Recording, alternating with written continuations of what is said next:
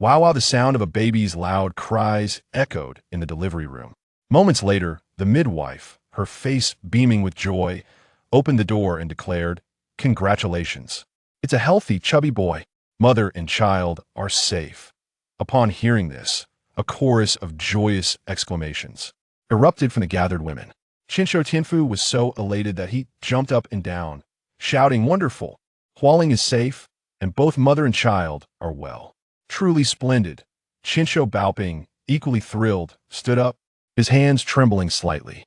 He looked at his overly excited son and admonished, "Calm yourself. What is this shouting about? One must maintain composure in such moments. Do not be rash." Shinsho Tianfu quickly bowed to his father, feeling somewhat embarrassed, and replied, "Father, you are right. This is my first time as a father, and I am inexperienced. I got too excited. He'll go in and see Hualing now." The midwife promptly stepped forward, respectfully saying, "Young Master Tianfu, please wait a moment. We are still cleaning up inside, but it will be ready shortly." After a while, another midwife emerged, cradling the newborn baby. She approached Shinsho Baoping with a smile, congratulating him. "Congratulations, sir. Mother and child are safe. Here is your little prince." She presented the swaddled infant, little Tianyi, for the elder to see more clearly. Shinsho Baoping carefully received the tiny baby, gazing at the cherubic face in his arms, his eyes welling with tears. At last, there would be heirs for their noble lineage. The Shinsho clan, with its legacy spanning over a millennium and comprising 36 branches, had seen their own line dwindle to a mere 3 males, including the newborn. Tianyi, this thought weighed heavily on his heart. In contrast, other branches had dozens, if not hundreds, of male descendants. The entire Shinsho clan now boasted over 5,000 males. "Oh my, the newborn is so fair and tender, with such smooth skin. Absolutely adorable," exclaimed Lun Yang, her eyes sparkling as she admired the infant in Shinsho Baoping's arms, her face filled with envy. Outside the room, a dozen onlookers gathered, smiles illuminating their faces as they beheld this new life, bringing hope to the family. The elder ladies, Denyang, Ernyang, and Sanyang, watched with tears streaming down their faces.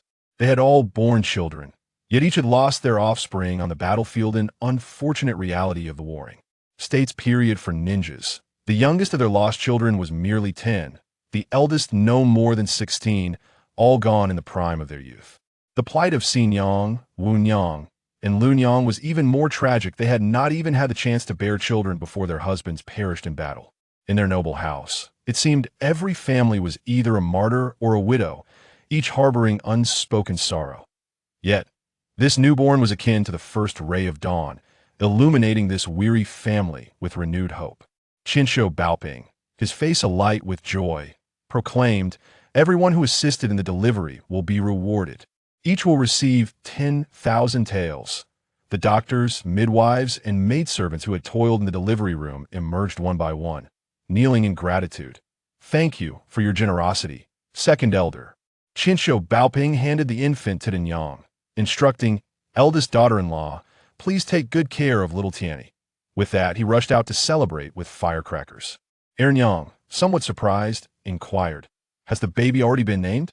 Tianyi, Denyang nodded, explaining, "In the future, the Shinsho clan will disband and merge into the newly established Konoha village, and the Shinsho surname will no longer be used. Tianyi will take his father Tianfu's surname, and from now on, our branch will be known as Tian." Sanyang curiously asked, "When was this decided? How come we were not informed?" Denyang lowered her voice, speaking mysteriously. "This was established at a family meeting a month ago, known only to the higher-ranking members. It will likely be announced soon, as the elders of each branch will notify everyone." Xinyang sighed softly, saying, "To disband a 1,000-year-old clan at a whim Lord Hashirama is truly selfless." Wu Nyang clasped her hands together, her face alight with hope. "Without war, we can live harmoniously in Konoha village. That seems quite wonderful to me." Lunyang, however, scoffed, "They are discarding a 1,000-year-old family name. Soon we will all be just ordinary citizens of Konoha. Are we not afraid of being bullied by other ninja clans?" Denyang quickly reassured them, "Do not worry, more than half of the 36 branches will remain in Konoha village, serving in various governmental roles. Without a surname, we will attract less envy. The remainder will serve as military leaders in the major cities of the Fire Country, protecting its borders. According to Lord Tobarama's vision, relinquishing the surname is meant to better unite the ninja clans of Konoha and safeguard the security of the Fire Country. Moreover, transforming from a single ninja clan into 36 is a significant advancement. Upon hearing this, the group began to understand, their hearts brimming with anticipation for their new lives ahead. Unbeknownst to them, the sun gradually dipped towards the west, casting the room in a warm glow. Qinsho Hualing, having just given birth, slowly awakened. Her husband, Qinsho Qianfu, who had been vigilantly by her side, beamed with delight upon seeing her awake, gently saying, "My dear, you are finally awake. How wonderful! You have worked so hard to bring us such a lovely son." Father is overjoyed, setting off firecrackers outside, and sharing the news. The entire clan now knows we have welcomed a new addition. A soft smile graced Qinsho Walling's lips as she replied, "Darling, I long to see our baby. Please bring him to me. Of course, my love. The little one is sleeping so soundly in the cradle, I'll fetch him right away." As soon as Tianfu finished speaking, he vanished and reappeared, cradling the tightly swaddled infant. Qinsho Hualing took the sleeping Tianyi in her arms, unable to contain her admiration. What a precious little darling, though the labor was quite exhausting. Just then, little Tianyi stirred awake, perhaps due to hunger, and let out a loud wail. Panic overcame Qinsho Hualing as she exclaimed, "What is wrong? Why is he crying all of a sudden?" Qinsho Qianfu, equally bewildered, scratched his head, and not sure could it be that he was disturbed from his sleep. Hearing the commotion, a maidservant hurriedly entered and explained, "Young master, young madam, the little master might be hungry. You both have slept all day and have not eaten." Realizing her own hunger, Qinsho Hualing quickly instructed the maid, "Meyer, please fetch us something to eat."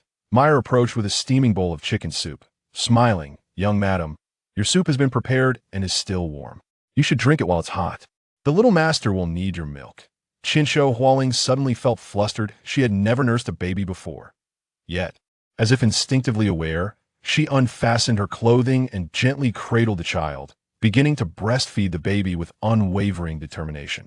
In the world of Naruto, the village hidden in the leaves, situated in the land of fire, stands as a resplendent gem. Not only does it serve as the military heart of the most formidable nation within the ninja realm, but it also pioneers the system of villages under a single nation. With the illustrious collaboration of Hashirama Senju and Madara Uchiha, the ninja clans of the land of fire rallied together, converging upon the Leaf Village. Subsequently, nobles and dignitaries established their family residences here, attracting even wealthy merchants and wandering ninjas. The village hidden in the leaves swiftly ascended, amalgamating military, political, and commercial prowess, surpassing even the capital of the land of fire in splendor, becoming a beacon of safety and prosperity.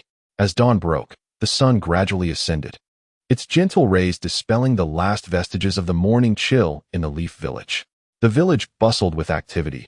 Ninjas and residents hurried about, and even children as young as 3 or 4 rose early to train, striving to become exceptional ninjas in the future. In the easternmost part of the village, behind a towering grove of trees, lay the territory of the Senju clan.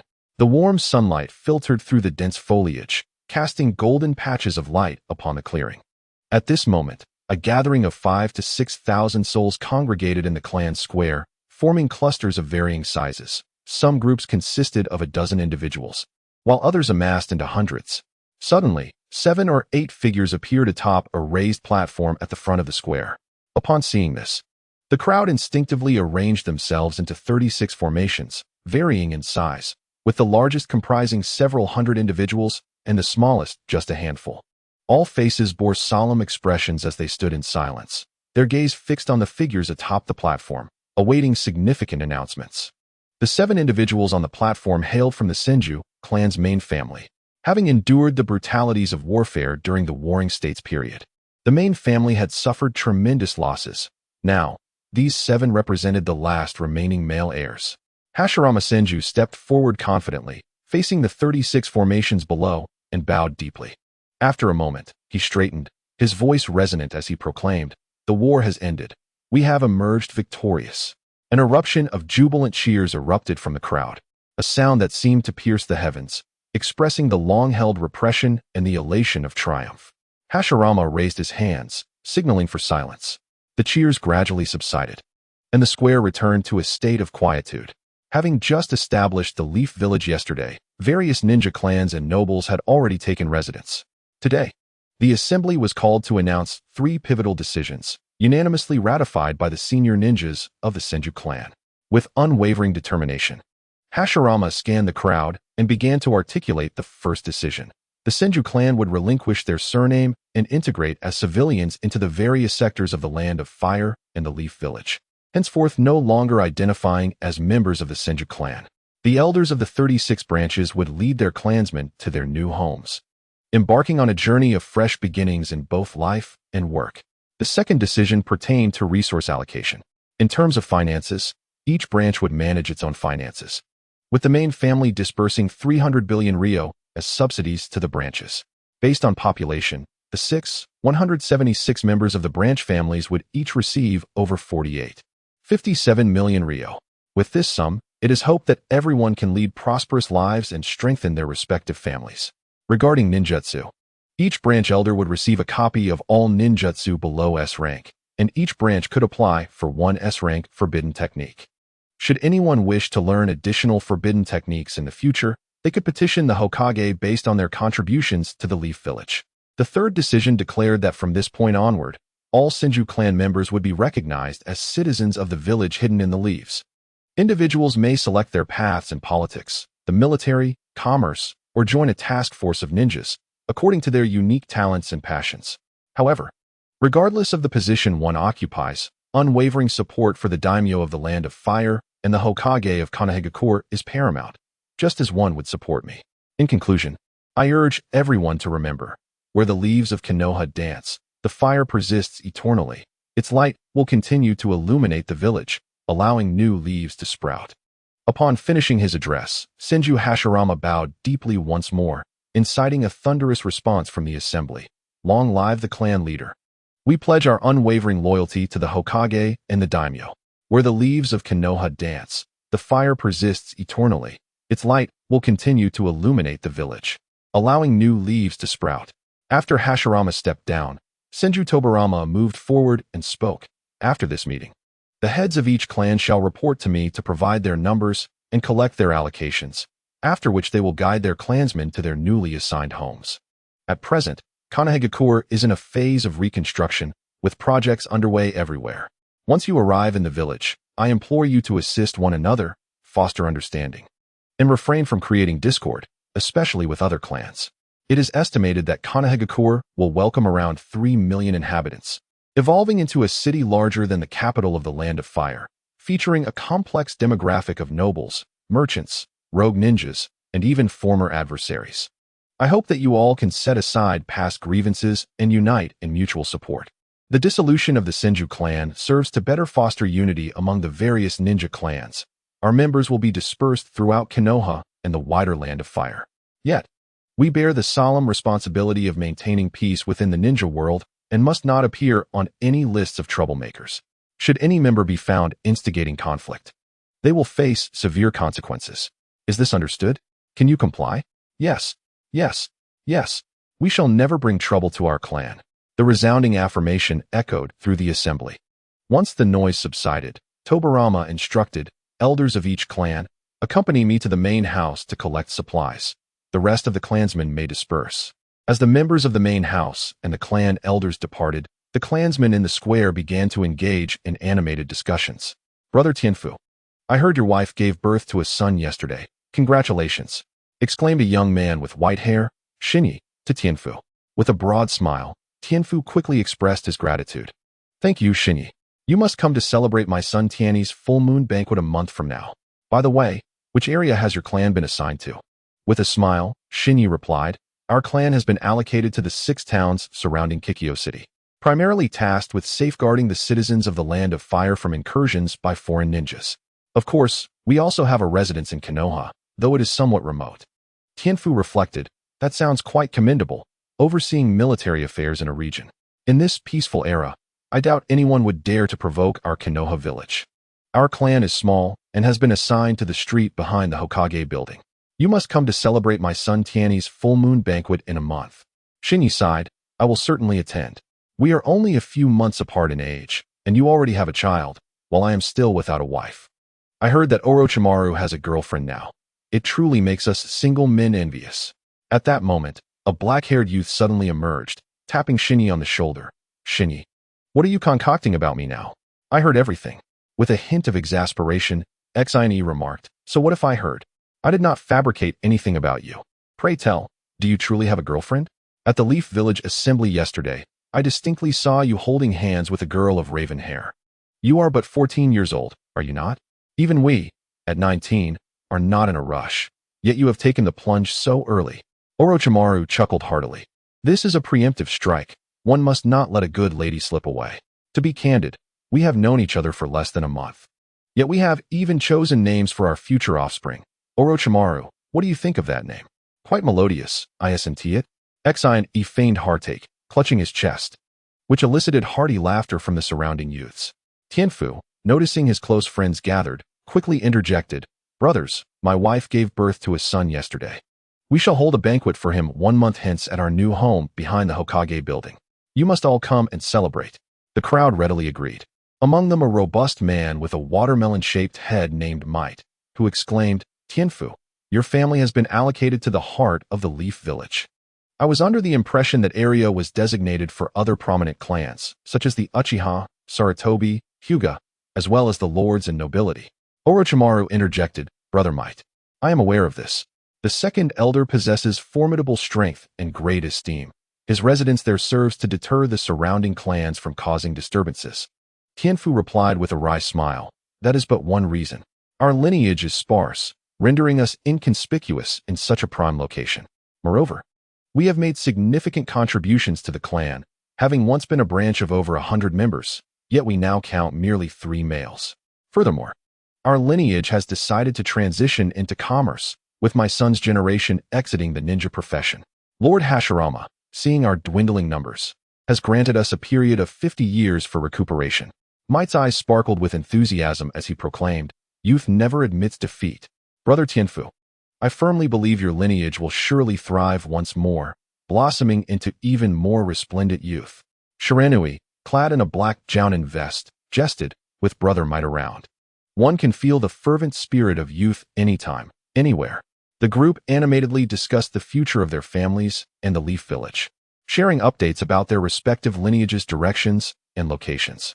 Most clan members had been dispersed to the more remote streets of the Leaf Village, while a select few were assigned to major towns in the Land of Fire, tasked with safeguarding the nobility and border security.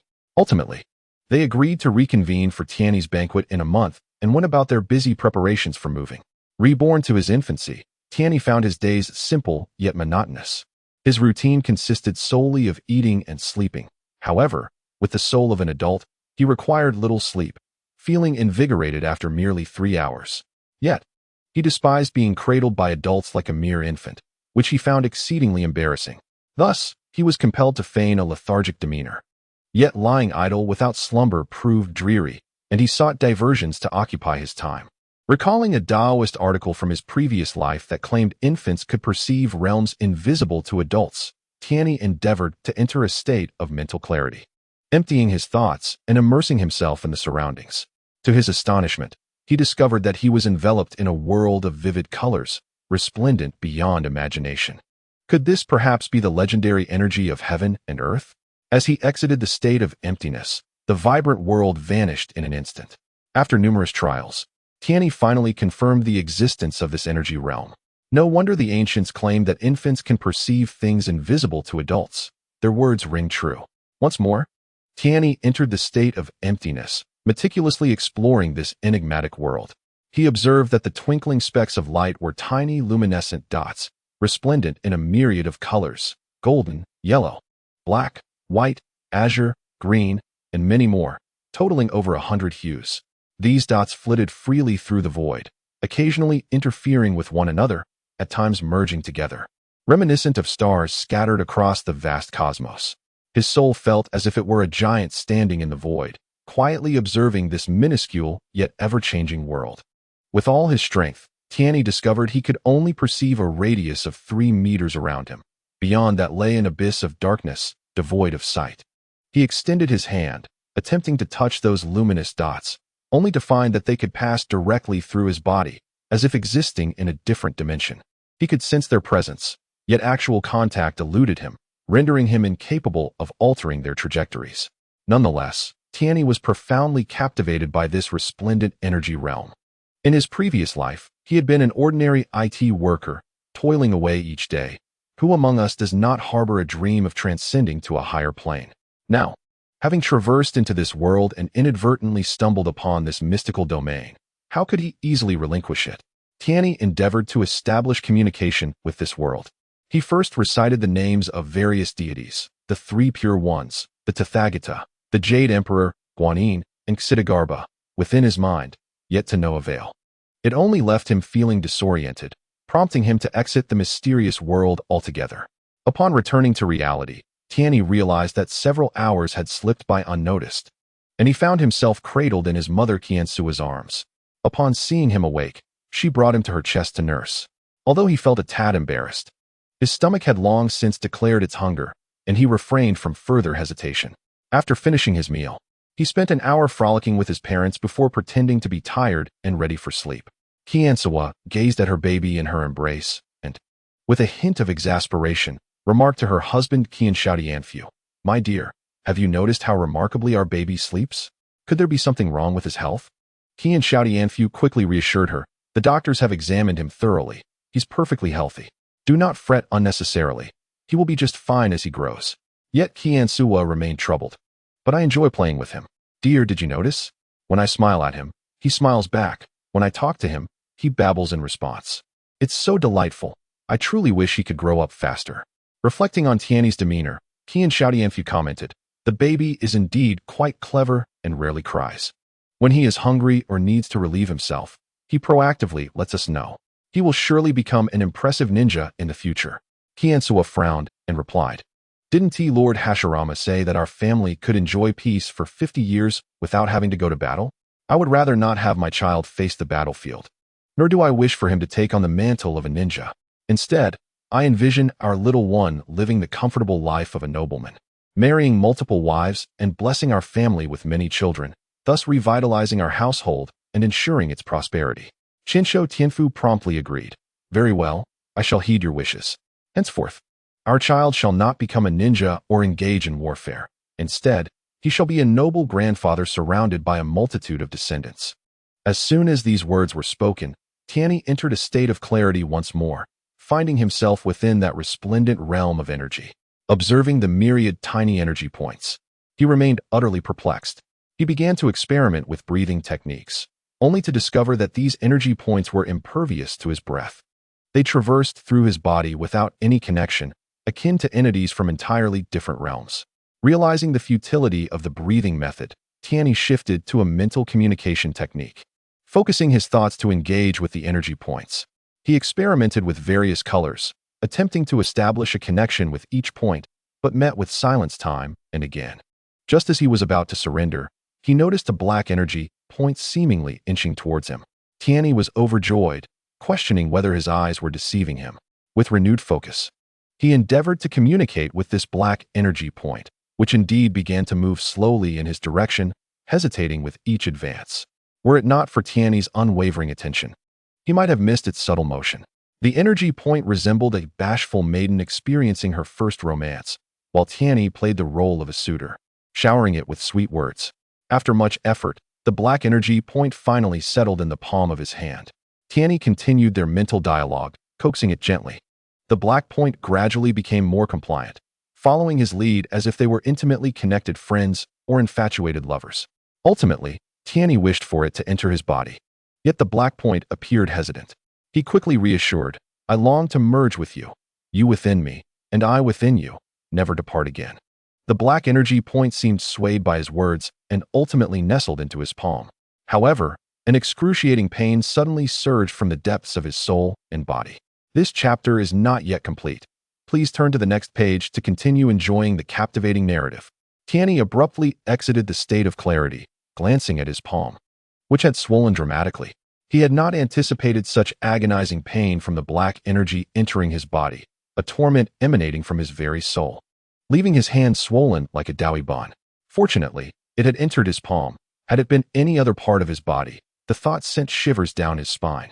Qianzhou suddenly heard her son's cries of distress and hurriedly rushed over, discovering that her precious son's palm had swollen alarmingly. Heartbroken, she wondered if he had been bitten by some venomous creature. Inspecting his palm closely, she found no wounds and instructed the maid Mayer to summon a physician from the Qianzhou clan. Moments later, the clan's doctor arrived. After a thorough examination, he stated, "Madam, the young master is experiencing edema in his hand. A bit of ointment will suffice." Qianzhou, perplexed, inquired, how could he develop swelling while peacefully resting in bed? The doctor, equally perplexed, remarked, "I am uncertain as to why the edema has occurred.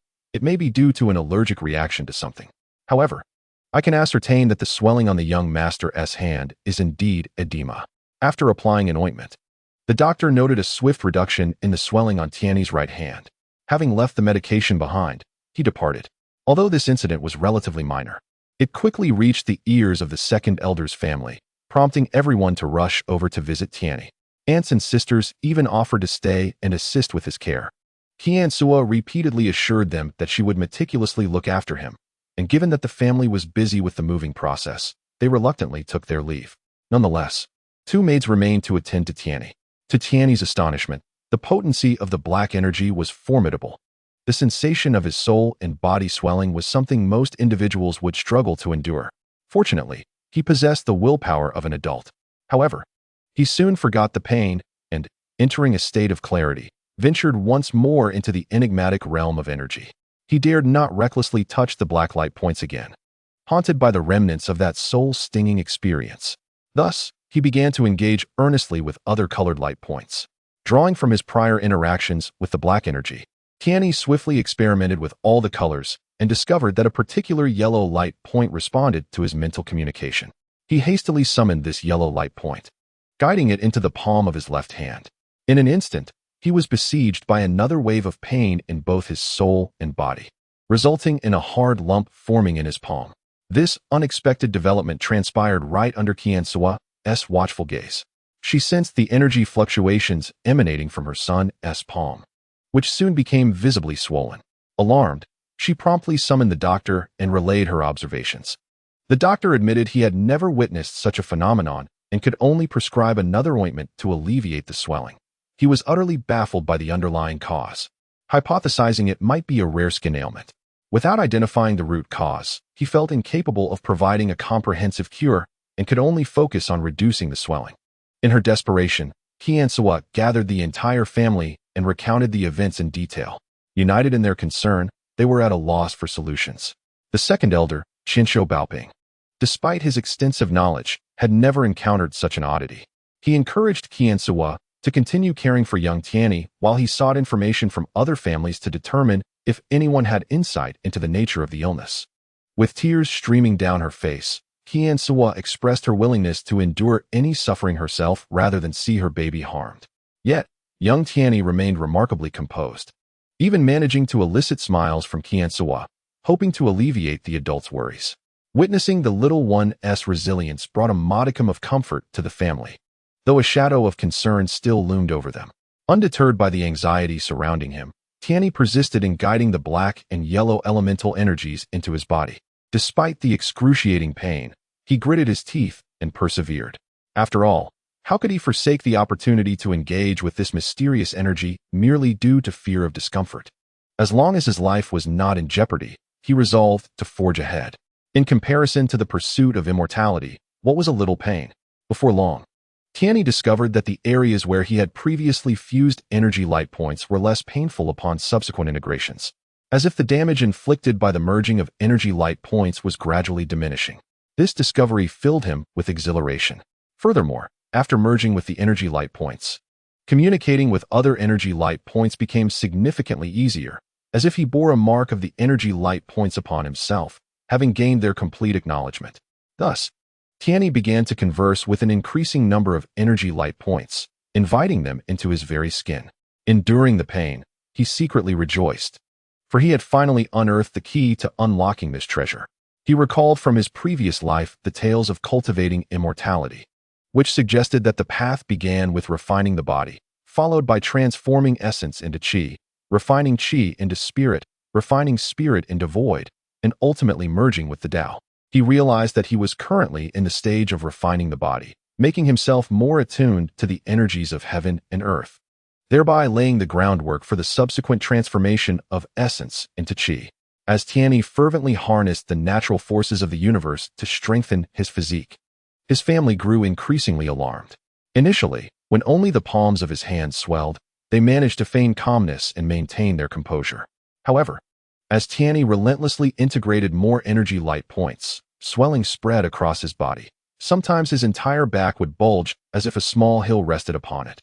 At other times, his legs thickened considerably, hampering his mobility, and occasionally, his arms swelled to an alarming degree.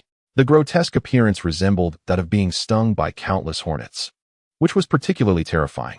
His face, swollen to the point where his eyes were reduced to mere slits, and his mouth puffed up like two greasy sausages, was especially distressing to behold. Witnessing this situation, Qinshu Baoping was consumed with anxiety, his eyes filled with worry, and his brows tightly knit into a furrow as he desperately sought out cures from renowned healers far and wide. 3 months swiftly passed, during which esteemed family warriors and renowned physicians from various nations came to assess the peculiar symptoms afflicting Tianyi. Yet they were utterly perplexed and could not determine the underlying cause. Ultimately, this matter caught the attention of the busy Hokage. At that time, Konoha village had just been established, with various ninja clans and shinobi congregating in one locale, leading to an escalation of conflicts and even numerous assassination attempts. Hokage Qinshu Hashirama was inundated with an overwhelming number of affairs to manage daily. One day, he inadvertently overheard a discussion among his covert operatives regarding the bizarre happenings in the second elder's family, which sparked his interest. That night, Hashirama managed to carve out some time and brought along Qinshu Tobarama, his brother, to investigate. Upon their arrival, Qinshu Baoping's family felt as if they had glimpsed the dawn after an interminable night, their eyes alight with hope. Qinshu Baoping extended the highest honors of hospitality, welcoming them with utmost respect. After a brief exchange of pleasantries, the brothers delved straight into the matter, examining Tianyi's condition with great care. As a renowned sage of the Qinshu clan, Tobarama, along with Hashirama, known as the god of shinobi, found themselves bewildered by this rare ailment despite their thorough examination. They were equally stumped and could offer no effective remedy. Nevertheless, they did arrive at a diagnostic conclusion. Tianyi's body had the capacity to merge with the natural energies that roamed freely within the universe. Fortunately, the amount of natural energy he absorbed was minimal and merely rested upon the surface of his skin, resulting only in swelling.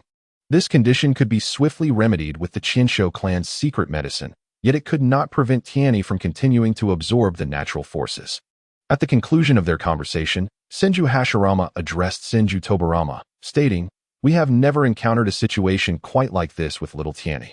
However, this does not necessarily spell misfortune.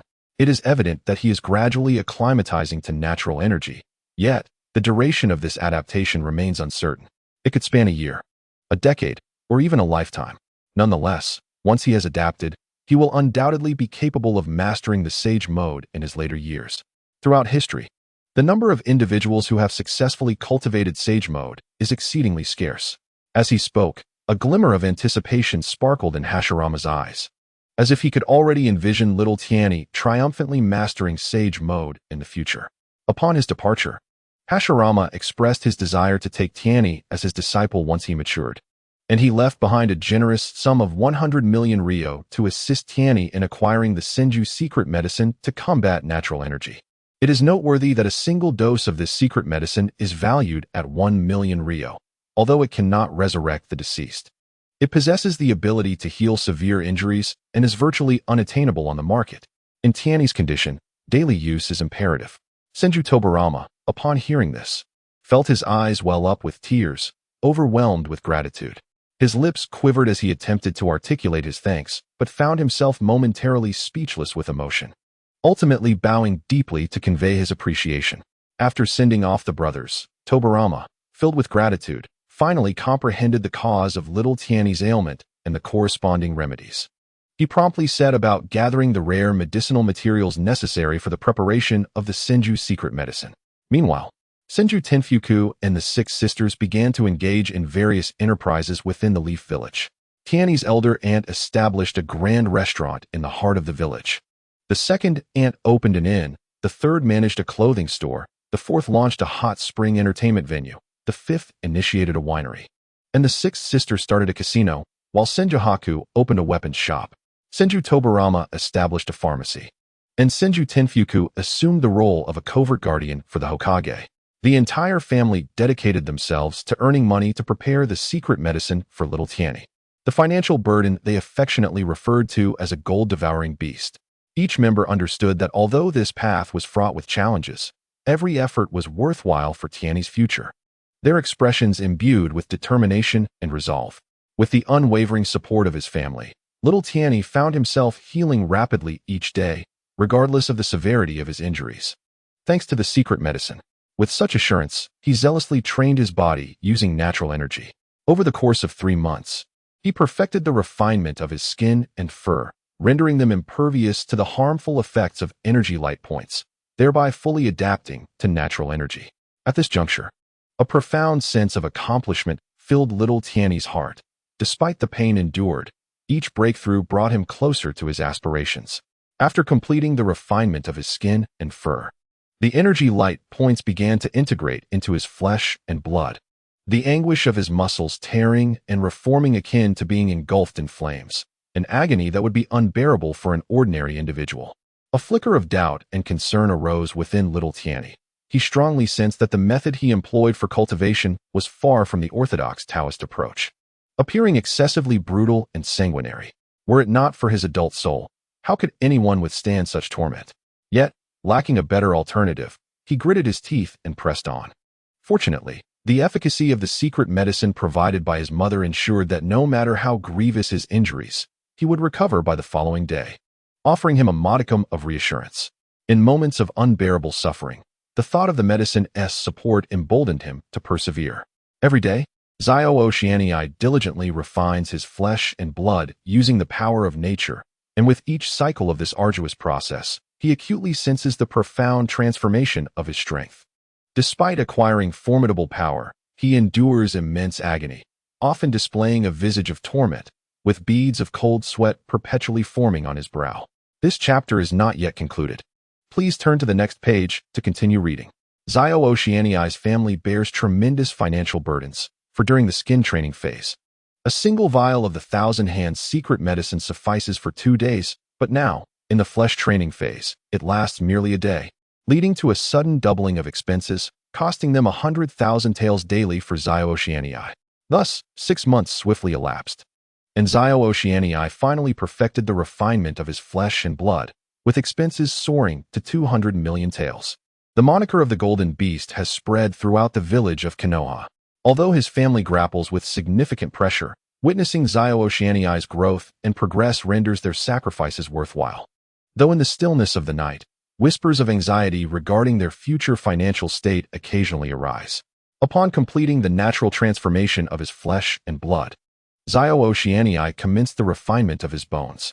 At the outset of this endeavor, the excruciating pain penetrated to the marrow, rendering him as though trapped in the depths of hell. Oscillating between unconsciousness and awakening from agony, constantly motivating himself, Zio Oceanii remained uncertain how he persevered through such trials. Each time he emerged from intense pain, he reassured himself to endure. Under this relentless torment, his willpower underwent an extraordinary evolution, and his spirit transformed and ascended daily. If quantified, while his spiritual strength at birth was rated at 10, it now surged to at least 1,000. The year spent perfecting the refinement of his bones required nearly daily reliance on secret medicines for survival, culminating in a staggering expenditure of 500 million taels. Notably, upon completing this refinement, Zio Oceanii's cranial bones had fully fused. At this juncture, when Zio Oceanii entered a state of clarity, he could no longer perceive the vibrant world around him, instead sensing only the dual forces of black and yellow nature.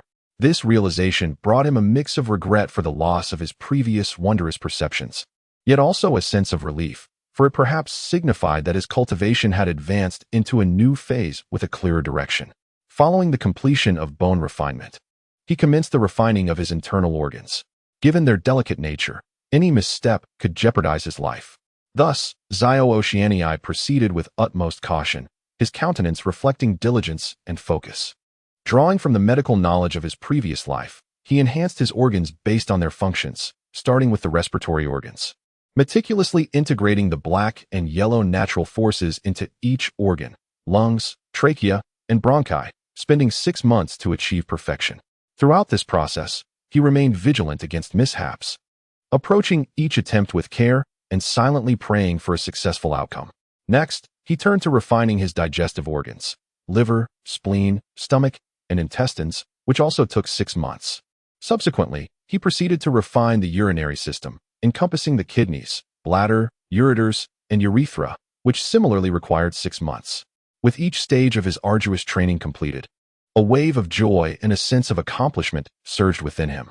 Yet he dared not indulge in even the slightest complacency, for he was acutely aware that even greater challenges lay ahead. Subsequently, he focused on enhancing the functionality of his heart and cardiovascular system, a process that consumed another 6 months. Following this, he dedicated another 6 months to refining his reproductive system, including the vas deferens, prostate, and testicles.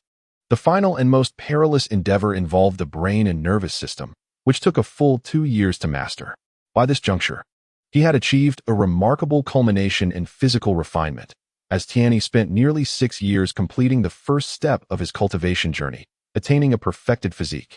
Throughout these 6.5 years, countless individuals urged the second elder's lineage to abandon young Tianyi.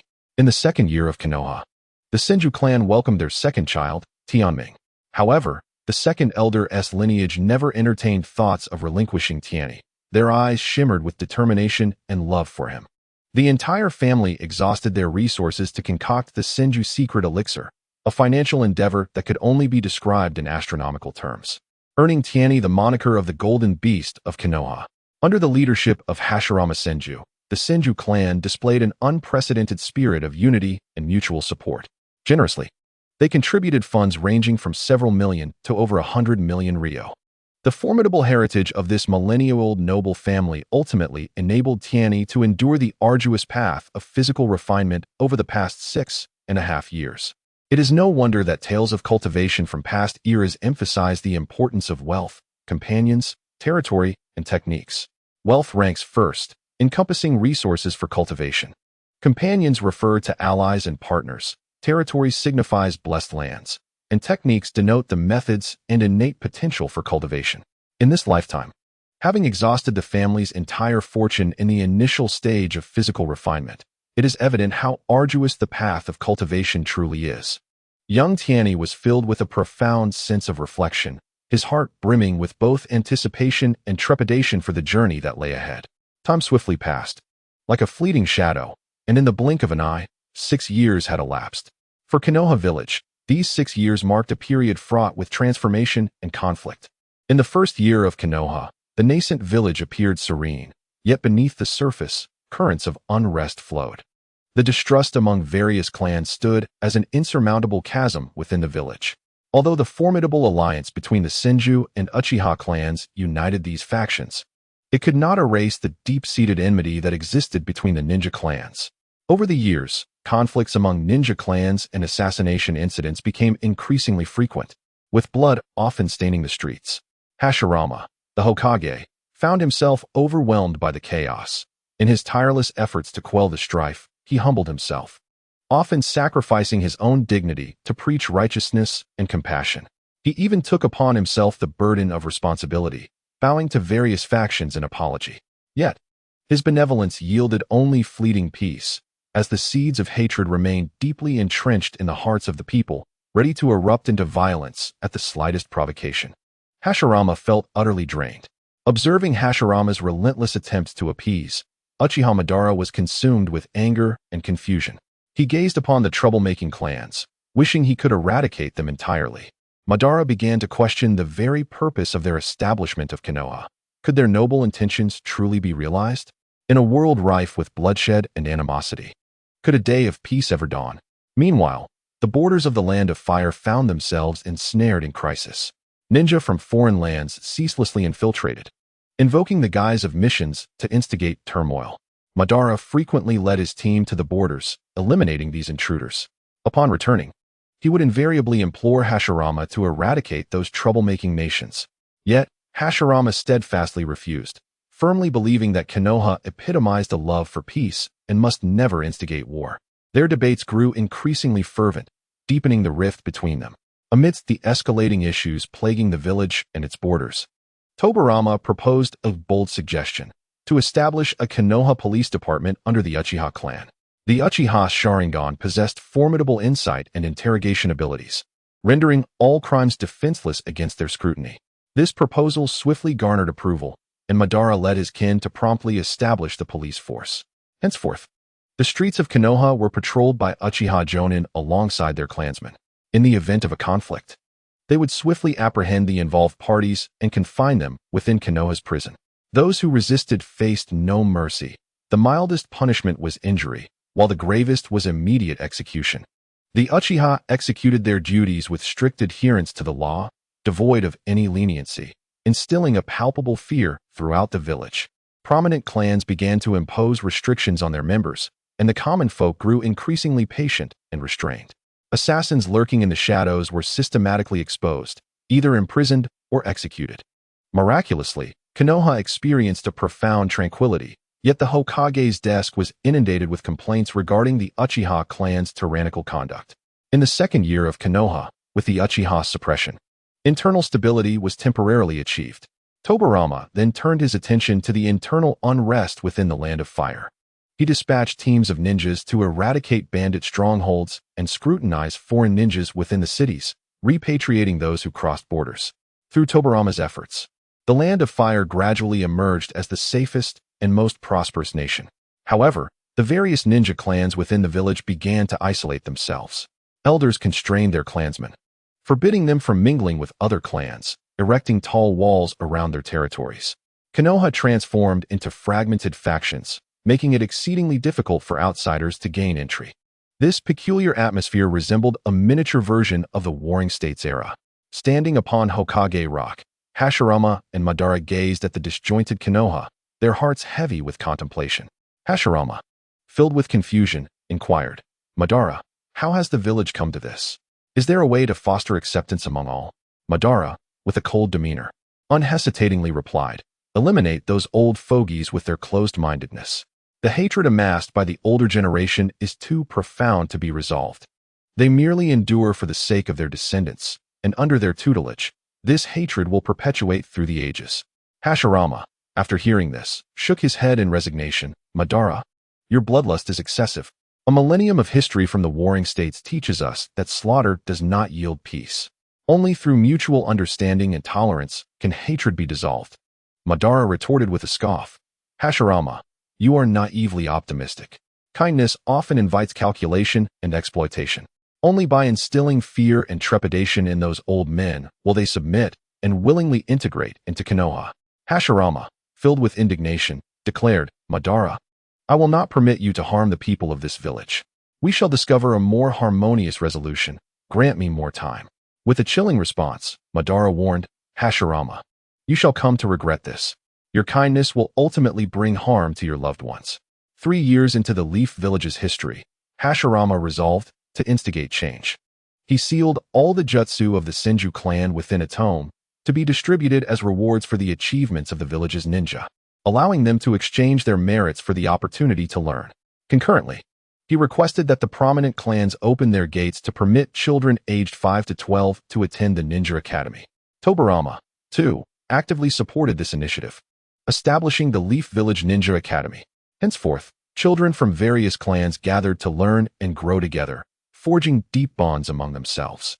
Moreover, Hashirama convened a meeting with the elders of the major clans, prohibiting the dissemination of familial hatred within the village, in hopes that the grievances of the previous generation would not be passed down to the next. For years into the Leaf Village's existence, Hashirama further advanced the integration of the ninja clans. He lifted the restrictions on intermarriage within the Senju clan, permitting members to marry outside their clan and urging others to follow suit.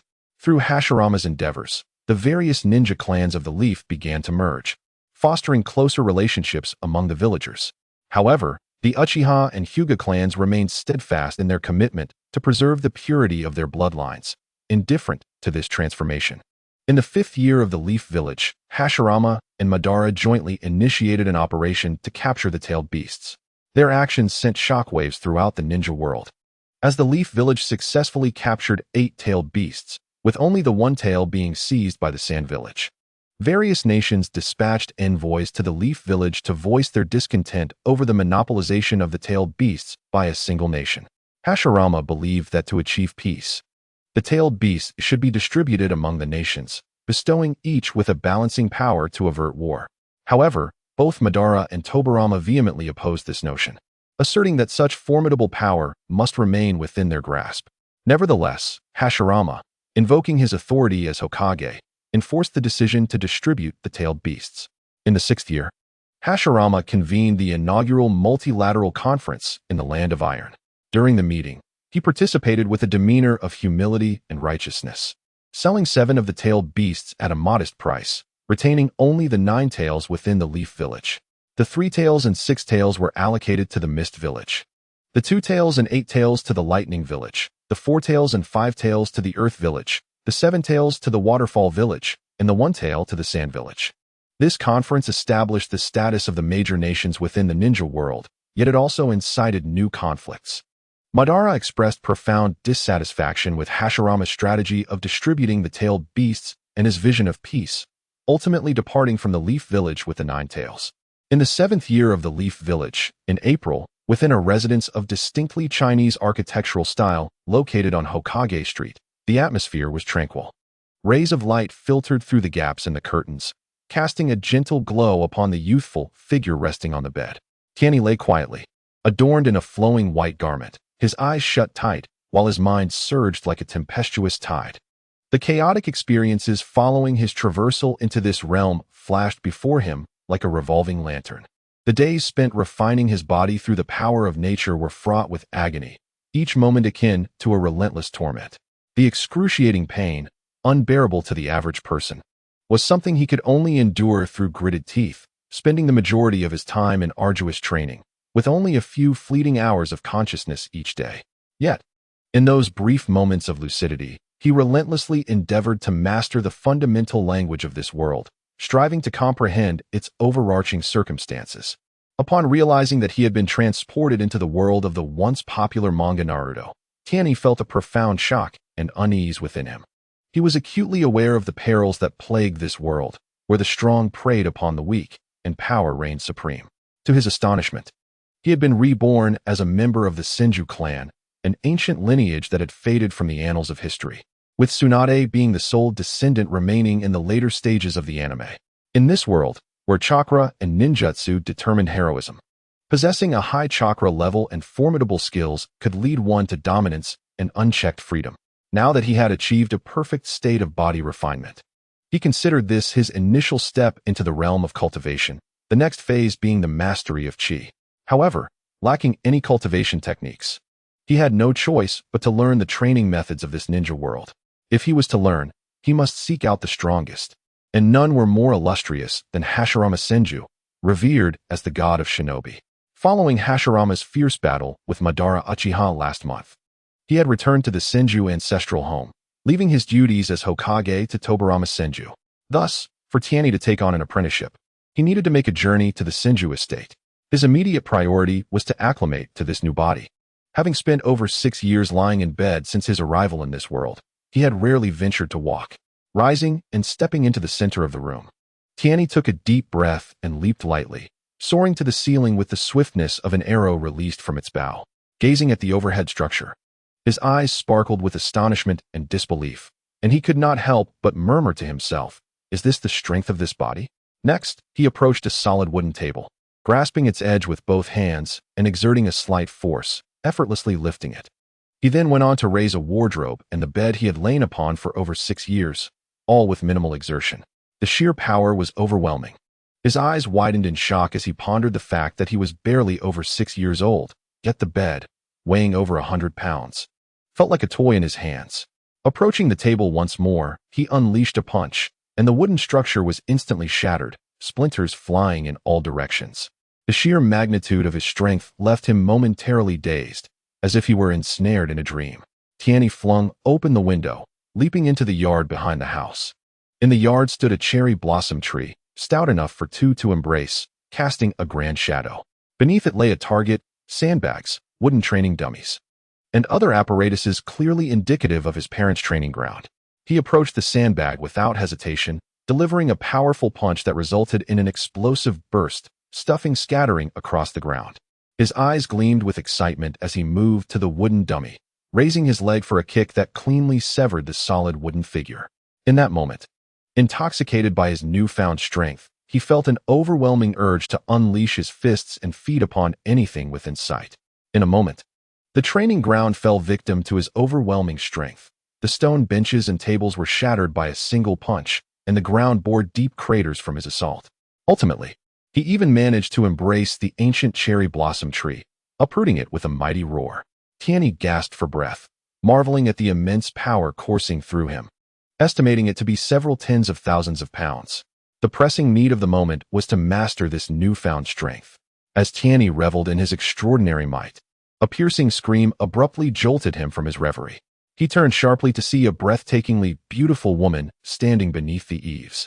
Clad in a light blue dress adorned with lotus flowers, the delicate silk fabric fluttered with the wind, and the floral patterns seemed to come to life, swaying gracefully in the gentle breeze, exuding the vibrant essence of spring. A matching slender belt accentuated her delicate waist, and her blue and white shoes completed the ensemble, rendering her an ethereal figure, as if she had stepped forth from a poetic canvas. Could this be his mother, Qiansuo, in this life? A pang of anxiety gripped Tianyi, and a hint of embarrassment and remorse colored his face as he hastily spoke. Mother, I am truly sorry for the destruction I have caused to your training ground. Qiansuo stood frozen for a moment, her eyes wide with shock and disbelief, before tears welled up, spilling down her cheeks. She rushed forward and enveloped Tianyi in a tight embrace, her voice trembling with emotion as she exclaimed, "My precious son, have you truly recovered? This cannot be a dream." Taken aback by his mother's sudden embrace, Tianyi raised his hands slightly, then let them fall, gently reassuring her, "Mother, I am completely healed, though I still struggle to control my strength. I promise I will not fall into a deep sleep again." Tears streaming down her face, Qiansuo's voice choked with excitement. "This is wonderful news. I am so happy. Please tell me what has happened to you.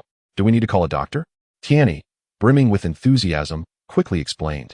"Upon waking, I found my head clear and free of pain, filled with an abundance of energy. With no one around, I decided to test my strength and discovered I could leap 20 to 30 meters high, shatter wooden dummies and stone tables with a punch, create holes in the ground with a kick, and even uproot this large tree without realizing the chaos I had caused in the yard." Releasing Tianyi, Qiansuo placed her hands on his shoulders, examining him from head to toe, her eyes sparkling with astonishment and delight. She understood that such destructive capability indicated at least the strength of a Chunin. The son who had been bedridden for over 6 years now possessed such extraordinary power, leaving her in a state of disbelief and boundless joy. Suddenly, she recalled Lord Hashirama's words, asserting that her son was not ill but undergoing a baptism of natural energy, which, once completed, would enable him to practice Senjutsu. Could her son's transformation signify that he had completed this baptism? Was her beloved son now a prodigy? In that moment, Qiansuo could not contain her laughter, her face radiant with pride. "I knew it. My son truly is a genius, just as Lord Hashirama foretold. His previous illness was merely the process of receiving the baptism of natural energy, and now, he has emerged remarkably transformed. I wish to share this news with the world, to see who would dare to ridicule us." My dear, there is more to this chapter. Please click to the next page to continue reading, as the following parts promise to be even more thrilling. Upon hearing this, Tianyi felt an unsettling sensation in his heart. He hastily grasped his mother's arm and anxiously urged, "Mother, it would be wise for us to remain discreet. Should others covet what we have, it could lead to trouble. According to Sister Meyer, there are many nefarious individuals nowadays who specifically target gifted children." Qiansuo furrowed her brow slightly, contemplating for a moment before nodding in agreement. "You are right. Caution is indeed prudent. Let us confide solely in our family members. This evening, we shall invite everyone over to celebrate your recovery and share the joyous news, bringing happiness to the entire family." Although Tianyi had spent a considerable amount of time in a state of oblivion, he possessed a basic understanding of his family's circumstances. Over the years, his family had endured much distress due to his condition and had incurred substantial debts.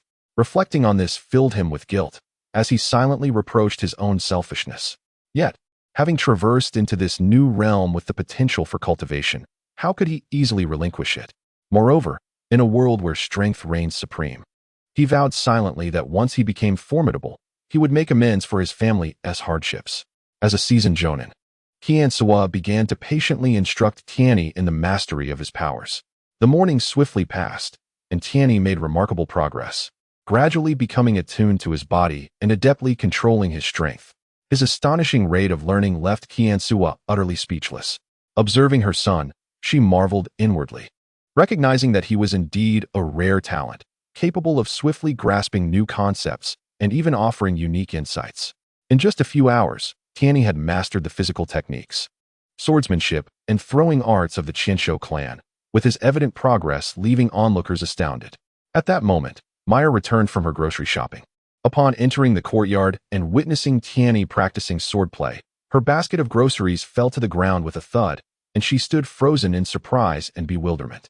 She quickly approached Tianyi, circling him several times while repeatedly murmuring, "Is this truly the young master I have cared for over the past 6 years? Who has been bettered since birth?" Meyer, an orphan from a subordinate clan of the Qinsho family, had been adopted by Qinsho Baoping at the tender age of 1. Now at 20, she had risen to the rank of jonin. She had always been assigned to assist Kiansuwa and young Tianyi with their daily needs, effectively serving as a caretaker within the household. Kiansuwa stepped forward, smiling as she recounted Tianyi's situation to Meyer in broad strokes, then instructed, "Meyer, please inform everyone in the family to gather for dinner this evening. We have magnificent news to share, and it is imperative that no one is absent." With tears of joy glistening in her eyes, Meyer nodded vigorously and hurriedly dashed out to spread the good news. After a morning of rigorous training, Tianyi had become acquainted with his newfound strength. Knowing that Meyer was off to announce his recovery to the family, he anticipated the arrival of his grandfather and aunts. So he turned to his mother and said, "Mother, they will be here shortly. I must freshen up and prepare myself to greet them at the door." Kiansuwa ascended the stairs with Tianyi, preparing to freshen up.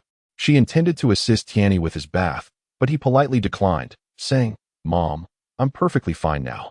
I can manage on my own, so please don't worry. Just help me find some clothes."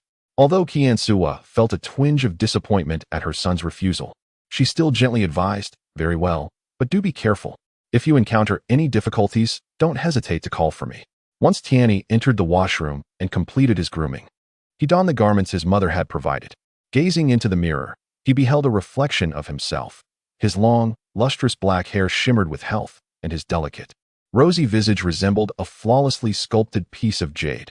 His large, glistening eyes sparkled like stars in the night sky, pure and radiant, captivating anyone who looked upon them. He wore a magnificent cobalt blue brocade robe, adorned with intricate golden embroidery depicting mythical creatures, appearing so lifelike that they seemed poised to take flight. The collar and cuffs were delicately trimmed with white, reminiscent of snow upon verdant mountains, exuding an air of freshness and elegance. A bright yellow silk sash encircled his waist, fastening a smooth jade pendant that swayed gently as he moved, enhancing his graceful demeanor. Meanwhile, Kiansuwa sat at the edge of the bed, her fingers idly entwining a strand of hair, occasionally glancing towards the washroom, her eyes brimming with anticipation. She awaited her son Tianyi's emergence. Her mind flooded with memories of him during his years spent in sickness upon the hospital bed. Just then, the door to the washroom creaked open, revealing Tianyi's figure. Kiansuwa's gaze was instantly captivated, her fingers tightening reflexively, causing the strand of hair to slip through her grasp. Before her stood a young boy, his skin as delicate and fair as sheep's fat jade, emanating a soft glow. Beneath his well-defined nose, his lips curved slightly, presenting a perfectly balanced smile. Most striking of all was his long hair, as smooth as black satin, cascading gracefully over his shoulders, with a few loose strands adorning his forehead, accentuating his picturesque features. Kiansuwa's eyes widened in disbelief, her lips parted slightly in astonishment. Could this truly be her son, who once called for her tenderly from a hospital bed? How had he transformed into such a handsome young man? radiating an undeniable charm that captivated the eye. A surge of overwhelming emotion welled up within Qianxua, an irresistible urge to embrace her son tightly and feel his warmth. She gazed at him, lost in admiration and joy. "Mom." Tianyi's gentle voice broke the spell, tinged with curiosity. Startled, Qianxua snapped back to reality, a blush creeping onto her cheeks as she managed a shy smile. "Oh dear, I was lost in thought," she replied. Rising to stand beside him, she reached out to tenderly tousle his hair, saying, "Come, let me help you tie your hair up." From the dressing table, Qianxua retrieved a golden hairpin that shimmered brilliantly in the morning light. Her fingers deftly wove through Tianyi's long hair, her movements gentle and practiced. In no time, his hair was elegantly secured, the golden pin anchoring it in place and adding an air of sophistication. "You look splendid," she declared. Qianxua gazed contentedly upon her masterpiece, a smile gracing her lips, her eyes brimming with affection. Tianyi slightly lowered his head, a hint of a smile gracing his face as he softly uttered, "Thank you, mother." In the bustling and vibrant Hokage street of Konoha village, Qianxua stood gracefully at the entrance of her family's weapon shop, adorned in a simple long dress. A gentle breeze caressed her hair, revealing the tenderness and anticipation in her expression. Beside her, Tianyi's exquisitely sculpted visage shimmered under the sunlight, resembling a meticulously carved jade. Exuding an innate elegance, Hokage Street, teeming with people, was further captivated by the sight of this mother and son duo standing at the shop's entrance. Passers-by slowed their pace, as if enchanted, their gazes irresistibly drawn to the pair. In no time, a crowd gathered, whispering amongst themselves. "Whose wife and child are these? They are remarkably beautiful," a young ninja queried, confusion etched on his face as he turned to his companion. The companion, equally puzzled, shook his head, his eyes fixed intently on Tianyi. At that moment, a round-faced middle-aged woman emerged from the crowd. She was Yamamoto Miyako from the neighboring flower shop. With a beaming smile, she approached Qianxua, her voice warm with enthusiasm. "Qian, who is this lovely child? I've never seen such a striking kid before." Qianxua's smile blossomed like the warm sun of spring as she gently wrapped her arm around Tianyi's shoulder, her voice ringing clear and proud. "Sister Yamamoto, this is my eldest son. He has fully recovered." Instantly, the crowd erupted in astonishment. Eyes widened in disbelief, darting between Qianxua and Tianyi. "What? Is this the sickly child from the Tian family?" Indeed, it was said that the Tian family had spent an exorbitant amount on his treatment, depleting their resources and accruing significant debt. Yes, I used to hear he was a money-devouring beast. But look at him now, handsome as a celestial being descended from the heavens." As the villagers exchanged their astonished remarks, Tianyi remained composed, a polite smile gracing his lips as he respectfully nodded to each curious gaze, embodying the grace of a well-bred noble. Just then, a robust elderly man with white hair hurriedly approached from the outskirts of the crowd. Upon spotting Qianxua and Tianyi, he halted abruptly, his face momentarily displaying shock before he quickened his pace, his voice tinged with excitement. "Qian, is that our Tianyi? Has he truly recovered?" Upon seeing the imposing elder, Tianyi immediately bowed respectfully, his voice bright and affectionate. "Hello, grandfather." The elderly man's gaze was instantly captivated by Tianyi, his eyes brimming with warmth as he stepped forward, enveloping his beloved grandson in a tight embrace. His voice quivered with joy. "Good boy, my dear grandson.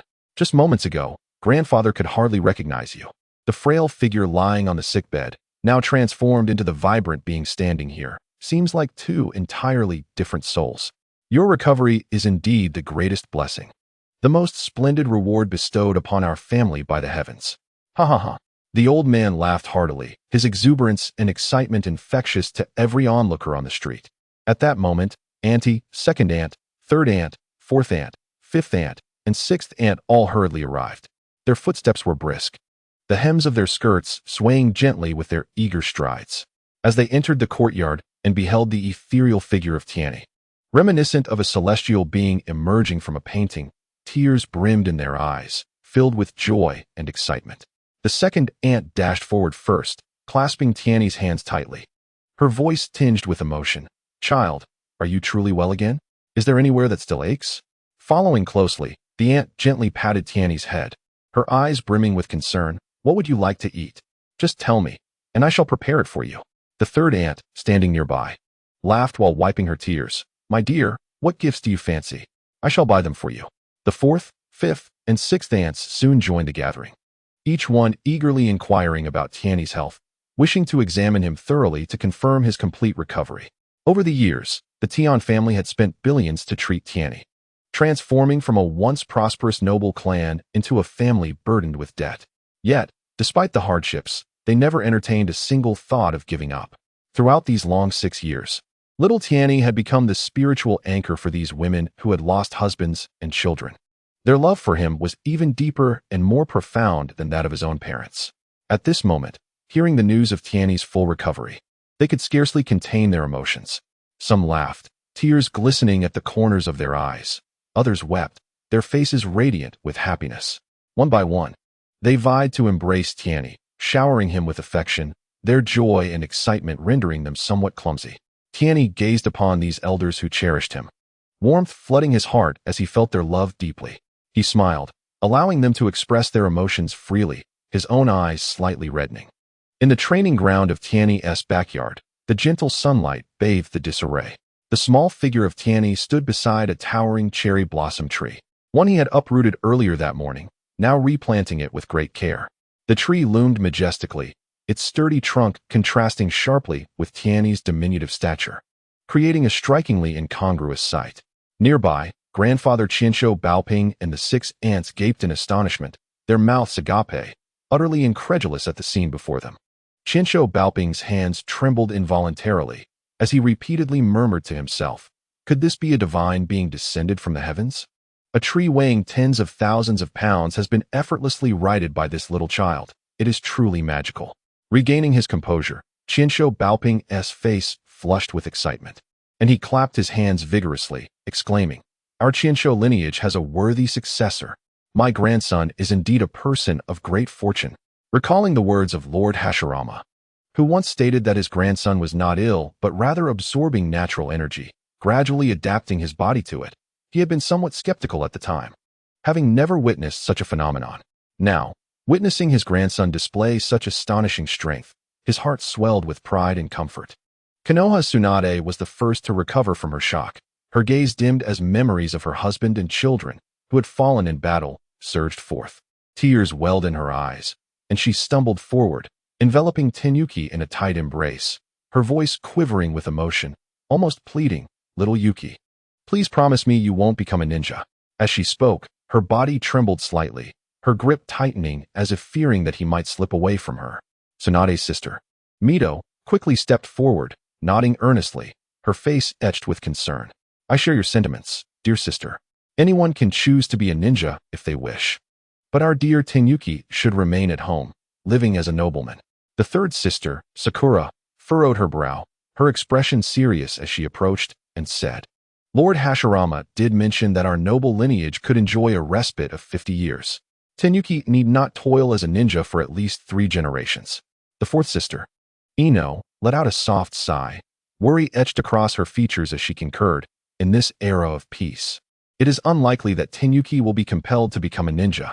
The fifth sister, Hinata, exchanged a resolute glance with the sixth sister, Hanabi, and swiftly moved to surround Tenyuki, as if to build a protective barrier around him. Tenyuki felt deeply touched by the unwavering concern of his aunts.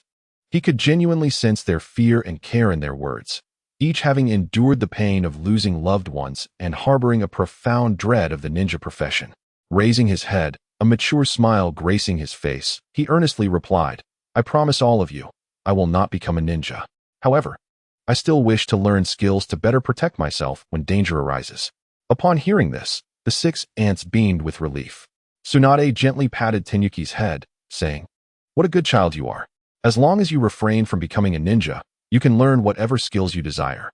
The others nodded in agreement, their eyes filled with affection. Suddenly, Chiyo strode over with a grave expression, his brow furrowed in a deep frown, his piercing gaze sweeping over the crowd as he barked, "Enough! What are you all so afraid of?" His voice resonated powerfully within the training grounds. Everyone was momentarily taken aback by his outburst, falling silent, their expressions a mix of fear and confusion as they looked toward Chiyo.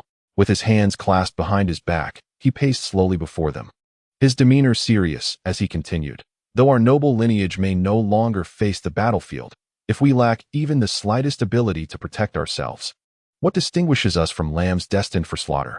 He paused, a shadow of pain crossing his face. In these years, while it may seem peaceful on the surface, beneath lies a brutal reality. 3 years ago, our Senju clan in the northern city was utterly annihilated. Have you all forgotten this? His voice trembled slightly, his eyes filled with indignation. Because of that tragic incident, the entire Senju clan, originally comprising 36 branches, now stood at a mere 35. Upon hearing this, the crowd displayed expressions of fear and sorrow, exchanging glances that reflected their shared dread. Senju Tong's hand instinctively clenched the hem of his garment, his lips quivering as he seemed to relive the horrifying scene. Senju Baoping continued, "Look at our Konoha village. Are there not countless conflicts and assassinations?" He paused, his gaze settling on Tianyi, his expression softening momentarily. "Tianyi is the most gifted child I have ever encountered. If your excessive protection prevents him from learning ninjutsu, what will happen if one day he gets into a verbal dispute outside and ends up being killed? Would you call this protection or harm?" The crowd bowed their heads, shame evident on their faces. Senju bit her lip, regret etched across her features as she murmured, "Father, we worry for Tianyi as well." Senju Baoping waved his hand, his demeanor slightly easing. "I understand your concern for him, but there has never been a time of peace without someone bearing the weight of our struggles. Since Tianyi possesses such talent, we must nurture him carefully, guiding him to become a peerless warrior like Lord Hashirama. At the very least, we must cultivate the strength to protect ourselves, rather than wait until disaster strikes and leaves us powerless against slaughter." The crowd silently nodded, their eyes reflecting newfound resolve. Tianyi lifted his head, gazing at his grandfather, light shimmering in his eyes. He silently mused that his grandfather truly understood. As a time traveler, he was well acquainted with the subsequent events of the Naruto saga. After Hashirama's passing, relentless wars ensued, more perilous than the Warring States period. Eventually, it escalated into divine battles, where ordinary people were but ants, reliant on the whims of the powerful. Just consider Nagato. A single move could reduce Konoha to ruins. Not to mention the Otsutsuki clan that later descended upon the ninja world, with the advantage of rebirth and now embarking on a path of cultivation. How could he resign himself to a mundane existence as a nobleman? For now, he merely appeased these ants to ease their worries. But he was destined to become the strongest in this realm. A surge of fervor ignited within him as he vowed to diligently train and live up to his grandfather's expectations. Lost in thought, a young man clad in a vest entered, leading a 5-year-old child, filthy and disheveled. They bowed respectfully to Senju Baoping and the 6 ants. The newcomers were none other than his father, Senju Tianfu, and his younger brother, Tianming. Senju Tianfu gazed at the boy surrounded by his ants, emotions swelling within him, tears glistening in his eyes. The sight of this ethereal youth, embodying grace and charm, began to merge with the memory of the frail child who had faced incessant suffering from birth. In the past, every time he witnessed his son's illness, his heart ached in desperation, wishing he could bear the torment in his place. At that moment, he rushed to Tianyi's side and embraced him tightly, his voice brimming with excitement and relief. "My son, congratulations on your full recovery. Thank heavens." Slowly, Tianyi extended his arms, returning his father's embrace, his voice gentle, tinged with guilt and gratitude. "Thank you, Father, for your concern. Behold, I am now completely well, feeling remarkably strong, as though I have transformed into a mighty warrior. From this moment forth, I assure you, I shall no longer fall ill, sparing you from worry." Leaning against his father's embrace, a serene smile graced his face as he reveled in the warmth of his father's arms. The sunlight gently cascaded upon the pair, as if gilding the scene with a touch of golden hue, radiating warmth and affection. At that moment, a youthful yet somewhat boastful voice abruptly pierced the tranquility. Tianming stood beneath the eaves, chest puffed out with pride, declaring, "Golden Swallow, from now on, you shall call me brother, and I will protect you. In this realm of Hokage Street, should anyone dare to bully you, simply invoke my name, and it will serve you well." Tianyi lifted his gaze from his father's embrace to his disheveled younger brother, unable to suppress a chuckle at his pompous demeanor. "Well then, it seems I shall have to rely on you, little Tianming. However, calling you brother is out of the question, for I was born before you. This matter is beyond our control. It is decreed by heaven. Wouldn't you agree?" Tianming, sniffing indignantly, waved his small hand dismissively. In the world of ninjas, strength is paramount. When we play ninja games outside, the one with greater prowess is the elder brother, do you understand? Do not bring up the timing of our births. Tianyi's lips curled into a teasing smile, his eyes sparkling with mischief. But I am not a ninja. Why should I concern myself with strength? Here at home, irrespective of anything else, you shall always remain my younger brother, and that fact cannot be altered. Upon hearing this, Tianyi's face flushed crimson. Fists clenched in frustration as he shouted. So what if I was born a year earlier? What is there to boast about? I refuse to call you brother unless you can defeat me one day, humph. As the two exchanged playful banter, their mother, Senju, approached briskly. She gently brushed off the dust from Tianyi's clothes, her brow furrowed slightly in reproach. Enough of this. Look at you, filthy all over. Have you been fighting at school again? Hurry upstairs and wash up. Dinner will be served shortly. Upon hearing this, Tianyi puffed up with pride once more, thumping his chest. Mother, today I was exceptional. I single-handedly took on Uchiha Yen and Hugo Luo, making them plead for mercy. I am now the strongest in class, he proclaimed, tilting his head back with pride. Senju chuckled softly, giving his little bottom a gentle pat. All right, off you go to shower. And be sure to change into clean clothes before dinner. Tianyi cheerfully responded with an O, and dashed up the stairs, his footsteps echoing with youthful exuberance. Senju turned around, her face adorned with a warm smile as she addressed everyone present. Father, dear sisters-in-law, please have a seat. Dinner is ready. Sister-in-law Senju Yun smiled fondly, her eyes filled with affection. Little Tianyi is becoming increasingly mischievous, yet he is quite endearing. Each time I see him, the atmosphere feels so lively. Sister-in-law Senju Yun nodded in agreement, her face beaming with delight. How wonderful it is to have such a lively and adorable presence in our home. He brings so much vitality. Senju shook her head with a wry smile, her eyes reflecting a sense of helplessness. Tianyi and Tianyi are truly polar opposites. Tianyi has been frail and sickly since childhood, often confined to bed, which has been a constant source of worry for me. On that day, Ming was brimming with energy, channeling his mischief into every possible endeavor. I can hardly recall the number of times I had to clean up after his antics or attend to his needs. Aunt Qinsho Tong, with envy in her eyes, grasped Qinsho Hua's hand and said, "You should be content. Both children are healthy, and that is worth more than anything else. If you find it burdensome, feel free to entrust one to me. I would be delighted to care for them." Aunt Qinsho sighed softly, her gaze filled with yearning. Why not let me raise Tianyi? I would cherish him as if he were my own. Unbeknownst to you, we sisters-in-law are envious of your fortune. Qinsho Haitang joined in, smiling as she suggested, Hua, why not let us sisters-in-law take care of both Tianyi and Ming? We can help ease your worries. You and Tianfu can strive a little harder and have more children. Qinsho Nin chimed in, indeed. Now that Tianyi has fully recovered, with our support, we can repay the debts. You and Tianfu can focus on having more children, and we will be here to help raise them. Isn't that wonderful? Listening to them, Qinsho Hua's face flushed slightly, and she quickly turned to the kitchen, leaving behind a hasty, let's talk about this later. Qinsho Baoping observed her daughters-in-law and sighed inwardly. Each of them bore their own burdens. Cradled in his father's arms, Tianyi witnessed the eager exchange among the aunts regarding the prospect of children. Feeling a warmth in his heart mingled with a tinge of bitterness, he pondered how to repay such kindness. Suddenly, a scene from a past life flickered in his mind. Recalling Wei Xiaobao marrying 7 wives, he instinctively murmured, in the future, I shall marry 7 wives, 1 for each aunt, to carry on the family line. As soon as the words left his lips, an unexpected stillness enveloped the air. He looked up in confusion, only to find 6 pairs of eyes fixed upon him, brimming with surprise and anticipation, as if they had glimpsed dawn breaking through darkness.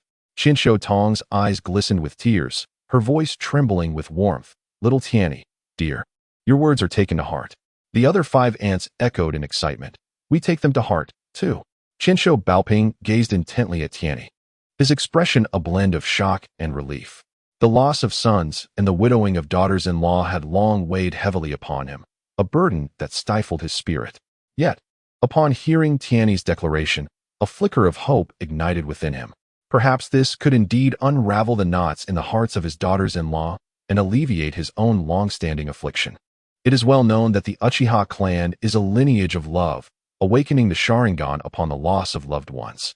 However, Few are aware that the Chinsho clan embodies a similar devotion. Members of the Chinsho family marry but once, their deep affection unwavering until death. There are even instances where some, upon the death of their beloved, choose to follow them into the afterlife. Thus, when Tianyi spoke of taking 7 wives, it resonated as a profound shock to the Chinsho clan, creating ripples as if a stone had been cast into a serene lake, stirring tumultuous waves. As Tianyi met the eager gazes of several aunts, he felt the weight of their longing, as if their eyes carried years of anticipation and concern. A warmth spread through him, mingled with a touch of nervousness. After a moment of contemplation, he smiled and said, "Let us have our meal first, and we can converse while we eat. I am quite famished." Soon, the family gathered around the dining table. However, strangely, everyone remained seated in silence. Not a single pair of chopsticks moved, and all eyes were firmly fixed on Tianyi, their expectations palpable, causing his palms to sweat slightly. Taking a deep breath, Tianyi slowly surveyed the room before rising to his feet, steadying his hands around the juice before him.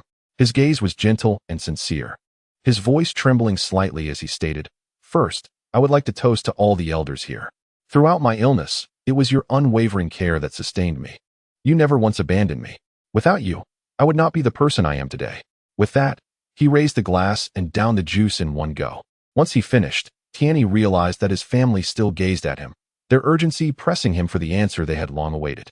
No longer holding back, he steeled himself, as if making a monumental decision, and raised his hand high, proclaiming, "Today, I vow that from this moment forth, my aunts shall be my 6 mothers. When I grow up, I intend to marry 7 wives, with each mother choosing one for me. The children they bear will be bestowed upon you, ensuring the legacy of our departed uncles continues." Chinsho Baoping, flushed with excitement, exclaimed, "Excellent, absolutely wonderful." His voice brimmed with enthusiasm and joy, as if it might burst through the roof. Upon hearing these words, the ants' eyes instantly brimmed with tears, their throats choked with emotion, leaving them unable to utter a sound. Their hands trembled slightly, some covered their mouths, while others wiped away tears, the years of hardship and grievances finding an outlet in that moment. Chinsho Tianfu and Chinsho Hua exchanged glances, smiles of relief gracing their faces, though their eyes too glistened with tears. They understood all too well the struggles their sisters-in-law had endured over the years, the sleepless nights, and worries coalescing into this poignant moment. Feeling a touch bashful, Tianyi scratched his head, a playful smile gracing his face. "But the wives chosen by my mothers must receive my approval. I certainly do not wish to marry someone unattractive." The atmosphere, once heavy, lightened considerably at his words. Chinsho Tong quickly wiped her tears, breaking into a smile filled with affection. "Do not worry, little Tianyi. No ugly woman could ever be deemed worthy of you. I will ensure you marry the most outstanding and beautiful girl." Chinsho chimed in with a smile. "In 10 years, you will be ready to wed, and we will undoubtedly find you the finest and most beautiful bride. You can rest assured." In that moment, the 7 mothers engaged in a lively discussion, voices overlapping as they deliberated over the exceptional young girls of similar age in Konoha village. Their faces beamed with anticipation for the future, as if the days of joy were already within reach. Xiao Oceanming, however, was indifferent to the concerns of the adults. As a seasoned gourmet, he could no longer restrain himself before the table laden with his favorite dishes. He dove into his meal with fervor, his chopsticks darting between plates, filling his bowl to the brim while his mouth was stuffed full, yet his eyes remained fixated on the other delicacies on the table, embodying the essence of a pure little foodie. Meyer sat quietly beside Tianyi, a gentle smile gracing her face as she ate and occasionally served him food. Her gaze was filled with love and happiness, as if this moment in time was her most treasured possession. Observing the joyful sisters-in-law and his wife, Qian Xiaotianfu felt a surge of delight in his heart. He exchanged a knowing smile with his father before raising his wine cup and drinking heartily. Laughter and cheerful chatter echoed throughout the gathering, filling the air with warmth and happiness. On the eastern outskirts of Konoha village, the darkness before dawn was gradually dispelled by the rising sun. Moist mist enveloped the atmosphere, shrouding the entire Senju clan land in a gossamer veil, creating a dreamlike ambience. The sun ascended the horizon, casting its golden rays unreservedly upon the earth, and under this luminous embrace, the Senju clan land appeared gilded, radiant with breathtaking beauty. Surrounding the Senju estate, Ancient trees towered majestically, their thick trunks interwoven, creating a canopy that blocked out the sun. Sunlight struggled to penetrate the layers of branches and leaves, casting dappled shadows on the ground, forming patches of golden light. Occasionally, a gentle breeze would rustle the leaves, as if whispering ancient tales. Traversing through this serene and profound ancient forest, one would discover clusters of old courtyards adorned with blue bricks and red tiles, nestled harmoniously within. These courtyards seemed to be treasures of time, solemn and enigmatic. On the eaves of the ancient houses, vivid carvings of rare birds and mythical beasts came to life, some poised to take flight, others exuding majesty, with every detail showcasing the artisan's exceptional craftsmanship. Under the sun's glow, these carvings appeared to be imbued with vitality, exuding an extraordinary spirit. The Tianyi was intricately engraved with exquisite patterns, its lines fluid, intricate, and resplendent, resembling a mysterious formation that emanated an ancient and profound aura. Flanking the door stood 8 stout stone pillars, each adorned with spiraling dragons, their whiskers flowing and eyes gleaming with vitality, as if poised to break through the wall and soar into the heavens. Atop each pillar, a glass orb was embedded, reflecting a subtle glow in the morning light, adding an air of mystery to the stately courtyard. Surrounding the courtyard walls, a variety of precious flowers, plants, and trees flourished. Vibrant blossoms swayed gently in the breeze, red as fire, pink as dawn, and white as snow, releasing enchanting fragrances that uplifted the spirit. The emerald leaves shimmered under the sun, radiating the essence of life, beautifully contrasting with the brilliant flowers, creating a picturesque tableau.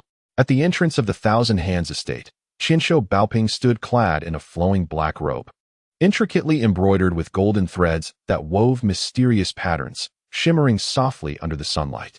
A broad belt cinched his waist, adorned with a verdant jade pendant that accentuated his composure and solemnity.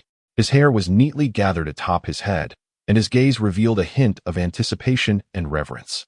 Beside him stood Qinshu Tianfu, wearing a deep blue short coat with exquisite patterns at the cuffs and collar. He paired it with black trousers and donned black cloth shoes, exuding an air of efficiency and neatness. He gazed up at the estate before him, his eyes filled with awe. Behind them stood Tianyi, dressed in a white short coat, the hem fluttering gently in the breeze. His light blue shorts revealed his slender calves, and he curiously peered around, his eyes brimming with childlike innocence and wonder, occasionally rising on his toes to see better. The trio stood quietly at the gate, awaiting the doorman to announce the arrival of the estate's master, Qinshu Zhujian. Soon, the crimson gate creaked open, revealing Qinshu Zhujian and his wife, Uzumaki Mizuho, who emerged side by side. Zhujian wore a flowing white robe that danced in the wind, adorned with golden embroidery symbolizing the unique lineage of the Thousand Hands clan. The sunlight glinted off the gold threads, radiating nobility and ease. A deep blue belt encircled his waist, and his signature long black hair was casually tied up, with a few stray strands cascading down his resolute face. A bright smile adorned his features, his eyes curving into crescent moons as he boisterously greeted, "Uncle Baoping, your esteemed presence graces us. I apologize for not welcoming you properly. I hope you will forgive me." His voice was robust and warm, infused with the power to dispel any gloom. Standing beside Zhujian was Uzumaki Mizuho, clad in a red kimono embellished with delicate whirlpool patterns, featuring exquisite trimmings at the cuffs and collar, reflecting her unique status. Her vibrant red hair cascaded gracefully down her back, with a few strands tucked behind her ear, enhancing her beauty. A gentle smile graced her lips, her eyes sparkling with friendliness as she quietly regarded the gathering. Qinshu Baoping responded with a smile. "I came uninvited and disrupted your peace. I hope you do not hold it against me, Zhujian." Upon hearing this, Qinshu Tianfu and Tianyi promptly bowed in respect to the Zhujian couple. Tianfu lowered his head slightly, his demeanor steady and respectful, while Tianyi mimicked his elder's bow, his small face earnest with concentration. Qinshu Zhujian chuckled heartily, waving his hand with genuine delight. "Your presence illuminates my humble abode, Uncle Baoping. Please come in." He gestured warmly for them to enter. Nodding, Qinshu Baoping led Qinshu Tianfu and Tianyi into the estate. As Tianyi trailed behind the adults through the gate, he was awestruck by the scene that unfolded before him upon entering the Thousand Hands patriarch's residence. The estate featured rockeries and flowing water, a veritable paradise. The irregularly shaped bluestone formations were artfully arranged, with streams weaving through them. The crystalline sound of water resonating like lively notes dancing in the air. A magnificent palace stands at the center, its flying eaves and intricate brackets exuding grandeur, as if narrating the illustrious history of the Senju clan. Behind the palace, towering pavilions pierce the heavens, shrouded in an air of mystery under the sunlight's embrace. The expansive training ground, though devoid of life, seems to echo with the imagined scenes of clan members diligently honing their skills. Along the pathways, extraordinary blossoms and rare herbs flourish, displaying vibrant hues and emanating enchanting fragrances. Gathered in the reception hall, everyone took their seats and exchanged pleasantries. The chapter is not yet complete. Please turn to the next page to continue enjoying the captivating content. Senju Tobarama cleared his throat, his demeanor shifting to one of gravity as he straightened his posture and slowly articulated his purpose. Today, I have come primarily to express my gratitude to Lord Hashirama for the care extended to our family over the years. My unfortunate grandson, Tatsuya, has recovered as of yesterday, and I have brought him here today to convey our thanks. Upon hearing this, Senju Hashirama's already bright eyes sparkled even more, and he sat up straight, his face brimming with surprise and his voice tinged with uncontainable excitement. Tatsuya has awakened? Does this not signify that he has completed the transformation into natural energy, achieving sage form? Let me see him at once. With that, he eagerly turned his gaze towards Tatsuya, accompanied by Uzumaki Mido. As all eyes focused on him, Tatsuya inhaled deeply and stood up steadily. His arms hung naturally at his sides, fingers gently curled, and his back was straight, resembling a young poplar striving to grow. He then took a small step forward, bringing his feet together, and slowly bowed, lowering his head with deliberate grace, each detail reflecting his earnestness.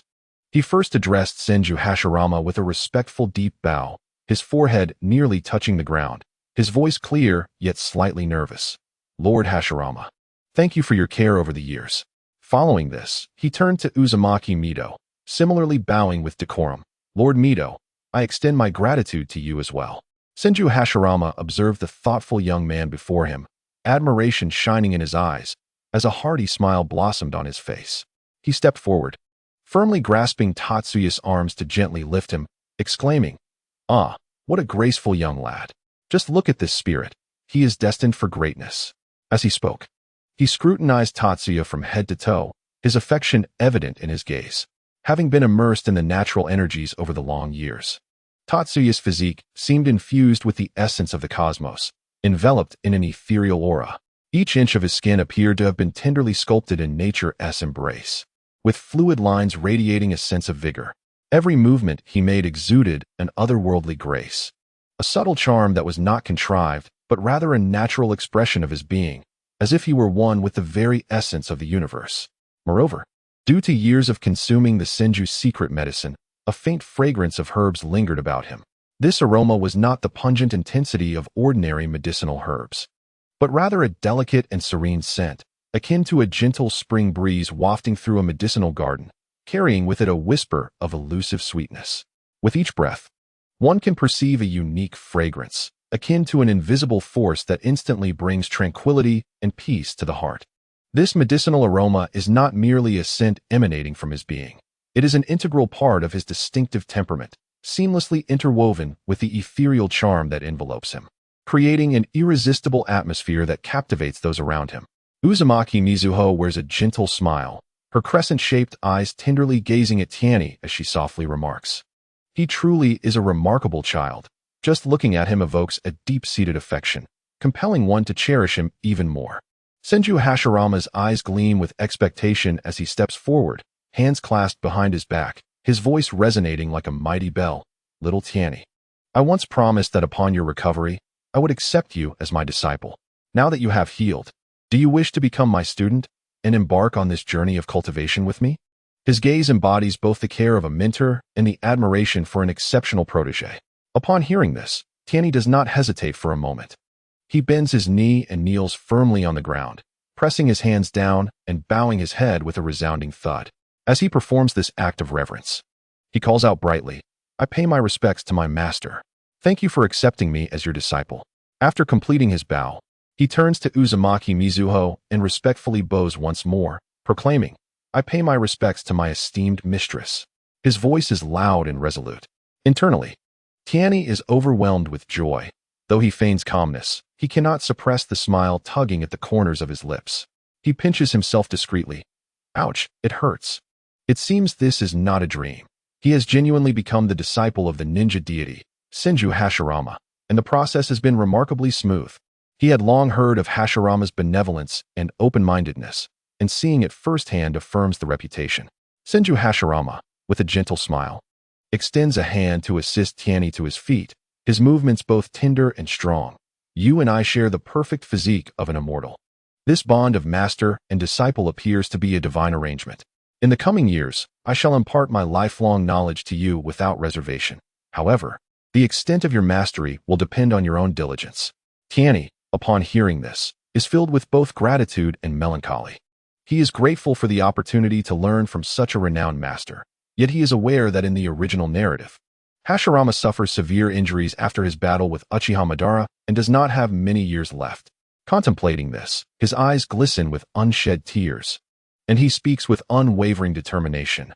"Master, rest assured, I shall toil diligently and will not squander your earnest efforts." Senju Hashirama nods in satisfaction and gently pats Tianyi's shoulder. "Good disciple. Return home today, tidy up, and bid farewell to your parents and loved ones.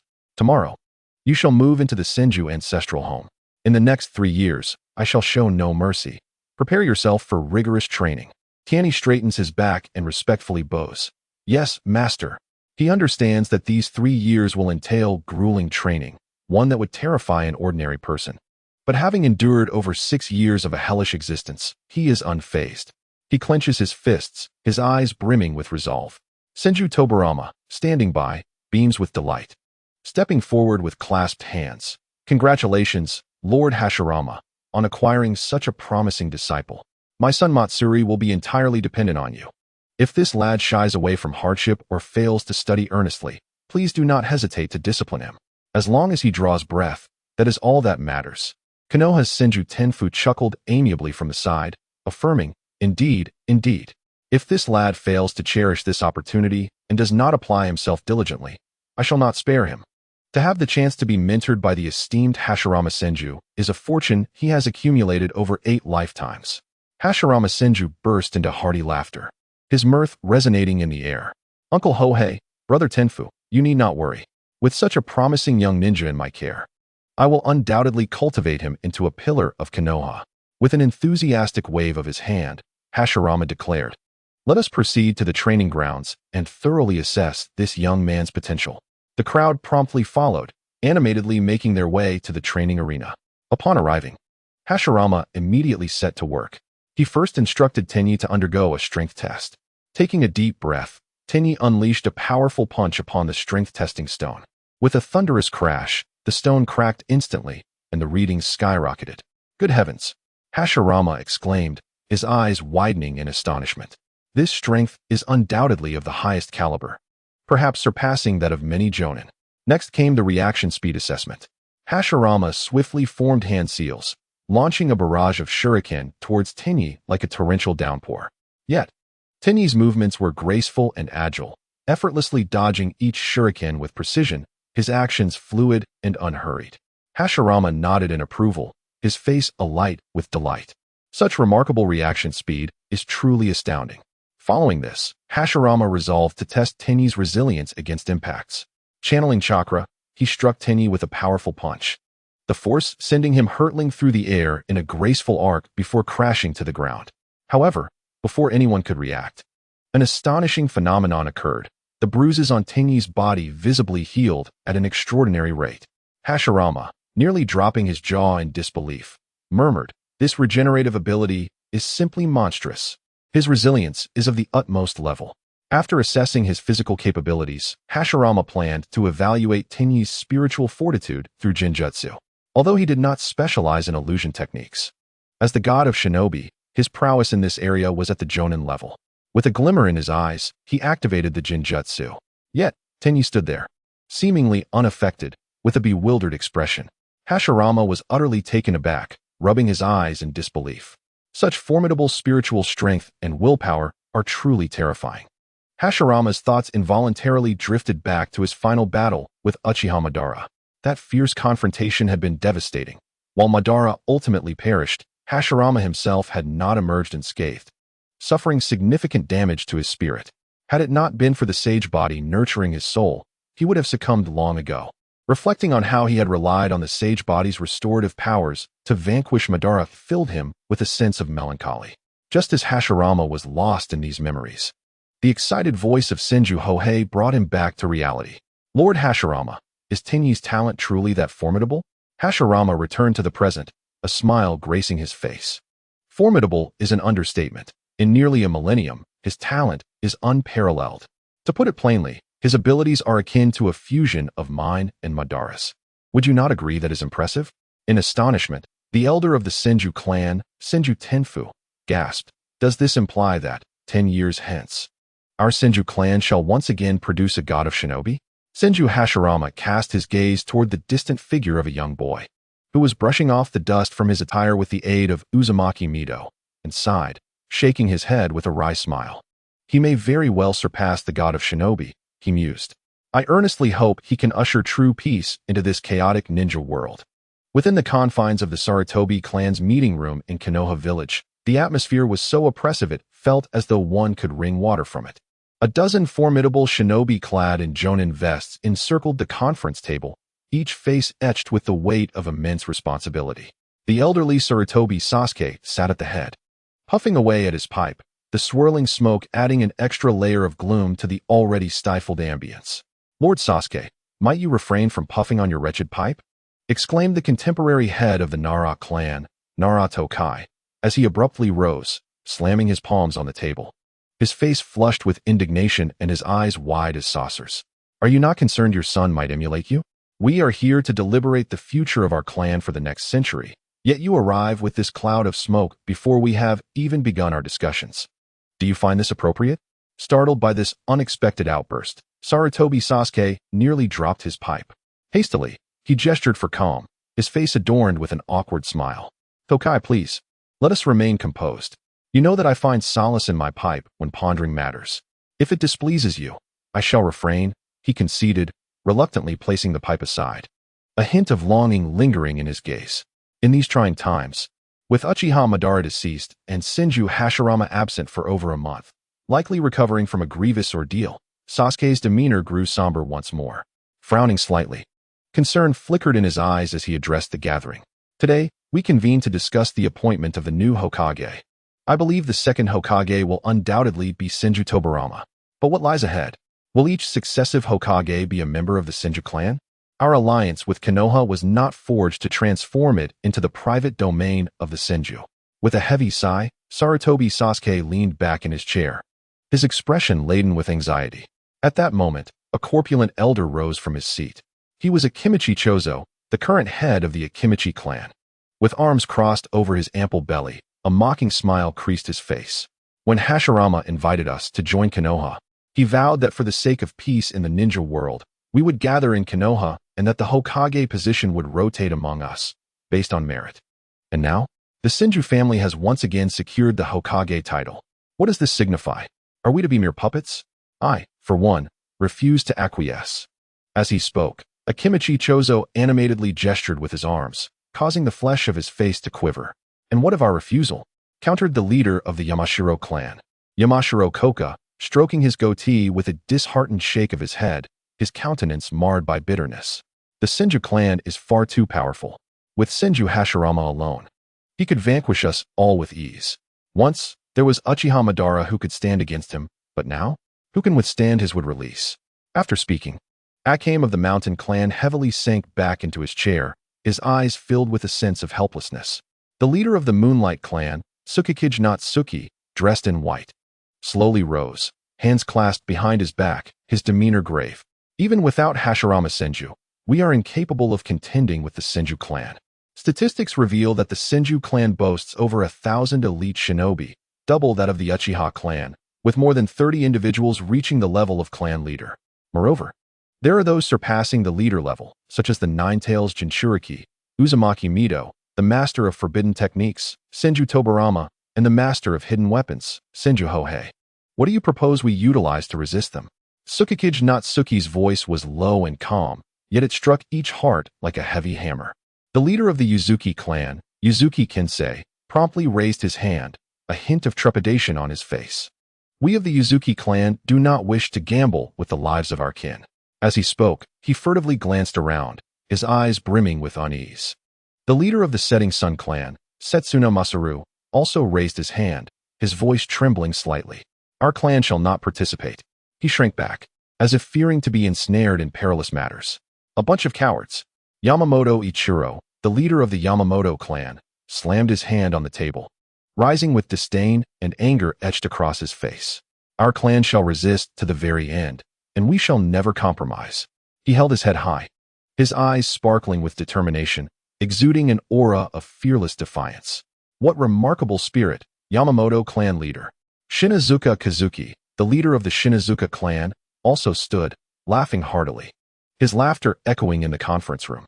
My Shinazuka family harbors no fear of the Senju clan. Konoha must not become a realm solely dominated by the Senju. If they insist on tyrannical actions, let them first inquire whether the blades of the Shinazuka clan are sharp enough. As he spoke, he drew his sword from his waist, brandishing it, the blade glinting as if to challenge the Senju clan. The leaders of the Sato, Tojin, and Mito clans also expressed their unwavering stance, firmly refusing to compromise, prepared to battle if necessary. In an instant, the conference room was filled with fervor, as if a great war was on the verge of erupting. Seeing that Nara Shikaku, the leader of the Nara clan, renowned for his wisdom, had remained silent, Sarutobi Sasuke cleared his throat. Ahem, Nara Shikaku, you are known as the sage. Why do you not utter a word? He narrowed his eyes slightly, anticipation gleaming within. Nara Shikaku slowly stood, arms crossed over his chest, a hint of a mysterious smile gracing his lips. I am aware that all of you are formidable warriors forged in the fires of the Warring States period, each possessing the courage for battle. However, consider this. Even if we engage the Senju clan in combat, we may very well face defeat. While the Senju will undoubtedly suffer casualties exceeding 90%, but what benefit does such an outcome hold for us? In the end, it merely serves to advantage the Uchiha clan and the Hyuga clan. Let it be known that Konoha is home to numerous clans, including the Hitaki, Yamanaka, and Inuzuka, with hundreds of families supporting the Senju, the Uchiha, and the Hyuga alike. Nara Shikaku spoke deliberately, his gaze sweeping across the faces of the assembly. Just as the Sarutobi clan leader has suggested, it is nearly certain that the second Hokage will be Senju Tobarama. Nara Razii paused momentarily before continuing. It is well known that the political reforms in Konoha over the years have been orchestrated by Senju Tobarama, while Senju Hashirama merely serves as a nominal Hokage. Why did Uchiha Madara engage in a fateful battle with Senju Hashirama? Their differing political stances play a part, but the influence of Senju Tobarama behind the scenes has also been significant. The extent of Senju Tobarama's political acumen is evident from how he compelled Uchiha Madara to depart from Konoha. What relevance does this have? Interrupted Shimura Danzo, his impatience palpable. Furrowing his brow, his face was etched with anxiety. We are discussing how to deal with the Senju clan. Why are you digressing into irrelevant matters? Everyone is aware of this. Patience, allow the clan leader Nara to finish, Sarutobi Sasuke interjected, casting a disapproving glare at Shimura Danzo. Seeing no further interruptions, Nara Razii sighed. I share all this to convey that as long as Senju Tobarama remains within the Senju clan, we must not exhibit any inclination toward resistance. Otherwise, the best outcome we can hope for is our complete annihilation and significant damage to the Senju clan, ultimately benefiting others. Preposterous. Yamamoto Kazuo erupted, his anger flaring. He slammed his hand on the table, causing the teacups to rattle. Are we to simply stand by and watch the Senju clan grow ever stronger? The best resources of the Land of Fire are in their grasp. Senju Hohei's grandson has squandered an astounding 70 billion ryo over the years. My entire clan of thousands has not spent as much. Is this fair? Yamamoto Kazuo's face turned crimson with rage, veins bulging on his forehead. Indeed, if we remain passive, our space for survival will diminish, and we will ultimately become their vassals. I will not allow this to transpire. Sadoko also rose, vocally supporting. Is this the wisdom you speak of, clan leader Nara? It is of little use. Sarutobi Sasuke, with a stern countenance, fixed his gaze firmly on Nara Razii, and stated, "I trust that clan leader Razii has not concluded his thoughts, has he?" The other clan leaders turned their fierce gazes toward Nara Razii, pondering. Is this what they call wisdom? Merely uttering words of fear, as if anyone could do so. Nara Razii stifled a chuckle internally. Amused by the tempers of these irascible elders, he decided to tease them a little. What purpose does it serve to vent your frustrations at me? If you are so bold, why not take up arms and confront the Senju clan directly? Is my point not sufficiently clear? A direct confrontation with the Senju clan, even if victorious, would lead to mutual destruction, benefiting none but outsiders. Furthermore, we are far from assured of victory. And what strategies do you propose to avoid mutual destruction? Shimura Danzo asked, his face darkened, a glimmer of anticipation in his eyes. Truly concerning, Yamamoto Kazuo remarked with a wry smile, given the gravity of our situation. You still choose to be coy. Just reveal your strategy. If you continue this way, beware of the ire of these clan leaders. The other clan leaders chimed in unison, urging him to speak. Do not keep us in suspense. Share your plan. Nara Razii rubbed his nose and smiled. Considering the current circumstances in Konoha, I have 3 preliminary strategies. He deliberately paused for a moment, noticing the eager gazes of those around him before continuing. The first strategy is known as the parasite plan. The second is called drive the tiger to swallow the wolf, and the third is referred to as cutting off the firewood at the bottom of the cauldron. Upon hearing this, Sarutobi Sasuke nearly leapt from his seat, hastily urging, "Please elaborate without further delay. We old fellows cannot endure such suspense. Our hearts can barely take it." The atmosphere in the conference room was stifling, rendering it difficult to breathe. Nara Shikaichi, seated at the head of the table, idly tapped his fingers on the surface, his eyes betraying a sense of impatience. Observing the family heads, who usually displayed a facade of propriety, he inwardly scoffed at their restlessness when it came to crucial matters. They resembled ants on a hot pan, unable to maintain their composure. Clearing his throat, Nara Shikaichi spoke slowly, his tone imbued with an undeniable authority. You all are familiar with parasites, are you not? They survive by attaching themselves to more powerful beings and consuming their nutrients. Thus, we shall adopt a similar approach. The first step of our plan is to latch onto the Senju clan, draining their lifeblood to fortify ourselves. Once we have grown sufficiently powerful, eliminating the Senju clan will be a trivial task. At this juncture, a glint of malevolence flickered in his eyes, and a cold smirk graced his lips as he clenched his right hand in the air, as if already grasping the Senju clan within his palm. Upon hearing these words, Shimura Danzo's previously relaxed demeanor instantly tensed, sitting up straight, as if propelled by a spring, his face etched with concern and urgency. Leaning forward, he instinctively clenched his hands and anxiously inquired, "How do we attach ourselves to the Senju clan? And how do we extract their nutrients?" The Senju clan is not composed of fools, especially not Senju Tobarama. That fellow is exceptionally astute. We must not find ourselves in a position where we lose everything while attempting to steal a chicken. Nara Shikaichi could not suppress a laugh, a hint of derision echoing within the confines of the chamber. Rising to his feet, he crossed his arms and strolled leisurely around the room, the sound of his polished shoes resonating against the floor. Danzo, you are overthinking it. This plan is a bold maneuver, placed directly before Senju Tobarama, who will be left powerless to counter it. As he spoke, he approached Danzo, leaning slightly to meet his gaze. The current situation in Konoha was unmistakable. The Senju clan dominated, and even the combined forces of the Uchiha and Hyuga clans could barely contend with them.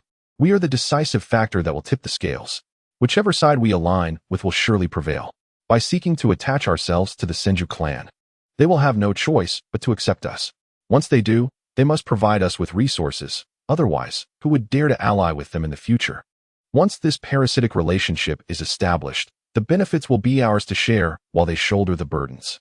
In the long run, the Senju clan will become mere meat on our chopping board, to be sliced as we please.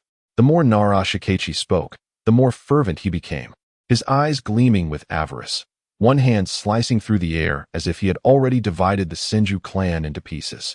Sarutobi Sasuke scratched his head, his expression a portrait of confusion, his eyes reflecting a sense of bewilderment. He parted his lips, hesitated for a moment, yet mustered the courage to inquire. What if the Senju clan sends us into battle but fails to share the spoils with us? What then? Nara Shikaichi threw back his head in hearty laughter.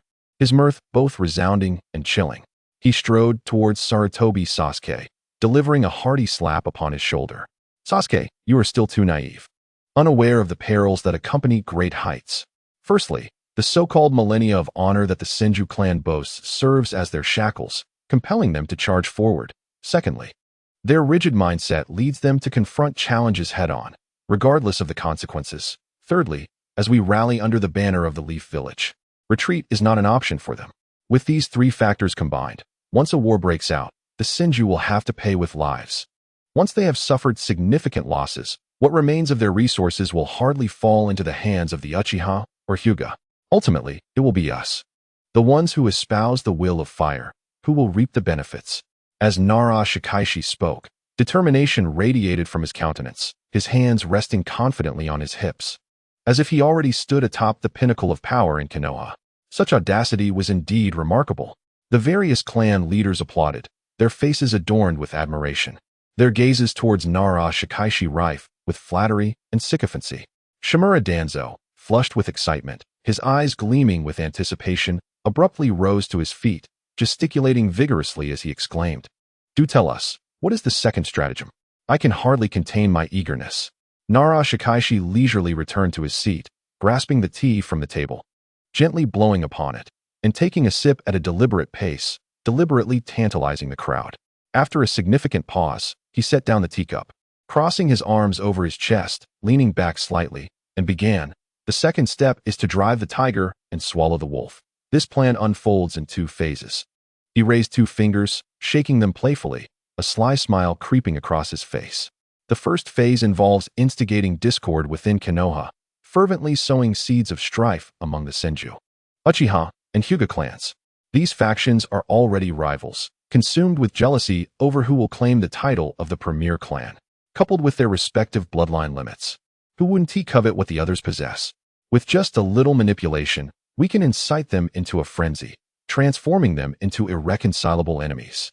As Nara Shikaishi elaborated, he animatedly mimicked combat in the air, the malicious glee on his face growing ever more pronounced, as though he could already envision the bloody clash among the three clans. The second phase examines the external landscape of Konoha. The land of fire is fertile, and our people thrive.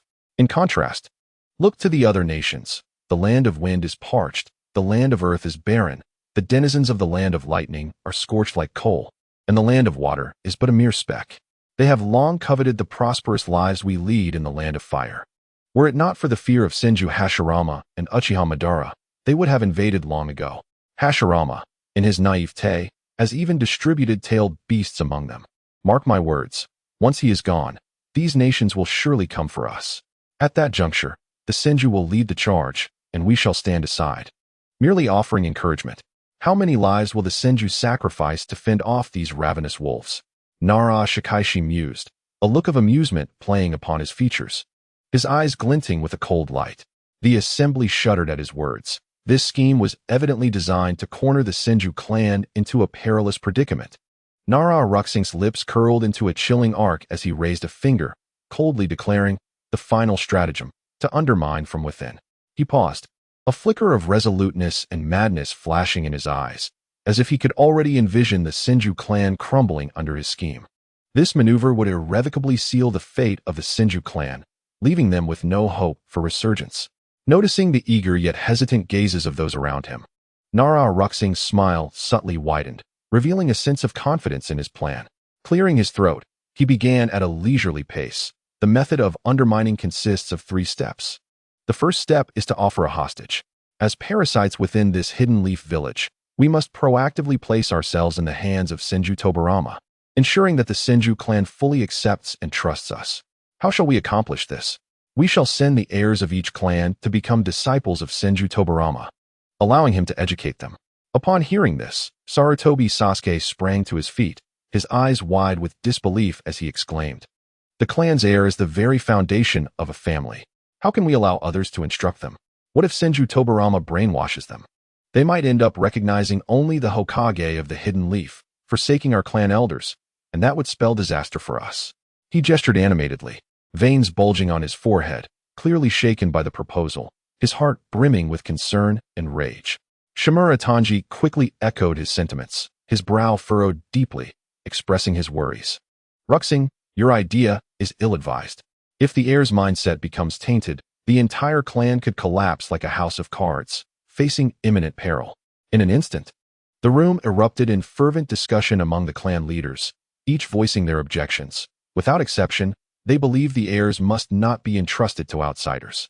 Their faces were etched with anxiety and unease, some shaking their heads repeatedly, while others furrowed their brows, their eyes reflecting deep concern for their clan's future. Nara Ruxing remained unperturbed, calmly lifting his teacup and taking a gentle sip, allowing them to debate. He knew their reactions were entirely anticipated. They needed time to digest this audacious proposal. Once the discussions gradually subsided and all eyes turned toward him once more, he continued his explanation unhurriedly. You are all aware of the significance of the clan heirs. Senju Tobarama is certainly no stranger to this fact. Therefore, when we present this bargaining chip, he will have no choice but to acquiesce. Our actions offer three distinct advantages. First, we will gain the complete trust of the Senju clan. Second, we will acquire the rightful qualification to inherit the Senju clan's legacy, including the position of Hokage. Third, we will have an exceptionally powerful figure, surpassing even the clan leaders. To cultivate our heirs, the forbidden techniques of the Senju clan are treasures that could ensure the prosperity of our lineage.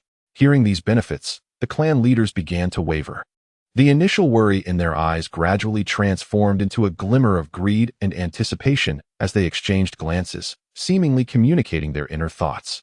Indeed, the allure of these advantages was too tempting, and when weighed against the safety of the clan heirs, it appeared not entirely insurmountable. Nara Shirshing observed the reactions of the crowd and smiled slightly before continuing. Do not think too simplistically or naively, my esteemed colleagues. Whether your heirs can earn the favor of Senju Tobarama remains uncertain. However, should they be accepted as direct disciples by Senju Tobarama, it would be tantamount to acquiring the qualifications to inherit the title of Hokage. Once one assumes the Hokage position, the benefits to their respective clans are immeasurable. Upon hearing this, Shimura Danzo's face flushed with excitement, his eyes sparkling with fervor as he eagerly exclaimed, Esteemed clan leaders, allow me to speak. My son, Shimura Danzo, possesses the potential to be Hokage. I am willing to sacrifice my son to place him under Senju Tobarama's tutelage. The other clan leaders were momentarily rendered speechless by his almost brazen eagerness. Some rolled their eyes, while others silently criticized his selfishness and impatience. Nara Shirshing regarded Shimura Danzo with a hint of amusement before adopting a serious demeanor. I understand your concerns about the possibility of your heirs being indoctrinated by Senju Tobarama. Yet, how could he possibly brainwash them? It merely entails instilling loyalty to the Leaf Village, prioritizing its interests, and ensuring fairness and justice towards every clan and villager. He would never allow our heirs to turn against their own families. Upon reflection, the notion of a Hokage emerging from our clan naturally positions us as his supporters. No matter how just or fair he may be, he cannot bestow benefits upon those who do not support him. Such foolishness would not attract Senju Tobarama's regard. Thus, sending our heirs to be his apprentices yields only advantages. Our objective now is to send as many heirs as possible to become disciples of Senju Tobarama. The greater the number, the higher the probability of being chosen. Moreover, I must emphasize that we shall not interfere with our heirs in any manner. Otherwise, with Senju Tobarama's astuteness, all our efforts will be in vain. This is of utmost importance, and I implore you to remember it. Nara Shirshing's gaze swept across the assembly, his eyes radiating an unwavering resolve, as if proclaiming the feasibility and necessity of this plan. Sarutobi Sasuke's face was etched with anticipation and eagerness, his body leaning slightly forward. Hands unconsciously clenched into fists, knuckles turning white from the strain. His eyes fixated on Nara Shirshing as he impatiently inquired, when the time comes, we shall collectively send our heirs to Senju Tobarama. Their selection will depend on fortune. Clan leader Shirshing, do enlighten us regarding the crucial second step. His words brimmed with barely contained excitement, as if he could already glimpse the dawn of hope for his clan's future. Eagerly yearning to learn the next phase of the plan, Nara Shirshing narrowed his eyes slightly, a barely perceptible malice flickering across his visage, reminiscent of a predator lying in wait for a decisive strike in the dark. He lowered his voice, articulating each word with precision. The second step involves eliminating the promising younger members of the Senju clan. Naturally, This must be conducted in secrecy. It is better to miss an opportunity than to reveal our involvement. This is of paramount importance. He paused momentarily, his gaze sweeping coldly over the gathered assembly. Then he spoke. It is well known that the Senju clan, the Uchiha clan, and the Hyuga clan are all renowned for producing prodigies. And true geniuses represent the most significant variables. Our objective is to eliminate these variables at their inception. Before he could continue, the heads of the clans collectively inhaled sharply, their bodies instinctively stiffening. Shock filled their eyes. Some leaders even covered their mouths with their hands, attempting to stifle their inner dread. Naruto was indeed ruthless. However, amidst their astonishment, they could not help but acknowledge the far-reaching foresight he possessed. After a brief silence, the clan leaders nodded slightly, recognizing the necessity of this step, though trepidation lingered in their hearts. At that moment, Yamashiro Koyo felt as if a small rabbit was thumping wildly in her chest. If the second step was so severe, what could the third entail? Curiosity compelled her to ask, what is the third step? This question was akin to casting a stone into a tranquil lake, creating ripples that echoed the sentiments of all the clan leaders present. Once again, they turned their eager gazes toward Naruto, who appeared both cultured and somewhat languid, their eyes brimming with curiosity and anticipation. Observing their eagerness, Naruto discerned that there was no need for further suspense. He straightened his posture, his expression turning serious and solemn, his hands clasped in front of him as he slowly articulated, the third step is the most crucial. It involves encouraging as many of our clansmen as possible to marry women from the Senju clan. Of course, marrying those from the Uchiha and Hyuga clans is also acceptable. He paused briefly, his eyes gleaming with intensity as he surveyed the crowd, seemingly gauging their reactions. By doing so, the bloodlines of our respective families will be optimized, ensuring a continuous emergence of outstanding descendants. This, indeed, constitutes the most vital foundation of a clan. Moreover, he continued, only by fostering exceptional progeny can our clan replace the Senju as the new sovereign of Konoha after their extinction, granting us the confidence to confront the Uchiha and Hyuga clans and instilling fear in other nations to deter them from invading the land of fire. Thus, our clan may truly ascend to the pinnacle of the ninja world. He emphasized his words, each pronounced with conviction. Otherwise, even if we were to annihilate the Senju clan and eliminate the Uchiha and Hyuga, we would merely invite our own demise at the hands of other nations, an act of self-destruction. In times of inadequate strength, we must never engage in reckless actions. Therefore, let it be clear that the plan we discussed today is a long-term strategy. We must not act in haste. The clan leaders gazed silently at Naruto, their eyes filled with admiration and respect. In that moment, they truly understood the essence of a top-tier strategist. While they were still racking their brains on how to contend with the Senju clan, he had already envisioned a grand design for standing atop the ninja realm. Each step of the plan was intricately linked, a testament to perfection that commanded their utmost admiration. In a realm of tranquility, the leaders of the 18 clans exchanged silent glances, communicating an unspoken understanding. Subsequently, they each took up their pens and solemnly inscribed their names upon the alliance treaty. As they signed, some clan heads bore grave expressions, their brows slightly furrowed, as if silently vowing their commitment. Others held steadfast gazes, their eyes gleaming with aspirations and determination for the future. Once the signatures were affixed, they exchanged treaties to confirm their accuracy, as if through this simple act, they were binding their fates together, united in their pursuit of common familial interests. On the surface, Konoha village appeared peaceful, yet beneath it surged a current of hidden intrigue. The Uchiha and Hyuga clans discreetly recruited dozens of families, which, under the influence of these two formidable powers, began to subtly coalesce into an opposing force. They awaited the confirmation of the Hokage's meeting, with a singular objective, to counter the ascendance of Senju Tobarama and ensure that the Senju clan did not claim the Hokage position.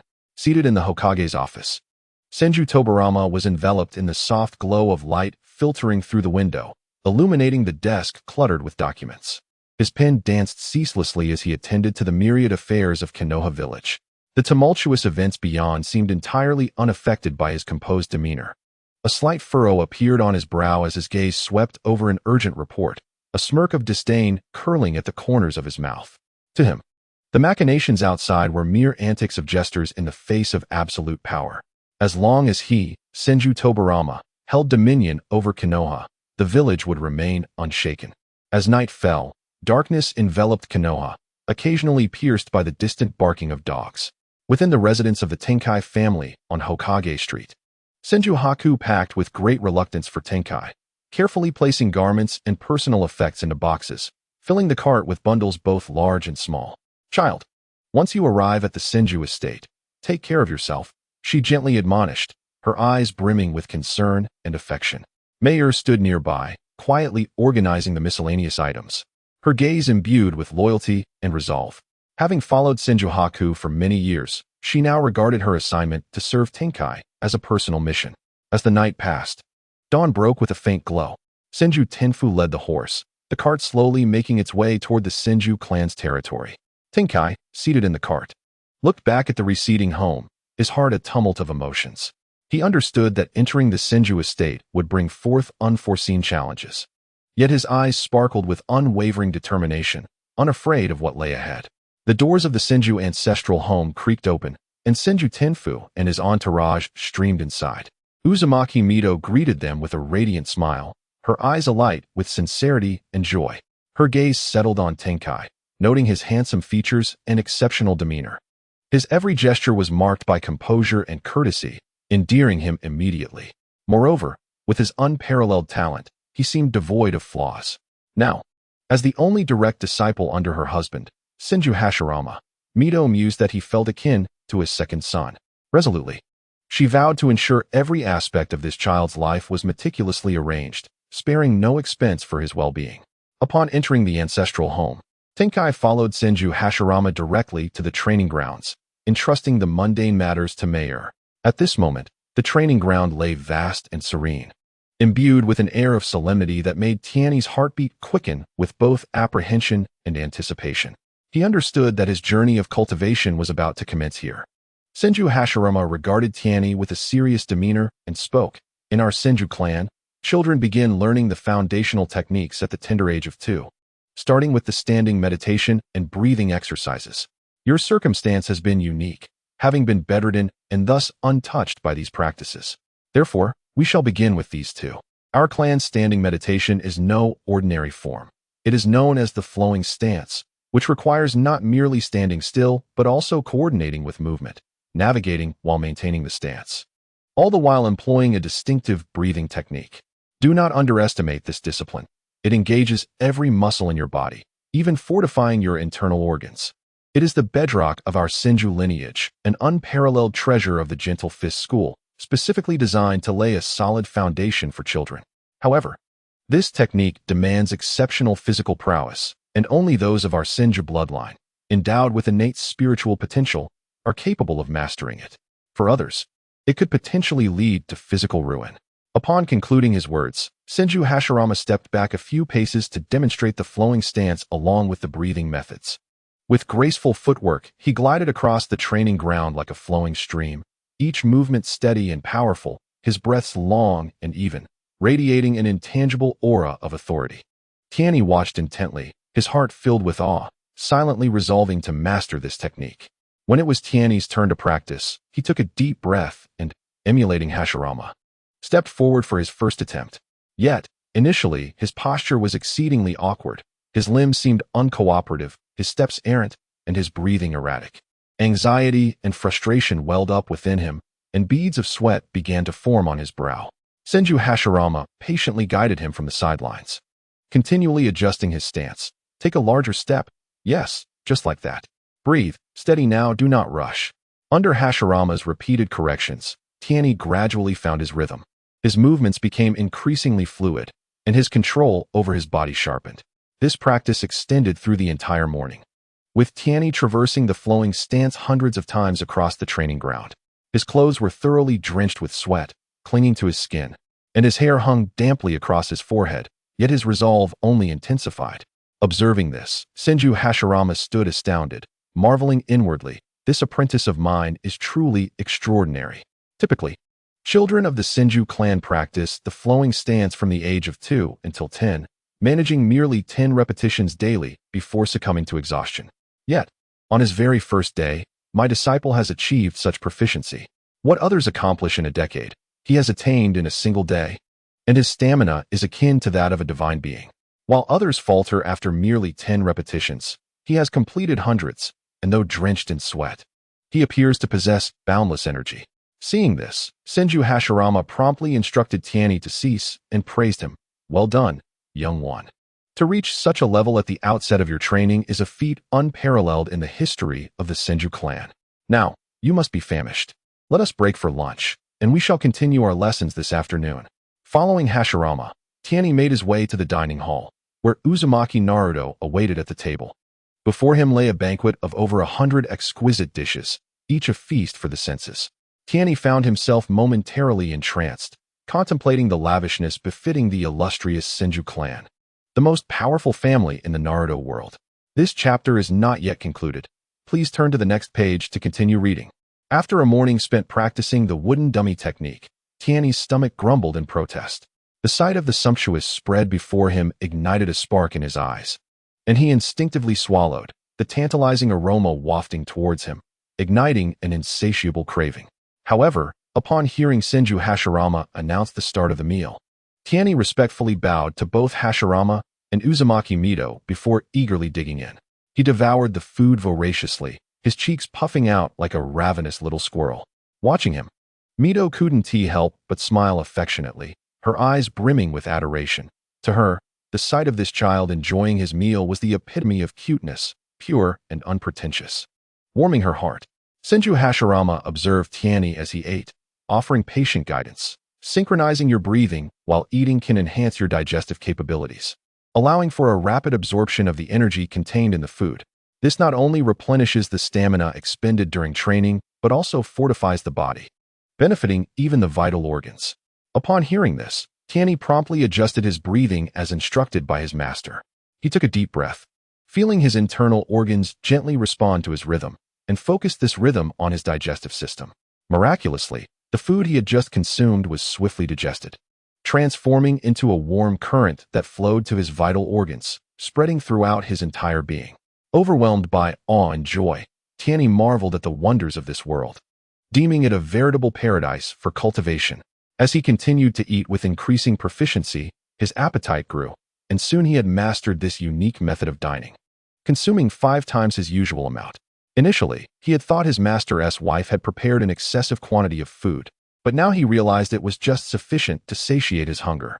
Hashirama and Mito exchanged astonished glances, their eyes wide with disbelief.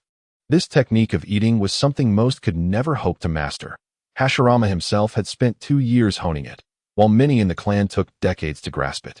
Yet here was Tianyi, achieving it in the span of a single meal. His learning ability and comprehension were indeed remarkable. Hashirama pondered inwardly, wondering if this child was truly human or perhaps a divine being descended from the heavens. After the meal, Hashirama led Tianyi to a tranquil training chamber. The atmosphere was serene, interrupted only by the occasional chirp of birds. The two sat facing each other, legs crossed, and Hashirama spoke earnestly. Next, we shall learn to extract chakra from within your body. Before we begin, I would like to inquire about your aspirations.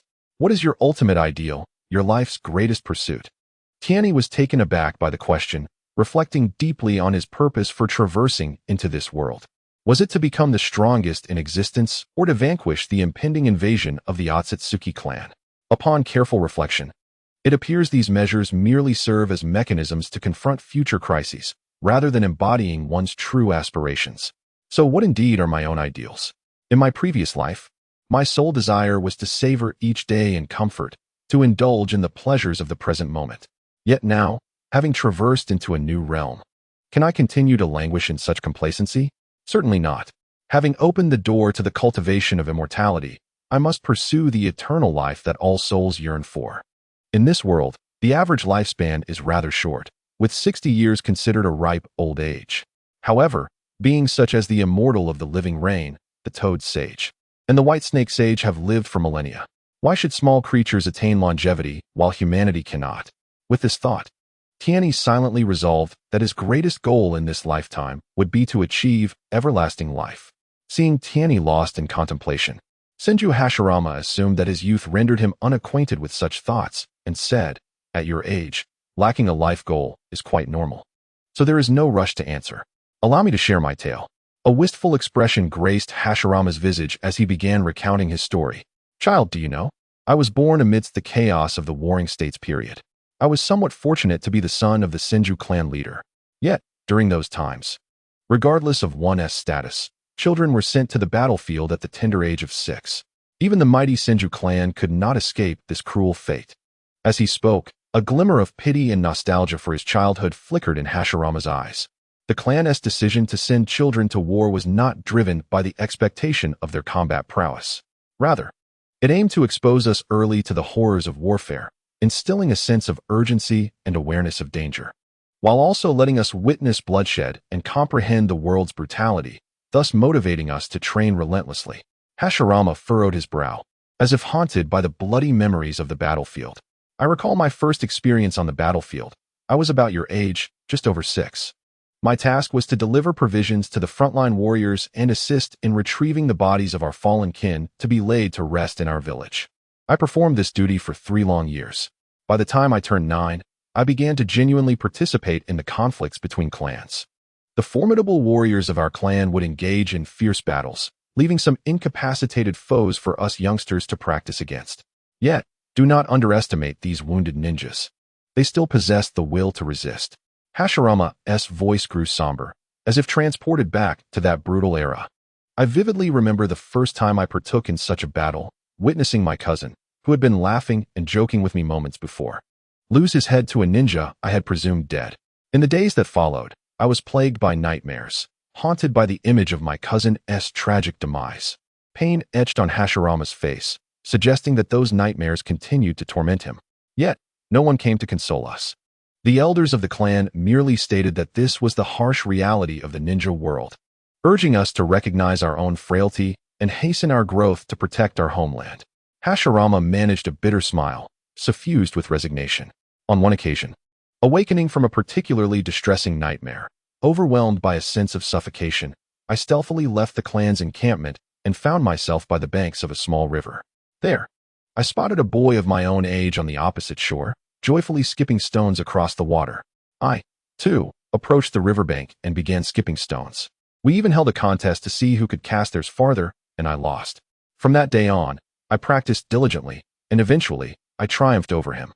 Since then, every evening, we would secretly return to this spot, lamenting the cruelty of the ninja world and voicing our grievances about the chaotic state of existence. He proclaimed his ambition to become the strongest in this realm, and we vowed together to bring an end to this turmoil. At this moment, a gentle smile graced Hashirama's face, a nostalgic reminiscence of our once innocent friendship. Deep down, we both understood that the other might very well belong to the opposing faction of ninjas. Yet, we tacitly sidestepped this topic, yearning simply to be good friends. Alas, such bliss was short-lived. Our fathers soon discovered our clandestine meetings. One day, they stealthily followed us to the riverside. Suddenly, the boy's father lunged at me, intent on killing me, but the child bravely threatened his father with his own life, demanding my release. As I witnessed the blood trickling down his neck, I realized he was the most significant bond of my life. Hashirama's eyes glistened with unshed tears, his voice choked with emotion. At that moment, my father also arrived, and we became acutely aware of each other's identities. That young boy was none other than Uchiha Madara, known as the Shura of the ninja world. It was from that instant that I resolved to establish a lasting ambition to end this chaotic era. Hashirama's gaze exuded determination, reminiscent of his fervent self from years past. In the following years, Madara and I encountered one another countless times on the battlefield. I took the lives of many from the Uchiha clan, while Madara claimed the lives of numerous Senju, including my own brothers and father, all of whom perished in the conflict against the Uchiha. It seemed as if fate had deliberately transformed us into archenemies. Eventually, we ascended to the positions of clan leaders within our respective families. During a private meeting, I suggested to Madara that we join forces to bring an end to the chaos and establish a village where everyone could coexist peacefully. Madara acquiesced. Hashirama's expression grew solemn, as if he could once again feel the weight of the decision made in those times. However, the opposition we faced was far beyond our expectations. Every member of our clan bore a deep-seated grudge against the Uchiha clan. If I were to collaborate with them, it would be tantamount to betraying my family. The pressure on Madara was even greater, As the Uchiha clan was inherently fierce, they would rather perish than concede. When Madara broached the subject of unification, the clan elders drew their blades, intent on slaying him, underscoring the immense burden he bore at that moment. Hashirama shook his head in resignation, reflecting on those arduous times with profound sentiment. I still vividly recall the final battle between our clans. I defeated Madara using wood release, and Tobirama seized the opportunity to ambush, killing Madara's younger brother, Izuna. The Uchiha elders suffered catastrophic losses, and the Senju clan endured severe casualties as well. Upon returning to his clan, Madara awakened the eternal Mangekyo Sharingan, even more potent than the Mangekyo itself. I ventured alone into the Uchiha territory to propose unification once more. At that time, Madara possessed the power to eliminate me. Should he do so, he would become the strongest ninja in the world, capable of avenging our entire Senju clan. And the Uchiha would undoubtedly follow him in his quest for dominance. Hashirama's eyes reflected a hint of admiration. Possessing a clear understanding of Madara's formidable strength and the circumstances at that time. However, Madara relinquished these readily attainable benefits, choosing to lead his entire clan in submission to the Senju. Subsequently, other ninja clans followed suit, for none dared to oppose the formidable alliance of Madara and myself, while those unwilling to comply fled the land of fire. Thus, through our concerted efforts, the tumultuous era finally drew to a close. As we ninjas are ill-equipped to manage civilian affairs, we entrusted the governance of the common folk to the nobility and feudal lords, with Konoha village overseeing the management of ninjas and military matters, ensuring a harmonious coexistence. We offered them protection, and in return, they provided us with wealth and resources, solidifying the one nation, one village system. I had finally realized the aspirations of my childhood. Yet, throughout my life, I harbored a lingering sense of guilt towards Madara. The visage of Hashirama was marred with remorse, a profound feeling of indebtedness to Madara ever haunting his thoughts. After the establishment of Konoha village, life did not improve significantly. Consider this. Ninjas are trained from a young age to become instruments of death, and with so many individuals gathered in one village, conflicts were inevitable. Daily disputes arose, each person convinced of their righteousness, causing my head to nearly burst from the cacophony. I found myself constantly apologizing, beseeching the other ninja clans for leniency in order to quell these disturbances. Yet, as time passed, my pleas began to lose their efficacy. Hashirama rubbed his temples. Weariness etched upon his face, as if once more ensnared by the burdensome troubles. Assassinations and bloodshed continued unabated. I felt utterly incapable of managing these vexations, contemplating the transfer of the Hokage title to Madara. Yet Madara's solution was appalling. He proposed the extermination of the instigators. It became evident that he, like me, was ill-equipped to navigate these intricate matters. We were merely adept at combat. Hashirama smiled bitterly, a self-deprecating acknowledgement of our ineptitude in handling village affairs. Fortunately, Tobirama emerged as a beacon of political acumen, adeptly resolving any issues that arose within the village. However, he committed an act that incited both my ire and helplessness. Hashirama's expression darkened, revealing an enduring grievance regarding that incident. 3 years prior, Tobirama incessantly stoked the flames of discord between the Uchiha police force and the villagers, leading to the ostracism of the Uchiha clan within the community. He sought to prevent Madara from ascending to the position of Hokage, as I had promised that he would be my successor. In light of this, Tobirama began targeting the Uchiha clan. The Uchiha, known for their fiery tempers, conspired among the elders and, with a faction of their kin, annihilated the Senju Shinshin branch. 167 members, from the elderly to infants, were mercilessly eradicated, leaving the Senju with only 35 branches. Hashirama's eyes brimmed with anger and sorrow, the brutal internal strife leaving him profoundly despondent. In retaliation, Tobirama united the entire village's ninja clans to exert pressure on the Uchiha. With no other recourse, the Uchiha executed those responsible for the massacre, resulting in the loss of 326 elite Uchiha ninjas. I found myself powerless in this situation. As Hokage, I felt as insignificant as an ant in the grand scheme. Faced with the weight of the village's animosity, Madara was compelled to endure, leading to a growing mistrust within the Uchiha clan towards him. In the aftermath, I intervened to halt Tobirama's continued oppression of the Uchiha, yet a fissure had formed between Madara and myself. Due to the existence of the dimensional barrier, we can no longer trust each other unreservedly. Additionally, our ideologies diverge. I believe that compassion, bonds, and mutual understanding can usher in peace. For the warring states period has persisted for millennia, and violence alone cannot resolve our conflicts. However, Madara contends that only by eliminating all those who harbor ambition can true peace be achieved. Hashirama's tone is laden with helplessness, lamenting the rift between himself and Madara. Yet, how can one eradicate all ambitious individuals? Even if a few are vanquished, new ones will inevitably arise, making the endeavor futile. Subsequently, I distributed the tailed beasts among other nations, believing that the shared capability to annihilate villages would instill a sense of caution, deterring them from waging war recklessly. Madara, however, deemed my optimism naive, asserting that distributing the tailed beasts would only incite greater conflict. Consequently, he sought to lead his clan away from the village to a secluded place to start anew. But not a single member of the Uchiha clan was willing to accompany him. Thus, Madara found himself utterly alone, yearning to fulfill his childhood dream of becoming the strongest in the world, with only me standing in his way. I had no desire to be his enemy, let alone strike against him.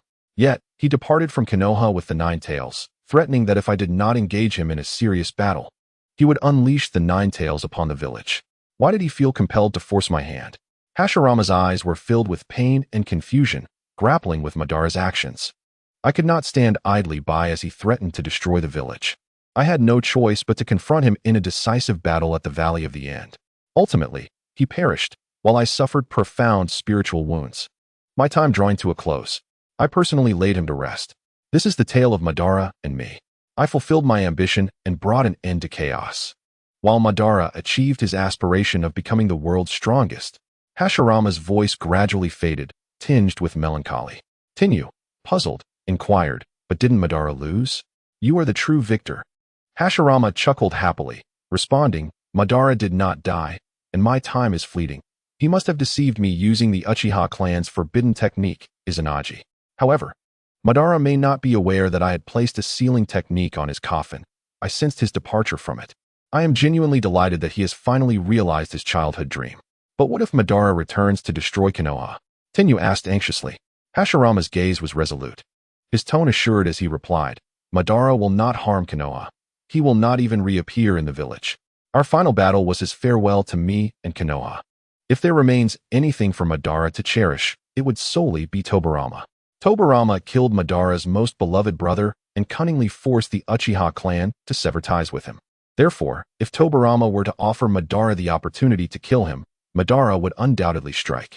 Yet, if Tobirama wishes to evade him, no one in this world could bring him down. And without absolute certainty, Madara would never recklessly confront Tobirama. Listening to this, Tenyu couldn't help but sigh. I truly envy the bond you share with Lord Madara. Fate, however, has played its hand, preventing a perfect ending. Hashirama laughed heartily. I share this with you primarily because you are my only true disciple, deserving of knowledge about my past. Our generation has brought an end to the tumultuous era of the warring states, and as my successor, you shall naturally inherit my mission. With a wry smile, Tianyi inquired, what exactly is this mission? With a beaming smile, Hashirama entrusted him. After my demise, you will officially become the leader of the Senju clan. Always heed the advice of your sensei and Uncle Tobirama. You must lead the Senju people towards a genuine path of peace. Upon hearing this, Tianyi's mouth dropped open in astonishment, incredulous that he would become the heir to the clan on his very first day of apprenticeship. Observing his reaction, Hashirama burst into hearty laughter. Fear not. Tobirama is only 40 years old. He will be able to support you for at least 30 more years. By then, you should be capable of standing on your own. With your intelligence, combined with Tobirama's establishment of Konohagakure and the formidable Senju clan as your backing, I believe achieving peace in the ninja world will not be a daunting task. You need only focus on 2 things. First, to strengthen yourself with all your might. And second, to learn how to manage the clan. Tianyi silently lamented. As a time traveler, he understood that Tobirama would not have much time left after Hashirama's passing. How could the Senju clan trust a mere child of 10? Yet, he must not reveal his identity as a time traveler, lest he be subjected to dissection for research, as had happened to his own elder brother after his death. For now, he resolved to devote himself to training. embracing the life of a carefree youth. Thus, he solemnly replied to Hashirama, "I shall not disappoint my master's expectations. I will strive to enhance my strength and usher in a true era of peace." Now, having shared so much, I wish to convey that regardless of your life goals, you must also assist your master in fulfilling this wish. Furthermore, we owe a debt to Madara. Be prepared to address this when the time comes. Gazing into Hashirama's sincere eyes, Tianyi earnestly declared, "Master, I have my own life goal. I seek immortality." Hashirama was momentarily taken aback. What kind of ideal is immortality? He chuckled helplessly and asked, "Who can truly achieve immortality?" To which Tianyi retorted, "Why not? Legends speak of the sages of the 3 great sacred lands living for over 1,000 years. Why should we humans not aspire to the same?" Hashirama laughed. "Then let little Tianyi strive to become an immortal sage. But do not forget to help your master fulfill his wish in the process." Tianyi responded, "I understand. I will lead the Senju clan to bring about true peace in the ninja world, and when I encounter Lord Madara, I shall convey an apology on behalf of my master, while also returning a favor." Hashirama nodded and smiled. That is more or less the sentiment. Now, to return to the matter at hand, today I shall teach you our Senju clan's exclusive chakra extraction technique. Chakra is the manifestation of the fusion of spiritual energy and physical energy. A complete person can be viewed from 2 aspects, the physical representing the yang attribute, and the spirit representing the yin attribute. The quality, strength, or innate talent of these 2 aspects ultimately determines a person's lower limits. Curiously, Tianyi asked, "What then determines a person's upper limits?" Hashirama laughed heartily. "Theoretically, no one has an upper limit, meaning everyone has the potential to become a ninja god like me, or even surpass me. Numerous factors influence an individual's potential, including techniques, secret arts, temperament, willpower, rare treasures, and comprehension, all of which can enhance one's limits. There are even some inhumane methods, such as genetic modification, mutation, and evolution. Thus, when selecting ninjas, we focus solely on an individual's minimum threshold." Tianyi inquired further, "How can one discern a person's minimum threshold? What criteria should be applied?" Hashirama patiently elucidated. To ascertain an individual's minimum threshold, various methods exist. For instance, we set the physical and spiritual parameters of an ordinary person at 100. The Ninja Academy assesses an individual's yang attribute minimum through various physical tests, while the yin attribute minimum is determined by the duration required for successful communication between the spirit and body. The selection criteria for entering the Ninja Academy hinge on these 2 evaluations. Those whose scores exceed 100 surpass the examination, while those who fall below are eliminated. However, this does not imply that those eliminated cannot become ninjas in the future. They may encounter fortuitous events or, through diligent effort, achieve their aspirations. Given the limited resources of the Academy, we must choose wisely, allocating superior resources to those with remarkable talent. "Oh, I see. What does this have to do with chakra extraction techniques?" Tianyi queried. Hashirama continued, "The ratio of yin and yang attributes varies among individuals, thereby affecting the grade of chakra extraction techniques. For example, our Senju clan emphasizes physicality, necessitating a greater focus on yang attributes and a reduction in yin attributes. Conversely, the Uchiha clan embodies the opposite. The quantity of an individual's yin attributes also determines the volume and predominant nature of their chakra." This chapter is not yet concluded. Please turn to the next page to continue enjoying the captivating content. Observing Tianyi's bewildered expression, Hashirama provided an illustration. Consider your yang attribute as 1,000 and your yin attribute as 100. In the first scenario, combining 100 yang attributes with 100 yin attributes yields 200 units of chakra, resulting in 900 yang attributes being wasted. You may find yourself forever confined to the rank of a lower ninja, as utilizing 2 C-rank jutsu would deplete your chakra reserves. In the second scenario, by merging 10 units of yang chakra with 100 units of yin chakra, you would extract 11 units of chakra, relegating you to the status of a provisional lower ninja. In the third scenario, by combining 100 units of yin chakra with 1,000 units of yang chakra, you would ultimately extract 1,100 units of chakra, allowing you to ascend to the rank of a middle ninja. The outcomes of chakra extraction vary according to the proportions used. The quantity of an individual's yin and yang attributes dictates the amount of chakra they can extract. while the differing ratios of chakra extraction determine the optimal utilization of one's attributes. Once a person establishes their chakra ratio, they must adhere to this proportion for future extraction. Otherwise, conflicts and incompatibilities among chakras may inflict harm upon the body. There are, of course, those who utilize nefarious secret arts to alter themselves, forcibly absorbing others' chakra to enhance their yin and yang attributes in pursuit of greater power. However, such practices inflict damage on both body and spirit. While they may attain strength, they can no longer be considered true humans, thus rendering these methods as malevolent and inadvisable. Tianyi nodded in understanding. Hashirama then remarked, "The various methods of proportion I just discussed with you are the foundational chakra extraction techniques, classified as inferior skills, which are currently taught at the Ninja Academy. The school requires everyone to establish their chakra extraction ratios based on individual proportions." Tianyi, with a look of confusion, replied, "I thought what you just explained were the three methods of refinement: superior, intermediate, and inferior." Hashirama chuckled. "It seems your parents have never enlightened you about the cultivation of chakra. Those who cannot extract chakra by proportion are mostly wandering ninjas. In great ninja villages like ours, we typically adjust the ratios based on personal yin-yang attributes to maximize chakra extraction. Now, let us delve into the intermediate chakra extraction technique." Hashirama's expression turned serious, his gaze reflecting a profound understanding of ninjutsu as he continued. In the external realm, the intermediate chakra refinement technique is also referred to as the advanced chakra refinement technique. You must be curious about the distinctions between it and the foundational chakra refinement technique. At this juncture, he deliberately paused, a glimmer of mystery flashing in his eyes, seemingly teasing the revelation. The most significant difference lies in the incorporation of attributes in the advanced chakra refinement technique.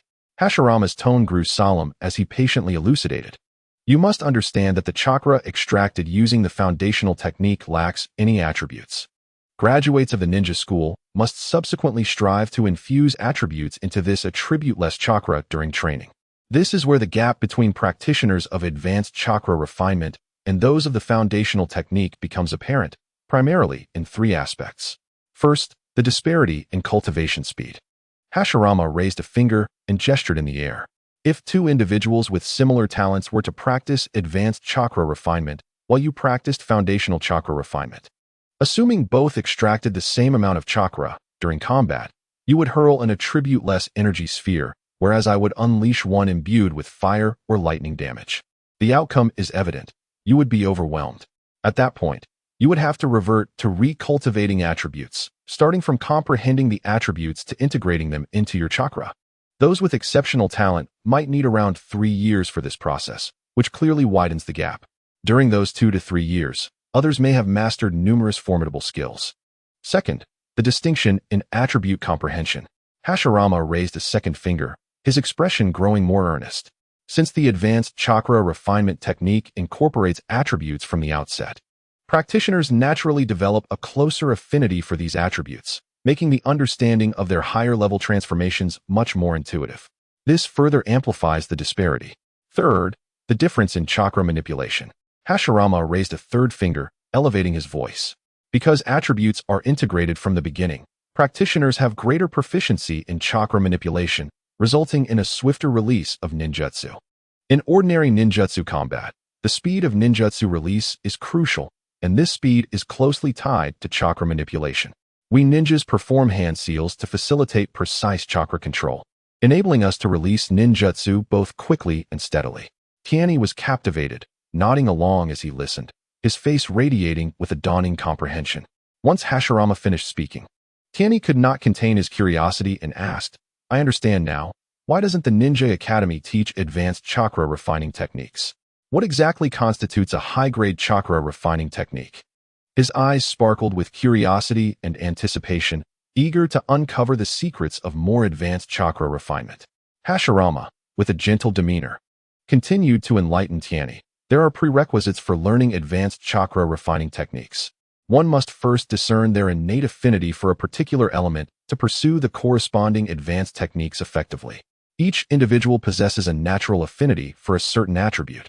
When we refine our first strand of chakra, it can be detected using a tool known as chakra testing paper. However, once you have refined your first strand, your soul and body will bear an imprint. If you attempt to practice chakra refining techniques that do not align with that initial strand, the chakra within you will clash. After a brief pause, Hashirama added, "Of course, there are methods to resolve this. One could extract the first strand of chakra and erase the imprints on the soul and body. However, this approach has two significant drawbacks. Firstly, you would permanently lose an aspect of your dual attributes. Secondly, it requires a Jonin-level expert to meticulously erase that chakra imprint. For these reasons, the Academy only teaches basic chakra refining techniques. Do you understand?" Tianyi appeared perplexed and inquired, "What kind of individuals are suited for practicing advanced chakra refining techniques?" A smile graced Hashirama's face as he patiently explained, "Many clan ninjas practice advanced chakra refining techniques, such as the Shimura clan, who have been honing wind-based chakra refining techniques from the outset. Through centuries of evolution and lineage, the children of the Shimura clan are innately attuned to wind attributes, inheriting the affinities of their ancestors. Thus, there is no need for chakra testing paper to ascertain their children's suitable attributes." Observing Tianyi in contemplation, Hashirama continued, "High-grade chakra refining techniques, also referred to as secret arts, represent an elevation beyond advanced techniques, involving progressive transformations of chakra attributes. Take, for instance, our own Konoha village's Inuzuka clan. They have integrated mental secret arts, enabling them to control others' minds and delve into their thoughts for secrets. The Nara clan has embraced shadow secret arts, allowing them to manipulate their shadows in combat. Meanwhile, the Akimichi clan has incorporated physical secret arts, granting them the ability to enlarge their bodies, rendering them nearly indestructible and immensely powerful.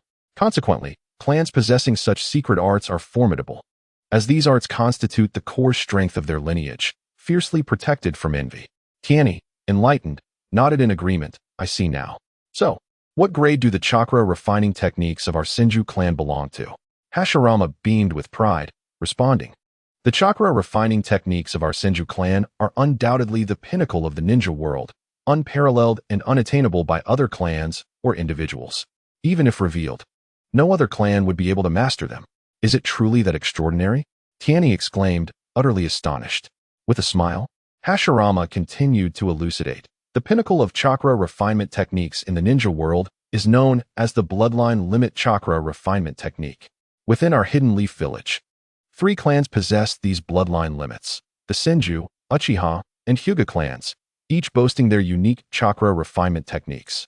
Beyond the confines of Konoha, there exist the Uzumaki and Teitori clans. Furthermore, there was once the Yui clan, though it has likely met its demise. As for techniques such as ice release, steel release, and sand release, they are merely classified as top-tier secret arts, while many outside may refer to them as bloodline limits. A significant distinction exists between them and true bloodline limits, a topic we shall not delve into today. Suffice it to say that you are now aware. This chapter is not yet complete. Please turn to the next page to continue enjoying the subsequent exciting content." Hashirama's face beamed with pride as he continued, "Our Senju ancestors developed 2 sets of chakra refinement techniques suitable for our bloodline limit, namely the pure yang technique and the lesser yang technique. I practiced the pure yang technique. Your grandfather also practiced it, while Tobarama focuses on the lesser yang technique." Tianyi eagerly inquired, "Master, what are the distinctions between these 2 techniques? How can one ascertain which technique is best suited for their cultivation?" With patience, Hashirama replied, "The pure yang technique primarily enhances physical strength, while the lesser yang technique increases chakra volume. The Senju clan's bloodline limit is the sage body, which possesses a unique characteristic: the ability to autonomously absorb the energy of heaven and earth, thereby augmenting our yang attributes, albeit at a very slow pace. As the saying goes, the excess of yang transforms into yin, and the excess of yin transforms into yang. The human body naturally completes this transformation. However, as one ages, this function diminishes. After my battle with Madara, I lost this ability, resulting in a state of excessive yang and declining yin. Hence I am aware that I have only 3 years left to live. Most individuals perish from an excess of yin and a decline in yang. Yet I may be the first to succumb to an excess of yang and a decline in yin." Upon hearing this, Tianyi's eyes glistened with tears. "Master, is there no remedy for this?" Hashirama laughed heartily. "Silly child, do not cry.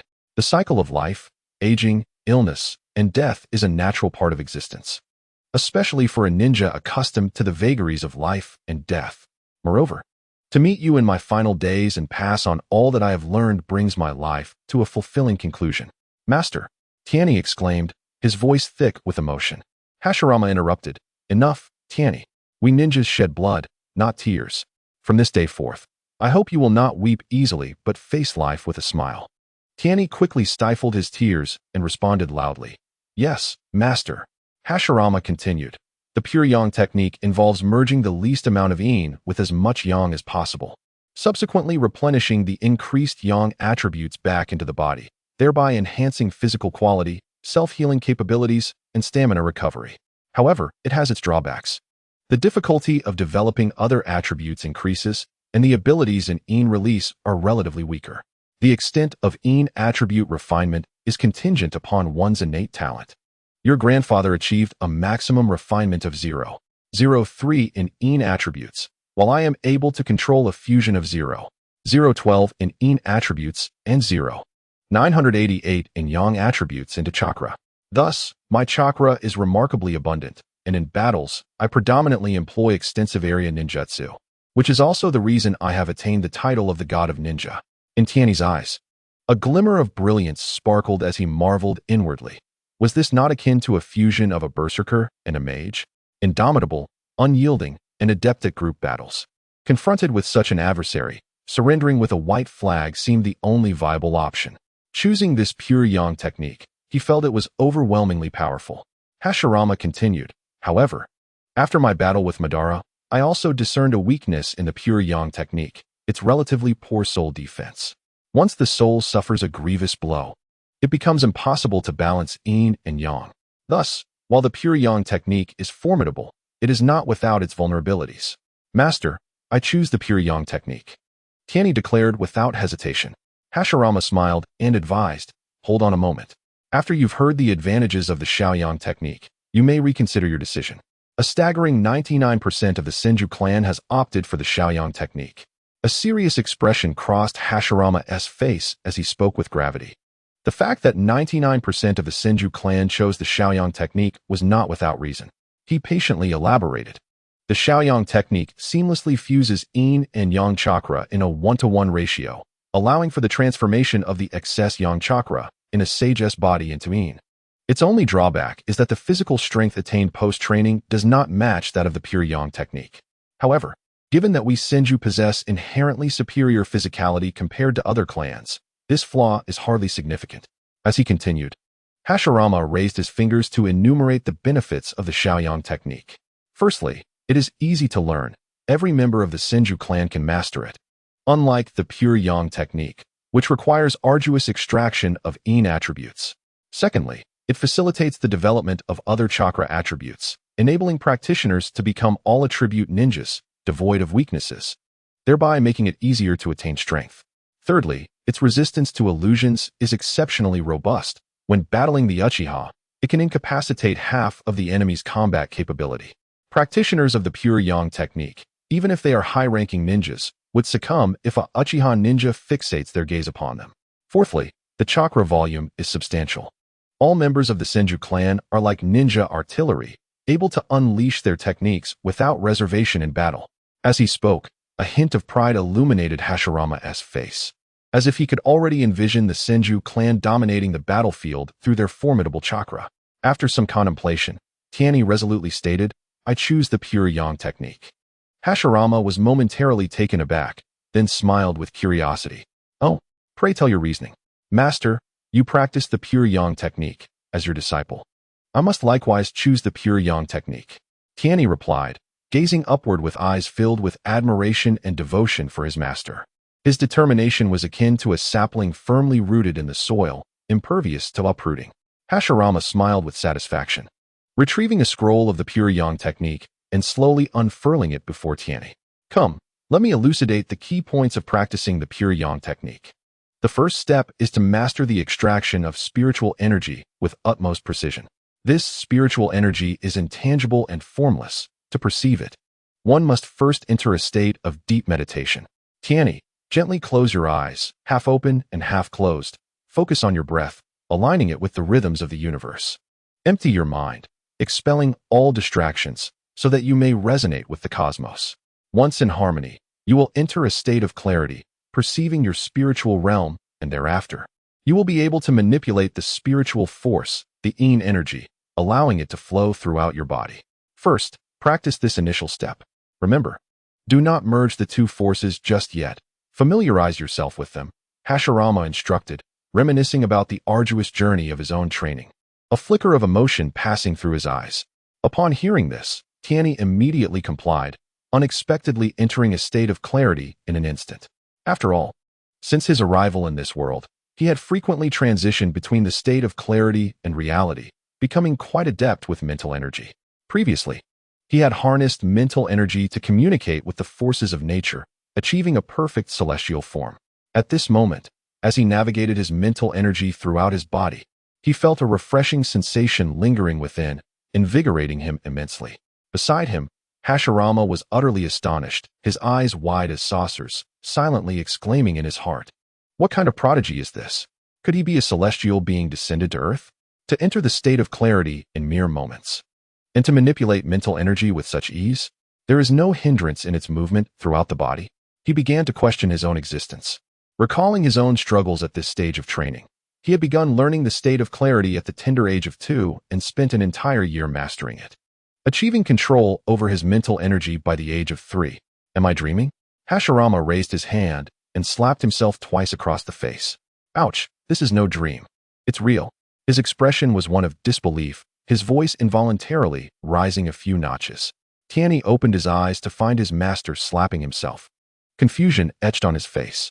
"Master, what are you doing? Why are you hitting yourself? I can already sense my mental energy and can move it within my body." Hashirama chuckled awkwardly, quickly covering up. "It's nothing. I just swatted a mosquito off my face." He continued, "You are quite impressive. Comparable to my own achievements at your age. When I was 3, I could already manipulate my mental energy throughout my body, so do not become overly proud. Now, as you enter the state of clarity, delve into your brow's sea of consciousness and observe the size of the mental energy mass within." Though he admonished Tianyi not to be arrogant, the admiration in his gaze was unmistakable. Tianyi obediently entered the state of clarity once more, diving into the sea of consciousness. However, all he beheld was a hazy expanse. Where is the mental energy mass? Why can't I see anything? Feeling helpless, Tianyi was compelled to exit the sea of consciousness. Hashirama, anxious and intent, asked, "How large is it? What do you see?"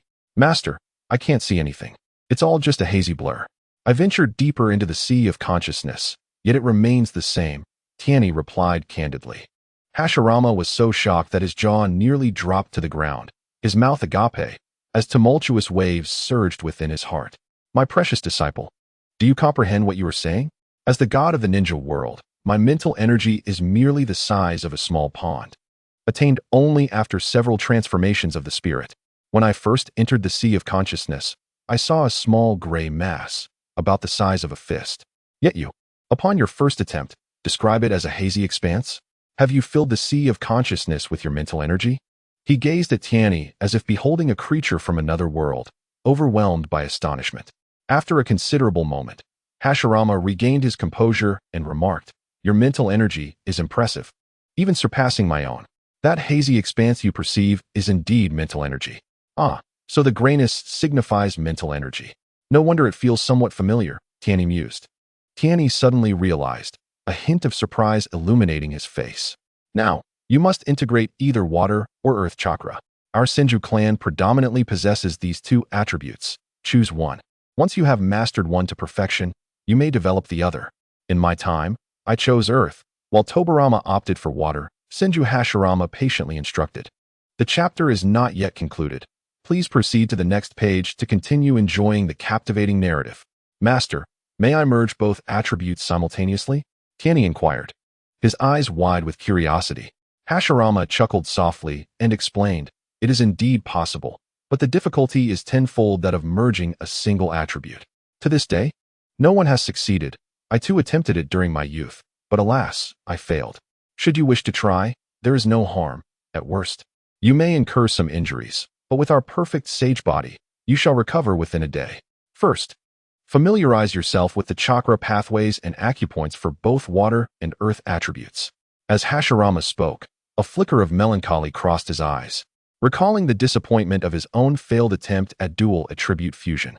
Tianyi diligently studied the diagram on the scroll, memorizing it on his first attempt.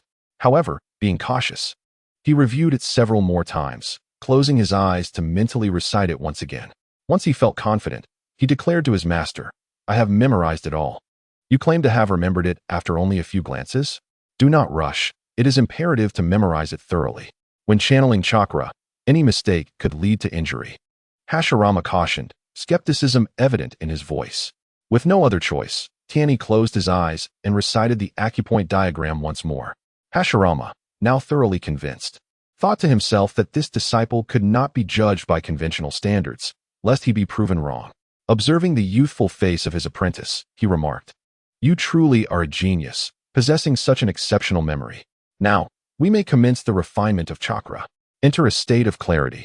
Condense all your mental energy into your spiritual sea, then control 1 gram of mental strength to emerge, splitting it into countless threads until further division is impossible. Allow these threads to permeate your body, merging with your bodily energy to form chakra. Next, gather this chakra and direct it along the pathways indicated in the diagram. First along the earth attribute route, then along the water attribute route, ultimately converging at the middle dantian. Once your chakra is amassed, infuse it with natural energy, allowing it to circulate through the liver meridians, returning to the lower dantian and entering the chi-hai acupoint. Stabilize it. Then conclude your practice. Do you understand?" Hashirama concluded in one breath, his eyes brimming with anticipation. "Why must we infuse natural energy and circulate it through the liver meridians?"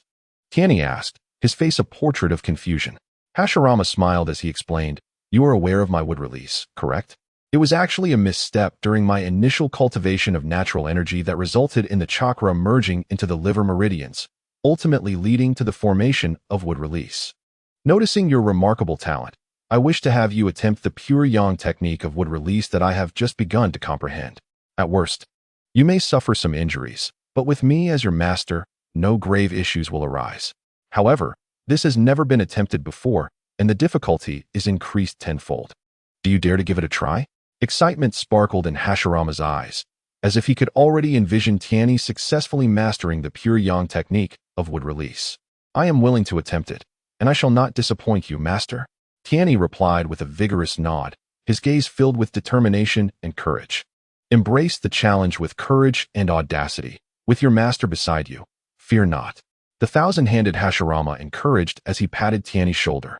Taking a deep breath, Tianyi steadied his mind and entered a state of emptiness. He concentrated all his mental energy, dividing a carat of it into countless fine strands. Initially, his mental force split into hundreds, which then transformed into thousands, ultimately culminating in 9999 minuscule particles of mental energy.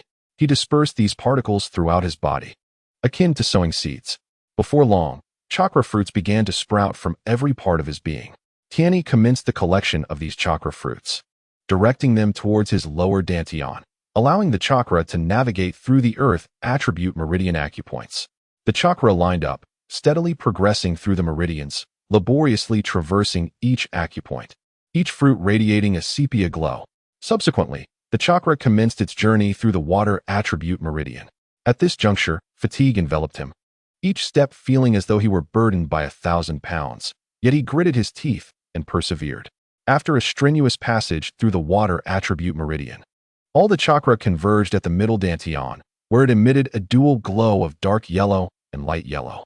Tianyi endeavored to infuse the chakra with natural energy, only to realize that it was already imbued with it. Steadying his spirit and taking a brief respite, he directed the chakra along the path to the liver meridian. The journey proved intensely arduous, each advancement akin to struggling through a quagmire, as if the route were utterly obstructed. Tianyi meticulously controlled the chakra, inching forward. Externally, he was drenched in sweat, his cherubic face etched with seriousness and concentration. Within his inner world, Tianyi resembled a general, leading his chakra army through the liver meridian. The chakra steadily depleted, yet he dared not relent. Drawing upon the willpower forged over 6 years of honing his natural energy, he endured. From the initial 9,999 chakra fruits, Only 3,000 remained. After a while, merely 1,000 endured, with 3 acupoints still ahead. Externally, Tianyi's appearance grew increasingly harrowing, sweat cascading down his brow, mingled with traces of blood from his 7 orifices. Hashirama, observing anxiously from the side, stomped his feet in worry but refrained from interrupting, silently praying for Tianyi's success. In the inner realm, Tianyi led his chakra army to the final acupoint. Upon glancing back, he noted only 200 chakra soldiers remained. In the face of peril, the brave shall prevail. Even if all perish along the way, retreat is not an option. Tianyi roared inwardly, commanding the battle-hardened 200 chakra soldiers to form a charge formation, launching a desperate assault toward the last acupoint. At long last, they surged past the final acupoint and entered the lower dantian. Exhausted, Tianyi gazed at the 3 remaining chakra fruits, a smile gracing his lips.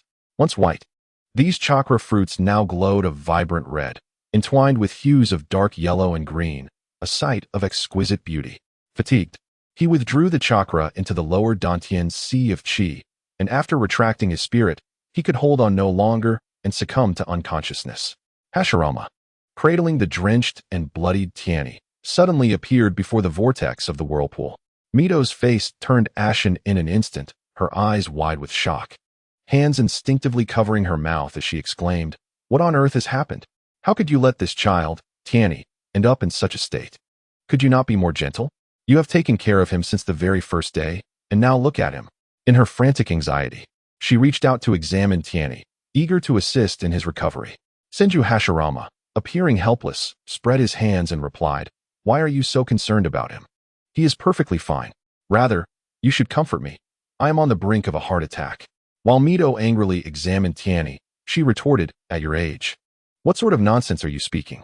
The child is in this condition, and you expect me to console you, a perfectly healthy adult? I always knew you were unreliable, but I never anticipated you would be this incompetent.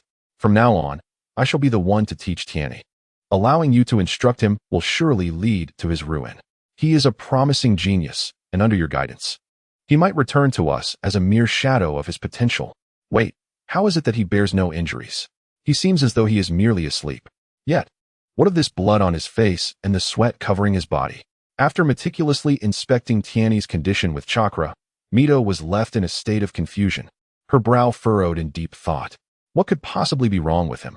The blood on his face is merely chakra flowing from his liver meridians. It is beneficial to his health. The sweat is a result of the intense focus during his training, a physiological response to stress. As for his unconsciousness, it stems from sheer exhaustion. Thus, he is quite well, indeed in an unprecedented state of wellness, Hashirama explained as he took a hearty gulp of water. Mito, perplexed, tilted her head and inquired, "Then why do you need my consolation? You have not been injured during your training. You are perfectly fine. My mind and spirit have endured a severe blow. My soul has been shaken. Mito, do you realize? This boy is no ordinary child. He is an extraordinary prodigy." Hashirama's pupils dilated. As if recalling something terrifying, he lamented, "I am aware. On his first day here, did you not assess that his talents surpassed yours?"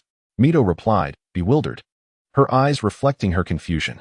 Hashirama then recounted, in vivid detail, the events of Tianyi's training throughout the day. Mito listened, utterly astonished. As though she were hearing an ancient tale, her face a mask of skepticism. "Surely you jest? You cannot be serious." Desperate, Hashirama swore earnestly, "I swear. I would not deceive you. Come, embrace me and comfort me. Only now do I realize that I am but an ordinary mortal, while this young Tianyi is the true immortal." With a heart full of compassion, Mito embraced her husband, gently patting his back to soothe him. She understood that her husband, who had always been fiercely competitive, had never truly respected anyone beyond Madara. It was evident that he had been profoundly impacted by Tianyi. After a lifetime of being a deity, he now recognized himself as merely human. Mito instructed Mei to care for Tianyi before returning to their chamber with her husband. After lulling her husband to sleep, she quietly stepped out of the room and stood in the courtyard. An unsettling thought whirled incessantly in her mind, refusing to dissipate. She was the princess of the Uzumaki clan, married at the tender age of 18 to Hashirama Senju due to a familial alliance. Her life had been relatively joyful, blessed with a son and a daughter. However, her son had become a hostage to the daimyo of the Land of Fire due to the same family ties. Whenever she yearned for him, She had to journey far to the capital of the Land of Fire, where each meeting felt more like an audience with a dignitary than a heartfelt reunion, devoid of any maternal warmth. Regrettably, her son seemed to have fallen from grace. With the nine tails within her and age creeping upon her, the prospect of further childbearing was no longer an option. Her hopes now rested solely upon her daughter. The thought of her daughter, Chojuro Pahaku, filled Uzumaki Mido with a shiver and a tightening of the heart. Born 7 years prior to the founding of Konoha, Pahaku was now 13. Lacking her father's innate talents, she studied the art of combat under her uncle, Tobarama Senju. Pahaku's demeanor mirrored that of Hashirama, cheerful, vibrant, and genuinely kind-hearted. Yet, she lacked a certain cunning. Currently, she was a student in the graduating class of the Ninja Academy, concealing her surname to blend in as a commoner. However, her true identity could not remain hidden from the watchful eyes of Konoha's prominent clans. Like a pack of ravenous wolves, these noble families fixated on her, sending their heirs to vie for her affection. Every time Pahaku returned home, she would vent her frustrations to her mother about various suitors confessing their feelings, writing her love letters, or showering her with gifts. She found it utterly exasperating, especially since her rejections did little to deter their advances. She had become the first-generation goddess of the Ninja Academy, with a dedicated entourage of admirers. Her friend, Haru, often turned envious, her eyes glistening with jealousy. Each time Hashirama heard these tales, he would laugh heartily, proclaiming that the daughter of the god of shinobi deserved to be a divine figure herself. Yet, for Uzumaki Mido, these stories were a source of great distress. It was not her daughter they were enamored with, but rather the resources of the Senju clan. Marrying her daughter would undoubtedly secure the backing of the Senju, thereby increasing the likelihood of becoming the next Hokage. If her daughter could live a life filled with happiness, it would be acceptable. However, today she had witnessed the exceptional potential of a young man named Tianyi, and she believed her daughter deserved the finest match. Tianyi was of their clan, trustworthy and honorable, with a lineage steeped in loyalty and integrity, and he was also a direct disciple of her husband. Marrying him would feel no different than keeping her daughter close at home. She needed to summon Pahaku back promptly to nurture their budding relationship. My lady, there is more to this chapter. Please proceed to the next page for a more thrilling continuation. The more Uzumaki Mido pondered, the more feasible the plan appeared to her, and she eagerly beckoned into the air. A shadowy figure swiftly emerged, bowing in deference. Mido hastily instructed, Taki, go to the Ninja Academy and bring my daughter home at once. Tell her it is urgent. The shadowy figure, Taki, acknowledged her command and vanished in an instant using the body flicker technique. In Konoha village, at the Ninja Academy, a group of students was engaged in practical combat training. In the arena, a boy and a girl were locked in an intense duel. The man possessed an unremarkable appearance, yet he gripped a long staff with unwavering determination, executing movements so intricate that they seemed impenetrable. One after another, he shattered the elemental energy orbs released by the girl opposite him. Occasionally, he unleashed various elemental jutsu energy spheres, directing them toward her. The girl, however, was no ordinary opponent. Her hand seals were executed with such rapidity that they dazzled the onlookers. Water and earth spheres rained down upon the boy as if they were free. Yet he managed to deflect each attack with an unwavering water shield. The boy began to maneuver swiftly, evading her water and earth jutsu while simultaneously releasing his signature composite jutsu, water and earth energy spheres, as well as water and thunder energy orbs. These D-rank jutsu manifested the might of C-rank techniques under his command. Yet, the girl was undeterred, fervently employing her defensive water and earth jutsu to neutralize his composite assaults. On the sidelines, a classmate named Shimura Danzo wore a disgruntled expression, bellowing, Sarutobi Hizashi, what are you doing? The Piha Lake is barely stirred. How is this any different from shooting at a stationary target? Why not unleash your formidable C-rank and B-rank jutsu? Are you so smitten by the goddess that you hesitate? Just release the Water Dragon and Fire Dragon jutsu. Hurry up, we are waiting for the next match. How long will you drag this out? Upon hearing Danzo's words, Piha Lake immediately ceased her actions, her eyes widening in fury as she pointed at him, exclaiming, You insufferable Danzo! Silence yourself. Who are you calling a stationary target? Among her many admirers, she held a particular admiration for Shimura Danzo. He was handsome and powerful, unmatched in wind release techniques at the Ninja Academy, garnering a throng of admirers. Every week, he penned love letters to himself, yet his foul mouth could provoke her to the brink of exasperation. Danzo contemplated. In the realm of ninja combat, standing still and merely casting jutsu makes one a target. If not for the constant pressure from my family to deliver letters and gifts to you, I would have no interest. It is far more engaging to spar with Sarutobi Hizashi, yet this fool freezes up in the presence of beauty, which infuriates me. A powerful jutsu could swiftly conclude this match, yet we are reduced to trading jutsu like children in a game. Sarutobi Hizashi retorted to Danzo's criticisms. Piha Lake is formidable. Her jutsu orbs have not ceased. I am preoccupied with evasion. Where would I find the time to unleash powerful jutsu? What are you shouting about from the sidelines? If you are so capable, why not step into the arena yourself? Hizashi's mind was astute. He recognized Danzo as a person destined for solitude, but nonetheless, he served as a useful foil. Just as he pondered how to subtly showcase his prowess before Piha Lake, Danzo interjected, providing the perfect opportunity to impress her. Piha Lake scoffed in response. All you do is create a ruckus. Do you think powerful jutsu can be executed without time for seals? Would I grant you that time? If you are so bold, come down here and try it for yourself. Classmates began to echo their discontent with Danzo, accusing him of disrupting the battle.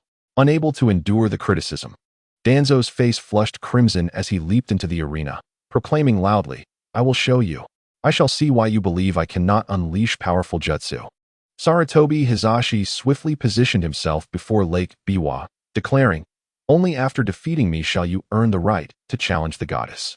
Shimura Danzo, contemplating Hizashi's eagerness for the spotlight, resolved to subdue him today.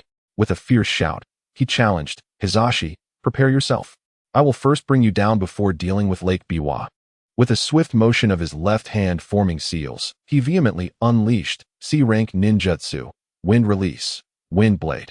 A crescent-shaped blade of wind surged forth like lightning, hurtling towards Sarutobi Hizashi. Hizashi, unwilling to underestimate the attack, quickly formed hand signs and proclaimed, Earth release, Earth flow wall. A sturdy earthen barrier erupted, successfully obstructing the wind blade. However, Danzo immediately followed up with wind release, vacuum sphere. A highly compressed mass of wind that crashed against the earthen wall with a resounding boom. The wall shattered instantly, and the wind mass transformed into numerous razor-sharp blades, mercilessly slicing towards everything behind the wall. Lake Biwa and the onlooking classmates were left in shock, taken aback by Danzo's rapid casting speed and the immense power of his wind techniques. Earth is effective against wind, yet this wall was obliterated by the vacuum sphere, annihilating everything behind it. A sense of dread filled the air. Could Sarutobi Hizashi be in mortal peril? Someone screamed in terror. At that moment, Hizashi executed the earth release, decapitation technique. He suddenly grasped Danzo's legs, dragging him underground, leaving only his head exposed. With a loud bang, Danzo transformed into a cloud of smoke, dispersing into the air. 10 meters away, he stood proudly, wielding a ninja blade, with an air of arrogance as he proclaimed, Hizashi, remember, I am no easy target. Lake Biwa, fuming from the sidelines, seethed at Danzo's mocking reference to a dead target, clearly aimed at her. Hizashi emerged from the earth, brandishing a long staff high above his head, bringing it down with the force of a mountain towards Danzo. Reacting swiftly, Danzo sidestepped and executed a horizontal slash. The sound of metal clashing ringing through the air. This chapter is not yet complete. Please turn to the next page to continue reading. Next, Hizashi unleashed the staff technique. Frenzied dance of the wild ape, raining down blows upon Danzo. Unyielding, Danzo countered with his sword technique, Gale Slash, his blade moving like a phantom. In a flurry of clashing weapons, the sounds of combat echoed continuously. Suddenly, Danzo performed a body flicker technique, creating distance between them. He quickly formed hand signs, releasing a barrage of wind energy waves, shouting, wind release, vacuum wave. Dozens of vacuum waves surged towards Hizashi at incredible speed. Like an agile monkey, Hizashi executed various flips and deft maneuvers, artfully evading the onslaught of vacuum waves. In the brief moment of respite, he swiftly formed seals and unleashed an A-rank composite ninjutsu. Fire and Earth Dragon Bullet. A fiery dragon entwined with an earthen dragon charged ferociously toward Danzo. Danzo's expression shifted dramatically, and he hastily unleashed A-rank ninjutsu. Wind release, vacuum great sphere. However, the dual dragons of fire and earth shattered the vacuum great sphere, continuing their relentless advance toward him. In a critical moment, Danzo swiftly employed wind release, tornado, spiraling himself into the sky, narrowly escaping the lethal strike. The classmates beside him were utterly mesmerized. This was no mere student duel, but rather a clash of two formidable masters. Observing the scene, a teacher quickly conjured 5 earthen walls in an attempt to shield against the fire and earth dragons. Unfortunately, the walls were obliterated, and the residual force of the dragons struck the barrier, causing it to tremble violently. The training ground lay in disarray. Shimura Danzo plummeted from the sky, landing nearby, and coughed up blood. His eyes, wide with astonishment, were fixed on Sarutobi Hiruzen, contemplating how this monkey had concealed such power. Below the arena, the 10-year-old Uchiha Kagami gazed intently at the ongoing battle, his youthful face a canvas of seriousness and awe. His eyes were riveted on Hiruzen's every movement. Pondering silently, this Sarutobi Hiruzen is indeed a master. Though he appears amiable and friendly, he possesses profound depths and requires cautious dealings in the future. His innocent visage bore a slight furrow of concern, revealing a prudence beyond his years. Not far off, the portly Akimichi Choza leaned against a grand tree, exuding a languid demeanor, yet his eyes gleamed with shrewdness. Observing Hiruzen in the arena, a smirk crept upon his lips, forming a half-smile as he remarked lazily, "Truly, you are remarkable, Hiruzen. With skills like these, I find myself questioning whether I could withstand the might of those fire and earth dragons." As he spoke, he gently shook his head, causing the flesh on his face to jiggle. On the other side, Mito Kazuki, clad in splendid attire, stood tall and poised. He leisurely adjusted his cuffs, his gaze firmly locked onto Hiruzen, his eyes shimmering with complex emotions. He mused inwardly, with such formidable strength, it is essential to befriend Sarutobi Hiruzen. Enmity would be unwise. One must maintain a good rapport with him in the days to come. His stern expression remained inscrutable, leaving others to wonder about his true thoughts. Hiruzen, arms crossed over his chest, exuded an aura of unparalleled mastery. His previously ordinary features now appeared strikingly handsome. The girls at the sidelines erupted in excited cheers. Pihua, observing Hiruzen, couldn't he help but whisper, "This senior Hiruzen seems rather dashing." At that moment, Taki appeared by Pihua's side, saying, "Miss, your mother requests your immediate return home with me." Pihua quickly responded, "Of course, brother Taki. Give me a moment to inform the teacher, and we shall depart." As the setting sun cast its golden rays upon the Senju clan residence, the trees at the entrance swayed gently. Pihua donned a soft green outfit, reminiscent of the tender sprouts of spring. Her dark hair styled high in a ponytail that bounced joyfully with her every hop. In the distance, she spotted her mother waiting at the door, a wave of warmth enveloping her heart, akin to a fledgling returning to its nest. She dashed into her mother's embrace, her voice playful yet affectionate. "Mother, I've missed you so. Is there some urgent matter that summoned me home?" Uzumaki Mito gently patted her daughter's hair, smoothing down the few strands tousled by the wind, and smiled tenderly. "There is indeed something important, but above all, I simply miss my precious daughter." Pihua took her mother's hand, and together they walked towards the inner residence. Along the journey, her curiosity was insatiable, and she could not help but inquire, "Why have you summoned me back this time?" Uzumaki Mizuho smiled and replied, "Your father has taken on a direct disciple, and as the elder sister, you must return to meet him." "What? Father has accepted a disciple?" The eyes of People Lake widened in surprise. It had been years since her father had taken on an apprentice. She was eager to discover what remarkable individual could have captured the attention of the god of ninjas. Uzumaki Mizuho's smile deepened as she playfully remarked, "Your little junior possesses extraordinary talent, surpassing even your father's prowess in his youth. He has exhausted himself during training today and is already asleep. You can take the time to get to know him tomorrow." People Lake's eyes sparkled with intrigue as she began to ponder. "This little junior of mine is quite the enigma. I wonder how he compares to our classmate, Sarutobi Hiruzen. Tomorrow, I shall thoroughly test his abilities." Upon hearing this, Uzumaki Mizuho immediately adopted a stern expression and pretended to scold her. "You must not act recklessly or bully your little junior. If you provoke your father, I will be unable to protect you. Besides, little Tianyi is both adorable and sensible. The main reason for bringing you back is to provide him with a companion of similar age. You must act like a caring elder sister, looking after him and ensuring he does not dislike you. Do you understand?" People Lake nodded eagerly, muttering, I know, I know. Dear mother, please don't ramble on. A quiet night passed. As dawn broke, Tianyi felt an itch in his nostrils, as if something soft was tickling him, and he could not help but sneeze. Blinking awake in a daze, he found a beautiful girl in green sitting at the foot of his bed, holding a small feather and playfully waving it near his nose. Tianyi was momentarily bewildered, his mind racing with thoughts. Have I transcended again? Just yesterday, I was refining chakra with my master, and there is still chakra within me. What is my situation now? Who is this enchanting girl with the feather?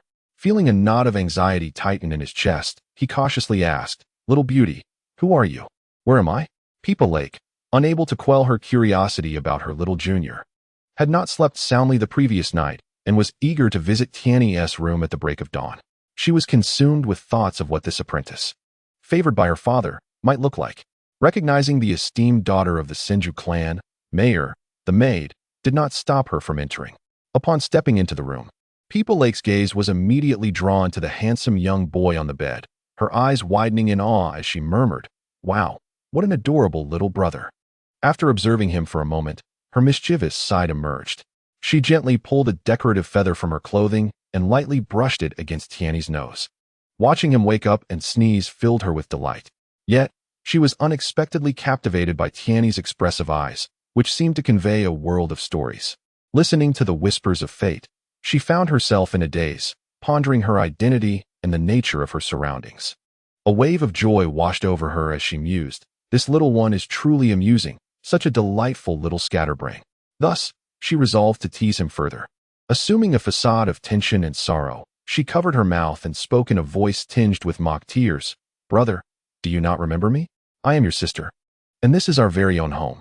Upon hearing this, his mind erupted in confusion. How could there suddenly be a sister? Was it possible that he had truly traversed time once again? He hastily closed his eyes, meticulously assessing his physical state. And upon realizing that his celestial form and chakra remained intact, he exhaled a sigh of relief. Perhaps his failure to refine chakra yesterday had led to this peculiar journey. Since I am here, I shall make the best of it, he thought, for his abilities still resided within him. Resolving to ascertain the situation before taking further steps, he felt a bit steadier, albeit still tinged with apprehension. Cautiously, he inquired, Sister, what time is it now? In what era do we dwell? Suppressing laughter, she earnestly replied, Brother, do you remember nothing at all? We are currently in the Warring States period, a time of great chaos, with battles raging all around us.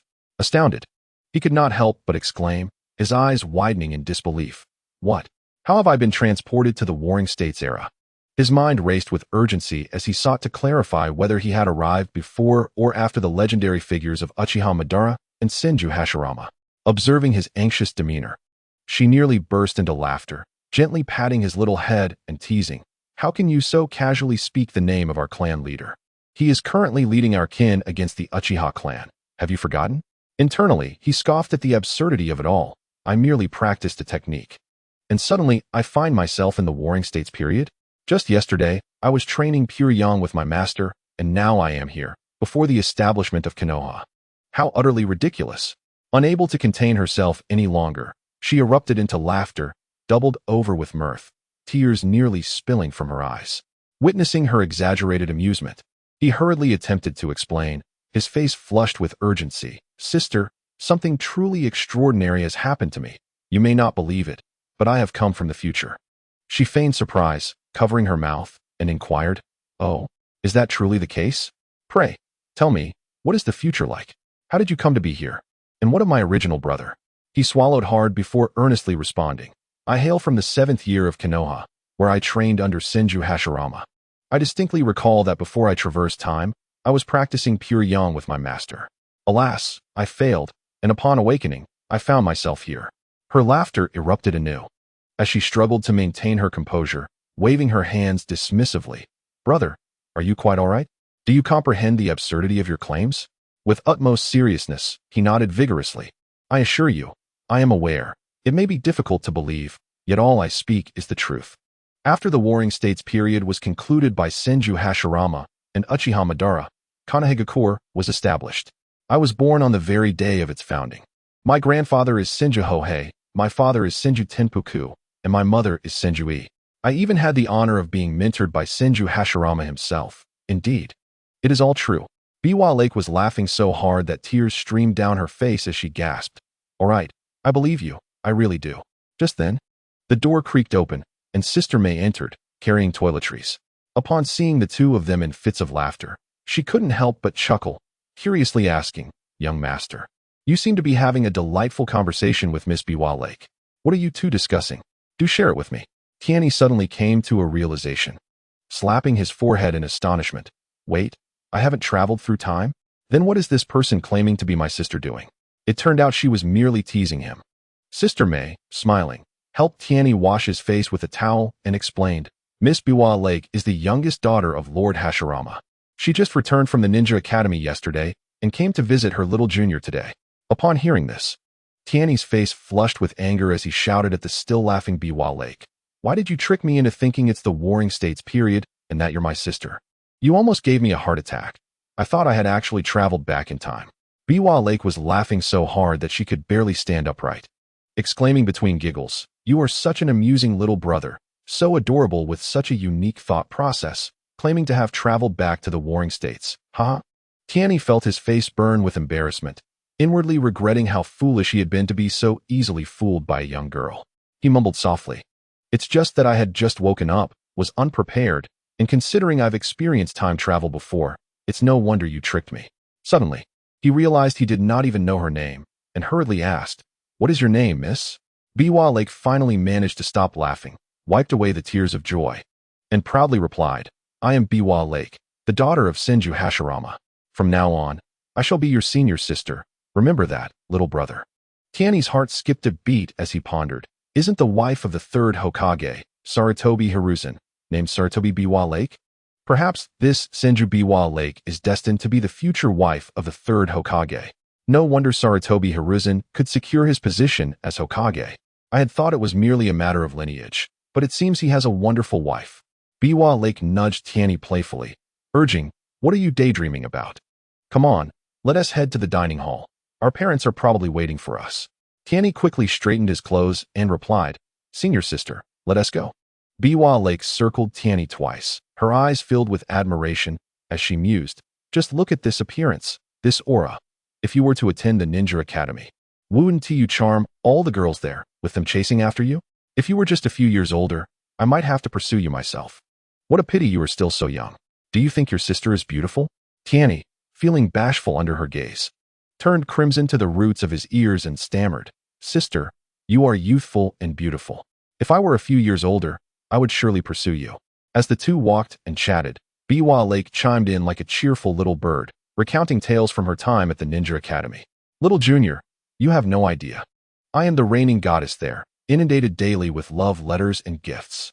Those boys at school can be quite bothersome, especially that Shimura Danzo, whose tongue is as clumsy as they come. He can't even hold a candle to Sarutobi Hizashi and has the audacity to say I resemble a stationary target in battle, which infuriates me to no end." Tianyi, intrigued by the familiar name, inquired, "Sister, which one do you fancy among them?" Biwa Lake wrinkled her nose in disdain, replying, "Not a single one. I used to think Shimura Danzo was somewhat handsome and had decent skills, but the moment he opens his mouth, he becomes insufferable. How can such a fine person possess such a tongue that knows not how to speak? Sarutobi Hizashi, on the other hand, is sweet-tongued and knows how to charm, yet he is not particularly attractive. However, when he defeated Shimura Danzo with the A-rank ninjutsu, the twin dragons of earth and fire yesterday, he did look rather impressive." Tianyi mused silently. Indeed, Sarutobi Hizashi will ultimately emerge as the victor in life. In the realm of Naruto, he is the greatest winner. Meanwhile, in the dining hall, Senju Hashirama was sipping tea when he overheard Uzumaki Mido discussing matchmaking between Tianyi and Biwa Lake. He nearly spat out his tea, his eyes wide and mouth agape as if he could fit an egg inside. "What? You want them to be together?" Hashirama exclaimed in astonishment. However, as he pondered further, he stroked his chin, sensing a glimmer of reason in the proposal. Seeing his expression, Uzumaki Mido chuckled, "Dear husband, think about it. Your most cherished disciple marrying your beloved daughter means she won't have to marry far away, and your disciple can stay close to home. What a splendid arrangement." Hashirama scratched his head, smiling yet slightly troubled. "It's a good idea, but our daughter is 7 years older than Tianyi. One tea that invite gossip about us being an old bull eating tender grass. If word gets out, there will certainly be murmurs within the clan. Besides, didn't I mention that the daughters of the Senju clan should marry outside? Breaking tradition like this might not sit well with the clan members. Uzumaki Mido, half amused and half exasperated, replied, what you stated was about freedom in marriage, not necessarily that she must marry outside. With Tianyi's talent and looks, where else could you find someone better? I am set on him, and as long as Biwa Lake has no objections, I shall speak to Tenkai. Hashirama felt a twinge of embarrassment, muttering, fine, it's up to you. I'll handle my son's marriage. But I'll leave my daughter's to you from now on. Uzumaki Mido beamed. It's settled then. Let the two children spend time together. Biwa Lake will study with you both over the next few days. Just then, the two young ones entered hand in hand. Senju Hashirama and Uzumaki Mido quickly straightened up, adopting a serious demeanor. Biwa Lake smiled. Father, mother, I've brought Tianyi. Tianyi bowed respectfully. Good day, master and mistress. Hashirama's face lit up with joy. Disciple, how did you rest last night? You astonished me yesterday by completing the final step through sheer willpower, an unprecedented feat from ancient times to present. Tianyi was so praised that his face turned crimson. Embarrassed, he said, Master, please do not flatter me so. At that moment, I truly believed I would fail. In the end, I was utterly bewildered. I never expected to succeed. It was merely luck. Senju Hashirama waved his hand dismissively. This is your own talent, and it is also a blessing for our Senju clan. Henceforth, our clan has gained another formidable user of wood release. Upon hearing the term wood release, Biwako's eyes widened in astonishment as she exclaimed, What? This little brother has awakened wood release? Uzumaki Mido chuckled as she admonished her. Why such a fuss? A young lady ought to be composed and reserved. Otherwise, how will you ever find a suitable husband? Biwako retorted with a huff. I am the belle of the Ninja Academy. Suitors line up from Hokage Street to my doorstep. Senju Hashirama remarked to Tianyi, Your elder sister's personality mirrors mine, quite boisterous. Please do not take offense. Tianyi quickly replied, Sister's candid and charming demeanor, coupled with her beauty, ensures she will undoubtedly become a stunning woman. How could I possibly be offended? Senju Hashirama laughed heartily. Tianyi, from now on, you must practice the Yuzhong technique twice every morning before breakfast. Remember, all right? Tianyi respectfully responded. Yes, master. With that, he entered the courtyard and commenced practicing the Yuzhong technique. His memory was sharp. After a half day of practice yesterday, he had retained it all, synchronizing his breath with his steps and movements flawlessly. Senju Hashirama observed from the side, nodding in approval. Meanwhile, Biwako, attempting the same Yuzhong technique, made several errors. After their practice, they gathered for breakfast, during which Uzumaki Mido continuously served Tianyi food, clearly enamored by the young lad. The ethereal aura surrounding him, along with the occasional waft of a delightful fragrance, utterly captivated her. Biwako and Senju Hashirama exchanged glances, suppressing their amusement. Upon finishing breakfast, Senju Hashirama led Biwako and Tianyi to the training grounds. He regarded Tianyi with utmost seriousness and said, Tianyi, your innate talent is remarkable. Initially, I intended for you to practice chakra refinement techniques and the Yuzhong technique for 6 months, but you have already grasped it remarkably well. Henceforth, practice the Yuzhong technique twice each morning and the chakra refinement technique once before bed. During the day, we shall begin training in taijutsu. Taijutsu refers to the combat techniques utilizing one's body. The Senju clan's taijutsu is distinctive from that of other clans. It emphasizes power, with technique being secondary. In the face of absolute force, all technique is rendered futile. We shall begin with the foundational boxing techniques of our Senju clan. You must practice them daily until your body instinctively remembers these techniques, allowing for automatic defense or counterattack when faced with an adversary. As he spoke, Senju Hashirama demonstrated the foundational boxing techniques, guiding Tianyi through the motions twice: straight punches, hooks, jabs, front kicks, side kicks, whip kicks, and rear kicks. He meticulously explained the application of force, the generation of power, and how to build momentum. Tianyi memorized the basic taijutsu after practicing it twice, executing the movements with precision. Senju Hashirama had witnessed Tianyi's extraordinary talent the previous day and was not overly surprised. However, Biwako stood nearby, utterly astonished, her mouth agape. Senju Hashirama then proceeded to teach Tianyi the nuances of rhythm in taijutsu, focusing on the speed and fluidity of the movements. One must not seek haste indiscriminately. In order to cultivate one's martial prowess, there are times when it is necessary to pause or decelerate. This must be dictated by the circumstances of actual combat, allowing one to judiciously control the rhythm, compelling the opponent to witness the gradual amplification of one's strength, ultimately succumbing to a single, decisive blow. However, to adeptly employ such tactics, one must possess a wealth of practical experience. Now, direct your assault towards me, utilizing the newly learned techniques of fists, legs, and body movement. Remember to grasp the rhythm. The emphasis lies in nurturing the force. This chapter is not yet concluded. Please turn to the next page to continue enjoying the captivating narrative. Tianyi immediately charged towards Senju Hashirama, each punch and kick imbued with immense power, creating craters upon impact with the ground.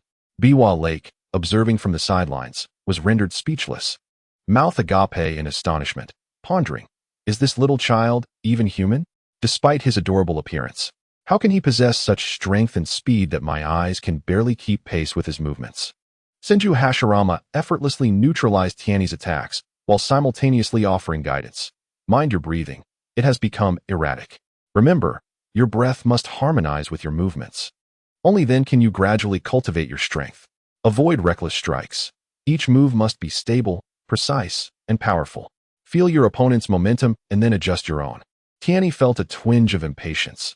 The pressure from Senju Hashirama was overwhelming, akin to a dragon poised to swallow him whole, its gaze fixed upon him, rendering him breathless. Although Senju Hashirama refrained from launching an offensive, he exhibited no vulnerabilities, making any attempt at attack feel like an act of self-sabotage. Senju Hashirama's voice rang out. Your breathing is erratic again. If your breath falters, your rhythm falters. If your rhythm falters, the strength you cultivate dissipates. Gradually, Tianyi regained his composure, synchronizing his breath with his footwork, adopting various stances for striking, embodying a small tiger poised for the hunt, vibrating in tune with an unseen frequency. Awaiting the moment of his prey's lapse to strike with lethal precision, Senju Hashirama sensed the shift. This young lad displayed extraordinary talent. Swiftly grasping the nuances of cultivating strength, no longer attacking blindly as before. Intentionally, Senju Hashirama presented an opening, which Tianyi seized, charging forward. However, just as he was about to strike Hashirama's back, the latter executed a swift backward kick, landing squarely in Tianyi's abdomen, propelling him like a cannonball into a tree so stout that it could be embraced by a single person, which fell upon impact. Biwa Lake gasped in alarm and rushed towards Tianyi, yet the young warrior sprang back to his feet, charging towards Senju Hashirama with even greater ferocity. Senju Hashirama laughed heartily. Not bad, not bad. You've grasped the secret of building strength so swiftly. Internally, he marveled. Truly, a perfect sage body, even when struck with half my strength. He remains unscathed, his accumulation of force unbroken, and he is merely over 6 years old. Remarkably formidable. Tianyi felt as though his legs were no longer his own. Yet with a gritted determination, he summoned all his strength, charging at Senju Hashirama like a frenzied young tiger. His speed was such that the air around him was torn asunder, hissing in protest. He harbored a singular thought. I refuse to believe it. Today, I shall carve a piece of flesh from this old monster. A subtle smile graced Senju Hashirama's lips, and a fleeting glimmer of appreciation sparkled in his eyes. This boy possesses a certain intrigue. As the formidable Tianyi charged forward, he maintained an air of calmness, delivering a swift uppercut that struck precisely against Tianyi's incoming kick. This punch was executed with a staggering 90% of his physical strength, as he sought to uncover the limits of this young man possessing a flawless celestial physique. A resounding thud echoed, reminiscent of a cannonball exploding in the air. Tianyi was sent soaring like a kite severed from its string, uncontrollably ascending into the sky. He felt as though every bone in his body was on the verge of disintegration, with each muscle fervently protesting in agony. The momentum he had painstakingly gathered was utterly shattered by that single blow. Despair enveloped Tianyi as he feared he would be reduced to a mere pulp. Yet, he quickly compelled himself to regain composure, adjusting his breath to synchronize with his body, creating a harmonious rhythm. Remarkably, as this enchanting rhythm took hold, the excruciating pain began to subside, as if nature itself had sent gentle hands to caress his injured form, healing each wound. During his rapid descent, His body had nearly restored itself to its original state, showcasing the terrifying prowess of the perfect celestial physique in full splendor. With a heavy thud, Tianyi crashed to the ground, raising a cloud of dust. Struggling to rise, he examined his body, astonished to find that his injuries had completely vanished, as if the preceding ordeal had merely been a nightmare. Senju Hashirama clapped his hands and laughed heartily, exclaiming, "Indeed, the perfect celestial physique lives up to its reputation.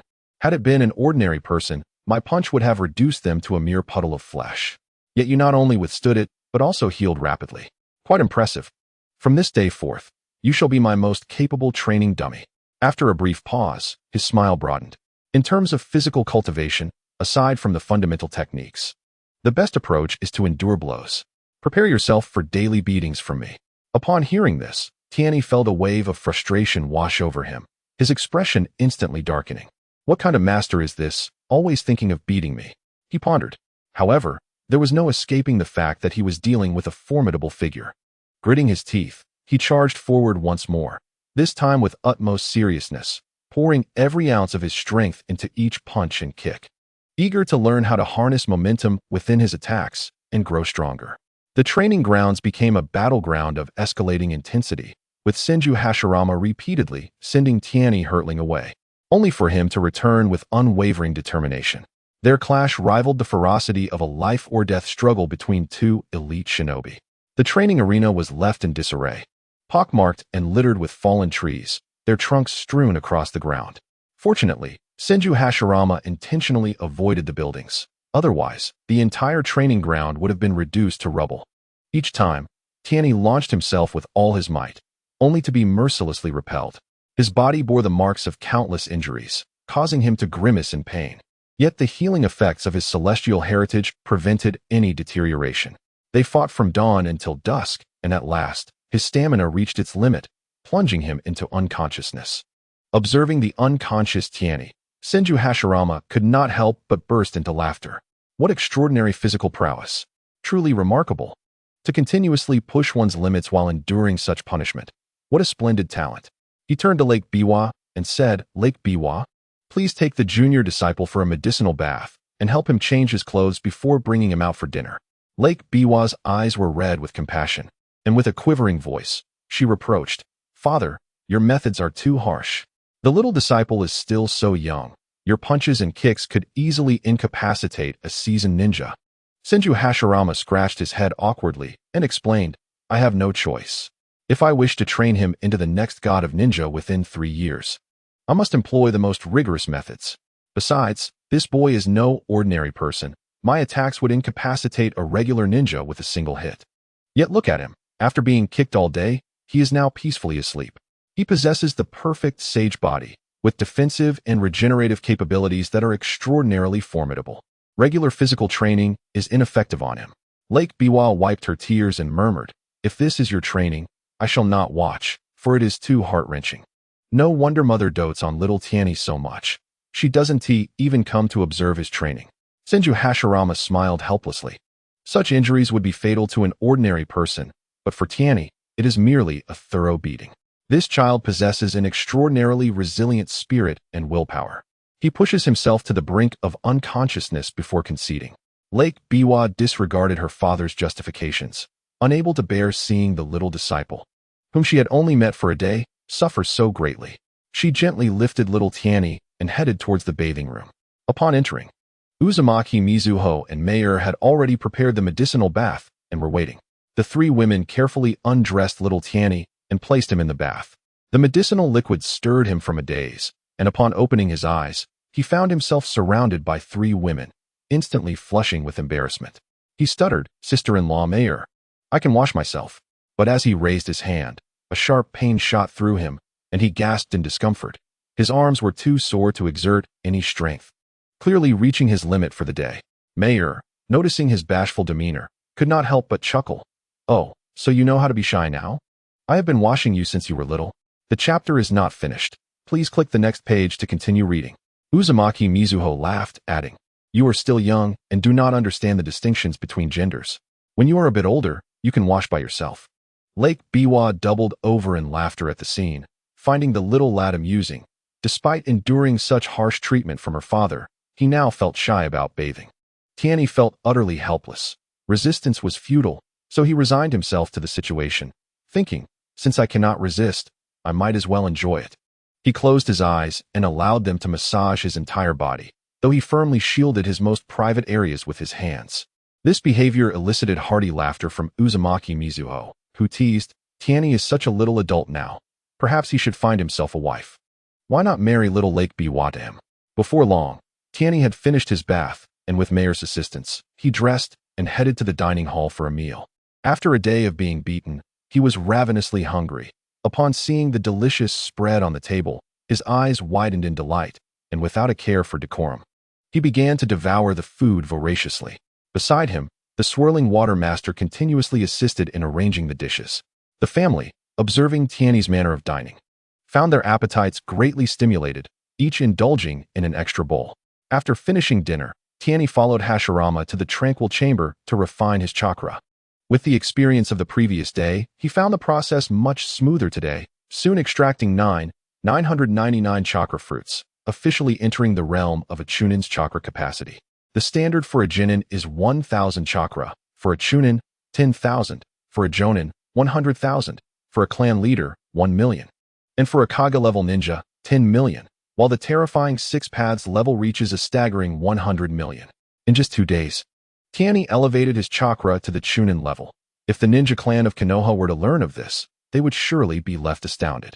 Hashirama observed Tianyi's achievements in silence for a moment before instructing him to consistently refine chakra every evening and store it within his dantian. Tianyi noted that refining chakra seemed to have 2 drawbacks. With some confusion, he inquired of his master, Master, I have noticed that after refining chakra, my body suffers considerable exhaustion, with some cells appearing shriveled and devoid of vitality. What could be the reason for this? Senju Hashirama patiently explained. This is of no great concern. The human body possesses self-regulatory functions. As long as you consume sufficient nourishment, it can compensate for these deficits. There is no need for undue worry. Tianyi continued, Master, why must we store the refined chakra in our dantian rather than allowing it to circulate through the meridians? Hashirama chuckled softly, responding, There have been those who shared your perspective, allowing their chakra to continuously circulate within the meridians. While this approach can indeed amplify the potency of certain jutsu, it later posed significant obstacles when they sought to develop additional techniques. Ultimately, their chakra erupted violently in their sleep, leading to their demise. He paused, then elaborated. The meridians in our bodies resemble broad roads, with chakra akin to travelers upon them. Within these pathways are numerous acupoints, akin to intersections filled with unpredictability. If chakra frequently traverses a particular route, it may render that pathway conducive solely for such transportation. Should chakra stray into an incorrect acupoint and cause a blockage, an explosion may ensue. Moreover, many acupoints across different meridians intersect, heightening the risk of chakra conflicts, which could ultimately lead to catastrophic explosions. Such incidents have occurred on numerous occasions. Tianyi's understanding dawned, and he promptly expressed his gratitude. Thank you for your guidance, Master. I comprehend now. Senju Hashirama said earnestly, Tianyi, your talent is commendable, and your ability to identify these issues promptly is impressive. However, in the future, when faced with challenges, always consult with me first. This way, you can build upon the shoulders of those who came before us. Many erroneous paths have already been traversed by our predecessors. Tianyi nodded seriously, I understand. Hashirama smiled and said, Well then, after a day of training, you must be quite fatigued. Return home and rest early. We shall continue tomorrow. Dragging his weary body back to his room, Tianyi reflected on all he had learned that day. Lying in bed, he entered a state of clarity. Carefully observing the condition of his own body, he discovered that the withered cells within his body were the result of refining chakra fruits over the past 2 days. And some of the cells from yesterday had even perished. He attempted to mobilize the free natural energy to nourish those cells that had not yet succumbed to decay. A miraculous transformation occurred as these cells, akin to parched land welcoming much-needed rain, were revitalized. Through this endeavor, Tianyi realized that mere consumption could only replenish a portion of the cellular deficit, whereas the natural forces of the universe could effect a complete restoration. It seemed that henceforth, after each practice of chakra extraction, he would need to diligently mend the withered cells within his body. Subsequently, Tianyi began to guide the chakra through his meridians. These chakras, imbued with his spiritual imprint, were relatively obedient. However, once he relaxed his command, they would scatter like wild horses. He furrowed his brow, pondering how to compel them to follow the designated path. With no immediate solution at hand, he could only lead the chakra along the paths of earth, water, and wood daily, familiarizing himself with the principles of chakra movement. After completing a session of chakra flow, he concluded his practice and gradually drifted into slumber on his bed. As the gentle morning light streamed through the window, it caressed Tianyi's face, stirring him from sleep. He awoke languidly, with remnants of last night as dreams lingering in his mind. After a brief wash, he made his way to the courtyard to practice his standing meditation. Each movement radiated the youthful vigor and concentration characteristic of his age. Upon completing his practice, Tianyi's stomach began to rumble. He hurried toward the dining hall, spotting the Senju family gathered around the table from a distance. "Little junior brother, we've been waiting for you. Come eat." Hashirama's voice rang out, bright and clear like a mountain stream. Tianyi quickly bowed in greeting, saying, "Master, mistress, and senior sister, good day." He then took a seat and began to eat heartily. The steaming dishes, fragrant and inviting, filled each bite with satisfaction. After the meal, Hashirama led Tianyi to the training ground. The sun cast their shadows upon the sandy terrain. "Little Tianyi, your chakra has reached the level of a chunin. Today I will teach you some fundamental ninjutsu," Hashirama announced with a smile. At that moment, Hashirama's younger sister, like a joyful fawn, leaped forward eagerly, exclaiming, "Today, I will teach. Little junior brother, pay attention. The first technique is the D-rank energy ball." She swiftly formed hand seals, demonstrating and explaining simultaneously, as chakra flowed from the hara point through various key points, culminating in the mouth to form an energy ball, which she then expelled. Tianyi watched intently, silently committing each step to memory. Taking a deep breath, he mimicked the hand seals, gathering chakra. As the energy coursed smoothly through the meridians and coalesced at the mouth, the energy rapidly condensed. With a forceful exhalation, a ball the size of a soccer ball shot forth, crashing into the distant courtyard wall with a resounding boom. Hashirama's sister widened her eyes in astonishment. Her mouth agape. "How is this possible? Its power exceeds mine tenfold. Mine dissipated upon impact, yet yours shattered the wall. It's utterly incredible." A glimmer of surprise flickered in Senju Hashirama's eyes as he smiled and remarked, "Indeed, the power of nature is remarkable. Little Tianyu's chakra is likely of the sage art variety, and its potency is certainly impressive." Subsequently, Lake Biwa sequentially demonstrated the techniques of shadow clone, substitution, and transformation, elucidating the principles underlying each. Tianyi, possessing an exceptionally high aptitude, was able to perform them after a single demonstration, and with each practice, his proficiency increased, and his release speed quickened. He was also delighted to discover that Sage Chakra seemed to retain a memory of the ninjutsu he had executed, akin to a skill level in ninjutsu, ultimately allowing him to release energy blasts without the need for hand signs. This revelation filled him with both astonishment and joy, which he discreetly noted in his mind. Once the ninjutsu lessons concluded, Senju Hashirama began to instruct Tianyi in taijutsu. Daily sparring sessions became an indispensable part of their routine. Initially, Tianyi found himself frequently bested, his body marked with bruises. However, his indomitable spirit urged him to persevere, gritting his teeth through each encounter. Gradually, he began to incorporate his newly learned ninjutsu into their battles, resulting in fewer beatings. Observing this, Senju Hashirama smiled with satisfaction, feeling a profound sense of appreciation. This child possesses remarkable talent. He grasps concepts effortlessly and is willing to endure hardship. He is destined for greatness. Meanwhile, Lake Biwa watched with a mixture of curiosity and affection. She had never encountered someone as gifted as Tianyi. The so-called geniuses at the Ninja Academy paled in comparison to him.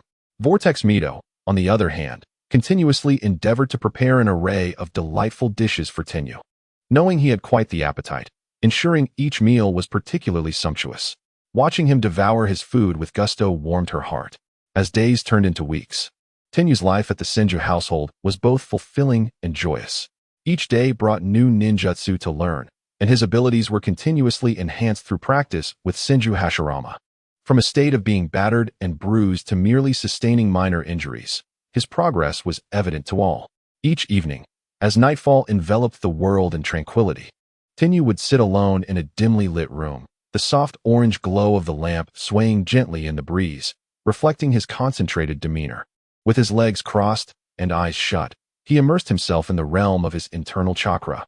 If only I could allow my chakra to circulate autonomously within me, my strength would surely see a significant enhancement, Tianyi pondered, filled with anticipation.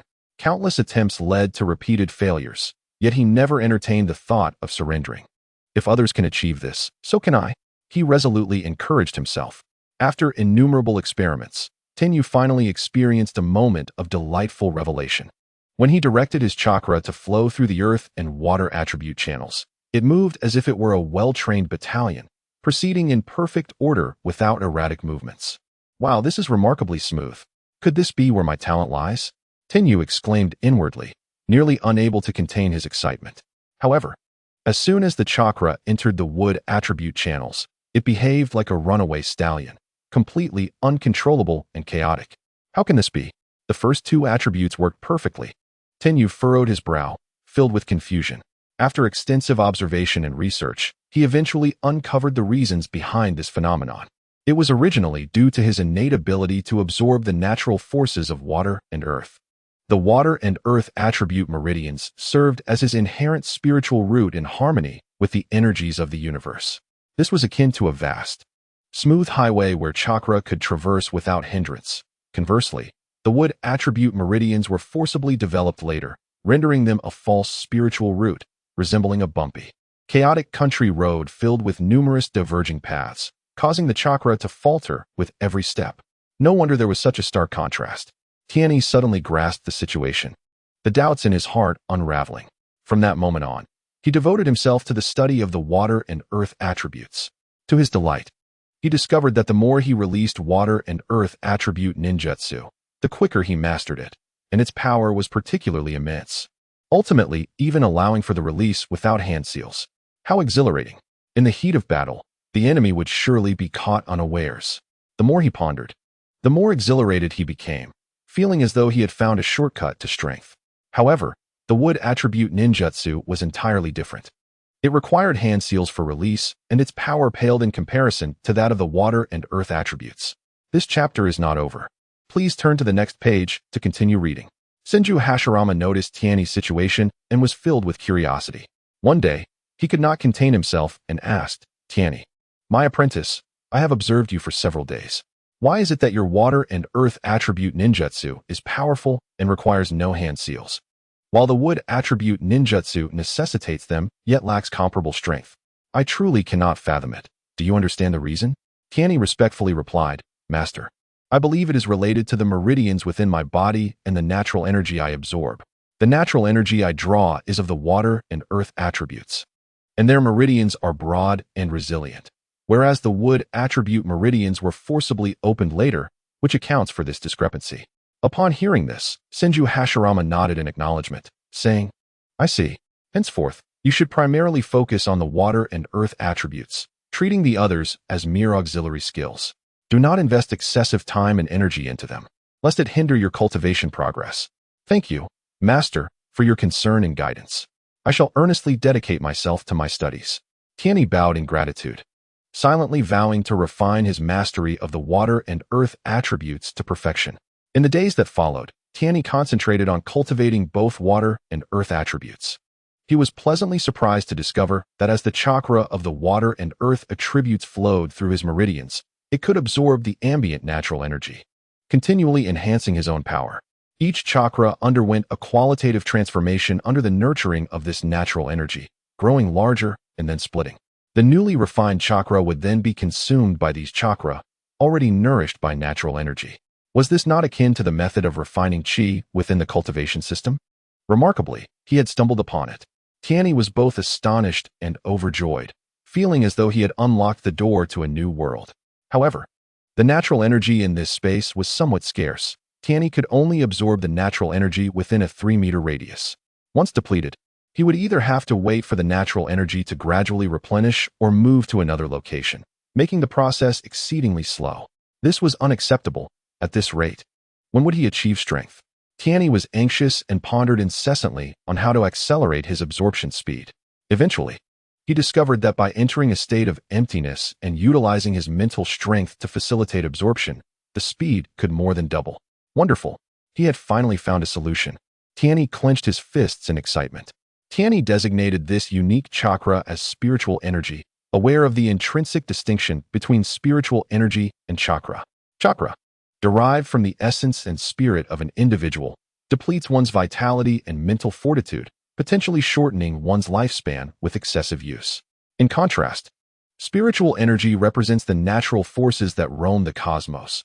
Absorbing it can lead to the evolution of life, the transformation of the soul, and even grant longevity. From that moment forth, Tianyi resolved to harness spiritual energy to enhance his strength. Thereafter, Tianyi devoted himself daily to the study of accumulating and amplifying spiritual energy, focusing intently on perfecting his practice. Aside from fulfilling the tasks assigned by Senju Hashirama, he allocated all his time to the cultivation of spiritual energy. The accumulation of spiritual energy can occur through two primary methods.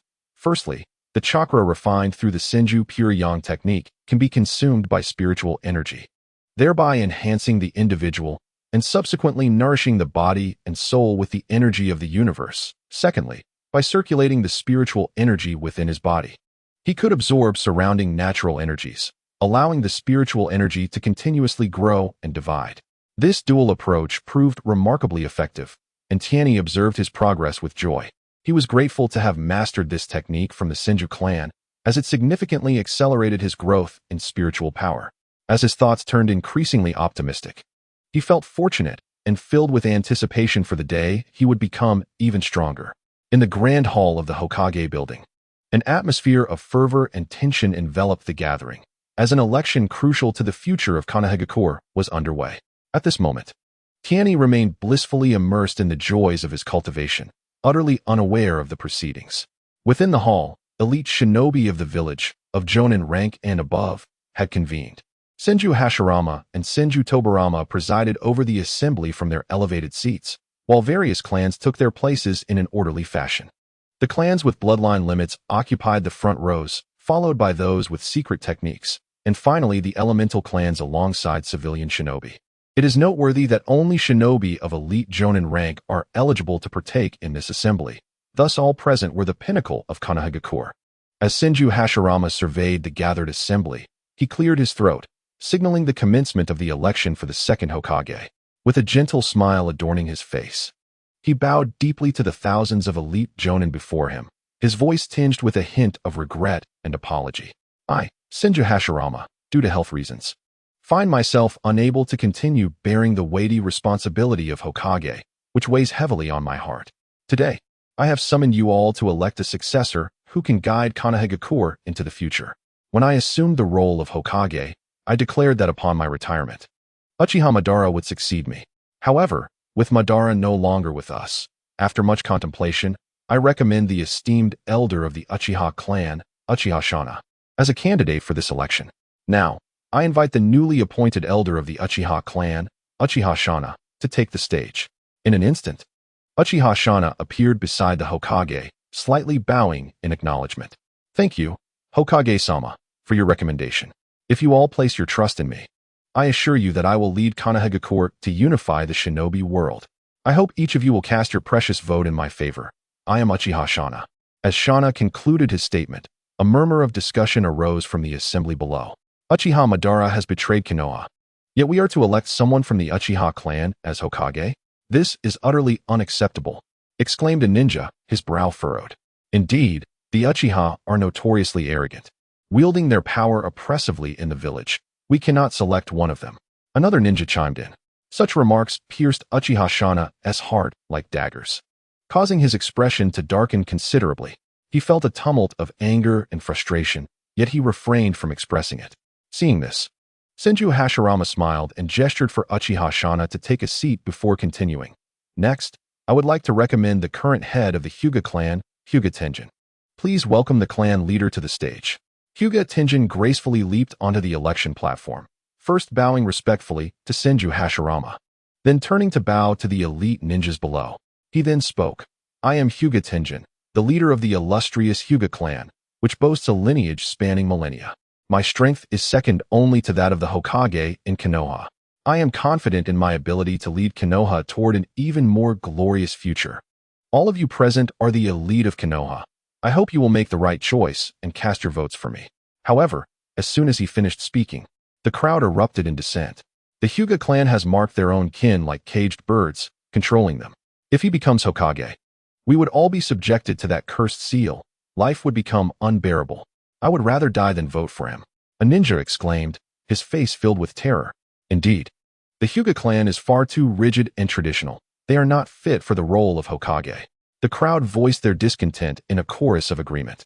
Hyuga Tenjin, listening to these remarks, was incensed, his face flushed with anger, fists clenched tightly, wishing he could teach these insolent little clan ninjas a lesson right then and there. Senju Hashirama quickly intervened, smiling to diffuse the tension. Please, Hyuga clan leader, take your seat. He then raised his voice, declaring, there is another individual who has been managing the village's affairs since the inception of Konoha, my brother, Senju Tobarama. I am certain you all are familiar with him, and I recommend that he continue to oversee the role of Hokage. Now, you may write down your preferred candidate for Hokage and deposit your ballots into the box at the front. Senju Tobarama, with a serious demeanor, ascended the stage and sat silently, yet his eyes exuded determination and confidence. Sarutobi Sasuke immediately shouted, I support Lord Tobarama. The Shimura, Inuzuka, and other clans joined in the chorus, their voices rising in unison. One by one, the elite jonin of Konoha cast their votes into the ballot box. Ultimately, the results were tallied, and Senju Tobarama emerged victorious with a decisive advantage, becoming the new Hokage. Senju Hashirama solemnly placed the Hokage hat, symbolizing the highest authority of the Fire Country and Konoha, onto Senju Tobarama's head, earnestly saying, Tobarama, I entrust Konoha to you. I hope you will nurture its growth. Senju Tobarama, with a serious expression, carefully accepted the Hokage hat and placed it firmly on his head. Meeting his brother's gaze, he declared with conviction, Brother, rest assured. I will protect the peace of Konoha with my life and will not allow the Fire Country to fall prey to foreign invaders. As Senju Hashirama turned to face the elite shinobi of Konohagakure, he proclaimed loudly, I hereby declare Senju Tobarama as the second Hokage. Instantly, the crowd erupted in cheers and applause. However, the faces of the Uchiha and Hyuga clans darkened, feeling deceived, their hearts heavy with resentment and anger, yet utterly powerless. Inside the Hokage building's conference room, the atmosphere was as fervent as a blazing fire. Senju Tobarama, standing tall, strode confidently to the forefront, his steady gaze sweeping over the assembly. The elite shinobi of Konohagakure filled the space, all eyes fixed upon him. I, Senju Tobarama, have today ascended as the second Hokage. His voice resonated, deep and powerful, echoing across the plaza. The moment those words left his lips, the crowd erupted into thunderous applause. Congratulations, Lord Tobarama, on becoming Hokage, shouted members of the Sarutobi clan, their voices hoarse with excitement, as if their joy could pierce the heavens. The Shimura clan, equally fervent, shouted in unison, We will forever support Lord Hokage. Their fervor seemed to declare their unwavering loyalty to the world. Soon, the voices of the Inuzuka, Nara, and Akimichi clans joined in, exclaiming, Lord Hokage, wise and valiant. Their hearts swelled with admiration, their emotions palpable. The clans of the Yamanaka, Mito, and Tsukino also raised their voices in fervor, declaring, We pledge to follow Lord Hokage to the death. Each proclamation grew louder and more impassioned. Clans such as the Uzumaki and the Asuma also joined in, their ninjas cheering as though a beloved family member had ascended to the Hokage position, their eyes ablaze with fervent pride. Senju Tobarama gazed over the enthusiastic supporters, a satisfied smile gracing his features. In his heart, he silently acknowledged the worthiness of these clans, realizing that the future of Konohagakure depended upon their strength and unity. Yet amidst the jubilant uproar, dissenting voices lingered. Hyuga Tenjin stood on stage, his brow furrowed with disdain, muttering under his breath, a swarm of insignificant flies. How irritating. Humph. I will make sure you small clans face your reckoning. His tone dripped with arrogance and contempt, as if he held everything around him in disdain. Uchiha Shursui, observing the jubilant crowd, wore an expression of disbelief, scoffing, Look at these sycophants, a bunch of misguided fools. merely stirring the pot. Truly irksome. His gaze held a hint of scorn, arms crossed, setting him apart from the revelry. Noticing their reactions, Senju Hashirama maintained his gentle smile and spoke slowly. Since we have unified into one village, we should not allow division among ourselves. Living in harmony and fostering mutual bonds is the only way for our village to thrive. He continued, I understand that both of you may harbor dissatisfaction regarding the election results, but our Senju clan has conducted this election with absolute fairness and integrity. The outcome speaks to the will of the people. I would prefer that neither of you engage in any extreme actions. Otherwise, do not blame me for resorting to drastic measures. His tone, though calm, carried a distinctly ominous warning. Upon hearing this, Uchiha Shana immediately donned a smile and hastily remarked, Lord First Hokage, you misunderstand. We merely disapprove of the pretentiousness of those minor clans. There was a hint of insincerity in his smile. Hyuga Tenrin quickly added, I am not surprised to have lost to you two brothers. I am simply irked by the clamor of these lesser clans. Allow me to extend my congratulations to Senju for continuing as Hokage. Despite his verbal congratulations, his expression remained somewhat unnatural. Senju Hashirama chuckled softly and replied, Mutual congratulations. The prosperity of the village is paramount. As the village thrives, our respective clans can flourish in turn. I do not oppose competition among the clans, but I hope it remains healthy rather than devolving into internecine strife. His gaze reflected an aspiration for the village's future, a yearning for peace and prosperity. At this moment, Senju Tobarama cleared his throat and began his inaugural speech. Where the leaves dance, the fire burns eternally. I shall dedicate myself to forging bonds among the various clans. Henceforth, Konoha's shinobi will execute missions in teams, with one jonin leading 3 genin or 4 chunin. Additionally, team members must belong to different clans or be commoners. This is primarily to foster mutual trust among the ninja clans. Only through trust and camaraderie can the village thrive in the long term. Those who are selfish and narrow-minded, sowing discord within the village, shall face my sternest repercussions. I aspire to transform Konoha into a paradise of mutual respect, understanding, tolerance, and love. His voice resonated with conviction and strength, each word seemingly imbued with boundless power, reaching the ears of everyone present. The Hokage election concluded amidst enthusiastic cheers. And at that moment, the future of Konoha appeared to brim with new reforms and hope. Time flew swiftly, and before long, 3 months had passed. During these 3 months, Tianyi spent his days either enduring blows in physical training or mastering a variety of ninjutsu below A rank. He diligently practiced techniques such as the body replacement technique, shadow clone technique, as well as water, earth, and wood release. Each day, Tianyi's prowess and physical skills advanced as if he were on a fast track. At his tender age, his presence rivaled that of Senju Hashirama.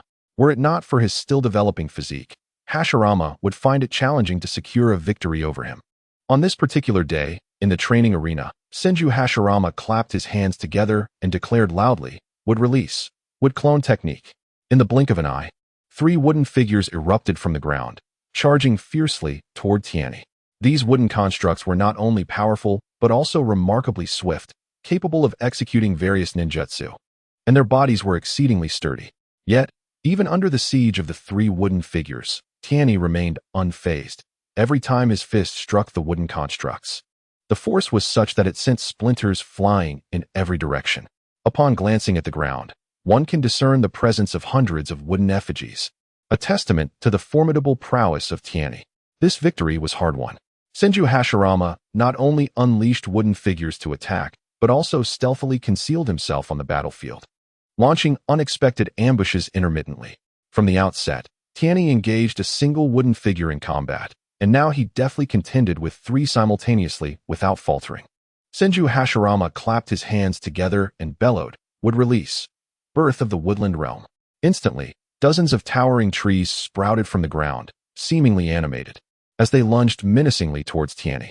Unfazed, Tianyi retaliated with powerful punches and kicks, shattering the oncoming branches and trunks into splinters. He then concentrated all his strength and hurled a devastating punch towards Senju Hashirama. Seeing the forceful strike approaching, Hashirama did not evade. Instead, he clapped his hands again, proclaiming, Wood release, wooden barrier. A row of trees erupted from the ground, forming a sturdy arched wooden shield that successfully absorbed Tianyi's full-force blow. Unwilling to relent, Tianyi raised his fist and unleashed a barrage of strikes against the wooden barrier, which shattered under the relentless assault in no time. Now face to face, Senju Hashirama clapped his hands once more and shouted, "Would release, silent binding technique." The surrounding trees animatedly transformed into vines, swiftly ensnaring Tianyi and rendering him immobile. Fortunately, Tianyi reacted quickly, transforming into a piece of wood and successfully executing the body replacement technique. Yet, before he could catch his breath, two wooden figures flanked him.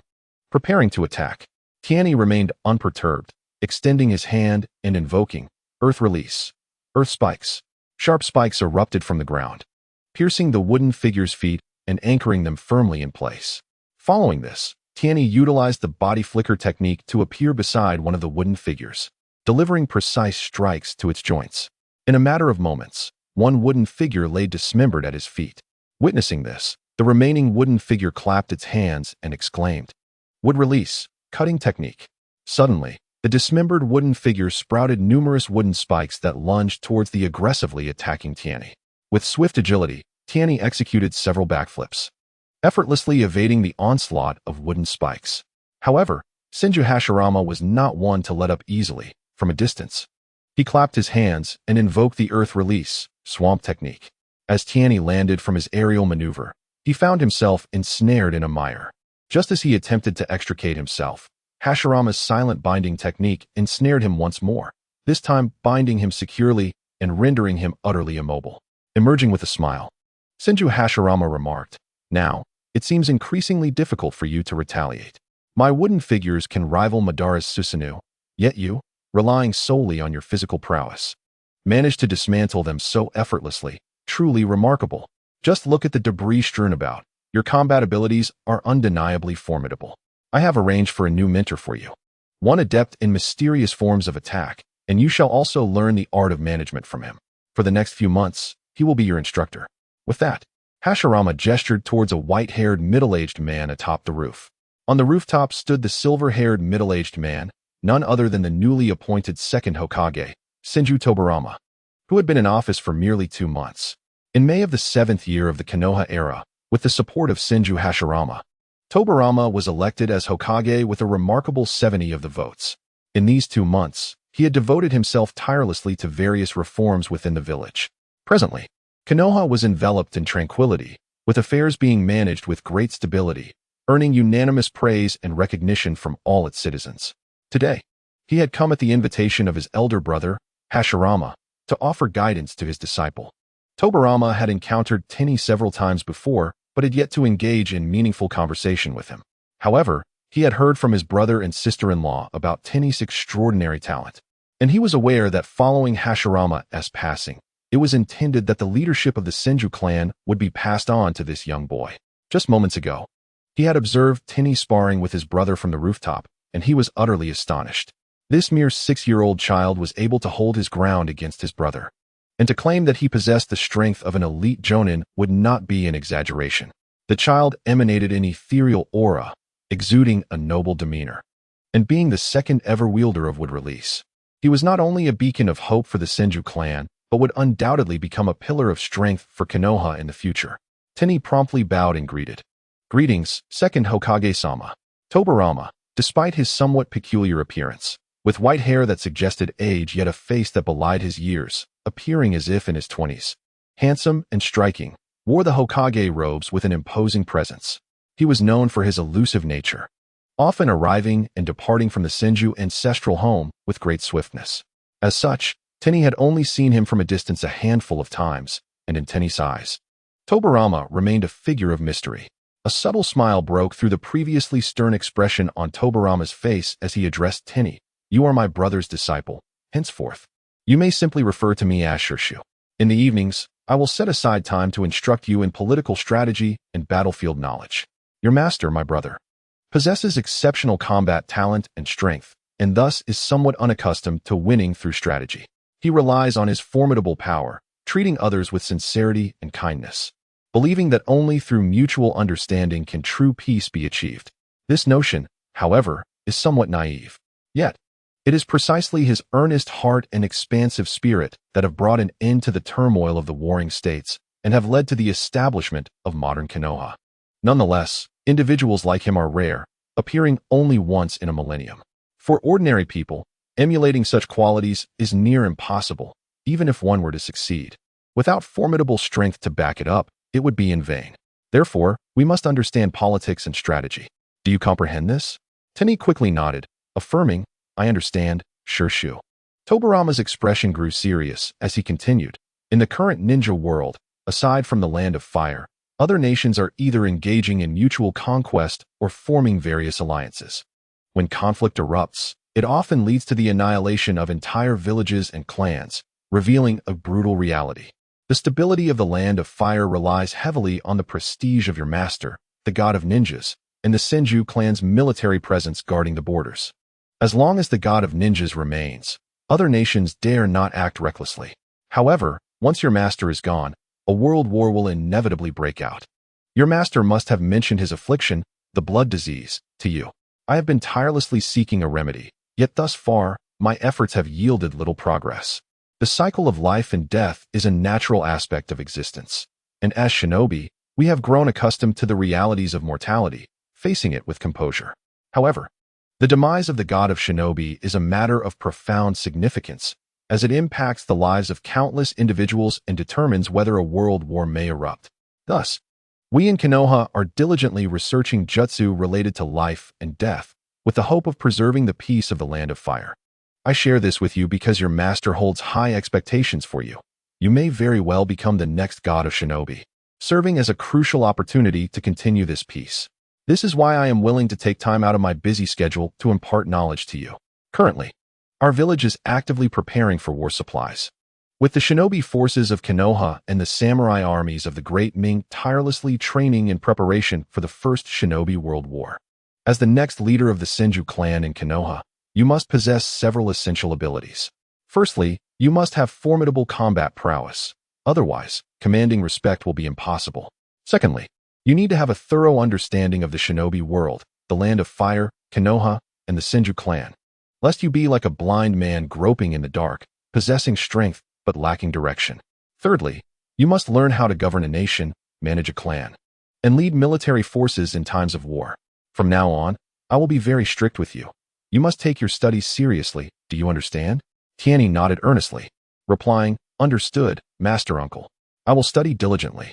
Senju Tobarama continued, Very well. Today's first lesson will be about the essence of politics and the nature of war. The core of politics is power. Simply put, it is about how to govern a nation or organization in a manner that satisfies the interests of various social strata. People traverse the world in pursuit of their own interests. Whether it be nations, clans, or ordinary citizens, everyone is motivated by self-interest. When an individual's interests are unmet, dissatisfaction arises. If such discontent grows, it can undermine the power you hold. The art of politics lies in balancing and controlling the interests of all parties involved. How does one achieve this? By establishing an effective system. With a well-structured system in place, benefits can be allocated fairly, and those who violate the system can be punished. This is the essence of power. To maintain the absolute nature of power, one must rely on military strength. Without sufficient military might, political adversaries will mount lethal assaults against you. Nations contend for territory and resources, while clans vie for rights, resources, and secret techniques. Therefore, to secure absolute power, one must have unwavering military support. As he spoke, Senju Tobarama took Tianyi's hand and activated the Flying Thunder God technique. In an instant, they vanished from their original location, reappearing in a spacious and well-lit office. Tianyi surmised that this must be the Hokage's office. Indeed, Senju Tobarama remarked, This is the Hokage's office. From now on, I will teach you here. He then pointed to a map on the wall, saying, This is the map of the shinobi world. Our Land of Fire is located at the center, surrounded by dozens of nations. Among the nations posing the greatest threat to our Fire Nation, stand out prominently, the Land of Lightning, nestled within the highlands, the Wind Country. Sprawling across the arid deserts, the Land of Earth, characterized by its rugged mountainous terrain, and finally, the Water Nation, residing within the vast ocean. These nations boast large populations and numerous shinobi, yet their geographical positions and living conditions pale in comparison to those of our Fire Nation. Should we grant them an opportunity, they would descend upon us like ravenous wolves, eager to seize a portion of our bounty. However, if we were to encroach upon their territories, we would find ourselves at a significant disadvantage, for their impoverished and treacherous lands hold no appeal for us. Turning our gaze towards the internal affairs of the Fire Nation, we observe that the system of one nation, one village serves as the bedrock of our national policy. The esteemed nobles and daimyo oversee the welfare of the populace and the strength of the samurai, providing annual funding to Konoha. In turn, Konoha is tasked with the management of the shinobi villages and the protection of our nation's security, fostering a symbiotic relationship where neither party can thrive without the other. Without financial support, Konoha would fragment into disarray, while in the absence of shinobi protection, the daimyo and nobles would find themselves vulnerable, akin to fish on a cutting board, subject to the whims of others. Only through a cooperative and mutually beneficial alliance can we ensure enduring prosperity. The daimyo are prohibited from interfering in Konoha's governance, just as the shinobi of Konoha are barred from meddling in the affairs of the Fire Nation. Our Senju clan, with a significant portion dispersed across various cities, is dedicated to safeguarding prominent individuals. This chapter is not yet concluded. Please turn to the next page to continue your reading. Within Konoha, various factions flourish, with the most formidable being the bloodline clans, followed closely by the families of secret techniques, and then the illustrious noble families and elemental clans, with the majority comprising common shinobi. These groups interconnect, many clans having forged strong ties since the Warring States period, and now, united within Konoha, they form intricate interest groups, frequently embroiled in conflicts, assassinations, and schemes. Ultimately, it all revolves around the pursuit of individual power and gain. In response to such a landscape, our Senju clan has relinquished our surname, dividing into 36 smaller clans. This strategy serves multiple purposes. First, by dispersing throughout the populace of Konoha, and after 2 or 3 generations, the Senju clan will effectively become obscured, drawing no attention unless targeted specifically at the main house, allowing the focus to shift towards other prominent families. Although this may incur minor losses, it preserves and strengthens our bloodline, mitigating the threat of extinction. Second, the Senju clan can monitor every movement within Konoha, with our members blending among commoners, engaging in various professions, akin to covert operatives, keeping all clans under our watchful eye, and intertwining the will of the villagers with that of the Senju. With a burgeoning population, the Senju clan is bound to produce a multitude of talented shinobi, the very foundation of our legacy. Although we have forsaken our surname, we are acutely aware of our Senju heritage. These gifted individuals will naturally form alliances of mutual interest, ultimately evolving into numerous smaller clans. The convergence of these smaller clans will yield a formidable force, potentially capable of encompassing not only the entirety of the Konoha shinobi, but perhaps even the entire shinobi world. This is the direction that you, the future clan leader, must understand and grasp, for you and the entire clan will become the heart of the Senju lineage. All members from the branches will consolidate their information and present it to you, from which you will delegate tasks to each faction. You shall be the very core and intellect of the future Senju clan, guiding its destiny. Currently, I serve as this core, and this is the very reason your master has urged you to learn from me, to introduce you to the clandestine secrets of our family, and to instruct you on how to navigate these pivotal issues and contend with the ancient clans that have endured since the Warring States period. Tianyi felt a shiver run down his spine, realizing that this millennia-old ninja clan was indeed formidable. In his previous life, having watched the anime, he was only aware of the Senju clan's disappearance. Little did he know that they had been lurking in the shadows, observing their adversaries as they clashed, ready to emerge at any moment to obliterate their foes and reclaim what rightfully belonged to them. When he had watched Naruto, he had pondered the apparent weakness of these ancient clans upon witnessing the demise of the Uchiha and Uzumaki clans and the suppression of the Hyuga clan. However, later, Tsunade, the only visible member of the Senju clan, ascended to the position of the 5th Hokage with remarkable ease, revealing the true strength of the Senju lineage. Tobirama continued, stating that you would gradually engage with clan affairs under my guidance while learning practical political strategies.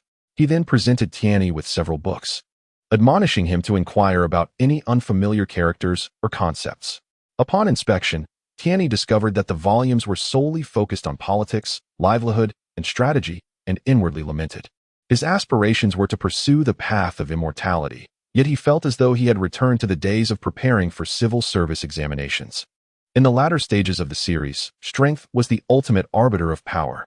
Nevertheless, out of respect for the goodwill of the brothers, Hashirama and Tobirama, he could only respond, "I will study diligently and not disappoint my esteemed uncle." Recently, rumors of an enigmatic nature had begun to circulate within Konoha village. It was said that at night, a child, no more than 6 or 7 years old, would mysteriously appear in the Hokage office within the Hokage building. Some claimed to have seen him quietly seated, perusing books, while others reported that he engaged in conversation with the Hokage, with even whispers suggesting that this child assisted the Hokage with official duties. Yet, by daybreak, the child would vanish as if he had never existed at all, leaving no trace behind. This peculiar phenomenon left the villagers feeling uneasy, yet none dared to inquire of the second Hokage, Tobirama Senju. In contrast to the first Hokage, Hashirama Senju, who was renowned for his benevolence and amiability, Tobirama was known for his stern demeanor. Anyone who offended him would face severe penalties, or worse, immediate consequences. Consequently, the villagers maintained their distance, avoiding him whenever possible. Now, with the nightly appearance of this mysterious child, attention from all quarters was piqued. Strangely, not a single person in Konoha had ever encountered this child, and no matter how diligently they sought information, they could uncover no trace of his origins. The child appeared like a specter, emerging at a fixed hour each day, only to vanish with equal punctuality. Those who had encountered the boy were left with indelible impressions. Why, you might ask? The ethereal aura surrounding him was unlike that of an ordinary mortal. He resembled a celestial being cast down from the heavens. Unforgettable after a mere glance. The first to behold this child were the shadow guards of the Hokage. Somehow, word of this spread gradually among the guards. Soon, the heads of various clans could no longer contain their curiosity, frequently concocting excuses to report to the Hokage, yearning for a glimpse of this enigmatic boy. To their delight, they found him seated at the Hokage's desk, earnestly attending to official matters. This spectacle astonished the clan leaders, leaving them restless and preoccupied with a singular thought. They must uncover the origins of this child. Thus, the tale spread like wildfire throughout Konoha village. A few audacious clan heads bravely approached Hokage Senju Tobirama, only to be met with his stern reprimand. "Do not pry into matters that do not concern you, or you shall face the consequences." This rebuke only fueled the curiosity of the clans, prompting some bolder families to discreetly instruct their members to closely observe the Hokage's every move. The village buzzed with intrigue regarding this mysterious boy, spawning a plethora of wild speculations. Among the most prevalent was the notion that the boy was Tobirama's illegitimate child, a carefully nurtured successor from the Senju clan.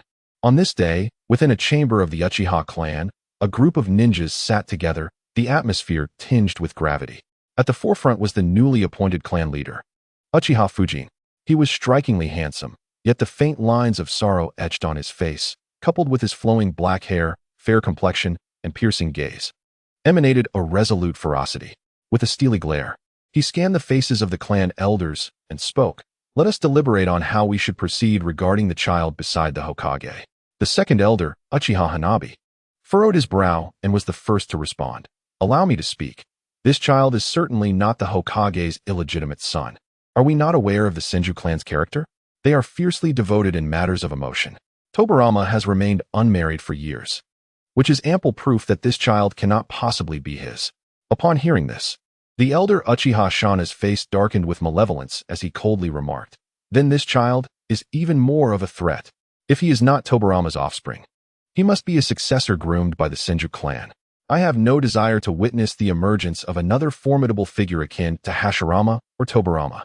The Uchiha elite erupted in heated discussion at this pronouncement, voices overlapping in fervor. One ninja nonchalantly declared, "He is merely a child. Is it necessary to eliminate him?" Another Uchiha ninja vehemently retorted, "I oppose the notion of exterminating a genius child from another clan. If we must engage in battle, let it be above board." The Uchiha fear no formidable adversaries. Once again, someone rose, proudly exclaiming. The proud elite of the Uchiha clan found it difficult to accept the notion of eliminating the talents of other clans, deep within their essence. They could not allow themselves to descend into such barbarity. Uchiha Fushing surveyed the assembly, noting the majority of clan ninjas' disapproval of such extermination, and with a resigned gesture, declared, "Let us conclude today's meeting here. The Uchiha clan has its own principles. As for this child, let our clan's prodigy, Uchiha Q, challenge him to ascertain the extent of his talents." Upon hearing this, Uchiha Shana's heart seethed with anger as he glared at the assembly, muttering, "The clan's ninjas are far too merciful, which is why we remain under the thumb of the Senju brothers. If a super genius were to emerge from a bloodline limit family, that individual could single-handedly contend against the entire clan. If we do not eradicate him in his infancy, we shall lose our chance to confront him once he matures." Uchiha Fushing furrowed his brow and impatiently replied, "Let us see how Q fares in his challenge first. We have yet to determine if he is indeed a genius. To provoke the Senju clan recklessly at this juncture would be akin to courting disaster." The meeting is adjourned.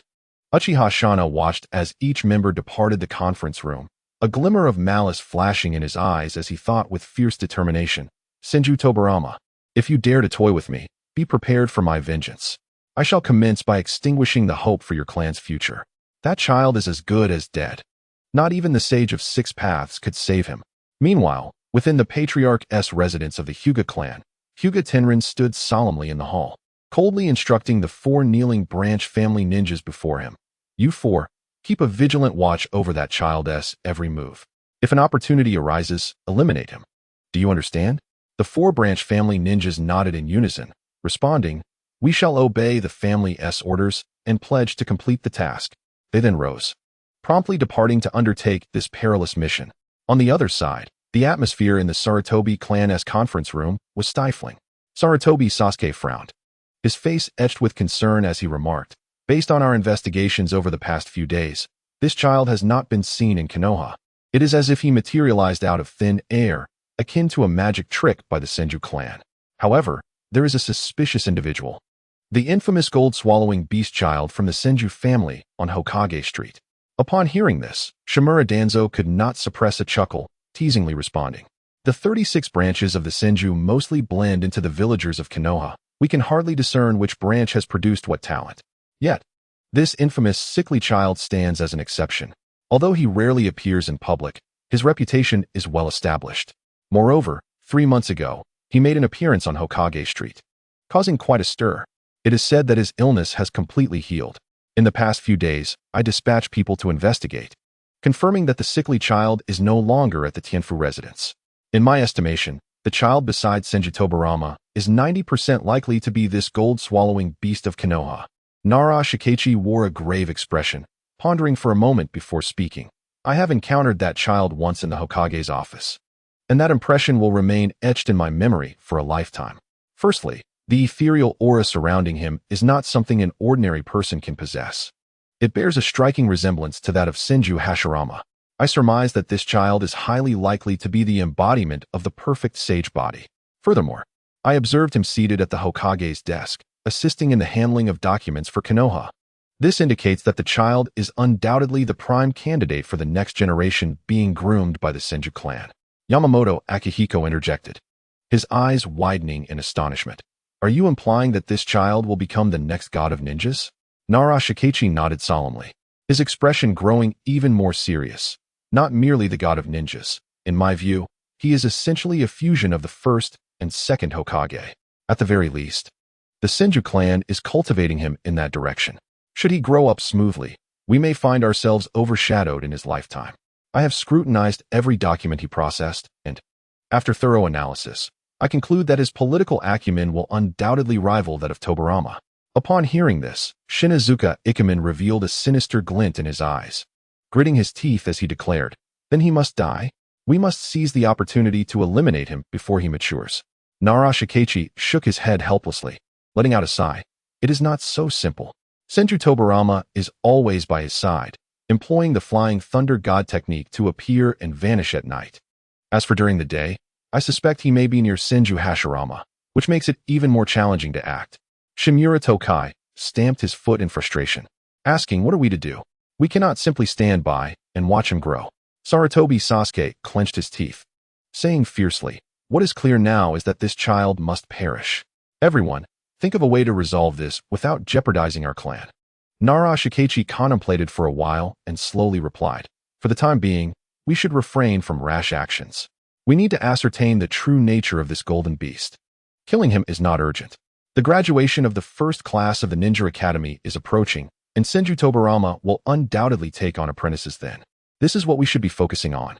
I hope that all of Tobarama's disciples will come from our clans. This way, there is an 80 chance that the third Hokage will emerge from our lineage." Shimura Tokai frowned and pressed. "What about this golden beast? We cannot simply ignore him, can we?" Nara Shikachi waved his hand dismissively.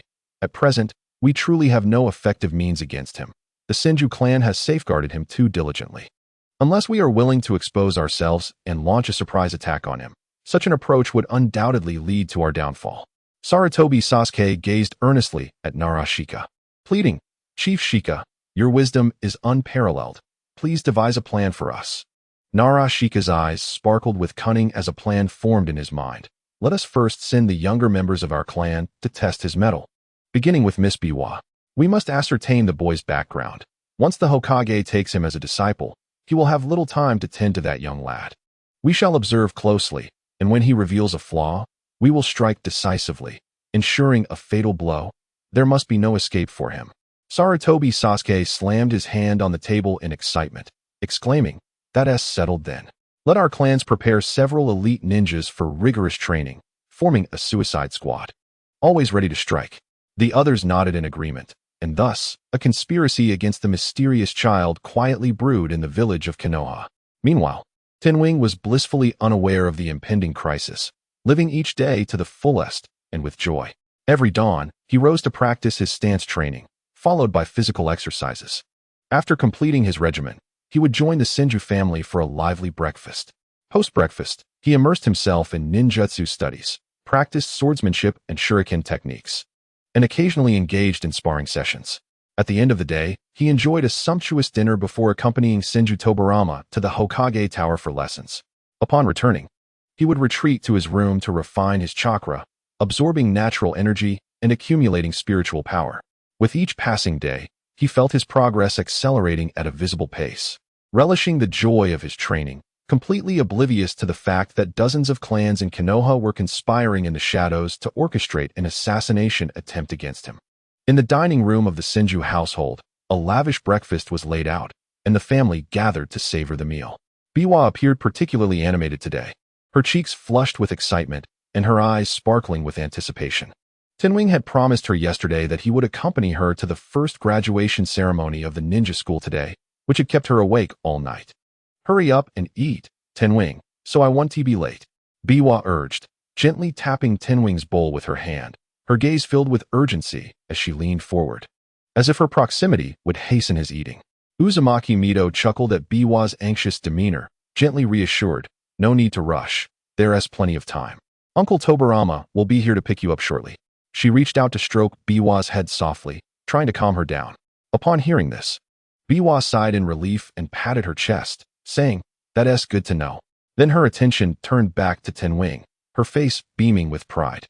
"Tenwing, my classmates are all particularly curious about you. They say there's no way someone as perfect as you could exist, and they think I'm bragging."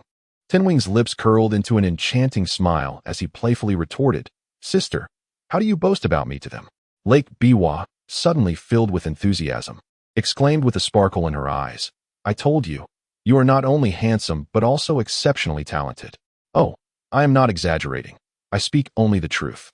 As she spoke, she nodded emphatically, as if to emphasize every word to the heavens. Tianyi, listening to her, could only manage a wry smile and shake his head. "If I were to attend your school, wouldn't I become the target of everyone's scrutiny?" Lake Biwa waved her hand dismissively, brimming with confidence. "Are you afraid? I also said that whoever defeats you is qualified to pursue me. Let me tell you, many classmates have expressed their intent to challenge you. You absolutely must help me defeat them all." With that, she placed her hands on her hips, wearing an expression that conveyed she would not tolerate disappointment. Tianyi sighed helplessly, thinking to himself, "You've just amassed a considerable amount of animosity from all your classmates." At that moment, a figure entered from outside. It was Senju Tobarama. He wore a faint smile, yet his gaze held an enigmatic sharpness. "I, too, have garnered a wave of animosity for you. During this time learning under my tutelage, You've already raised the suspicions of numerous clans. I suspect your information is already in the hands of various clan leaders. In fact, several clans are even contemplating your assassination. Senju Hashirama chuckled helplessly, teasingly remarking, "You two are indeed quite adept at inciting animosity. However, given Tianyi's current strength, it won't be so easy to eliminate him." Uzumaki Mito's face displayed a worried expression as she tightly grasped Tianyi's hand, cautiously stating, "We must still exercise caution. We need to deploy more people to protect Tianyi. He cannot be placed in danger. I have sensed many prying eyes lurking outside the Senju ancestral home. Spies from all corners are present." Senju Tobarama's expression turned serious as he solemnly assured, "Elder sister, rest assured. I have already arranged for a team of 8 elite jonin from both the Takigakure and Orochimaru squads to covertly protect Tianyi. It is absolutely foolproof. This public appearance at the Renji school is meant to draw out those lurking in the shadows. We shall capture them all in one fell swoop, ensuring that no one dares to infringe upon the Senju clan again." Senju Hashirama sighed softly, his eyes filled with helplessness and sorrow. "Why must we resort to violence among our own village? I truly wish to avoid a civil war within Konoha.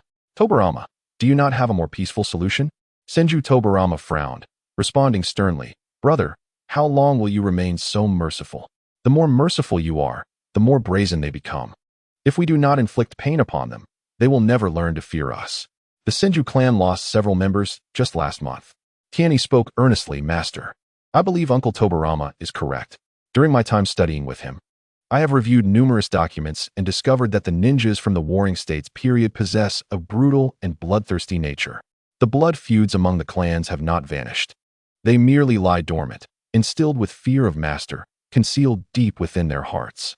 Though peace appears to reign on the surface, all harbor a sense of hostility. Everyone is willing to sacrifice their own lives for personal gain. My presence has reignited their feelings of oppression, making them feel that they can never rise again in their lifetimes, which drives them to take risks in hopes of securing a future for their descendants." Konoha's Senju Tobarama gazed at Tianyi with a satisfied expression, a smile of contentment gracing his face. "Little Tianyi," he remarked, "truly possesses extraordinary talent. At such a young age, he already embodies the mindset of a Hokage. Last night, we devised a plan that could temporarily resolve the internal conflicts of Konoha." Senju Hashirama's eyes brightened, and he eagerly inquired, "What sort of strategy?" People Lake, hearing such dark matters for the first time, cast a fearful glance at Uncle Tobarama and instinctively moved closer to Uzumaki Mito. Mito gently patted People Lake's shoulder, offering reassurance. "Tobarama, please share your plan." The corners of Tobarama's mouth lifted slightly, revealing a barely perceptible smirk as he slowly articulated, "First, we shall have Tianyi feign weakness, allowing himself to be defeated by a graduate of the Ninja Academy. In doing so, he will no longer pose the greatest threat to the Konoha ninja clan. Subsequently, we shall send the disheartened Tianyi to a secluded location to lure the enemy into action, and finally, I will emerge to eliminate the assassins, thereby shaking the tiger's mountain." Hashirama, perplexed, scratched his head and asked, "What benefit does this bring?" Tobarama patiently elucidated, "Firstly, it will dispel the rumor that Tianyi is destined to become the god of ninjas. He is merely an ordinary genius, incapable of suppressing an era, as I did. Thus, it will not reach the point of extermination. Secondly, by provoking the enemy, I can use it as an excuse to eliminate 1 or 2 clans, ensuring that all of Konoha understands that the Senju heir must not be trifled with. Any aggression would compel the Senju clan to wage a war of extermination." Hashirama, still reluctant, furrowed his brow and said, "We can eliminate those assassins without resorting to complete annihilation of clans, can't we?" Uzumaki Mito, unconcerned with the notion of extermination, focused instead on Tianyi's mental and physical well-being. She took Tianyi's hand and, with heartfelt concern, said, "Wouldn't it hurt you to be defeated by outsiders? Please do not suffer in silence." Tianyi, warmed by his mentor's concern, assured her that he was fine, believing that Master Tobarama was perhaps too merciful. He earnestly replied, "Master, it is better to strike a decisive blow than to endure 100 petty assaults. By instilling fear in the enemy, they will restrain their malevolent impulses and refrain from recklessly attacking the talents of other clans. Otherwise, the various families of Konoha would resort to insidious measures to eliminate each other's geniuses at any moment. Today, you kill 1 or 2 of my talents. Tomorrow, I shall retaliate in kind, leading to the ruin of Konoha. Such matters must be eradicated at their roots, making it clear that any clan daring to harm the talents of others is unworthy of existence. Senju Tobarama's expression turned grave, his gaze resolute. Some clans do not deserve to exist in this world. Their actions elicit the wrath of heaven and humanity alike. I have already identified several clans notorious for their misdeeds. Our kin have perished at their hands, though we lack tangible evidence. This time, we shall strike at them. Hashirama hesitated momentarily, then nodded in agreement. Very well. But you must exercise caution. Everything must remain within controllable limits. Tobarama, brimming with confidence, assured, rest easy, brother. I shall maintain the proper balance. This time, I intend to shatter the ambitions of the power-hungry and restore clarity to the skies of Konoha. The Ninja Academy of Konoha is currently bustling with an immense crowd, filled with lively excitement. Today marks the graduation of the first class of Konoha, as well as the day for the formation of team assignments. Parents are everywhere, capturing precious moments with their children, while joyous laughter resonates in every corner of the campus. At the entrance, a youthful and radiant girl is seen leading a remarkably handsome boy, whose exquisite features captivate the attention of all around them. Whispers circulate among the onlookers, marveling at the boy's striking good looks. Whose child is this? They are exceptionally attractive, some parents exclaim, their eyes filled with admiration and envy. Isn't that the renowned Hikaru Biwa, our school's flower? One student recognizes her, sharing the excitement with those nearby. And who is the child beside her? I've never seen him before. Another queries, curiosity piqued. Shimura Danzo nudges his companion, Sarutobi Hizashi, and quietly remarks, "Isn't that the little brother Biwa often speaks of?" Hizashi nods with a smile. It must be her brother. He does appear rather charming, though perhaps not as formidable as she claims. You should test his abilities shortly. Danzo responds with a roll of his eyes, disdainfully adding, I wouldn't dare face off against a mere child. That would be utterly humiliating. Let that Uchiha kid, Q, take a shot at him. His skills are commendable. At that moment, a girl named Zankin Koharu approaches, inspecting the boy, Tinky, with unabashed curiosity. Biwa, is this the perfect little brother you spoke of? He is indeed quite striking. No wonder you praise him so highly. But is he truly as powerful as you say? Biwa, smiling, draws Tinky closer and introduces him. Tinky, this is my classmate Zankin Koharu. You may call her Sister Koharu. Tinky beams with a sweet smile, politely greeting her. Hello, Sister Koharu. Before long, a pair of middle-aged individuals approaches. The man, adorned in luxurious attire, exudes an air of innate arrogance. The woman, elegantly dressed, radiates nobility in her every gesture.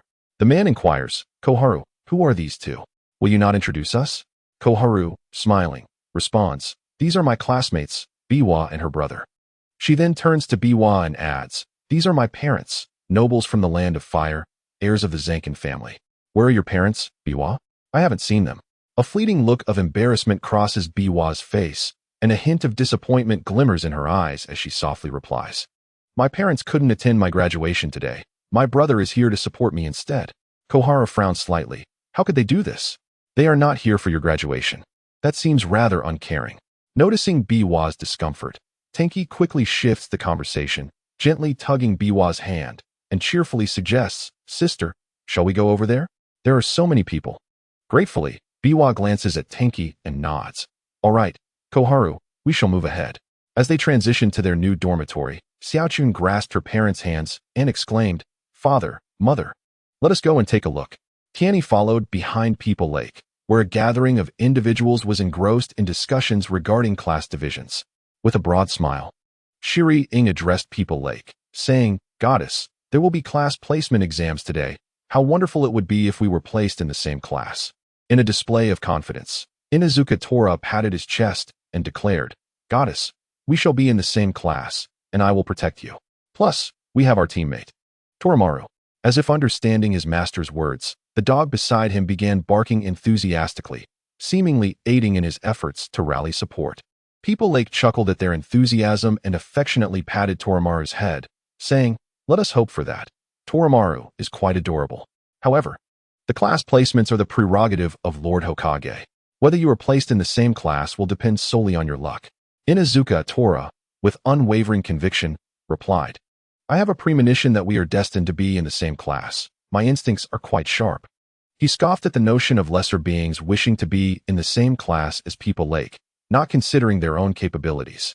Shimizu Danzo regarded Inuzuka Tora with disdain, letting out a dismissive hum. People Lake, you've arrived. And this must be your younger brother, correct? Greetings, I am Sarutobi Hizashi, a good friend of your sister. Should you encounter any troubles in Konoha, do not hesitate to seek my assistance. I shall ensure everything is resolved. Sarutobi Hizashi looked at Tianyi with a friendly smile. Tianyi thought to himself that this man would one day be the third Hokage and People Lake's future husband, so it was imperative to cultivate a good relationship. He smiled and replied, Hello, Brother Sarutobi, I am Tianyi. I shall certainly seek you out in times of need. Please do not pretend not to know me then. Uchiha Kagami approached with a cool demeanor, his hands in his pockets, and asked, You are Tianyi, People Lake's brother, are you not? You are also one of the recent children in the Hokage's office. I challenge you to a duel. Upon hearing this, People Lake immediately positioned herself protectively in front of Tianyi, resembling a hen guarding her chick, her eyes filled with vigilance. Uchiha Kagami, what are you planning? Tianyi is only 6 years old. What is the meaning of this challenge?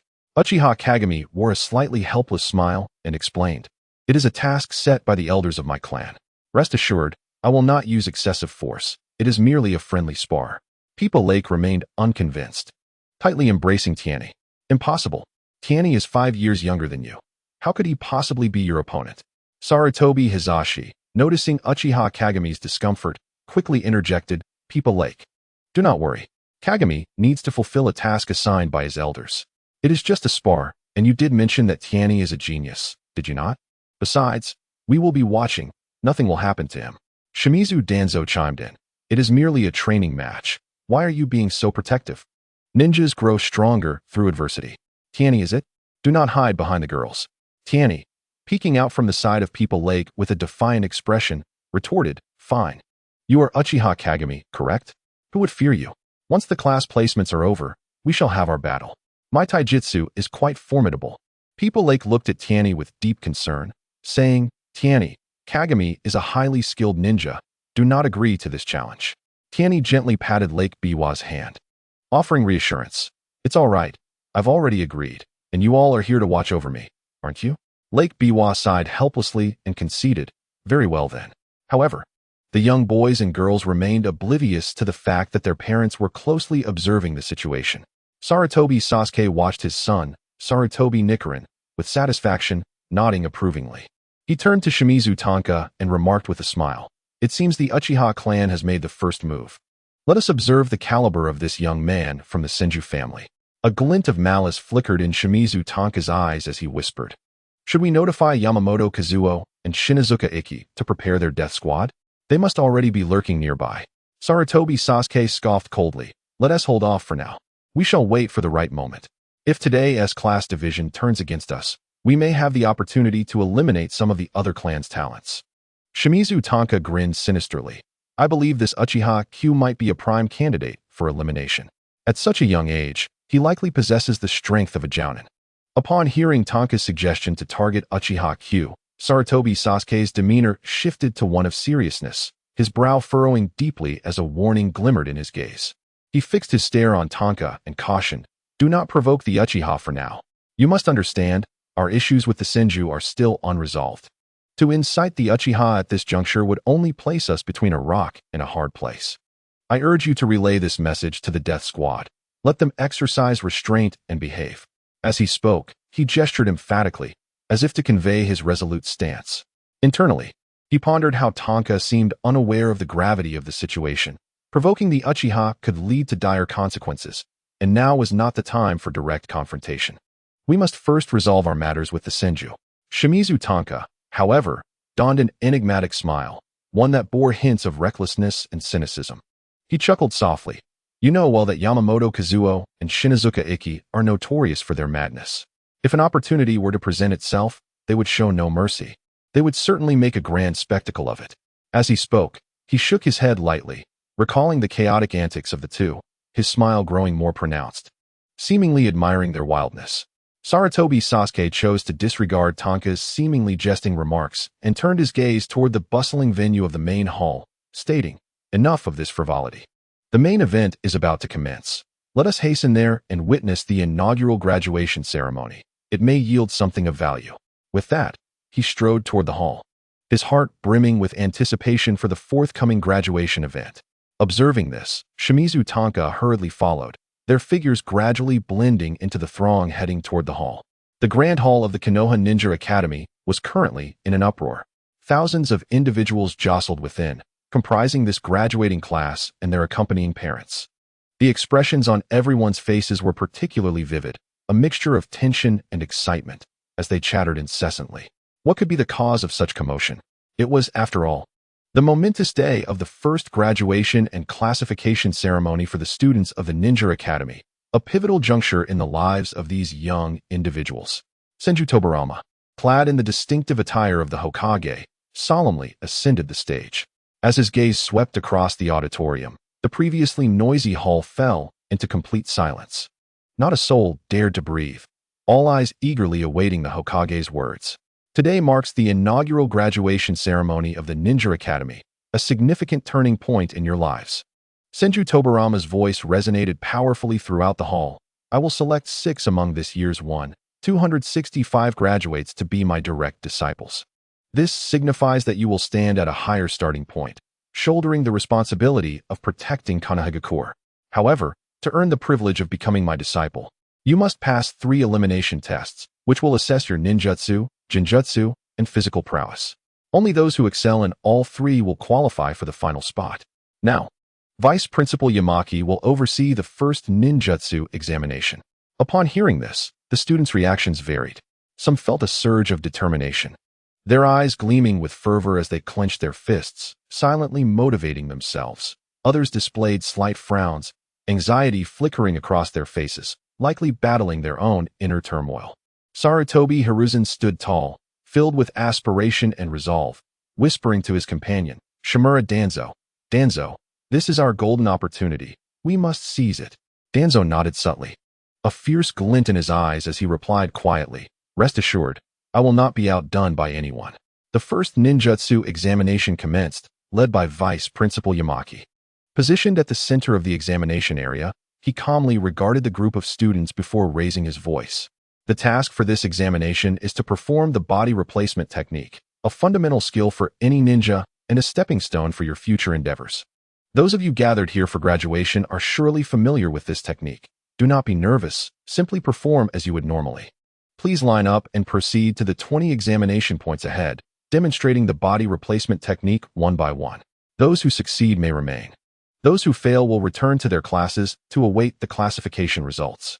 One after another, the students approach to showcase their ninjutsu. Although the body replacement technique may appear elementary, executing it flawlessly is no simple feat. A student stepped forward, swiftly forming hand seals, exclaiming, "Body replacement technique." In an instant, 2 identical clones materialized beside him. However, the supervising teacher shook his head lightly, stating, "The chakra fluctuations of your clones are uneven, easily discernible. You have not passed." Upon hearing this, the student's face fell, and he dejectedly retreated to the sidelines. Sarutobi Hiruzen took a deep breath and confidently stepped forward. With a swift and fluid motion, he formed the hand seals with remarkable skill and assurance. First was the body replacement technique, followed by the transformation technique, and finally, the body clone technique. With a firm shout, 2 clones appeared in the arena, each indistinguishable from the original and exhibiting steady chakra fluctuations. The supervising teacher nodded in satisfaction, declaring, "Sarutobi Hiruzen, you have passed." A slight smile crept across Hiruzen's face, pride shimmering in his eyes as he turned to rejoin the line. In the eyes of Shimura Danzo, there was a nonchalance, for he believed that both he and Sarutobi Hiruzen would undoubtedly emerge as the ultimate victors. With such thoughts, he approached with unwavering confidence. He formed hand seals with remarkable speed and precision. For him, the technique of the 3 bodies was merely child's play. Upon successfully executing the technique, the proctor nodded and declared, "Shimura Danzo, you have passed." Danzo then approached Hiruzen, proclaiming with pride, "I am certain I will be among the final 6. Hiruzen smiled in response, "Danzo, I have faith in your abilities." Although the examination appeared straightforward, several students were nonetheless eliminated. It is worth noting that these children had endured numerous trials since the Warring States period, most of them being of considerable age. Hiruzen himself was already 15, and their strengths should not be underestimated. Thus, the majority of students managed to pass, gathering in the center of the auditorium to brace themselves for the upcoming challenge. The second phase, an illusion test, was presided over by Arima Ringo, the head of the Arima clan. The students who had passed the first round stood in the middle of the auditorium, while Ringo, clad in a flowing robe that danced with the wind, emanated an aura of enigma. With swift hand movements, he conjured an expansive illusionary space, enveloping all candidates within it. In this illusion, each participant would confront their deepest fears, and only by overcoming this mental barrier could they find the exit and succeed in the examination. Those who failed would succumb to unconsciousness and be eliminated. Ringo's voice resonated throughout the illusion, instilling a palpable sense of dread. As Pippa who entered the illusionary realm, she found herself in a pitch-black forest, shrouded in eerie mist. Suddenly, a colossal monster lunged at her with menacing claws. Terrified, she fled, only to find herself pursued by an increasing number of grotesque creatures. Drawing her sword, she fought desperately, yet the monsters multiplied with each strike. A jolt of realization struck Pippa. This was merely an illusion test. She quickly forced herself to regain composure. Closing her eyes, she concentrated on detecting the flaw within the illusion. After taking a deep breath and reciting incantations, she hastily formed hand seals, channeling her chakra with all her might in an attempt to dismantle the illusion. At last, she identified the illusion's weak point and successfully dispelled the mirage. Emerging from the illusionary space, beads of sweat dotting her forehead and her complexion pale, yet her gaze radiated determination and pride. However, not all students experienced such ease. One by one, they entered the illusion only to be ensnared by the grip of their own fears.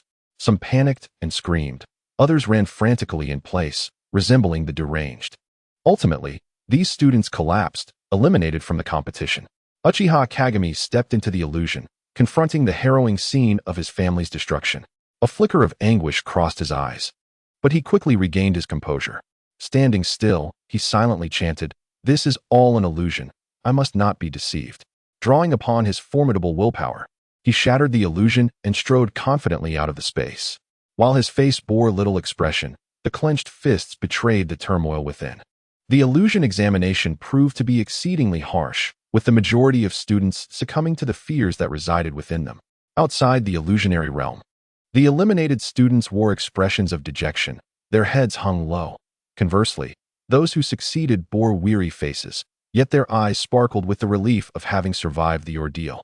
As the third physical examination commenced, the students who had passed the previous round gathered on the playground.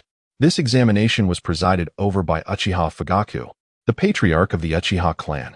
Standing at the center of the field in a sleek black outfit, his gaze was as sharp as that of a hawk. He surveyed the students before him and coldly declared, "Taijutsu is the foundation of a ninja. In this examination, you shall engage in a brutal contest of physical prowess and extreme challenges. Observe the playground. It is littered with obstacles that you must navigate successfully. Should you falter, the Uchiha clan members supervising will take note. A single misstep leads to immediate disqualification. Remember, only taijutsu is permitted." The students looked upon the perilous obstacle course with trepidation. This was no mere examination, but a life-threatening trial. Whispers of disbelief circulated among them. The Uchiha clan certainly knew how to set a challenge. The parents spectating nearby were equally anxious for their children, for even some of them would struggle to conquer these obstacles. The physical examination was unforgiving. Students not only had to run with all their might to secure favorable standings, but also faced life-threatening hurdles. From thorny barriers to treacherous cliffs. From obstacle courses of shuriken to fiery pits. Each challenge was more daunting than the last, interspersed with various tests of stamina, each more difficult than the previous. Yet, at every perilous juncture, Uchiha supervisors stood guard, ever vigilant against the potential for grave danger. Nevertheless, this examination had a limited number of slots. Even in the event of a mishap, including fatalities, it fell within acceptable parameters. With gritted teeth, the students poured every ounce of their strength into this merciless arena, striving for their path as ninjas. None could predict who would ultimately emerge victorious, becoming the direct disciples of Senju Tobarama. On the playground of the Ninja Academy, a brutal physical examination was set to commence. The sun blazed overhead as students clad in ninja attire stood at the starting line. Their eyes reflected a mixture of anxiety and fervent desire for victory, as though they declared, "I must triumph in this examination." Sarutobi Hisashi inhaled deeply, his gaze fixed resolutely on the unknown obstacle course ahead. Beside him, Shimura Danzo clenched his fists tightly, knuckles whitening from the strain, muttering softly, "Hisashi, the Uchiha clan has truly outdone themselves this time. This round requires only taijutsu, which is not our forte. The family has issued a strict command. We cannot afford to lose. This is our opportunity to prove ourselves." Hisashi nodded slightly, contemplating, "If I wish to secure first place, I must give it my all. Achieving a flawless victory hinges on both luck and skill. I cannot betray my family's trust. I must push through and claim first place." With Uchiha Fugaku's command, the examination commenced. One by one, the students lined up, proceeding in sequence. As one finished, the next stepped forward. Students surged forth like arrows released from a bow, raising a cloud of dust in their wake. The first challenge was a weight-bearing sprint of 1 kilometer, requiring them to carry a burden of 500 pounds while racing at their utmost speed. For these ninjas, this task was relatively effortless, given their enhanced physiques bolstered by chakra. In the lead was Inuzuka Kiba, who propelled himself forward with remarkable speed, crossing the finish line in a mere 987 seconds. Swiftly shedding his load, he charged toward the thorny obstacle ahead. Close behind was Uchiha Kagami, finishing in 997 seconds, while Biwa Lake followed in third at 1001 seconds. Bringing up the rear were Tsumuji Koharu and Mito Gate-in, who took an arduous 12,132 seconds. Koharu wore a look of concern, her brow furrowed in distress as she muttered, "Oh dear, what shall we do? The others are so fast." Mito Gate-on, though equally anxious, reassured her, "Kohu, we rely on our intellect. We must push ourselves in the next events. Steady progress is paramount." Next came the first obstacle course, the thorny maze. The densely packed thorns loomed like clawed demons, obstructing their path in chaotic disarray. Kiba led the way, his agility on full display as he deftly dodged and weaved, barely pausing on the minuscule footholds before slipping through the gaps in the thorns. Despite his keen reflexes, he was inadvertently grazed by a thorn, blood gushing forth from a cut on his arm. Gritting his teeth, he pressed on, completing the passage in 332 seconds. Following closely was Kagami, who elegantly maneuvered through the thorns without a scratch, finishing in 352 seconds. Biwa Lake proceeded with caution, taking 113 seconds to traverse the obstacle. Koharu and Mito Gate-in arrived at the thorny maze together, and upon seeing the entangled thorns, Koharu's anxiety deepened. "How on earth can we get past all these thorns?" Mito Gate-in grasped her hand firmly and called out, "Stay calm, follow my lead." Together, they meticulously searched for gaps, laboriously making their way through. Their clothes snagged and torn by the thorns, taking 4,252 seconds. Following this was the daunting challenge of performing 1,000 push-ups while bearing a weight of 500 pounds. Kiba quickly bandaged his arm with some cloth from his ninja toolkit before hastily completing the task and dashing towards the mountain of blades. Next loomed the terrifying Blade Mountain obstacle. The razor-sharp edges glinted ominously in the sunlight, exuding an aura of impending doom. Leading this leg was Uchiha Kagami, his eyes sharp as he meticulously analyzed the arrangement of the blades, seeking the optimal path. He stepped nimbly upon the blades and swiftly made his way across in 307 seconds.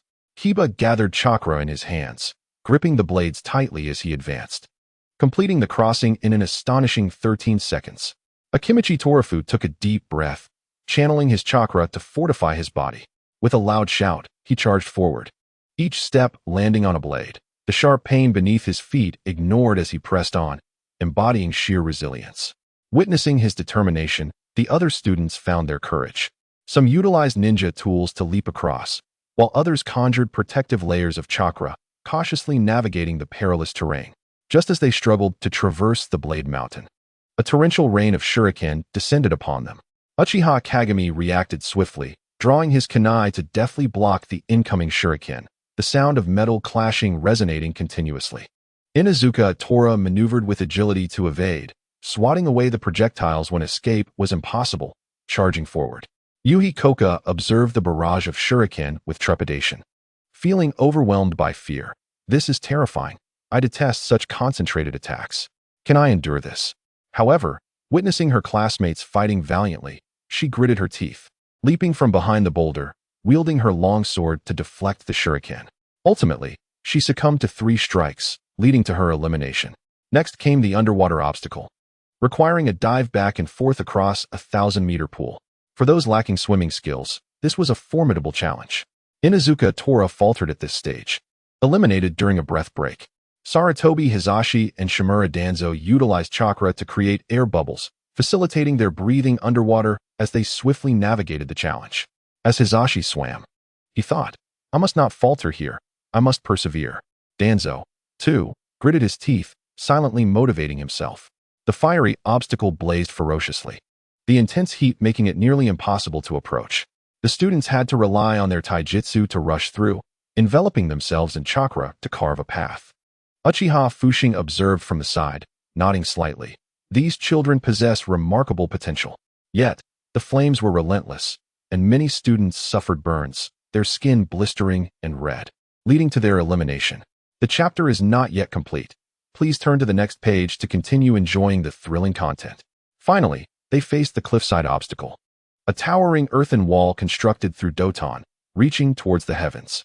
The narrow mountain path was strewn with loose stones, where a moment's inattention could result in a perilous fall.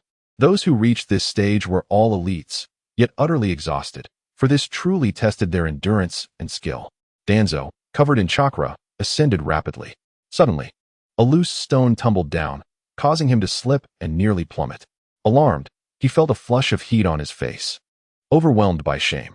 How could I be so careless? Hizashi has passed, and that little brat Kagami did too. I cannot falter here. Surprisingly, among the final successful competitors were Mito Gate Un and Torin Koharu. They moved steadily, methodically planning at each checkpoint. Encouraging each other, they said, Koharu, let us stick to the plan, we can do this. Yes, and let us go? Miraculously, they succeeded.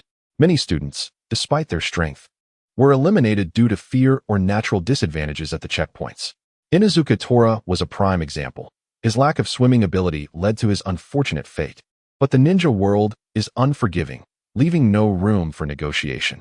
After a prolonged and grueling competition, the event neared its conclusion, with an elimination rate soaring to 90%. Ultimately, only 30 students successfully navigated all obstacles.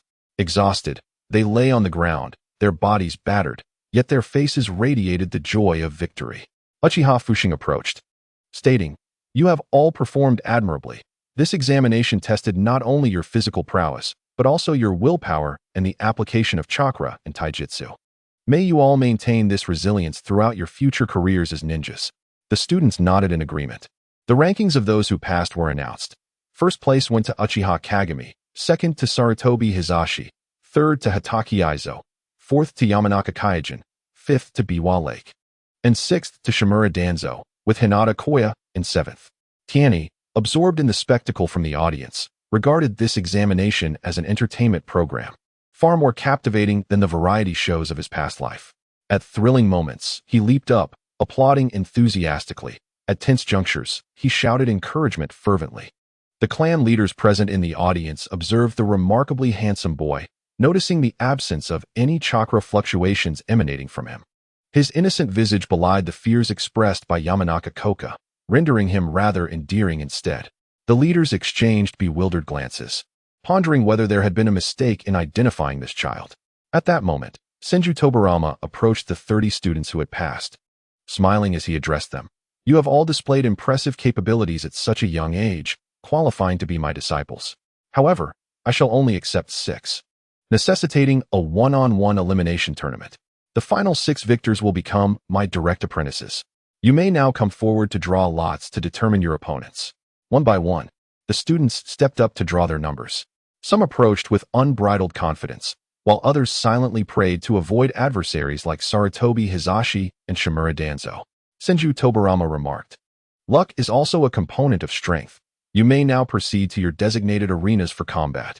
Shimura Danzo raised his number high and proclaimed, Who is number 4? You are truly unfortunate to face me. I await you at Arena 4. Bring your best. Hinata Koya grimaced, feeling a surge of defiance. This arrogant fool truly believes I fear him? Just wait and see how I deal with him. So he understands the might of our Hinata clan's gentle fist. Holding the number 1, Sarutobi Hizashi stood at Arena 1 and gazed at the blade-wielding youth, Hatake Aizo, saying with a smile, "The Hatake swordsmanship is renowned across the land. I am fortunate to witness it today." Hatake Aizo, seriousness etched upon his face, slightly bowed and replied, "I shall give my utmost. Please guide me well." The playground of the Ninja Academy was teeming with spectators. Students casting envious and admiring glances at the talented competitors in the ring, while parents brimmed with hope. The villagers of Konoha wore expressions of excitement, and the nobility carried themselves with an air of superiority. The clan leaders held solemn countenances, their gazes imbued with scrutiny and contemplation. All gathered to witness the inaugural graduation ranking battle of the ninja school.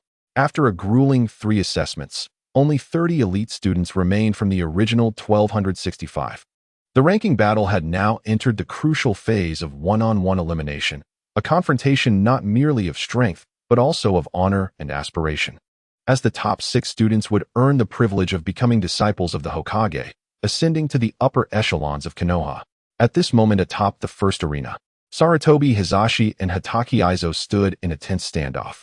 Sarutobi Hizashi, with his tall and upright figure, exuded an air of confidence and determination. As a prodigy skilled in the 5 elemental ninjutsu, he radiated an aura of absolute control. Hatake Aizo, wielding a short blade and clad in a white ninja garb, had his white cloak billowing in the wind. Mastering the art of wind and thunder ninja swordsmanship, he seemed to be enveloped in an invisible force of wind and thunder. Fierce and perilous. As the battle commenced, Hatake Aizo struck first, his form darting like lightning as he closed the distance to Sarutobi Hizashi in an instant. The long blade, accompanied by the roaring sound of wind and thunder, aimed for Hizashi's neck. Before the blade could reach, the wind had already arrived, leaving a shallow crimson mark upon Hizashi's cheek. Gasps erupted from the audience. What incredible speed! The force of that wind blade is astonishing. Sarutobi Hizashi, momentarily startled, remained composed. With a slight shift of his body, he narrowly evaded the lethal strike. Simultaneously, he swiftly formed hand seals and shouted, "Earth style! Earth flow wall!" A robust earthen wall surged from the ground, shielding him. Hatake Aizo's blade met the wall, sending dust flying. "Oomph, mere parlor tricks," he scoffed, lightly tapping his feet on the ground, using the recoil to leap high into the air. With a flourish of his long blade, countless wind and thunder blades erupted, like a tempest, instantly shattering the earthen wall to pieces. Seeing this, Sarutobi Hizashi's eyes sparkled with determination as he quickly formed hand seals once more. Water style, water dragon bullet technique. A gigantic water dragon erupted from his mouth, roaring ferociously as it lunged toward Hatake Aizo, leaving a deep trail of water in its wake. In midair, Hatake Aizo found himself unable to gain leverage against the oncoming water dragon. Undeterred, he unleashed the full extent of his wind and thunder ninja swordsmanship. Spinning rapidly around his blade, he created a powerful tornado that ensnared the water dragon. The dragon struggled and writhed within the vortex, ultimately being sliced into countless droplets that scattered across the ground. The audience, captivated, watched in awe, exclaiming, "These two are formidable." The rapid exchanges of offense and defense are simply breathtaking. Truly, they are the elite of the Ninja Academy. One might think they were witnessing a battle between seasoned jonin. Realizing his water technique had been neutralized, Sarutobi Hizashi did not hesitate. He swiftly formed a series of hand seals, unleashing the 3 elemental techniques of fire, lightning, and wind in succession. Flames intertwined with lightning, fueled by the gusts of wind. In an instant, the arena was engulfed in fire, thunder, and a howling gale. Hatake Aizo began to struggle against the onslaught of these formidable elemental attacks. This must be an attack of clan leader caliber. Gasps of astonishment filled the stands. "I cannot allow this to continue," Hatake Aizo thought to himself. Taking a deep breath, he concentrated all his chakra into his blade, plunging it into the ground with a mighty shout. S-Class Secret Technique, Wind and Thunder Ninja Sword Technique, Tempest Thunder Prison Slash. A powerful wave of energy radiated from the blade, tearing through the ground and sending dust swirling into the air. Sarutobi Hizashi felt the overwhelming force, his expression subtly shifting. He swiftly gathered the 5 elemental attributes of chakra, forming a colossal sphere of energy, which he hurled towards Hatake Aizo, declaring, "S-Rank Ultimate Technique, 5 Elements Ninjutsu, Five-Dragon Whirlwind Bullet. The Five-Dragon Whirlwind Bullet clashed mid-air with the furious Thunder Prison Slash, and the tremendous force generated by their collision resonated through the protective barrier surrounding the arena. As the brilliance faded, Sarutobi Hizen and Hitaki Enzo both knelt, gasping for breath. It appeared that the victor had been determined. Sarutobi Hizen slowly rose to his feet. Though somewhat disheveled, his gaze remained resolute, clearly still possessing strength. Hitaki Enzo also stood, casting a glance at Sarutobi Hizen, his pale face contorting into a wry smile as he shook his head. "You have won. I concede defeat wholeheartedly." The audience erupted in enthusiastic applause and cheers, captivated by the breathtaking spectacle of combat that undoubtedly showcased a power befitting a clan leader. In the end, Sarutobi Hizen narrowly triumphed over Hitaki Enzo, successfully advancing to the next round. On the second arena, Akimichi Torafuku and Sato Nozomi had already assumed their stances.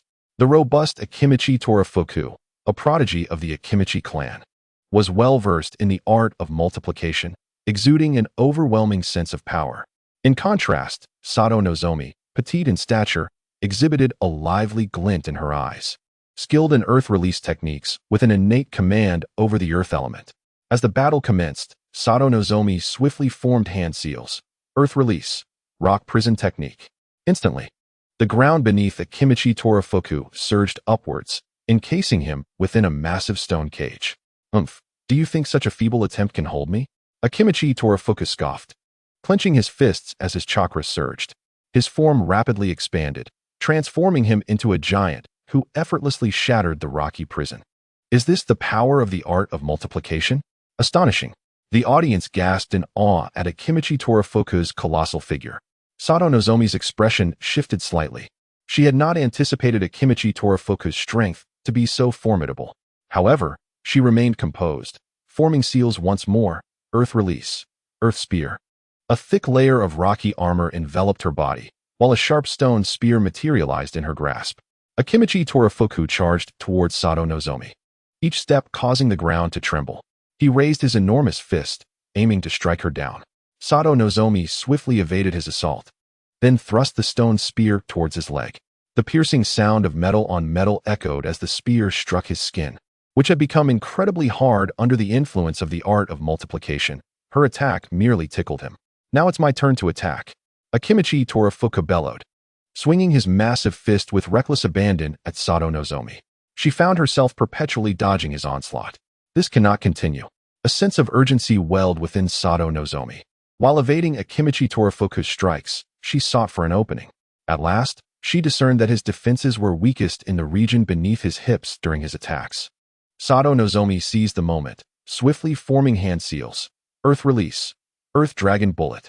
A colossal earthen dragon erupted from the ground, charging towards Akidu Torike's vulnerable region. Realizing the impending assault, Akidu Torike found it too late to evade. He resolved to endure the blow, raising his arm to shield against the earth dragon's attack. The tremendous force propelled him several steps backward. What an opportunity! Sato Nozomi capitalized on this moment, advancing swiftly and thrusting her rock spear towards Akidu Torike's chest. A cold smirk crept across his face as he beheld the incoming spear. Suddenly, he extended his massive hand, seizing the spear and crushing it with immense force, reducing it to rubble. "What?" Sato Nozomi stared in horror at Akidu Torike. "It's over," Akidu Torike bellowed, leaping high into the air before crashing down heavily upon Sato Nozomi. She had no time to evade and found herself pinned beneath him. Akidu Torike emerged victorious. The referee announced, as thunderous applause erupted from the audience. With sheer strength overcoming technique, Akidu Torike successfully triumphed over Sato Nozomi. In the vibrant crowd, Tsubasa was in a state of euphoric excitement. He flailed his arms joyfully, voicing enthusiastic cheers for his compatriot from Biwa Lake during the match. His innocent demeanor akin to a carefree little sprite, naturally drawing countless gazes. "Whose child is this? He is extraordinarily handsome. How I wish to bring him home."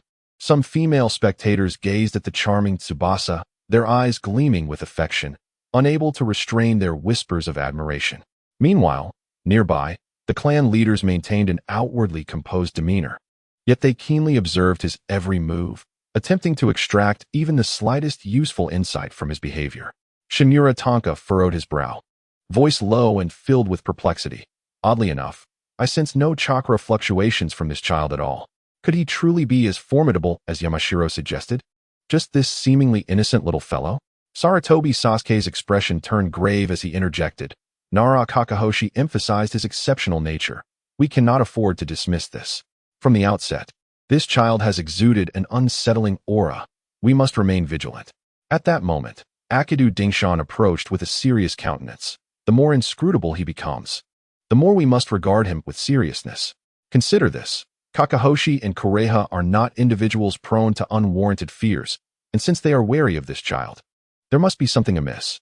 Hearing this, Saratobi Sasuke turned to Shinura Tanka, a glint of resolve flashing in his eyes as he quietly commanded, "Inform Yamamoto to keep an eye on the suicide squad. If a suitable opportunity arises, we must not allow this little devil to escape. Better to err on the side of caution than to leave potential future troubles unresolved." With that, he cast what seemed like a casual glance towards the jubilant Tsubasa, his gaze resembling that of a hunter fixated on a prey already marked.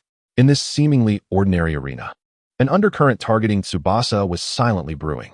Meanwhile, on Platform 3, Mito Gate In and Yamazaki Kai stood opposed to one another.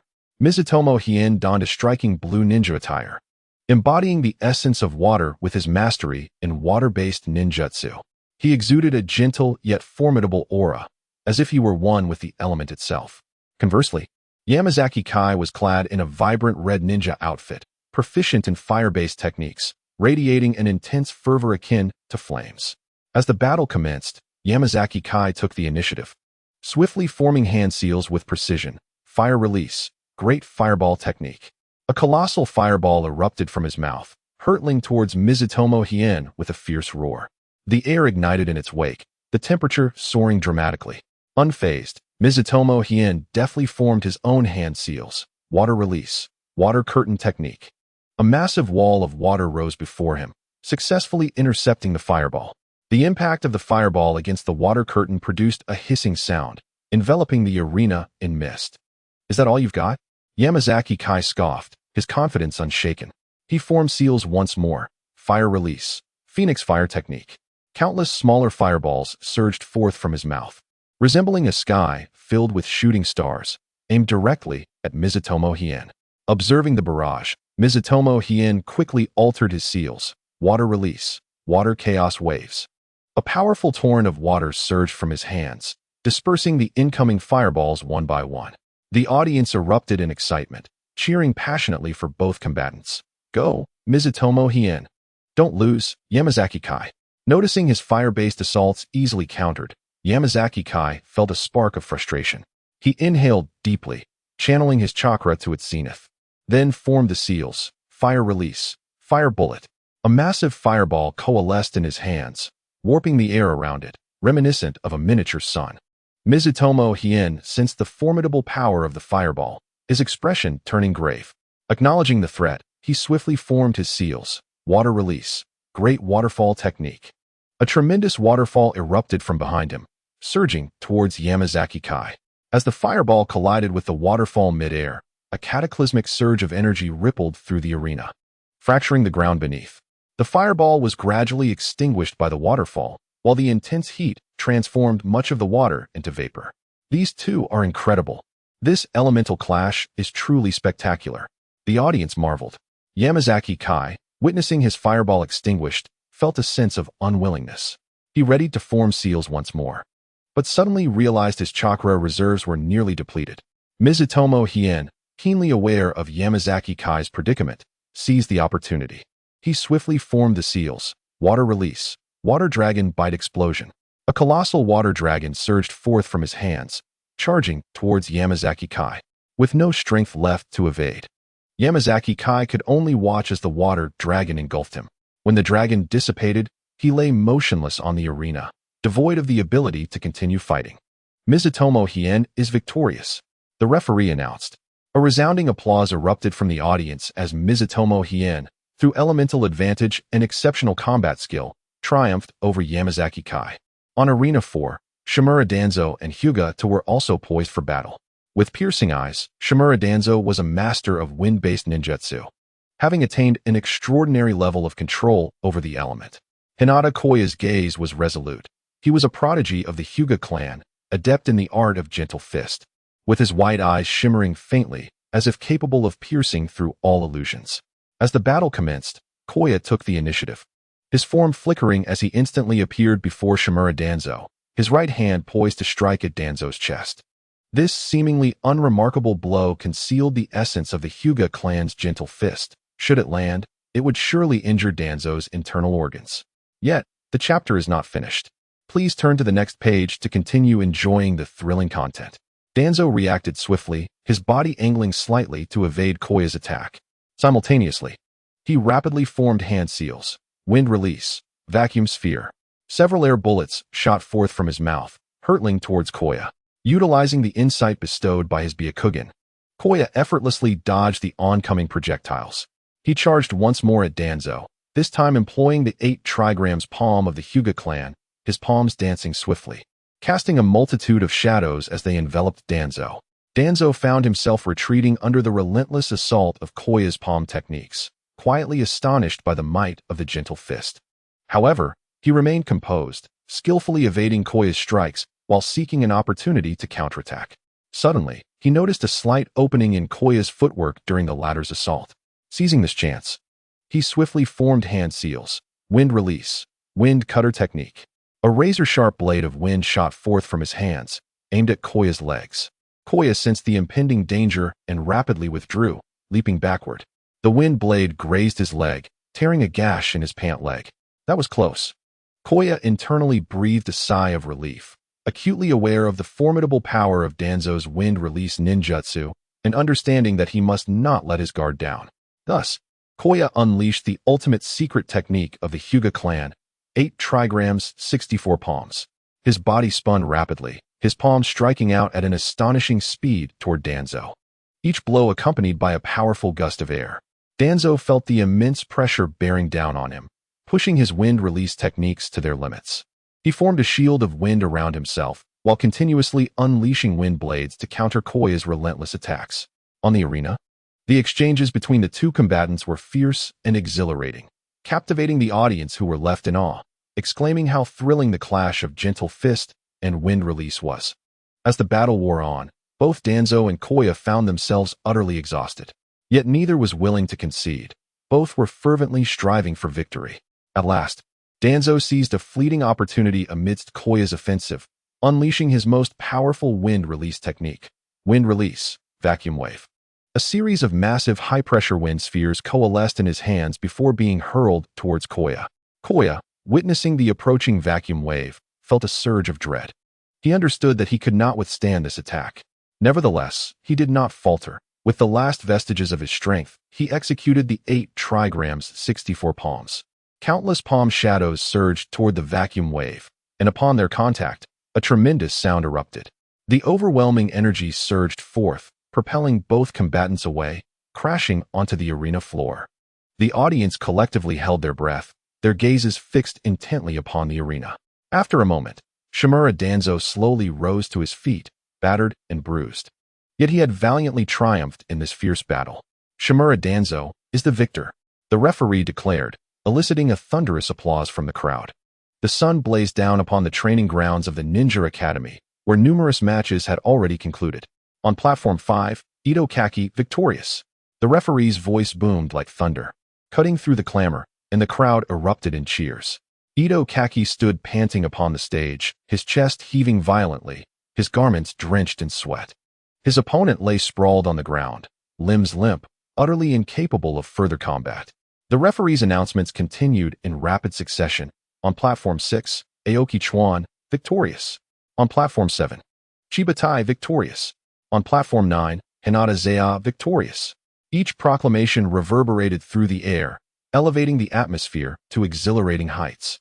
On Platform 10, the skilled medical ninja and water-style user, Tsurun Koharu, faced off against her cousin, Tsurun Yagumo. Koharu regarded Yagumo with trepidation, realizing that she might find it challenging to contend with her relative. After numerous exchanges, she found herself relegated to a purely defensive stance, contemplating conceding. Suddenly, Tsurun Yagumo raised his hand and declared loudly, "I concede." This unexpected turn left the audience in stunned silence. whispering among themselves, speculating the reasons behind it. Subsequently, the results continued to be announced. On Platform 11, Uchiha Nanyin, victorious. On Platform 12, Miranako, victorious. On Platform 13, Tsukikage Baiching, victorious. On Platform 14, Arima Mufon, victorious. On Platform 15, Aburame Yohara, victorious. Each declaration was met with the audience's cheers of excitement or sighs of disappointment. As the other matches drew to a close, all eyes converged upon Platform 8, where the battle between Uchiha Kagami and Biwa Lake had reached a fever pitch. Uchiha Kagami was enveloped in a faint aura of lightning chakra, crackling ominously, his Sharingan shimmering with an enigmatic glow as if it could pierce through the veil of reality. Biwa Lake, with a grave expression, beads of sweat trickling down her forehead, swiftly formed hand seals with remarkable speed, summoning a sturdy earthen shield that radiated a formidable presence.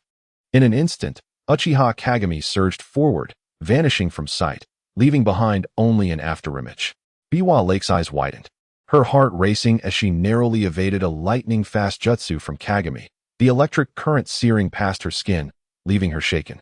Undeterred, Uchiha Kagami leaped back and rapidly formed seals, exclaiming, "Great fireball technique."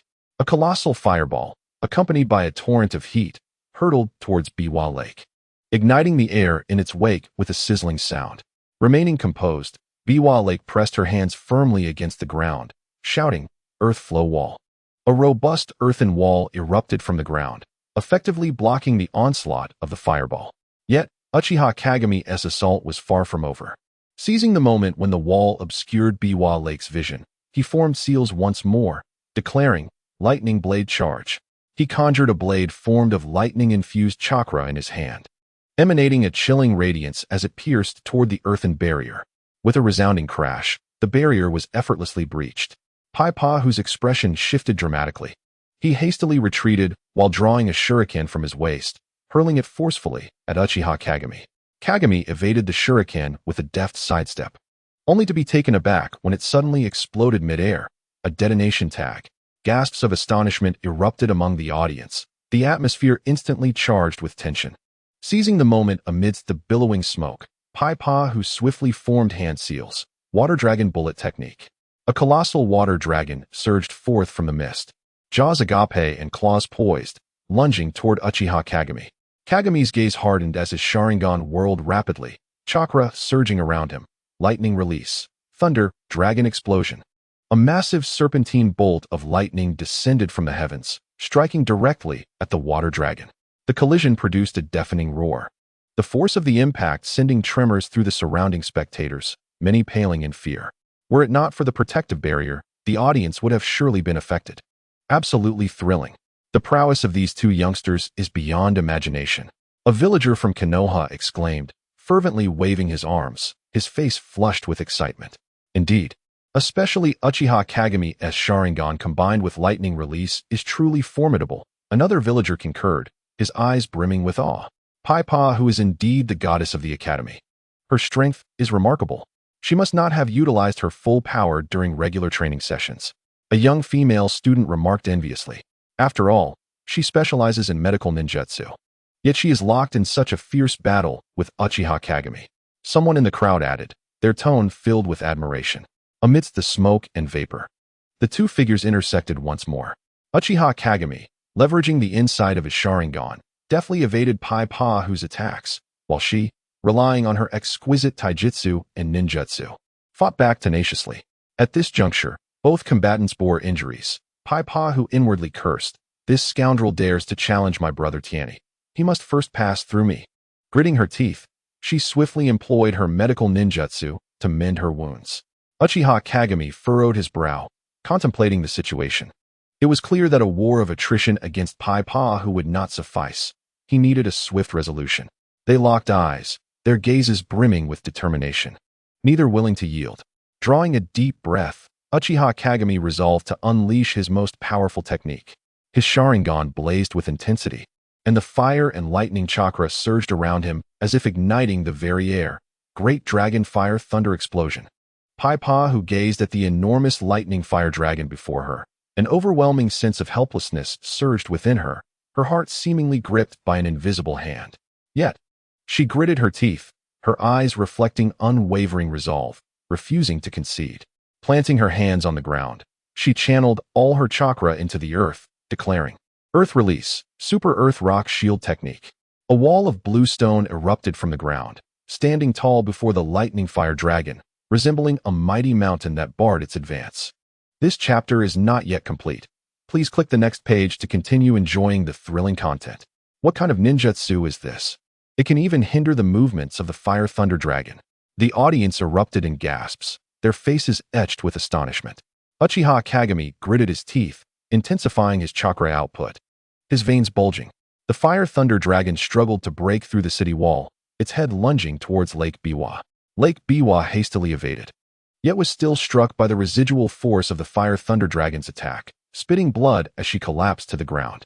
Just as Uchiha Kagami prepared to deliver the final blow, Lake Biwa suddenly opened her eyes, a green glow emerging in her hands as she pressed it against her wounds. Her injuries swiftly mending. This was a high-level medical ninjutsu. A shock coursed through Uchiha Kagami, disbelief etched across his face. Lake Biwa rose to her feet. Forming hand seals once more, water release, great waterfall technique. A colossal waterfall cascaded from the heavens, rushing towards the fire thunder dragon, which was ensnared among the rocks. Uchiha Kagami, unwilling to yield, commanded the fire dragon to charge through the wall towards the waterfall. The waterfall collided with the fire thunder dragon, resulting in a thunderous explosion, sending massive splashes and mist billowing into the air. The entire arena was engulfed in water, and the spectators could only discern two blurred figures engaged in a fierce clash beneath the surface. Suddenly, a flash of lightning darted across the water's surface, followed by a sword that pierced Lake Biwa's body. She slowly closed her eyes, sinking into the water, aware that she had lost. On Arena 8, Uchiha Kagami is victorious. The referee's voice rang out, and a profound silence enveloped the crowd. This was soon shattered by a thunderous applause and cheers. Uchiha Kagami retracted his Susanoo and, fatigued, collapsed onto the ground, his limbs feeling weak. This battle had drained every ounce of his strength. Tianyi, how dare you harm my sister? I will kill you. Tianyi's eyes turned crimson as he beheld Lake Biwa's fall, his heart racing as though it would leap from his throat. Ignoring everything, he charged towards the fallen Lake Biwa. His mind a blank canvas, consumed by a singular thought. His sister must not come to harm. Medical ninjas swiftly surrounded Lake Biwa to administer treatment, relieved that the blade had not struck her heart. Clearly, Uchiha Kagami had no intention of killing her. As Tianyi gazed upon Lake Biwa, who had opened her eyes, his heart, once suspended in dread, finally found solace, and he exhaled deeply, letting go of his fears and concerns. A faint smile graced Lake Biwa's pale face as she remarked, Little brother, you care so much for your sister. Have you perhaps developed feelings for me? Tianyi chuckled, Sister, you are so beautiful. Of course, I like you. But you truly worry me. When you saw how strong that guy was, you should have conceded earlier. Now you've sustained such grave injuries. Our family will be heartbroken. Lake Biwa retorted, Who asked that fellow to challenge you? He dared to bully my brother. I had to teach him a lesson. At that moment, Sarutobi Hizashi, Shimura Danzo, and other admirers of Lake Biwa gathered around, expressing their concern and vowing to assist her in punishing that scoundrel Uchiha Kagami. The doctors shooed away the flock of fawning students, escorting the injured Lake Biwa for further treatment and recuperation. As the competition progressed, the top 15 contestants were finally determined. Senju Tobarama announced a 1-hour break for all participants to recover from their injuries and replenish their chakra before the final showdown commenced. An hour later, on the training grounds of the Ninja Academy, 6 large arenas were arranged in a hexagonal formation, surrounded by an eager crowd of spectators. A palpable atmosphere of tension and excitement enveloped the gathering, as conversations buzzed about the thrilling battles witnessed earlier that morning. The most memorable encounters were the clash between Sarutobi Rizai and Hitaki Aizo on Arena 1, and the duel between Uchiha Q and People Lake on Arena 2. Some spectators shook their heads and sighed, lamenting the unfortunate fate of these two talented students who, despite their formidable skills, faced off against the strongest contenders, thus losing their chance at the coveted Hokage position. Meanwhile, the remaining 15 students, with the assistance of the medical team, hurriedly tended to their injuries, each one striving to restore their chakra and stamina in preparation for the final showdown. Time swiftly passed, and before long, The intermission came to an end. Senju Tobarama called the 15 students to assemble, ready to draw lots for the final matches. Each student eagerly selected their number. Shinobu Tozo, having drawn number 1, felt a wave of relief upon seeing Okikawa also holding the same number, muttering to himself, "Thank goodness it's not Rizai against Q. That would have been troublesome." Uchiha Q, clutching number 2, exchanged a knowing smile with Hinata Zawa, who retorted, "Just you wait. I'll show you the might of the Hyuga clan's gentle fist. Do you think defeating a woman makes you impressive?" Saratobi Rizai drew number 3 and silently cursed his luck upon noticing that he was matched against Miranako, who also had number 3. Akimichi Torikase drew number 4 and chuckled gleefully, only to be met with disdain from Tsukikage Hakyu, who quipped, "You foolish glutton. What is there to laugh about? I'll slice you into pieces soon enough." Mito Munin, with number 5, furrowed his brow, cautiously assessing his opponent, Kuruma Mufon, who also bore the number 5. Chiba Tai drew number 6, set to face Yono Shurjin. In a twist of fate, Ito Koki drew number 7 and felt fortunate to be matched against Uchiha Nanyin, contemplating the elemental advantage of water over fire. Meanwhile, Torin Komatsu, bewildered by drawing number 0, looked around in confusion, unsure of the implications. Senju Tobarama, noticing Komatsu's perplexity, chuckled warmly, "Congratulations on your automatic advancement. I believe that luck is an integral part of a ninja's strength. Sometimes luck proves more critical than skill. I have witnessed many powerful warriors fall in battle due to misfortune, while those of lesser prowess survive through sheer luck. Thus, I hope my disciples are blessed with good fortune." Upon hearing this, Torin Komatsu's face lit up with joy, eliciting envious glances from the other students. Senju Tobarama then addressed the remaining students. "Proceed to the corresponding arenas for your final battles." In unison, the students responded, "Yes." On Arena 1, Shinobu Tozo and Aoki Kawa took their positions. Aoki Kawa, poised and vigorous, exuded a fierce determination as his hands trembled slightly within his sleeves, signaling his readiness to strike.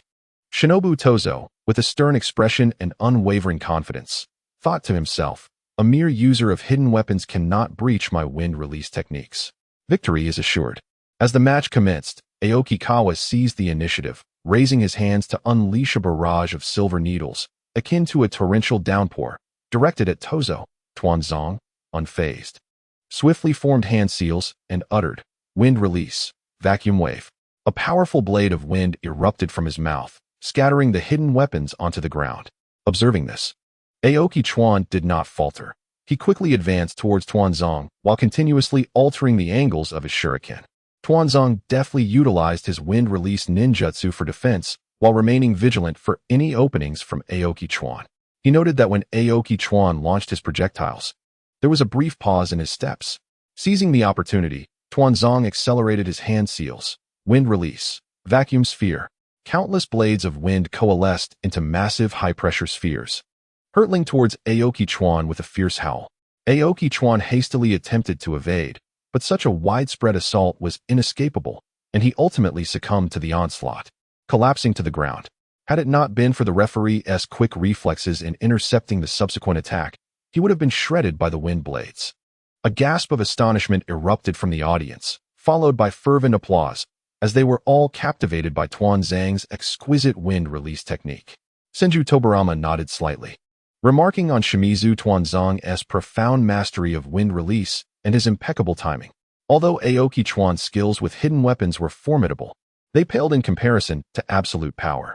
Uchiha Fushing scoffed, "It is merely wind release suppressing hidden weapons. In a forested environment, the outcome could be quite different."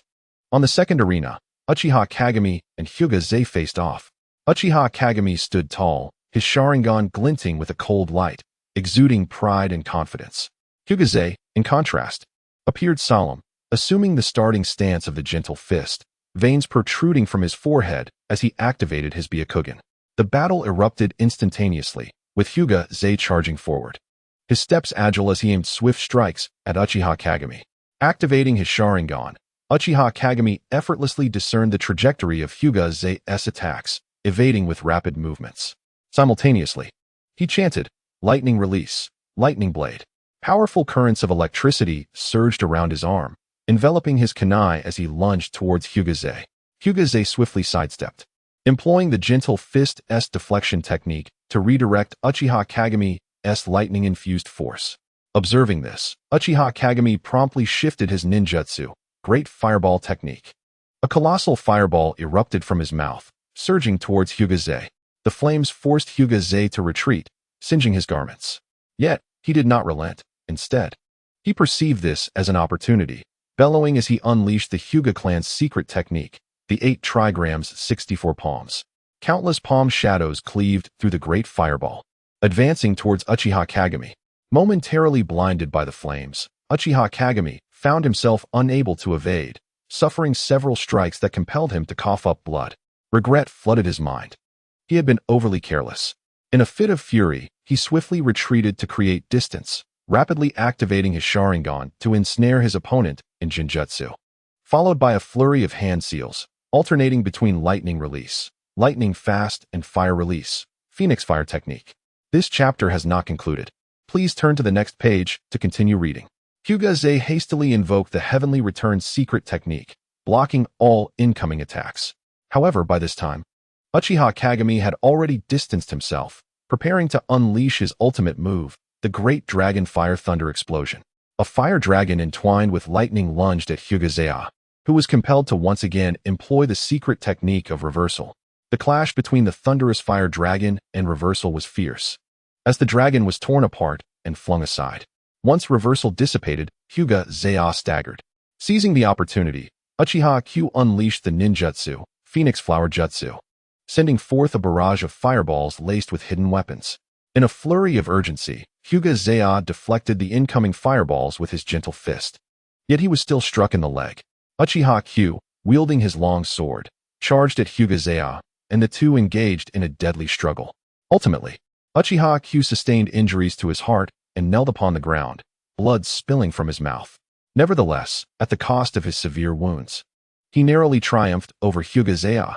Zaya collapsed, pierced by 7 blades, teetering on the brink of death. The audience was rendered speechless by the brutality of the battle, the arena falling into a hushed silence before erupting into murmurs of lamentation. Senju Tobirama furrowed his brow, remarking that Uchiha Q was overly arrogant. Had it not been for the prowess of the Sharingan, victory would have eluded him. Hyuga Tenjin shook his head in sorrow, lamenting that Hyuga had exerted all his strength, but his gentle fist was still insufficiently refined to achieve a decisive blow.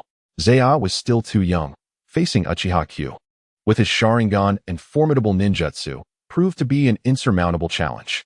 On Platform 3, Sarutobi Hizashi stood poised against the civilian ninja, Muranzi.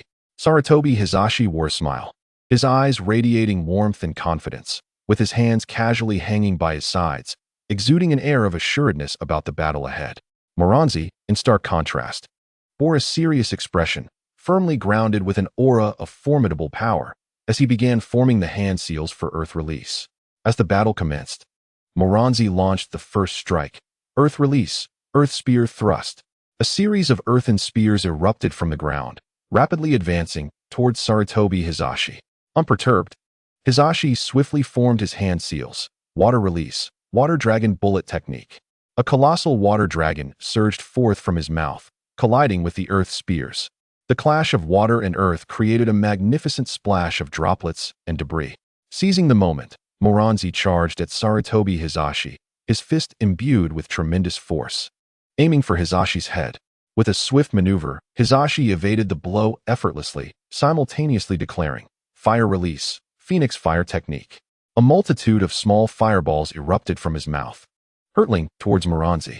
In response, Muranzi promptly conjured an earthen barrier to shield himself from the fiery onslaught. Observing this, Sarutobi Hizashi initiated another series of hand seals, lightning release, lightning flash.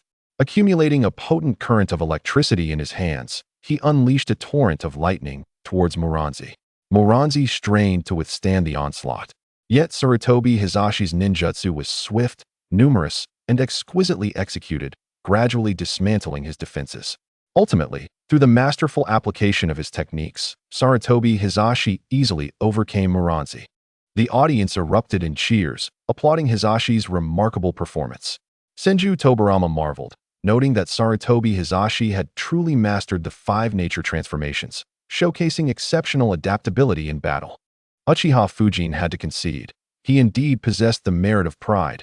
This battle was won with elegance. On platform 4, Akimichi Torafu stood ready, facing off against Tsukiyakari Baiching. Xiaodao Qifeng, a robust figure, wore a hearty smile on his face, yet his eyes radiated a steadfast and fervent determination, a testament to his fervent desire for victory. His confidence stemmed from his immense strength. In contrast, Yueguang Baiching possessed a slender physique, clad in dark attire, his demeanor cold and his gaze imbued with a chilling glint, reminiscent of an assassin lurking in the shadows, instilling fear in those who beheld him. In an instant, the battle erupted, with Yueguang Baiching employing his ability to vanish. Disappearing from sight, Xiaodao Qifeng, wary and vigilant, observed his surroundings closely. Suddenly, a whoosh of wind erupted from behind him. Without the time to turn, he instinctively raised his armored arm to defend himself. Yueguang Baiching's dagger pierced through the armor, embedding itself deep into his arm, blood gushing forth in an instant. Yet, Xiaodao Qifeng did not waver. With a resounding roar, he began to expand his body, invoking the secret technique of multiplication. Yueguang Baiching, utilizing his ability to phase in and out, unleashed a relentless barrage of attacks, leaving Xiaodao Qifeng with numerous wounds that stained his garments red. Nevertheless, Xiaodao Qifeng's resolve only strengthened. He endured the pain, and with the keen perception of a ninja, he pivoted sharply during Yueguang Baiching's next strike, seizing the wrist of the hand that wielded the dagger with his powerful grip.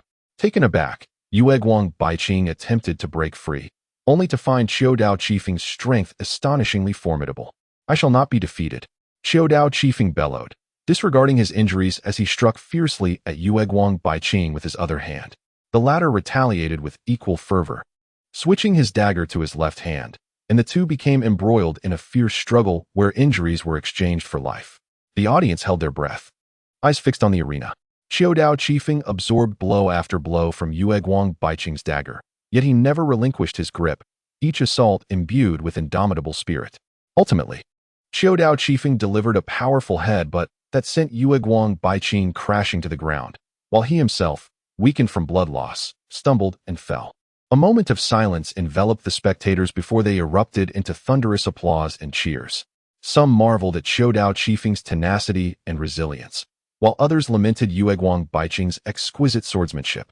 Senju Tobarama nodded slightly, remarking, "Xiaodao Qifeng has showcased the formidable physical strength and indomitable will of the Xiaodao clan, managing to turn the tide of battle under such adverse circumstances. A rare feat indeed." Though Yueguang Baiching's assassination techniques and phasing ability are formidable, they ultimately succumb to raw power and unwavering resolve.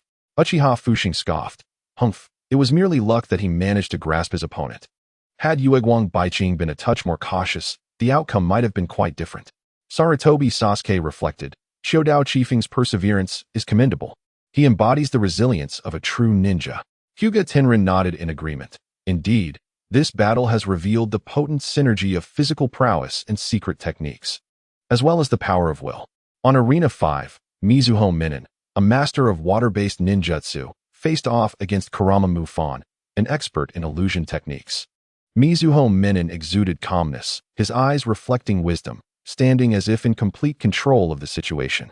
Kurama Mufan, on the other hand, wore a dreamy expression, a mysterious smile gracing his lips, seemingly brimming with confidence in his illusions. As the battle commenced, Kurama Mufan initiated the attack, his hands swiftly weaving seals as he chanted.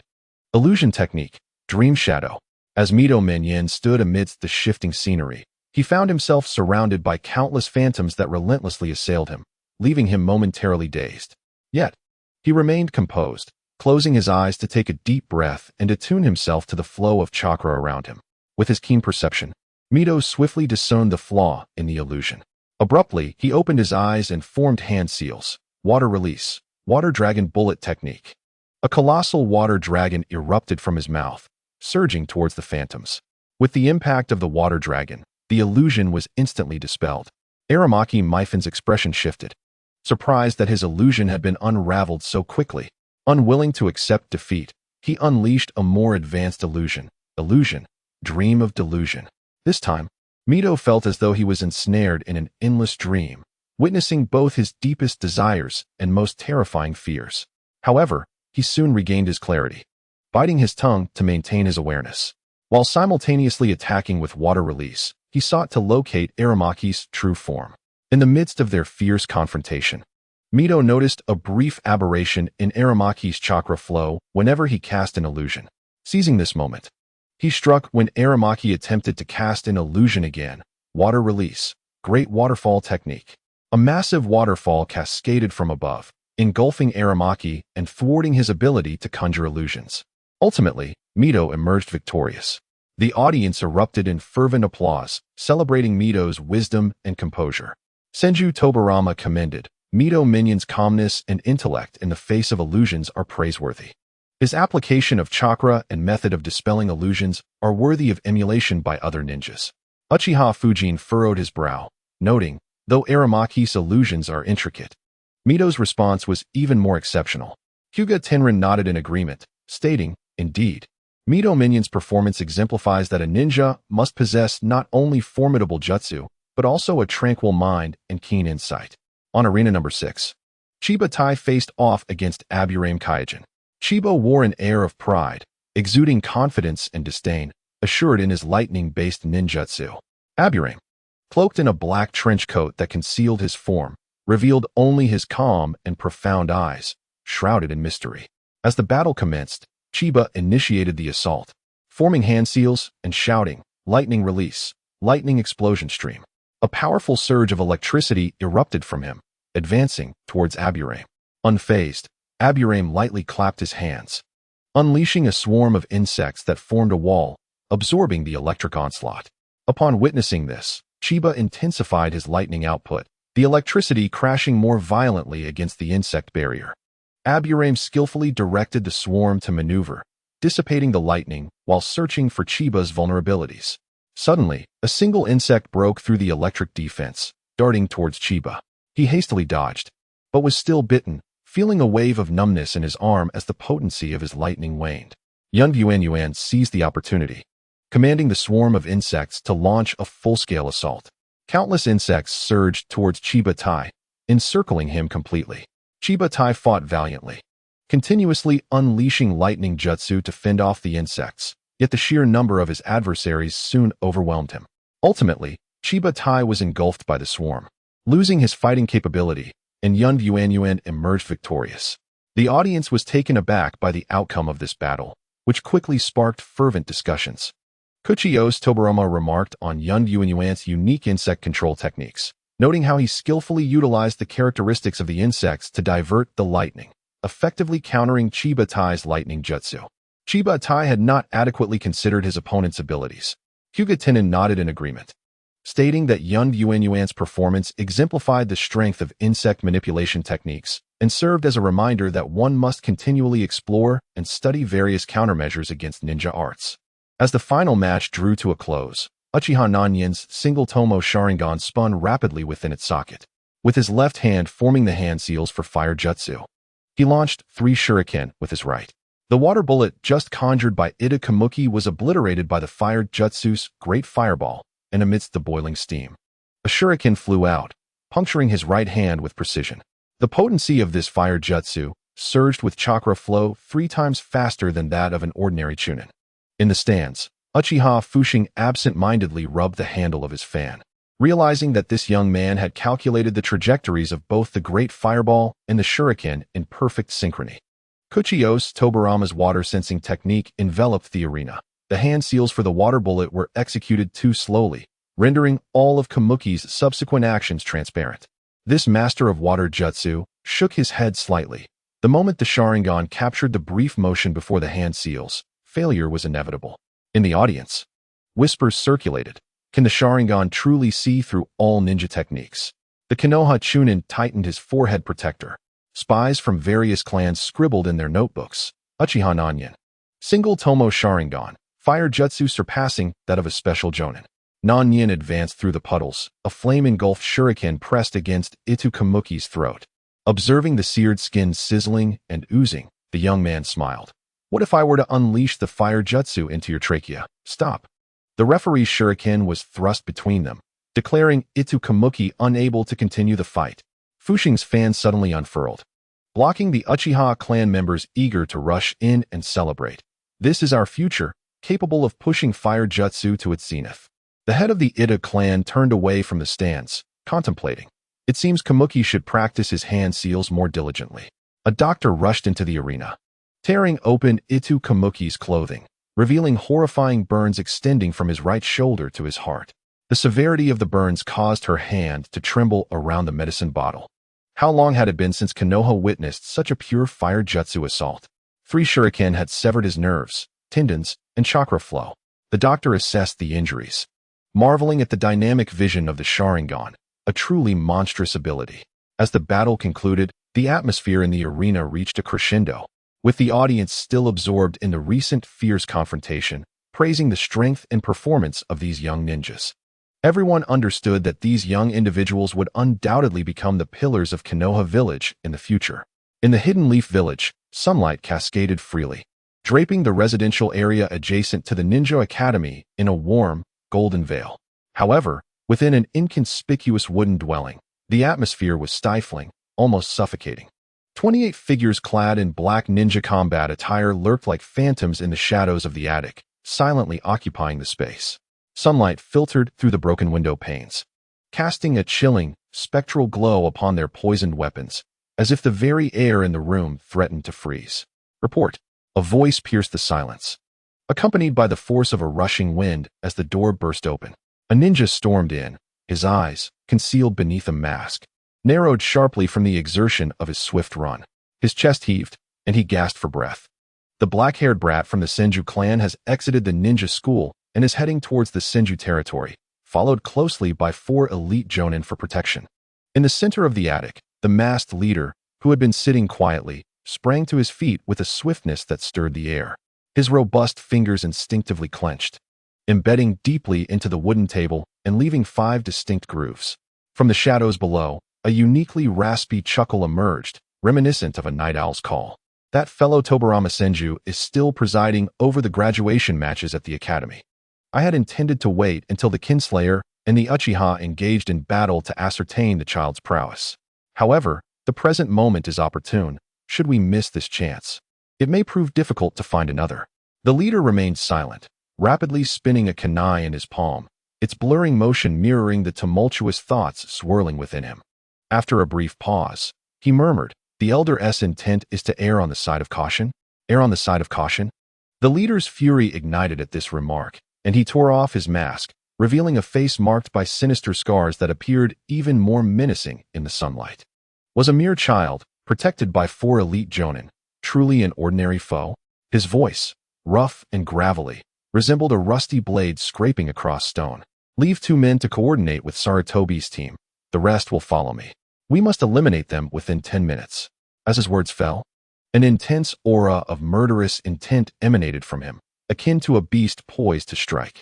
Meanwhile, after being injured at Lake Biwa and subsequently sent to the hospital, the young Tsubasa chose to return alone to the Senju territory. Along the way, he frolicked and played, exuding a carefree demeanor, reminiscent of an innocent child unaware of the world's troubles. Yet, he was acutely aware that 4 ninjas were covertly guarding him from behind. A subtle smile graced his lips, a barely perceptible curve, as he mused. Those rats hiding in the shadows can no longer suppress their instincts. It's time for them to act. As he traversed a small grove, Tsubasa suddenly halted, his expression sharpening. He keenly sensed the presence of many lurking ahead, like hunters poised to pounce. He stopped in his tracks and shouted, "Who goes there, sneaking about?" Before his words could fully dissipate, the sound of rapid footsteps approached from a distance, urgent and chaotic, like a thunderous drumbeat. The black-clad leader, upon realizing the child had uncovered their ambush, felt his pupils constrict as if pricked by a needle. Resolute, he acted first, his form darting forth like lightning, as he hurled a shuriken with precision. In an instant, 5 beams of cold light streaked through the night like meteors, piercing the gaps in the trees and aiming directly at Tianyi. 4 of the 1,000-handed ninjas, hearing the sound, instantly executed the body flicker technique without hesitation.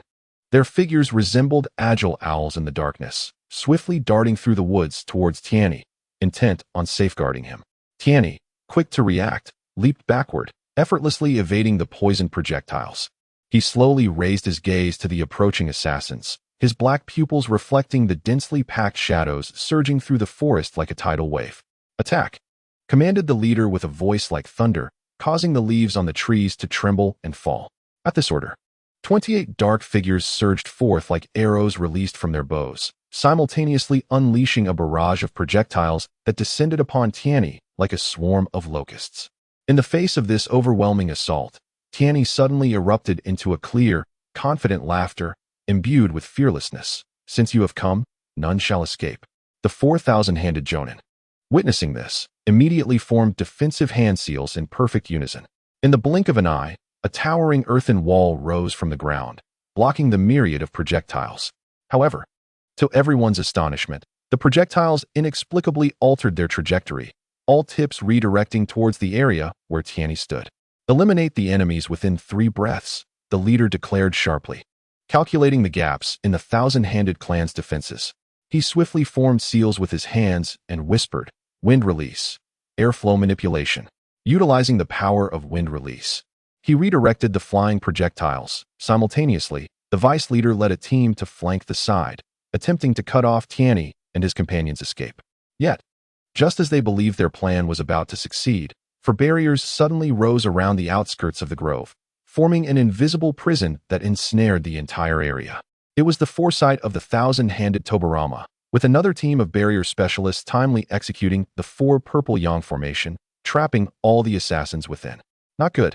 The first responding Chunin began to exclaim, but his voice was abruptly cut off as a shuriken launched by the 1,000-handed serpent pierced through his throat with deadly precision.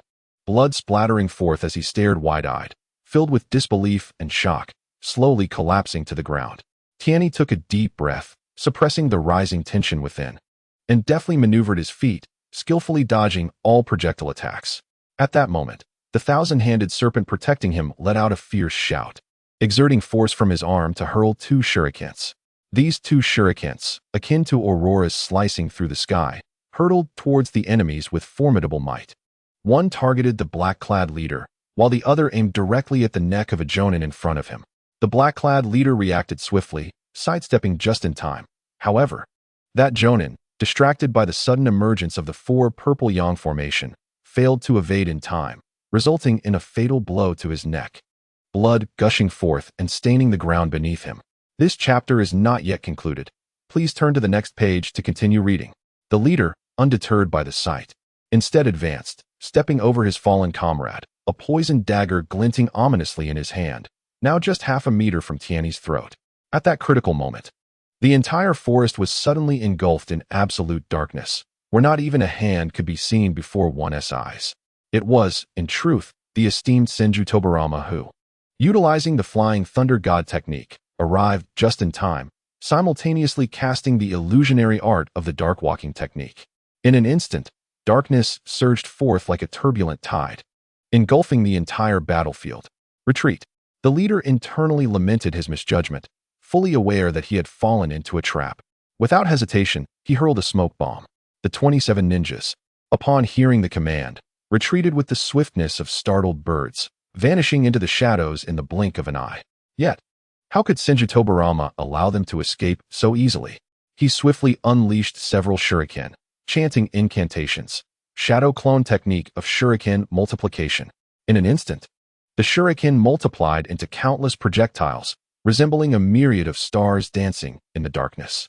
These shuriken seemed to possess sentience, accurately soaring towards the black-clad assassins. Tobarama's figure flickered in midair, akin to a specter of the night. One of the black-clad Jonin reacted swiftly, drawing his long blade and deflecting a shuriken with a resounding clang.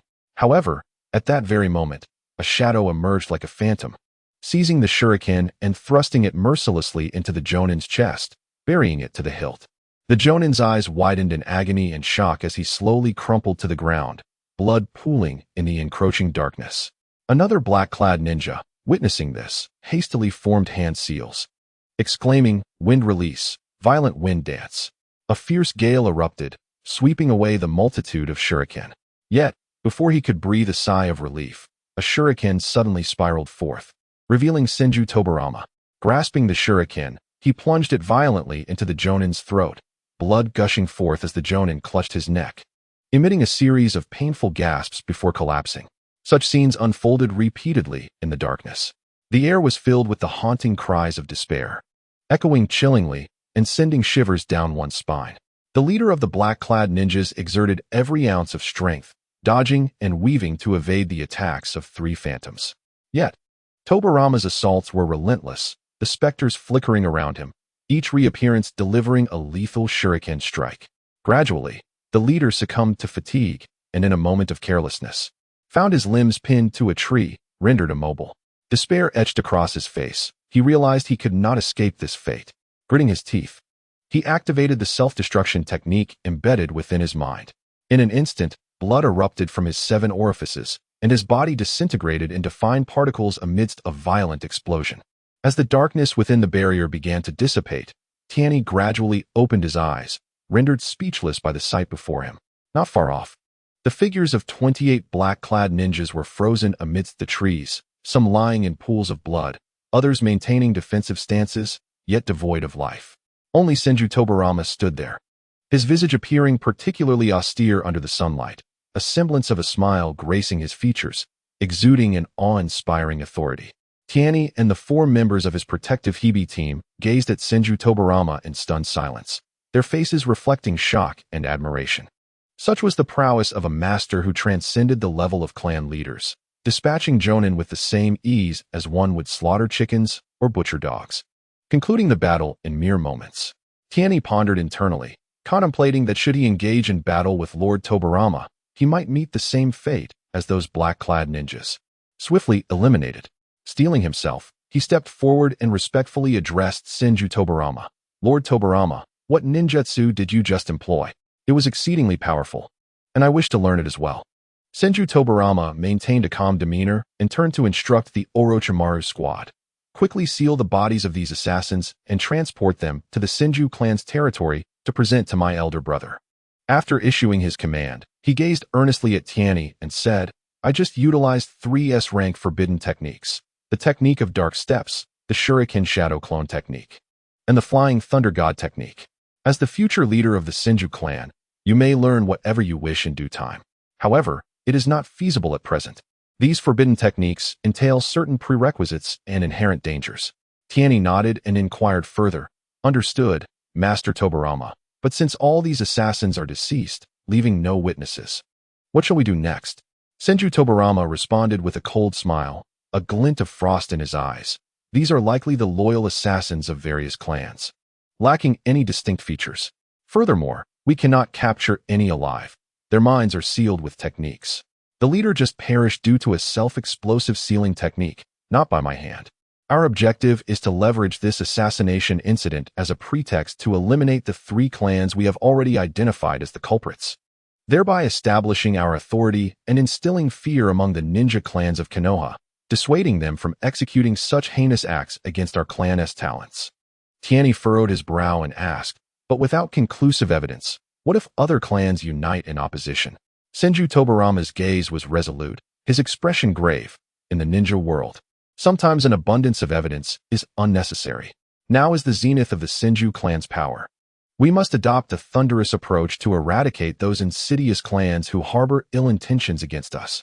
Otherwise, should we reveal any weakness, they will collectively descend upon us to tear us apart. Do you understand? Tianyi bit his lip, hesitating before inquiring. I understand, Master Tobarama. But must we also eliminate the elderly and weak of those clans? Would that not be excessively cruel? Senju Tobarama fixed his penetrating gaze upon Tianyi. As a leader of the clan, one must not entertain a woman's mercies. My elder brother's compassion has emboldened these lesser clans to strike against the Senju. Remember this. Bowing respectfully, Tianyi replied, I understand, Master. A gentle breeze swept through, restoring the forest's former tranquility. Yet the harrowing battle lingered indelibly in Tianyi's heart. In a lavishly adorned room within Konoha, Shinzuka Ikemen and Yamamoto Kazuo lounged comfortably, sipping tea. The fragrance of the tea wafted through the air, but their minds were preoccupied with the impending battle of geniuses. Old Yamamoto, which prodigious talents do you anticipate will emerge from this battle of geniuses? Shinzuka Ikemen gently stirred the tea leaves before taking a sip, his curiosity piqued. Yamamoto Kazuo placed his cup on the table, a slight smile playing on his lips. It's hard to say, but I've heard that Uchiha Kagami possesses some skill. He might just stir up a tempest. As the two individuals engaged in lively conversation, a sudden knock at the door interrupted them. A ninja clad in black entered cautiously. Kneeling on one knee to report loudly, "Honorable sirs. The Death Squad Team 1 has identified a target moving towards the Senju clan and has already proceeded to intercept and annihilate." Shizuka Ikemen's hand trembled, nearly causing his teacup to shatter.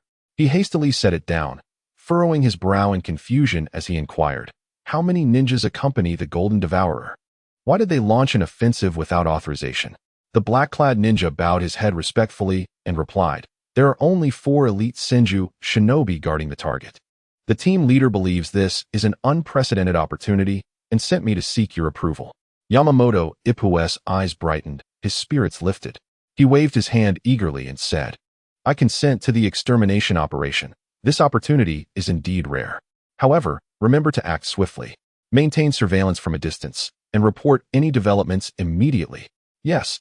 The black-clad ninja saluted and quickly exited. Leaning back in his chair, Shizuka Ikemen revealed a sly smile, contemplating the demise of the Senju clan's future heir. "Are we being a tad too ruthless?" he mused, chuckling. Yamamoto Ippu feigned a look of compassion, sighing, "Family rivalries are simply a matter of survival. It is their own fault for being so ostentatious. A large tree attracts the wind. Only when the Senju noble clan falls will our families have a chance to thrive. This is all for the sake of our families. It is unavoidable." A glint of greed flickered in Shizuka Ikemen's eyes as he licked his lips, suggesting, "Let us be even more ruthless. Not a single male from the Senju should be spared. They must all perish. As for the women, we shall kindly take care of them. I've heard that the wives of Senju Hohei are renowned beauties. They should still be able to bear children." Yamamoto Ippu understood the implication, and the two exchanged a knowing glance, bursting into laughter. However, before their laughter could fade, another black-clad ninja rushed in half an hour later, not even bothering to knock, and shouted, "Report, honorable sirs. The ambush has failed. Team 1 has been completely annihilated. This was all a scheme of the Senju clan." "What?" Yamamoto Ippu and Shizuka Ikemen sprang to their feet, their eyes wide with disbelief. Shizuka Ikemen's face turned crimson with rage as he gritted his teeth and exclaimed, "Damn Senju clan! Tell me what transpired." The black-clad ninja trembled with fear, hastily bowing as he said, "The Senju seemed to be prepared, having set up an ambush. As soon as our men engaged, they activated the 4 purple yang formation. By the time the formation dissipated, the Senju were already clearing the battlefield. We could not see any details of the battle from behind the formation. None of our men returned alive." Yamamoto Ippu's expression darkened ominously, his teeth clenched as he asked, "Was the Golden Devourer killed?" "I don't know. I did not see him," the black-clad ninja replied in a voice barely above a whisper. Yamamoto Ippu frowned, impatiently waving his hand. "Inform teams 2 and 3 to retreat immediately. Clean up all traces of our presence. Leave no evidence behind." "Yes." The black-clad ninja acknowledged the command and hurried out. The imposing figure of Kazuo Shiitake stomped his foot in frustration, his voice laced with a brooding tone as he remarked, "It must be that trickster Tobarama Senju. Only his flying thunder god technique could infiltrate the 4 purple yang formation so stealthily." He continued, "We must consult with the clan leader Nara Shikaku. There is something decidedly peculiar about this situation." Yamamoto Kazuo nodded in reluctant agreement, acknowledging, "Indeed, it is likely him. He probably employed shadow clones at the Ninja Academy. That old fox is quite the adversary. Let us seek the counsel of the clan leaders to determine our next course of action." With a shared sense of vexation and reluctance, the pair hurriedly exited. Inside the hospital of Konoha, the sterile scent of antiseptic permeated the air. Tobarama Senju, with a look of deep concern, swiftly navigated between the wards, offering words of comfort to the injured students. His gaze radiated an unwavering determination as he commanded the physicians, "Tomorrow marks the class assignment ceremony. It is imperative that you exert every effort to ensure all students recover in time to attend." The doctors nodded vigorously, immediately immersing themselves in their healing duties, striving to enable each student to participate in the ceremony. In one of the hospital rooms, Tsubasa sat by the bedside, his eyes filled with worry as he clasped the hand of Biwako tightly. Seeing his anxious demeanor, Biwako chuckled softly and gently reassured him, "Silly. The doctors have already treated my injuries. I merely lost a bit too much blood and need a day to recuperate. Do not fret so much. It is my fault for causing you to miss the finals this afternoon. I should have conceded earlier. Uchiha Kagami indeed possesses considerable skill. Tsubasa affectionately patted Biwako's head, a tender smile gracing his lips. It's all right, it's all right. Just promise me you won't act so impulsively or violently in the future. You have concealed your abilities at school, and suddenly revealing them has left your classmates a bit taken aback. You are a goddess. You must maintain your image. Just as this chapter was unfolding, the door creaked open, and a lively group of women burst into the room. This is it, this is it. Tsubasa is right here, exclaimed Senju Yumi, her eyes sparkling with excitement, her voice rising in pitch, her face alight with uncontainable joy. She rushed into Tsubasa's embrace, exclaiming, I've missed you so much. The others quickly gathered around, their faces etched with concern as they scrutinized Tsubasa from head to toe. He seems to have lost a bit of weight, remarked Senju Haku with a furrowed brow, her expression one of empathy. Senju too gestured affectionately, her smile radiating warmth. You've grown taller. Senju I gently cupped Tsubasa's face in her hands, scrutinizing him closely while murmuring, You've tanned a little. Upon realizing that it was his mother and several aunts, Tsubasa felt a surge of joy and surprise, his eyes glistening with emotion as he exclaimed, Mother, aunts, what brings you to the hospital? How did you know I was here? Senju walked forward, grasping Tianyi's hand, and with a smile, explained, Your father is responsible for security at school today. He saw you and specifically returned home to inform me at noon. Your grandfather mentioned that when you were undergoing special training at Lord Hokage's residence, we were not to disturb you. We have missed you immensely these past few months. As soon as I learned you were in the hospital, I immediately informed your aunts, and we all rushed over together. Feeling a lump in his throat, Tianyi replied emotionally, I was planning to go home later to see all my mothers. This is wonderful. You all have come. How delightful. As he spoke, a radiant smile illuminated his face, transforming the atmosphere of the hospital room into one of warmth and joy. Senju Tong's eyes sparkled as she gazed at the young girl on the hospital bed. She hurried towards the girl with an enthusiastic smile, saying, Ah, is this not the esteemed young lady of the Zong family, People Lake? I used to hold you when you were little. Look at how you've blossomed into such a beautiful young lady. Her voice was melodious, exuding familiarity and admiration. People Lake, leaning against the head of the bed, felt somewhat overwhelmed by this sudden outpouring of warmth, her toes nearly digging into the floor in embarrassment. She thought to herself, Why does my junior brother have so many mothers? Nevertheless, she politely stood up, slightly bowed, and greeted, Hello, ladies, her shy smile causing her ears to turn faintly red. Senju Tong stepped closer and gently took People Lake's small hand, which felt soft and warm. With a smile, she remarked, I heard that you exhibited great bravery today. At such a young age, you've already reached the level of a jonin. Truly remarkable. People Lake's face flushed crimson, and she bashfully scratched her head, murmuring, Oh no. I was just beaten and covered in bruises. It's quite embarrassing. As she spoke, she instinctively shrank her neck, as if wishing to hide. Senju Tong smiled gently, her eyes brimming with encouragement. You are already doing wonderfully. I know you are majoring in medical ninjutsu, and combat is not your forte. Becoming an outstanding doctor is what truly matters. Leave the fighting and bloodshed to the men. People Lake nodded obediently, softly responding, Okay, Annie. She then returned to her place by the bed, her hands neatly folded on her lap, feeling a bit reserved, seemingly recalling something amusing. Senju Tong's eyes glimmered with mischief as she asked, With such beauty, I imagine you have many suitors at school, do you not? At this, People Lake's face turned as red as a ripe tomato, almost as if it might bleed. Typically carefree, she now felt utterly bashful, her hands nervously clutching the corner of the blanket as she mumbled, Auntie, please don't tease me. Seeing her reaction, Senju Tong's laughter grew more joyous as she pressed on. Oh, feeling shy are we? Is there someone you fancy at school? People Lake shook her head vigorously, her hands waving anxiously. No, truly not. Her gaze darted away, unable to meet Senju Tong's eyes. Undeterred, Senju Tong continued, What about Tianyi? Do you like him? Without thinking, People Lake blurted out, I do. Realizing her slip, she quickly covered her mouth, her eyes widening in regret, wishing she could retract her words. A group of women nearby were engaged in casual conversation when their attention was suddenly captured by the words spoken. The radiant-eyed sixth mother, thousand-handed Yun, eagerly approached and inquired, If you were to become the wife of Tianyi, would you be willing? Pai Pa, who was momentarily stunned, her face flushed crimson and in her flustered state. She nodded absently, entirely unaware of her own actions. At this, the boisterous thousand-handed Tong erupted into laughter, her face creased with joy. That's splendid. A truly virtuous girl. Tomorrow, I shall visit your home to discuss your betrothal with Lord Zhu Jian and Lord Shuihu.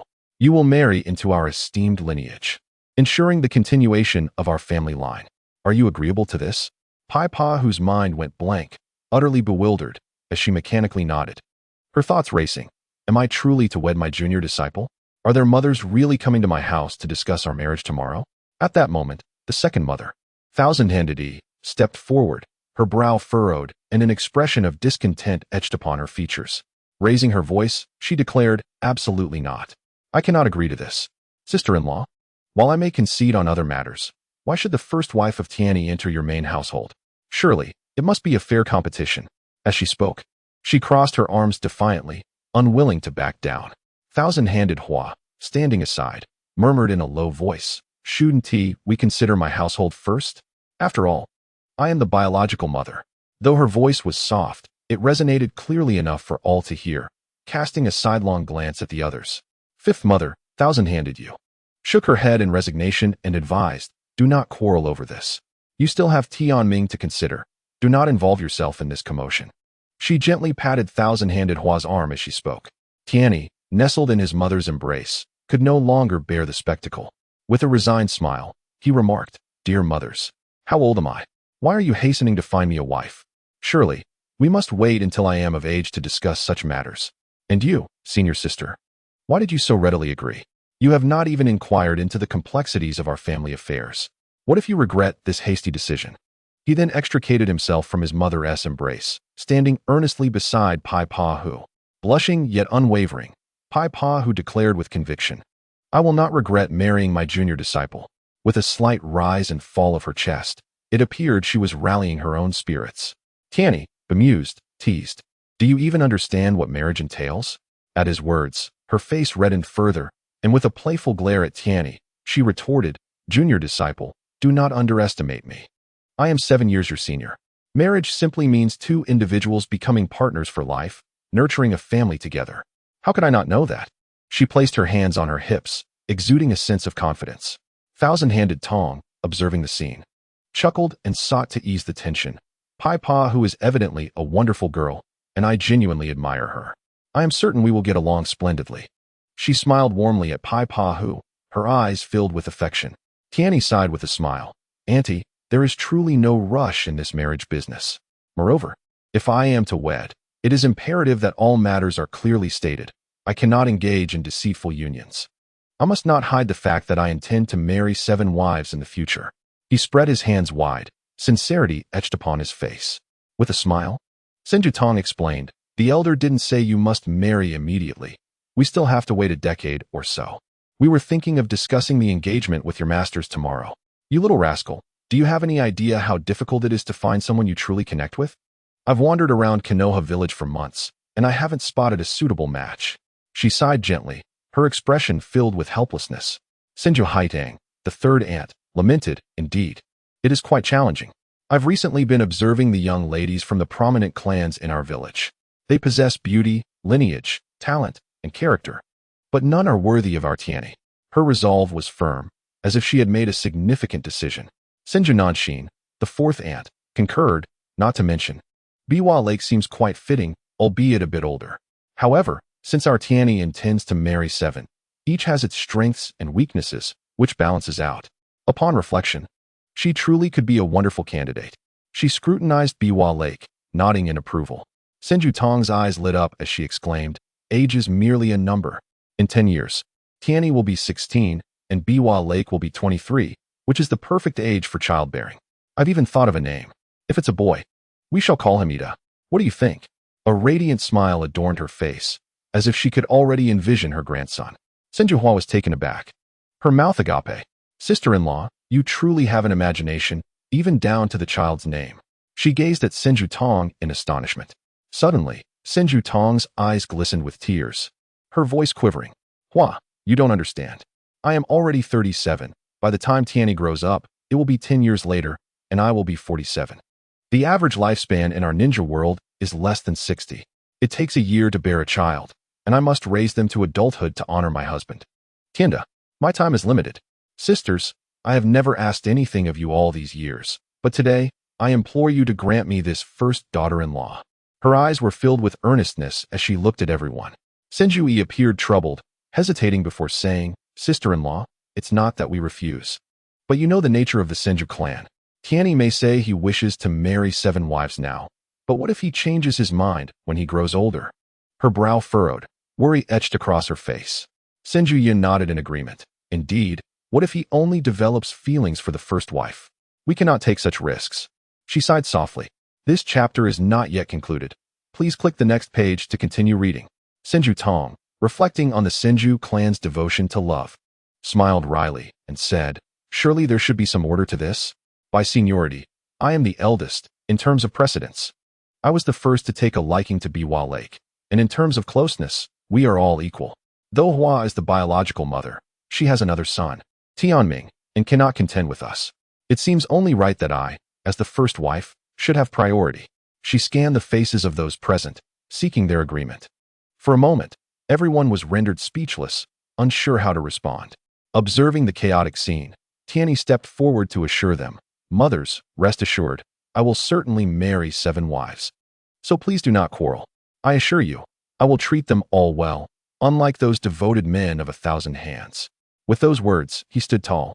Seriousness etched upon his face. 1,000 Hand smiled as she affectionately ruffled Tianyi's hair, saying, our Tianyi is so understanding. Remember, when you grow up, you must not become a devoted person, or else your mothers will be heartbroken. Upon finishing, a look of satisfaction graced her features. The mothers all smiled with relief, showering praises upon Tianyi for being a good child. Listening quietly from the side, Peepa Lake was taken aback, her face shifting from shy crimson to a deeper hue of embarrassment. Suddenly, she exclaimed, no, I will not allow little Tianyi to marry 7 wives. My junior brother belongs solely to me. With that, she clenched her fists, her expression filled with indignation. 1,000 Hand Yun, with a resigned sigh, remarked, well, a new situation has arisen. This young lady does not agree. A typical girl from the 1,000 Hand clan, she cannot tolerate a fickle partner. With a bitter smile, she shook her head. 1,000 Hand Tong looked at Peepa Lake with a wry grin and said, Miss, Tianyi must marry 7 wives in the future. Are you still willing to marry him? Peepa Lake gritted her teeth and resolutely replied, I am willing, but I will not permit him to take 7 wives. He can only marry me. Her eyes shone with determination, unwavering in her stance. 1,000 Hand Yun shook her head. Then you cannot marry Tianyi. We must find other girls who are willing to marry him and can accept his polygamy. With that, she looked at Peepa Lake with a face full of regret. Peepa Lake's eyes instantly reddened, tears welling up as she plaintively said, you are all so cruel. Why must you force my junior brother to marry so many wives? With that, tears streamed down her cheeks. 1,000 Hand Hua explained helplessly, no one is forcing him.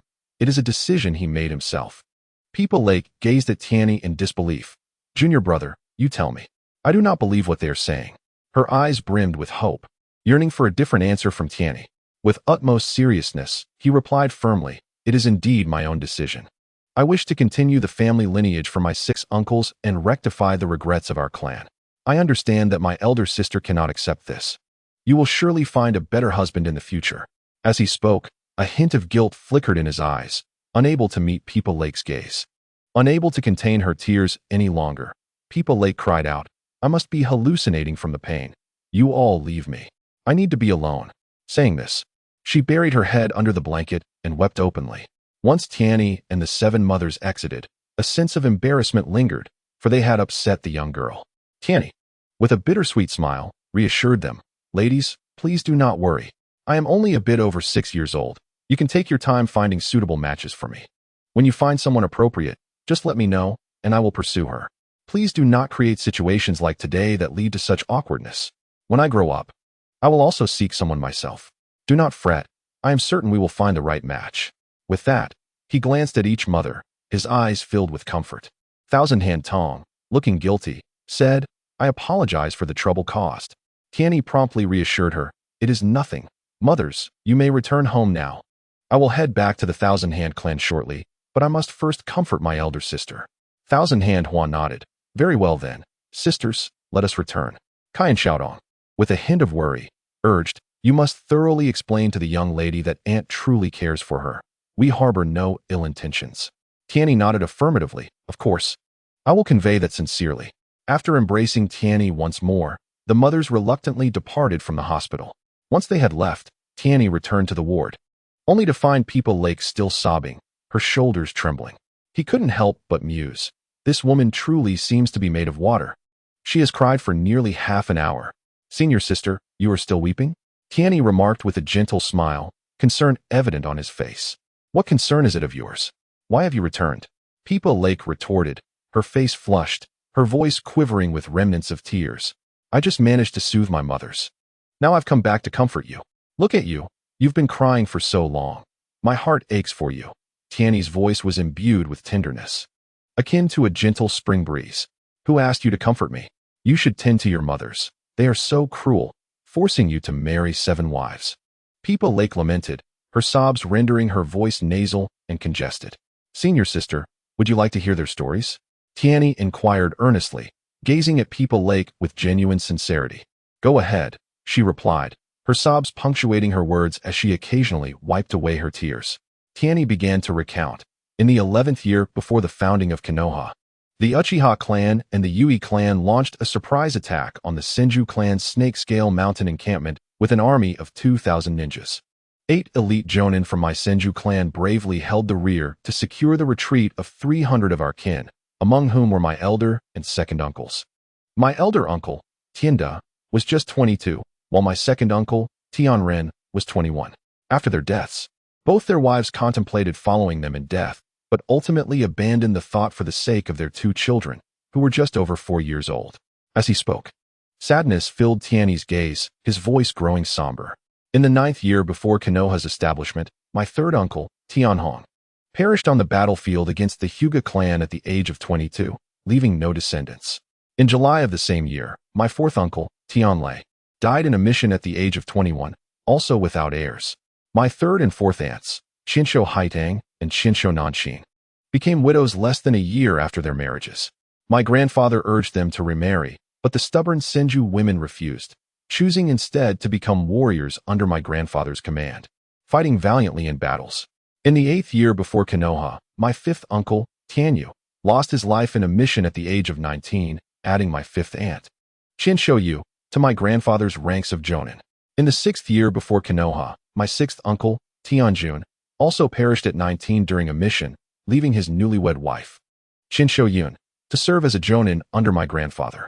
In the 3rd year before Konoha's founding, a decisive battle erupted between the Senju and Uchiha clans, during which the Uchiha Special Forces ambushed our supply lines, resulting in the deaths of my elder and second uncle's 2 11-year-old children, the 2 bereaved mothers, alongside 4 others who had lost their husbands, transformed into fierce warriors on the battlefield, led by my grandfather, Qinsho Baoping, forming a team that moved like phantoms across the warfront. Every day they either engaged in slaying enemies or journeyed towards battle, employing guerrilla tactics to vanquish countless foes, earning the moniker of the Senju Ghosts. My father, Tianfu, and my mother, Qinsho Hua, both possessed the strength of elite jonin, yet they never set foot on the battlefield, serving solely as protectors of the family. They believed that before embarking on missions, they must first ensure the continuation of their lineage. On the day of the founding of Konoha village, I was born. Due to the baptism of natural forces, I lay bedridden for over 6 years. My grandfather and 6 aunts withdrew from the ranks of ninjas to devote themselves entirely to my care. The entirety of my family's wealth was expended on my behalf, and they sacrificed their hard-earned savings, incurring considerable debt in the process.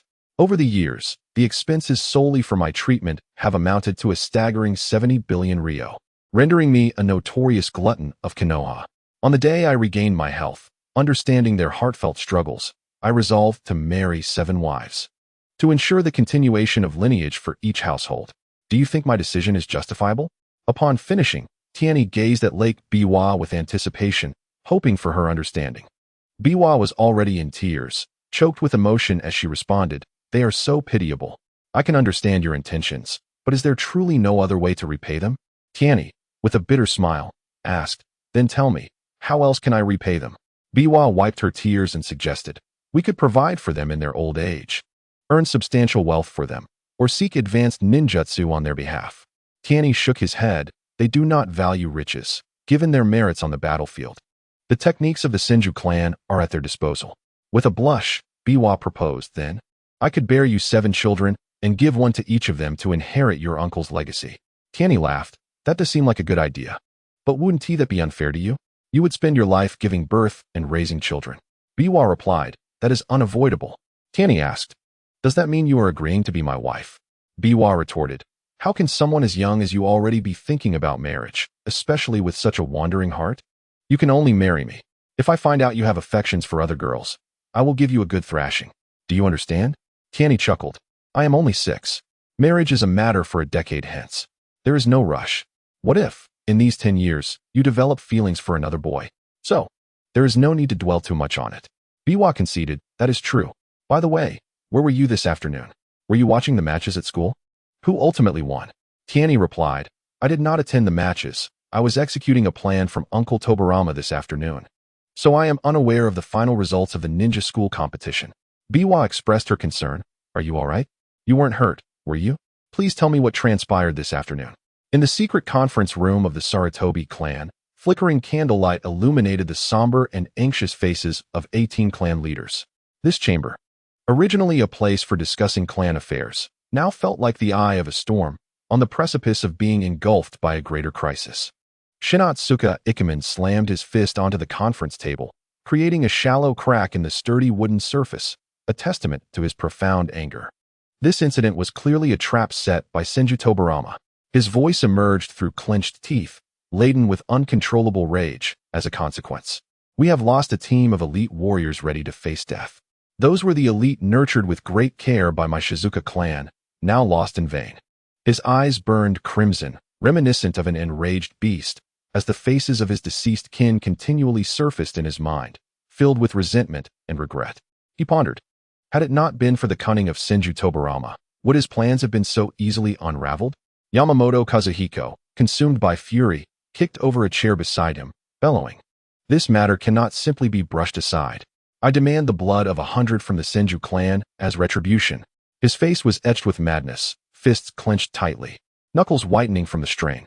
In his heart, the Senju clan represented an unforgivable enemy, and they must pay a grievous price. He considered the accumulated strength of his own clan, envisioning the well-trained ninjas, believing that even in direct confrontation with the Senju, they would not suffer a catastrophic defeat. Shinomiya Tokai stood in the shadows, seemingly merging with the darkness, revealing only his eyes, glimmering with a sinister light. Recently, the Senju clan had suffered the assassination of several ninjas during missions. His voice was low and chilling, akin to the cold winds of a frigid night. It is likely that Senju Tobarama has begun to suspect the various clans of Konoha. This incident appears to be a trap set by the Senju for revenge. He narrowed his eyes slightly, continuously calculating the potential actions of Senju Tobarama, contemplating how to safeguard the Shinomiya clan amidst this brewing storm. He understood that Senju Tobarama was not a foe to be trifled with, and this retaliation might merely be the beginning. Sarutobi Sasuke offered a wry smile, the wrinkles on his face deepening, revealing a profound weariness. The most troublesome aspect was that they had unwittingly plunged into this deadly trap. He sighed helplessly, his gaze filled with concern. "You all better pray that Senju Tobarama has not uncovered any traces linking us to these deceased warriors. Otherwise, brace yourselves for the Senju clan's wrath." He was acutely aware that the Senju clan's influence in Konoha was deeply entrenched, their power formidable.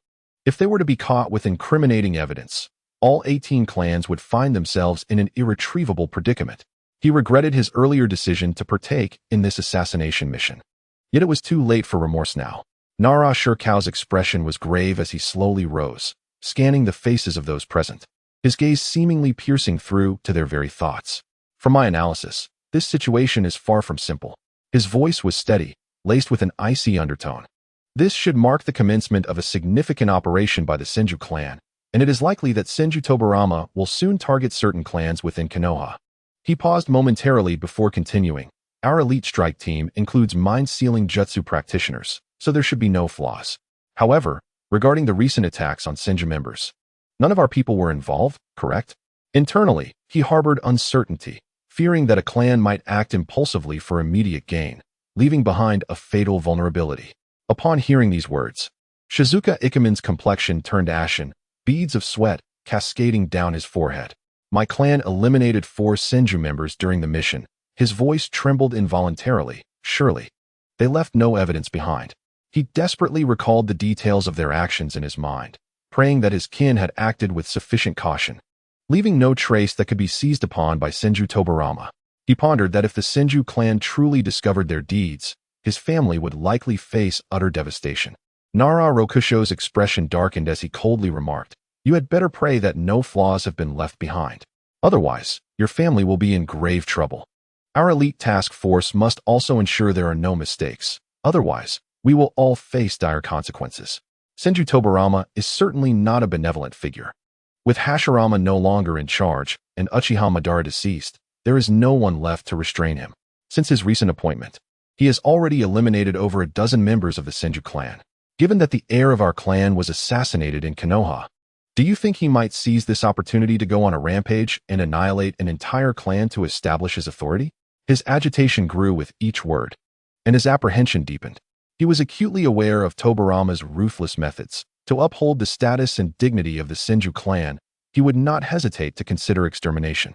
Konoha Kazuki, feeling flustered, urgently inquired, "What shall we do next? We might as well strike first and engage in a life-or-death struggle with the Senju clan." Overcome by anger and fear, he sought a solution, even if it meant mutual destruction. Thoughts of his family's honor and dignity, along with the memories of fallen kin, ignited his fury once more. Nara Rokusho scoffed disdainfully, his eyes filled with contempt. "I have warned you all before against taking rash actions. Do you really think a desperate struggle will yield any benefits? In the end, even if we perish, the net may not break. The combined number of ninjas from our clans only accounts for 18 of Konoha's total. Moreover, strength is not solely determined by numbers. What good would come from mutual destruction? Our goal is to thrive alongside the Senju clan, turning them into the very nourishment for our growth." He understood that engaging in direct confrontation with the Senju clan was akin to throwing oneself against a stone wall. He contemplated how to navigate this crisis, preserving his family while extracting greater benefits from the Senju. Pausing momentarily, he continued, "I advise those clans at risk of exposure to immediately send their talented disciples out of Konoha to prevent their families from facing retribution, lest they lose even their lineage." He surveyed the crowd, his gaze emanating an undeniable authority. He knew that preserving the hope of his clan was essential for a resurgence in the days to come. Yamashiro Kurenai had quietly listened to the discussions, his brow slightly furrowed. Unable to contain himself any longer, he finally spoke up. "What Nara clan leader has said is indeed on point. We cannot act rashly in the heat of the moment. Everyone knows that our Yamashiro clan excels in intelligence gathering. From this moment onward, I will dispatch more personnel to closely monitor the Senju clan. If they exhibit even the slightest movement, we will be the first to know and can prepare accordingly." As he spoke, a keen glint sparkled in his eyes. Qiu Dao Dingshan gently patted his round belly, resembling a small hill, and spoke in a deep, resonant voice. "In our Qiu Dao clan, while we may not be numerous, each member is resolutely steadfast. When it comes to matters of life and death, we shall never prove cowardly. Nevertheless, I believe it prudent to heed the words of Elder Nara. Preserving our strength must be our foremost priority." With that, he flashed a broad grin, revealing a set of gleaming white teeth. A smile imbued with a sense of endearing sincerity that instilled confidence. Deep down, he understood that confronting the Senju clan directly would yield little hope for victory. Thus, a careful strategy was essential. Yu Guangxiamu leaned against the wall, arms crossed over his chest, exuding a demeanor of detached concern mingled with reluctant involvement. He interjected, "The Yuguang clan will certainly stand united with everyone else. That is indisputable. However, engaging the Senju clan in direct combat would be akin to throwing eggs against a stone. Consider this. Our combined clans could hardly withstand a single blow from Hashirama Senju." Shiri Zhenfu's brow furrowed deeply, a visage of palpable anxiety. He hurriedly declared, "Let me be clear. The Shiri clan will absolutely refrain from participating in any direct conflict with the Senju clan. Their strength is utterly terrifying. Those who wish to engage may do so, but please do not involve us." He was gripped by fear, knowing that should his clan join this confrontation, it could spell their doom, possibly leading to their erasure from Konoha village by dawn. Sato Shinsuke scoffed disdainfully, his expression radiating arrogance as if it were inscribed upon his forehead. He proclaimed loudly, "What of Tobarama Senju? Does he truly believe he can ensnare all our clans?" Such naivety. The jutsu of the Sato clan are far from trivial. If it comes to it, we shall fight to the bitter end. As he spoke, he puffed out his chest, his gaze brimming with reckless pride, convinced that the Senju clan was nothing to be feared. Mizuki Jin Exine bit her lip anxiously, nearly biting it raw, her voice trembling slightly. The Mizuki clan will certainly follow the consensus of the group and do our utmost to cooperate. However, we must devise a sound plan swiftly, or my heart will remain in turmoil, akin to a restless little rabbit. Her face was etched with worry, her eyes reflecting uncertainty about her clan's future, fearing the ramifications of this crisis and the potential consequences for her family. Yamazaki Ruji scratched his head. A look of distress etched upon his features, his hair tousled like a bird's nest. He remarked, "Our Yamazaki clan lacks any particularly formidable abilities. But if there are errands to run, do not hesitate to call upon us. We shall not falter." He offered a simple smile. Yet he recognized that in this impending crisis, every clan must contribute, for otherwise, no one would emerge unscathed. Mizuho Hiroshi furrowed her brow, lost in contemplation, and remained silent for an extended moment. After a while, she slowly articulated, "The Mizuho clan is of noble lineage from the land of fire, with some ties to the Senju clan. I contemplate that perhaps we could leverage this connection to glean insights from Tobarama Senju. However, let me be clear, you must not allow the Mizuho clan to be led astray." Zhuan Qijian sneered derisively, saying, "Humph, probing for insights? Be careful not to be sold out by Tobarama Senju. In this upcoming Chunin exam, our clan has secured 5 slots, undoubtedly. There will be representatives from our ranks in the next Hokage's inner circle. You insist on attempting to assassinate the members of the Senju clan, and some still wish to fight to the death. I truly question how you hold the position of clan leader. In my view, the Senju clan will not completely eradicate us, but they will not let us off easily either. The second Hokage, newly appointed, is eager to establish authority. Let us see who will bear the brunt of it. It would be wise for everyone to prioritize the well-being of their own families. Those who seek to court death shall find no companionship from us." As he spoke, he rolled his eyes, feeling a surge of pride at the thought of his family soon securing a place among the Hokage's elite, unwilling to be dragged down by these fools. Aokihara remained silent, resembling a statue. After a considerable time, he finally spoke, "The Aoki clan does not support war." Yashirashi Rendi smiled innocently, yet his eyes betrayed a cunning alertness. Like a sly fox, he declared, "The Yashirashi clan will not partake in this grand conflict." Morita Kenichi stroked his chin thoughtfully and added, "I too do not intend to engage in direct confrontation." Suzuki Aikiru nodded in agreement, stating, "My clan will also refrain from opposing the Senju. I have always supported Narashika's parasite plan." He mused to himself that aligning with the Nara clan was undoubtedly a prudent choice, as this parasite plan might indeed usher in a turning point for his family. Yamamoto Kazuo, however, remained dissatisfied, furrowing his brows and murmuring, "Are we to simply wait idly? To watch Senju Tobarama revel in his power within Konoha?" His face flushed with indignation, filled with a sense of helpless anger, feeling as if the dignity of his clan was being trampled upon, akin to an ant beneath a boot, yet powerless to retaliate. Narashika shot him a glare, coldly remarking, "What can impulsiveness resolve? Let us all calm down and focus on fortifying our defenses, keeping a close watch on the Senju clan, and await our opportunity. As long as we remain united, Tobarama will think twice before making a move." As he spoke, his gaze reflected a resolute belief. Yet internally, he harbored uncertainty about how long this unity could endure or when the opportune moment might arise. Sarutobi Sasuke sighed deeply, his voice laden with fatigue and resignation. "The situation is dire. The Shinazuka clan must hastily arrange for their members to leave the village. The risk of exposure is too great." He urged everyone, "Disperse and proceed with utmost caution. Do not reveal any weaknesses." He was filled with frustration, lamenting the presence of these inept allies who had tarnished the situation so thoroughly. For now, they could only proceed step by step. The gathering soon rose, each individual harboring their own concerns as they quietly exited the clandestine meeting room. The night remained profound, as if nothing had transpired. Yet beneath the surface of the village, currents of unrest churned persistently.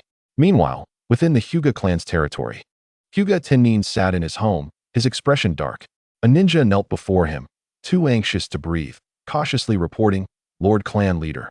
Today an assassination attempt was made on the Kinka beast." The leader of the assailants was the heads of the Yamamoto and Shinazuka clans, all of whom were slain by Senju Tobarama. After the failure of the attempt, Yamamoto Kazuo and Shinazuka Ikemen retreated to the Sarutobi clan's territory. "The defenses there are too stringent, and our men dared not follow." Hyuga Tennin scoffed coldly. "These petty ruffians dare to sow discord? A band of fools, thwarting my endeavors, truly oblivious to their impending doom. Go, convey this information to the Hokage." His heart seethed with anger. These fools had disrupted his meticulously laid plans, and it was imperative that Senju Tobarama dealt with them decisively. The ninja accepted their orders and departed. Hyuga Tenjin reclined in his chair, a smug smile creeping across his face. "Humph, let us observe how our newly appointed Hokage handles these matters. It promises to be quite entertaining." Meanwhile, Senju Tobarama busied himself in the Hokage office, meticulously reviewing the plans for the evening's operation, ensuring there were no flaws. At that moment, a member of the Umbu appeared silently, kneeling on one knee to present intelligence received from the Hyuga clan. Tobarama unfurled the note, his eyes narrowing instantly, a chilling aura emanating from him. The Yamamoto clan, the Shinazuka clan, and even the Sarutobi clan had emerged, with the Sarutobi clan involved. It was certain that the Uchiha clan would not be far behind, along with the Inazuka and Aburame clans. What a season of turmoil this was. How dare they act so brazenly? Surely a stern reprimand was in order. He murmured softly, yet his voice was imbued with a cold, lethal intent. In the Hidden Leaf Village, following the ascension of the new Hokage, an undercurrent of treachery surged through the village. Members from various clans, blinded by greed, had repeatedly assaulted the Senju clan, even extending their nefarious grasp toward the heir of the Senju clan's next leader, Tianyi. This series of heartless assassination attempts was akin to sharp thorns piercing deeply into the heart of the Senju clan, igniting a fierce blaze of wrath within them. The Senju clan was divided into 36 branches spread across the Land of Fire, and since the founding of the Hidden Leaf Village, they had been subjected to relentless attacks, culminating in the annihilation of the entire Shunshin branch. After enduring such prolonged oppression, the Senju clan could bear it no longer. Their elite forces convened rapidly. Led personally by Hokage Senju Tobarama, 700 elite ninjas from 35 branches of the Senju clan were dispatched in 6 groups. Each team was fortified with 10 clan leader-level warriors and 100 elite jonin, their targets being the Shinazuka, Yamamoto, Ikeda, Yamashita, Hashimoto, and Ishikawa clans. Senju Tobarama possessed irrefutable evidence of the heinous crimes committed by these 6 families, and this operation would serve to assert their authority and instill fear among all clans in the Hidden Leaf Village harboring treacherous thoughts. As night enveloped the village like a thick ink, the vengeance operation commenced. The first to suffer the onslaught were the Yamashita and Ikeda clans, as well as the Hashimoto clan, affiliated with the Hyuga clan. The Senju clan swiftly established the 4 purple yang formation around the territories of these 3 clans, a powerful barrier illuminating the skies, encircling the entire clan like a prison, leaving no escape route. Master of forbidden techniques, Senju Tobarama personally led 10 clan leader-level warriors and 100 elite jonin toward the Ikeda clan. They moved in groups of 6, each with a clan leader-level warrior overseeing them. These teams were like silent phantoms in the night, stealthily infiltrating the Ikeda clan's territory, mercilessly harvesting those still lost in slumber. With a piercing gaze and an aura that inspired dread, Senju Tobarama strode purposefully toward the Ikeda clan leader's estate. Each step he took radiating an overwhelming sense of oppression. Upon awakening, the Ikeda clan swiftly retaliated, while the members of the Senju clan ceased their concealment and launched a ferocious assault akin to a tiger charging into a flock of sheep. By the time Ikeda Nobu, the clan leader, perceived the anomaly, his family had already suffered devastating losses. Senju Tobarama decisively unleashed a forbidden technique against the entirety of the Ikeda clan, swiftly forming hand seals and intoning. Forbidden technique, heart of impure world, decapitation technique. In an instant, the ground trembled violently, and countless pale arms erupted from the earth. seizing the ankles of the shinobi and genin of the Ikeda clan, dragging them into the dark abyss below. Those ensnared fought desperately, their cries echoing in terror, their eyes filled with despair. This technique swiftly eradicated the lower-tier combatants of the Ikeda clan. The clan's elders, Ikeda Saikai and Ikeda Taro, along with a host of formidable warriors, hurried to the fray. In a fit of rage, Ikeda Nobu bellowed, "Senju Tobarama, how dare you brazenly invade the Ikeda clan? Today, we shall not rest until one of us lies dead. This will be your grave." With that, he gestured dramatically, summoning a colossal water dragon that roared forth towards Senju Tobarama. With a cold snort, Senju Tobarama vanished, reappearing before the water dragon and forming a single-handed seal, forbidden technique, flying thunder god slash. A bolt of purple lightning coalesced on his sword, resembling a streak of lightning tearing through the night sky, cleaving the water dragon in twain. Witnessing this, Ikeda Nobu's expression shifted drastically before he could react. Tobarama was already at his side, the thunder god's sword piercing towards his chest. Nobu swiftly sidestepped, yet the flying thunder god slash grazed his arm, leaving a charred wound. Simultaneously, other groups from the Senju clan engaged in fierce clashes with Ikeda clan's elite jonin. A prominent Senju warrior confronted Ikeda Saikai fearlessly, roaring, Earth-style, rock fist monster strength technique. His arm swelled to an enormous size, encased in impenetrable stone, and charged towards his foe like a mighty deity. With a single punch, the air vibrated ominously. Ikeda Saikai hastily employed ninjutsu to defend, but the overwhelming force sent him hurtling backwards, blood spurting from his mouth, only to be met by another Senju warrior who swiftly severed his head. Ikeda Taro, the second elder, similarly fell to the combined efforts of two Senju clan leaders, unable to mount any resistance. Ultimately, the clan leader Ikeda Nobu was incapacitated, his limbs severed and chakras sealed, taken captive. The ninjas of the Ikeda clan were engulfed in profound terror. Having been caught off guard by the ambush, they found themselves outmatched, with Senju warriors able to contend 3-1 against their peers. They had never encountered such a powerful and wrathful faction of the Senju clan, their cries of despair ringing out in the night. They could scarcely fathom that their once prominent family, ranked among the top 20 in Konoha village, had been utterly annihilated in a single night. Women and children huddled in their homes, trembling in fear, their sobs and screams intertwining. The Senju clan, relentless in their onslaught, believed that the families complicit in the assassination must pay a heavy price. Only through a thunderous retribution could their fury be quelled. After a brutal and overwhelming battle, the entire Ikeda clan, comprising over 5,000 members, faced total annihilation without a single escapee. Although 18 members of the Senju clan were injured, they successfully eradicated the Ikeda clan, fiercely defending the dignity of the Senju lineage. Once the battle concluded, Senju Tobarama utilized the Flying Thunder God technique to travel to the Ishikawa family, a subordinate clan of the Hyuga, to continue his extermination campaign. This chapter is not yet finished. Please turn to the next page to continue reading. Meanwhile, upon learning of the assassination of his beloved grandson, Tianyi, Senju Yashihira was engulfed in a furious rage. This master of hidden weapons had bloodshot eyes, exuding an intense aura of killing intent. He led 10 clan leaders and 100 elite jonin, stealthily infiltrating the Yamashita clan.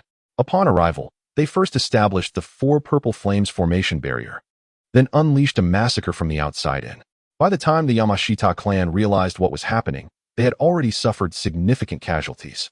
The clan leader, Yamashita Kiyama, and the elder, Yamashita Zashi, promptly rallied the clan's strong members to confront the attackers. Senju Yashihira roared with fury, declaring, "Yamashita clan, today marks your demise. You wretched family is unworthy of existence." With that, he swiftly maneuvered his hands, unleashing a torrent of hidden weapons that rained down upon the Yamashita ninjas. The weapons glimmered ominously, moving with astonishing speed and force, rendering any defense futile. Countless Yamashita ninjas attempted to counter with defensive techniques, yet the hidden weapons pierced through with ease, causing mass devastation. Yamashita Kiyama swung a massive battle axe, shouting, "Fear not, everyone, let us fight back." He struck with a powerful axe swing, sending a fierce wind blade towards Senju Yashihira. With a swift motion, Senju Yashihira evaded the wind blade effortlessly, smirking. "You are no match for me." He formed hand seals once more, exclaiming, Art of Hidden Weapons, Phantom Thousand Needles. Instantly, countless silver needles, as thin as hair, appeared in the air, each shimmering with an eerie light. These needles flew towards the Yamashita ninjas like phantoms, causing them to collapse in agony. Yamashita Akiyama desperately wielded his battle axe, deflecting the relentless barrage of hidden weapons. Observing the heavy casualties among his kin, he silently regretted partaking in the assassination of Senju members, realizing that such actions had led to their clan's impending doom. Yet, with matters now at this point, he had no choice but to fight with all his might, or else face death there. The mastery of hidden weapons possessed by Senju Yashihira encompassed three key aspects. First, as a practitioner of pure yang techniques, his strength was immense, enabling him to launch hidden weapons with tremendous force, piercing through any defense. Second, his arsenal was vast and swift. Once he initiated an assault, it became an unceasing torrent, leaving his opponent no chance to retaliate even to form hand seals, allowing him to stand against thousands alone. Third, his range was far-reaching and precise. He was renowned for his ability to shoot an arrow through a fly at 10,000 meters, having mastered the secret technique, Eagle Eye, which allowed him to see a tiny ant from that distance, with a 10-kilometer radius being his lethal range. Thus, he was celebrated as the foremost master of hidden weapons in the ninja world. At that moment, Yamashita Akiyama and Yamashita Zashi found themselves thoroughly overmatched, as the clan's elite ninjas were systematically picked off by Senju Yashihira's hidden weapons. One individual crushed his entire clan, ultimately resulting in the downfall of the Yamashita clan. Zwashur was struck down by a hidden weapon, a wolf fang club, which shattered his skull, while the clan's cavalry was incapacitated by shurikens that pinned their limbs. They were subsequently sealed and imprisoned. The other formidable members of the Senju clan took it upon themselves to eliminate any remaining threats, hunting down and exterminating the concealed ninjas. An elite jonin of the Senju clan uncovered a lurking enemy and swiftly formed hand seals, water release, water dragon bullet technique. A colossal water dragon erupted from his mouth, ferociously lunging toward the hidden ninjas of the Yamashita clan. The jonin of the Yamashita clan hastily employed earth release to defend himself. Yet the force of the water dragon proved overwhelming, shattering his defenses and ensnaring him in its watery grasp. In an instant, the ninjas of the Yamashita clan crumbled under the assault of the Senju, their eyes brimming with terror and despair. Confronted by the wrath of Senju Bo-ping, they felt akin to lambs led to slaughter.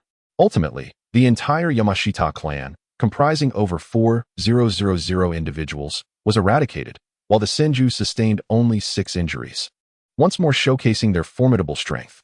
Upon witnessing the conclusion of the battle, Senju Bo-ping, accompanied by 6 matriarchs, set forth towards their next target, the Shinazuka family.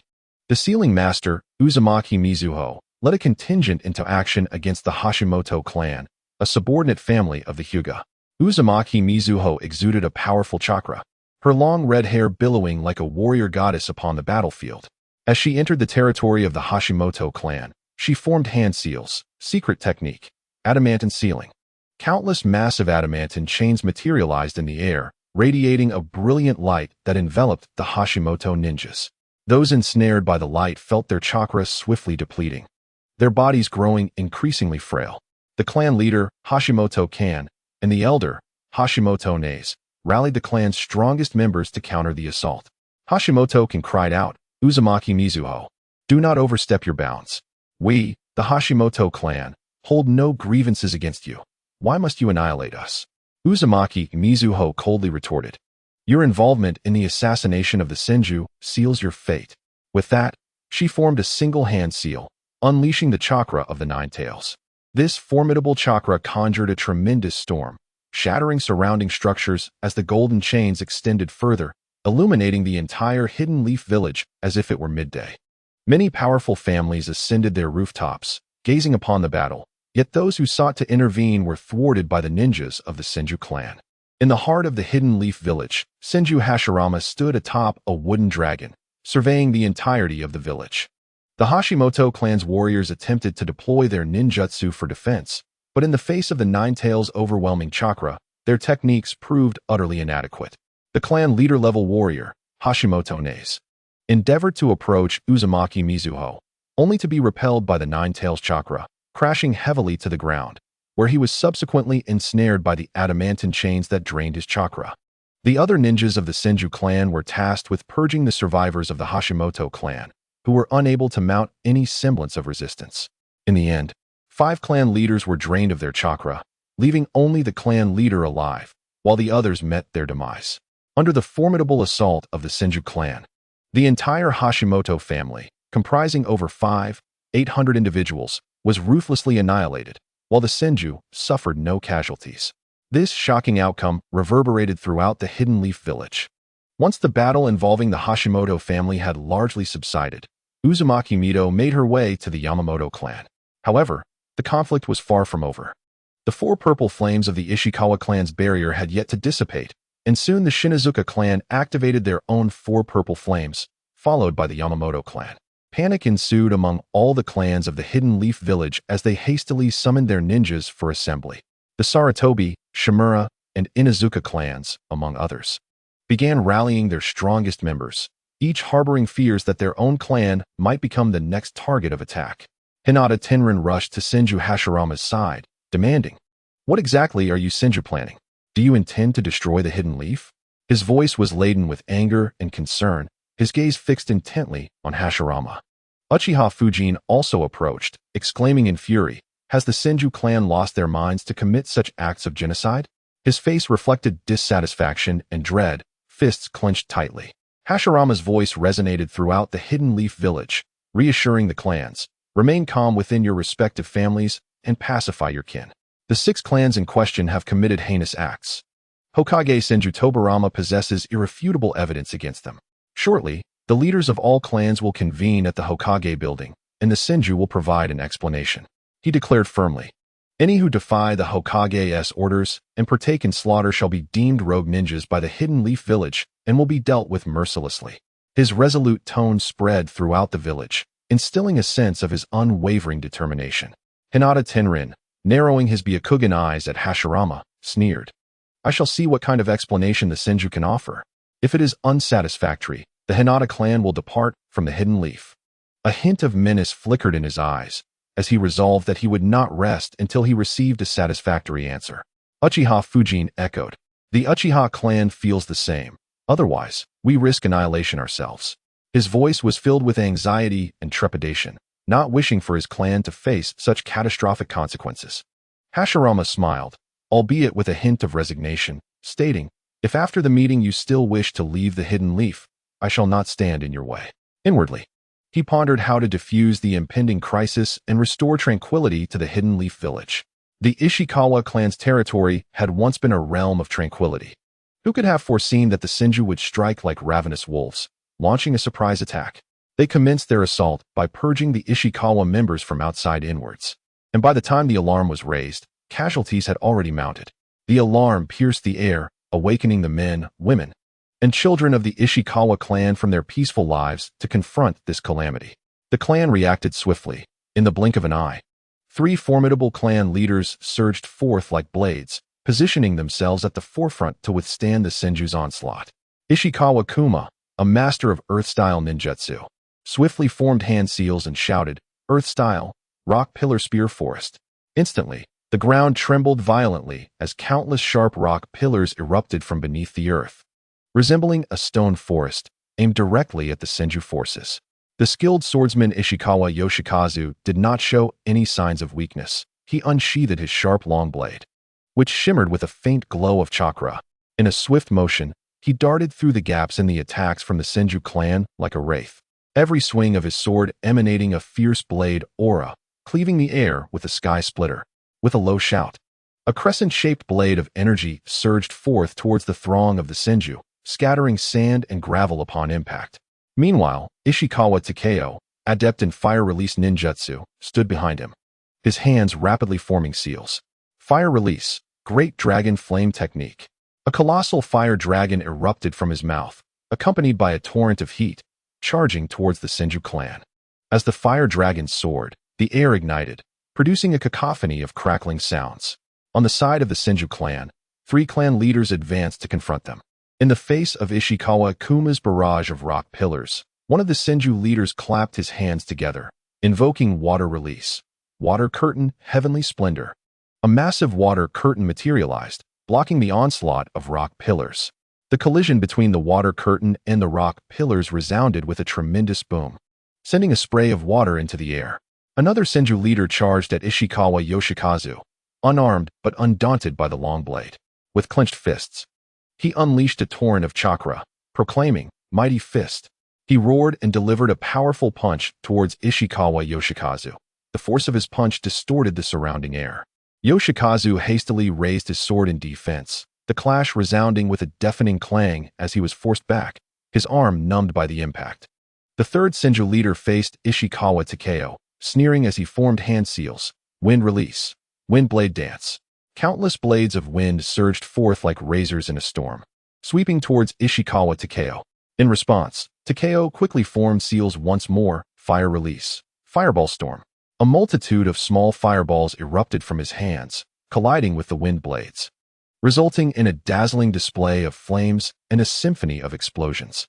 The Senju clan divided into 10 small teams, akin to 10 sharp daggers piercing deep into the heart of the Ishikawa clan.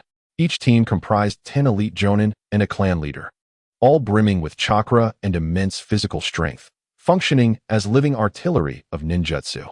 Techniques of wind, lightning, water, fire, and earth rained down upon the Ishikawa clan without restraint.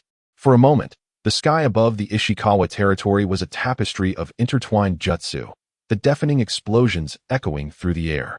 Amidst the Ishikawa forces, several jonin simultaneously formed seals, earth release, earth wall technique. A robust earthen wall erupted from the ground. But the elite Senju jonin countered with water release, water dragon bullet technique. The roaring water dragon crashed against the earth wall with immense force, shattering it, and continued its relentless assault towards the Ishikawa clan. Just as the water dragon was about to strike the Ishikawa clan members, one of their ninjas swiftly formed seals. Wind release, wind wall. A furious barrier of wind materialized before the water dragon, the two forces colliding with a hissing sound, sending splashes of water flying.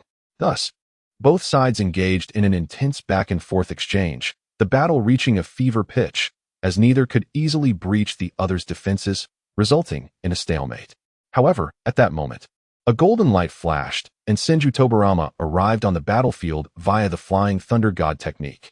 As he made his entrance, he immediately unleashed a barrage of shurikens and the shadow clone technique, sending forth countless kunai imbued with a fierce momentum towards the Ishikawa clan. These kunai seemed to possess a will of their own, striking with precision at the ninjas of the Ishikawa clan. Following this, Senju Tobarama continuously flickered among the members of the Ishikawa clan, his Raijin sword glinting ominously. With each flicker, a senior ninja from the Ishikawa clan fell beneath his blade. His speed was so astonishing that the Ishikawa ninjas could scarcely muster a reaction. Flying Thunder God slash. Tobarama called out, instantaneously appearing behind a senior Ishikawa ninja. The arc of his Raijin sword sliced through the air, and the senior ninja fell into a pool of blood without even a cry of despair. The morale of the Ishikawa clan waned under Tobarama's relentless assault. Witnessing their comrades fall one after another, many began to entertain thoughts of fleeing. However, they found themselves encircled by the Senju clan, trapped like lambs in a cage, helplessly awaiting their fate. Ishikawa Kei, witnessing Tobarama's brutality, felt a surge of fury ignite within him. Without a second thought, he charged at Tobarama, invoking the fire release, Hellfire Inferno. He unleashed his fire ninjutsu to its fullest extent, a vast sea of flames spreading towards Tobarama. Yet, Tobarama showed no fear. He swiftly formed hand seals and unleashed the forbidden technique, Tsunami of Annihilation. Enormous waves began to rise from the ground, the water surging forth, teeming with floating corpses, crashing towards the Ishikawa clan. A few formidable ninjas from the Ishikawa clan stepped forward, attempting to erect earthen walls to withstand the onslaught. But the tsunami advanced with relentless speed. The waves extinguished Kei's flames and continued to engulf him, surrounding him entirely. Kei struggled against the water, but was ultimately swept away by the tsunami. Seizing the opportunity, Tobarama instantaneously utilized the Flying Thunder God technique to appear behind Kei.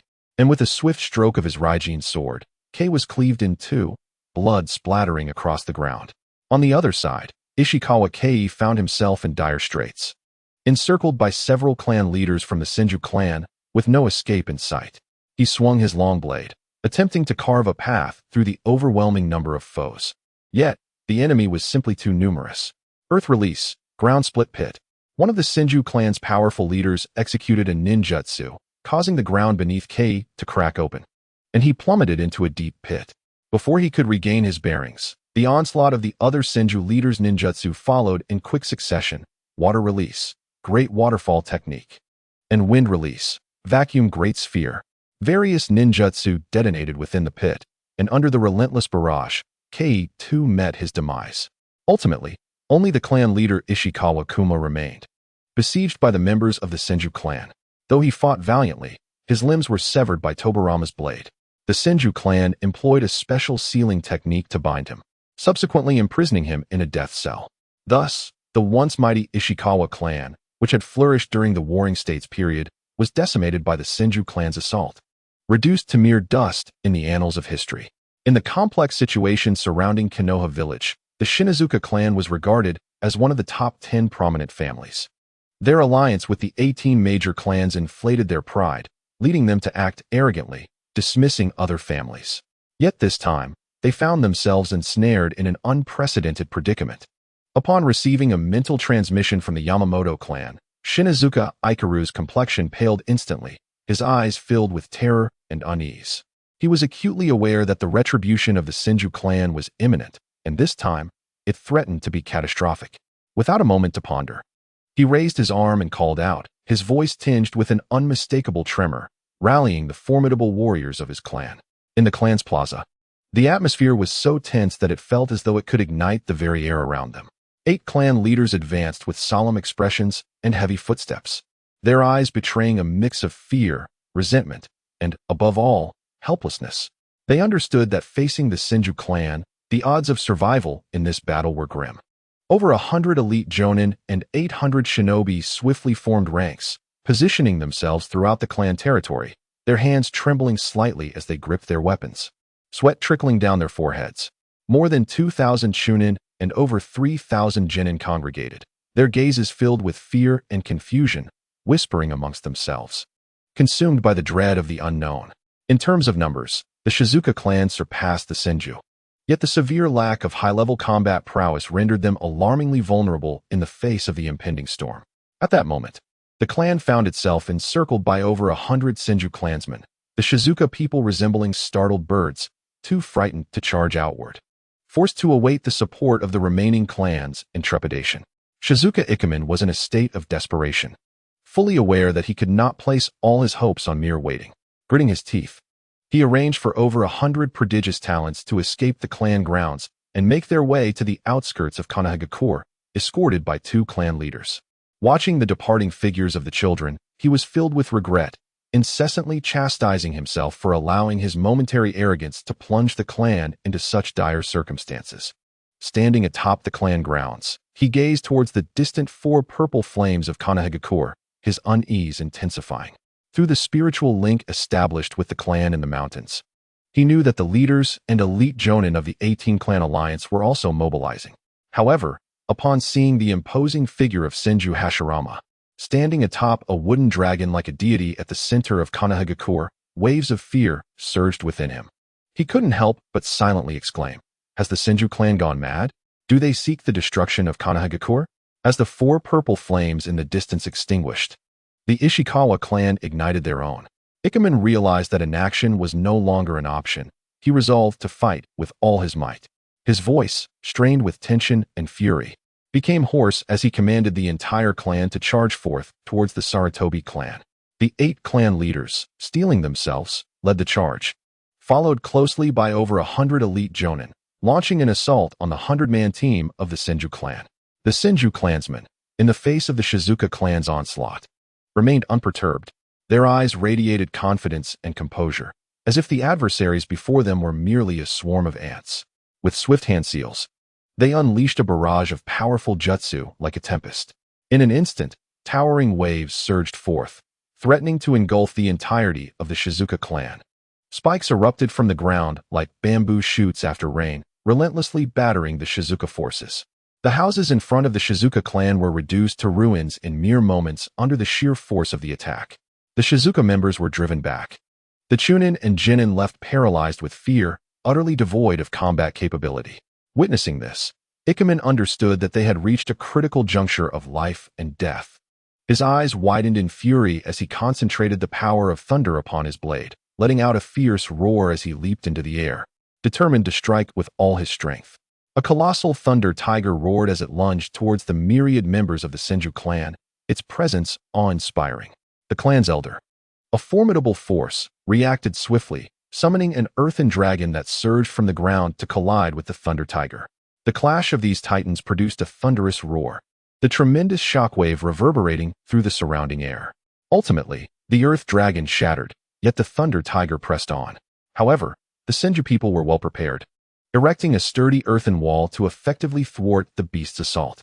Witnessing their leader's valiant struggle, the Azuma clan rallied, unleashing their own formidable techniques. In an instant, the sky became a tapestry of elemental ninjutsu, raining down upon the Senju 100-man squad like a cataclysmic disaster. Yet, the Senju stood firm as an unyielding edifice, their defenses unassailable, repelling all attacks to 100 meters away. Their defensive jutsu were as resolute as steel, rendering the Azuma clan's onslaught futile. Just as despair began to envelop the Azuma clan, a multitude of shurikens hurtled toward them from the distance. These shurikens glinted ominously, piercing the Azuma ranks with relentless precision. In mere moments, casualties mounted, cries of anguish echoing through the air. It was Senju Buhei who had arrived, a master in the art of concealed weaponry. With swift hand seals and incantations, he unleashed the S-rank forbidden technique, the Shuriken Shadow Clone technique. The sky became awash with countless shurikens, blotting out the sun, each one expertly aimed at the Azuma clan, each strike claiming several lives. The Azuma clan was compelled to shift from offense to defense, struggling to withstand the onslaught of this terrifying rain of weaponry. One Azuma man, his eyes filled with fury, glared at Senju Buhei and shouted, "Old man, do you truly seek to annihilate us?" Senju Buhei replied with a cold, mocking laugh, "Did you not foresee this when you attempted to assassinate my grandson? Surely, you must have been prepared for the consequences." The Azuma man's face darkened ominously as he fell to his knees, his voice pleading, "I implore you, spare our clan. I acknowledge my wrongs, and vow never to harm your grandson again." Senju Buhei laughed heartily. "You do not know regret. You only know the inevitability of your demise. Your entire family shall suffer for your foolish actions." With a heart full of hatred, the Azuma man gritted his teeth and declared, "Old man, I will fight you to the death. If necessary, we shall perish together." At that moment, 6 Valkyries clad in warrior armor stormed into the Azuma clan's ranks. Leading them was Senju Haitang, tall and imposing, her countenance steely, wielding a massive shield as she charged into the fray with fierce determination. Her eyes radiated unwavering resolve, as though no adversary could impede her advance. To her sides, Senju Tu and Senju Nanshin brandished long blades, their movements agile and precise. Their gazes were sharp as daggers, each stroke of their weapons claiming enemy lives. Behind them, Senju E and Senju U swiftly formed hand seals, chanting incantations to unleash potent ninjutsu. Bringing up the rear, Senju Yun, shield in hand, remained vigilant, ever watchful of enemy movements. Together, these 6 Valkyries formed an invincible formation, akin to an indomitable tank. The enemy's ninjutsu surged forth, only to be thwarted by the formidable barrier formed by 2 massive shields, resonating with a dull thud. Should any ninja stand in the forefront, they would suffer grievous burns or even fatal collisions from the shield's defense wielded by Senju Haitang, their agonized screams echoing relentlessly. Those attempting to breach from the flanks met their demise at the hands of Senju Tong and Senju Nanshin, their blades spilling blood with merciless precision. In their wake lay a field of corpses, the defenses of the Shinazuka clan obliterated in an instant. These 6 individuals were already formidable clan leaders, with the unparalleled Senju Hohei providing support from the shadows with his lethal projectiles. They traversed the enemy ranks with unrestrained ferocity, akin to deities slaying deities, and Buddhas vanquishing Buddhas. Soon, the Shinazuka clan suffered catastrophic losses. The 8 clan leaders fell one by one under Senju Hohei's terrifying assaults. Their attempts at resistance were rendered futile against his overwhelming prowess. Ultimately, only the clan leader, Shinazuka Ikemen, remained, having lost his limbs before being sealed away. He collapsed to the ground, his eyes filled with despair and regret as he beheld the annihilation of his family, powerless to intervene. Meanwhile, the Sarutobi clan gathered 213 clan leaders and over 2,300 elite shinobi, initially planning to rush out for rescue. Just then, 3 clones of Senju Hashirama manifested before them, exuding a divine presence. He commanded their dispersal with a voice both deep and authoritative, assuring them that he meant no harm, yet demanding a just explanation from the Senju clan. He warned that any further insurrection would lead to their utter extermination by the Senju's full might. Among them, a bold soul, unwilling to retreat, launched an assault against Hashirama's wooden clone. In response, the clone swiftly formed hand seals, unleashing the power of wood release. Countless thick vines erupted from the earth, ensnaring the attackers like serpents and ultimately strangling them. The combined might of sage arts and wood release was of a caliber far surpassing the strength of these clan leaders. Witnessing their inability to overcome even a mere clone, Nara Shikaishi was gripped by fear and retreated. Other clans, too, were awed into submission by this formidable power, halting their actions and awaiting the outcome of this tempest. Yamamoto Kazuo stood solemnly in the grand hall of the Yamamoto clan's ancestral home. Suddenly, he tensed, a flicker of alarm crossing his face. He had just received a mental transmission from the Yamashiro clan, warning him that a significant force from the Senju clan was approaching, urging him to prepare for defense. As the 18 clans were mobilizing, he needed to evacuate the future bloodlines of his clan immediately. Kazuo pondered deeply. Without a moment's hesitation, he summoned 3 clan leaders. Each of these individuals served as the backbone of the Yamamoto clan, their powers immeasurable. A mere stomp from them would send tremors through the clan. You 3. Take the clan's prodigies and exit through the secret passage. Ensure their safety above all. Kazuo's voice was urgent, his demeanor grave. The 3 clan leaders exchanged glances, nodding in silent understanding, aware that whatever had alarmed their leader was of utmost significance. Soon, the prodigies of the clan were summoned. Their youthful visages still adorned with innocence and curiosity, yet oblivious to the fateful twists that awaited them. Under the guidance of 3 clan leaders, they hastily vanished into the secretive passageways. Having orchestrated these arrangements, Yamamoto Kazuo took a deep breath and began to rally the formidable members of his clan. The Yamamoto clan, ranked among the top 10 families of Konoha village, possessed an astonishingly profound heritage. There were no fewer than 13 leaders of the clan, each exuding extraordinary strength, capable of inciting upheaval in the wider world. With over 100 elite jonin and more than 1,000 jonin, alongside 2,000 chunin and 4,000 genin, this colossal force could shake the very foundations of Konoha village with a mere stomp. However, within Yamamoto Kazuo's heart simmered an unquenchable fire. As a millennium-old clan, why should those with bloodline limits hold superiority over them? What made the Yamamoto clan lesser in any regard? In Konoha village, the status and strength of their family were gravely mismatched, a reality that gnawed at Yamamoto Kazuo's spirit. He was resolute in his ambition to supplant the 3 great noble families of Konoha, willing to employ any means to undermine their power. Presently, over 100 formidable members of the Senju clan surged aggressively at the clan gate.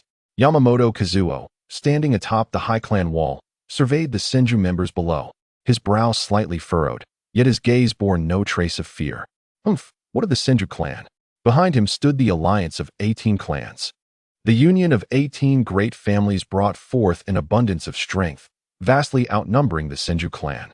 Though the Senju possessed 4 top-tier warriors, he firmly believed that a tiger fears a pack of wolves. The many ants can indeed fell an elephant. His current task was to fortify defenses and await reinforcements. Just as Yamamoto Kazuo was calculating his strategy, an unexpected upheaval erupted. Intense sounds of battle emanated from the Shinazuka clan, causing his heart to seize with anxiety, prompting him to dispatch scouts for information. Swiftly, news arrived. Over 200 clan leader-level warriors and more than 2,000 elite jonin, assembled from the 18 clans, had been thwarted by 3 shadow clones of Senju Hashirama, resulting in the demise of numerous clan leader-level ninjas. What? How could this be? He cannot be this strong. Yamamoto Kazuo's eyes widened in disbelief. He was aware of Senju Hashirama's might, but for a mere shadow clone to withstand such a multitude of powerful adversaries was utterly preposterous. A surge of intense unease welled within him, an unprecedented fear beginning to spread through his core. He could not remain idle. Gritting his teeth, Yamamoto Kazuo commanded loudly, "Clan members, launch an attack." He thought that if they could break through, perhaps a glimmer of hope still existed. A wave of clan members surged forth like a tide, yet upon reaching the clan gate, all abruptly halted, their expressions frozen in terror, as if they had encountered the most horrifying sight in existence. There stood a striking red-haired beauty, quietly poised, with 9 foxtails swirling behind her, each exuding a potent aura of negative pressure, emanating a chilling and ominous presence. She was clad in a suit of energy armor shaped like a fox, shimmering with an eerie light as though it were kindled by the flames of hell. Countless golden chains surged forth from her being, resembling serpentine creatures of gold, wildly thrashing towards the entire Yamamoto clan territory. What manner of monster is this? A lower-ranking Yamamoto ninja exclaimed in terror, his voice laced with a sob. His legs quivered, nearly buckling beneath him. The clan members at the forefront, caught unawares, were struck by the chains. Some were pierced through their bodies, blood splattering. Others were flung away, crashing heavily to the ground, their fates uncertain, while still others were tightly bound, rendered immobile, only able to emit desperate cries of despair. Release your ninjutsu. Quickly unleash your techniques. Yamamoto Ichifu bellowed from the rear in frenzied urgency. The clan members, as if roused from a stupor, hastily formed hand seals, unleashing an array of ninjutsu that rained down upon Uzumaki Sueho. Techniques such as fireball jutsu, windblade jutsu, and water dragon bullet illuminated the sky in a kaleidoscope of brilliance. Yet, despair enveloped them as all their techniques were effortlessly caught by the golden chains as they neared Uzumaki Sueho, devoured entirely, leaving not a trace behind. The Yamamoto clan members were gripped by utter panic, their eyes filled with terror and hopelessness. The red-haired beauty before them was no mere human. She was undeniably a harbinger of death from the depths of hell. In her presence, they felt like mere ants, utterly powerless. "Spare us, we surrender, do not kill us." At last, one of the Yamamoto clan members, unable to bear the overwhelming fear, fell to his knees in supplication. This act was akin to toppling a line of dominoes. As one by one, the clan members knelt, their cries blending into a cacophony of weeping and pleading. However, Uzumaki Sueho seemed oblivious to their entreaties. Her gaze was frigid, devoid of any compassion. The golden chains continued their relentless assault, claiming lives with each swing. She resembled a merciless machine of slaughter, leaving a trail of corpses in her wake. The Nine-Tails Jinchuriki revealing her terrifying prowess for the first time in the ninja world. The Yamamoto clan members began to flee in despair, but at that moment, a colossal 4 purple flames formation abruptly rose, ensnaring the entire clan securely. They were like prey trapped in a cage, with nowhere to escape. The ninjas' frantic assaults on the formation yielded no effect. Uzumaki Sueho moved gracefully through the Yamamoto territory, and with each step she took, more clan members fell. Blood stained the earth, and the air was thick with the metallic scent of carnage. Yet she remained untouched by the gore, as beautiful as a celestial being descended to earth. Her flowing red hair danced in the wind, contrasting starkly with the gruesome scene. At last, no living soul remained in the Yamamoto territory. Uzumaki Sueho stood quietly, her 9 tails slowly retracting, and the energy of her fox armor gradually dissipating. She transformed back into the resplendent red-haired woman, elegant and poised, as if the bloody massacre had never transpired. With a gentle turn, she departed with graceful strides, leaving behind a silent Yamamoto territory. Shortly thereafter, a 100-strong team from the Senju clan entered the devastated lands, and upon witnessing the horrific scene before them, gasps of disbelief escaped their lips. They watched Uzumaki Sueho's retreating figure, their eyes filled with reverence. Moments ago, they bore witness to the formidable prowess of the original Hokage's wife, a force far beyond human resistance. Before this beautiful yet ruthless woman, they were enveloped in awe. Senju Hashirama stood atop a wooden dragon, gazing at the dawn that gradually ascended in the distance, his heart a tumult of emotions. He had witnessed the annihilation of the 6 great clans, the vivid images of bloody carnage replaying incessantly in his mind. Why had circumstances deteriorated to such a point? He did not perceive any wrongdoing in the actions of the Senju clan.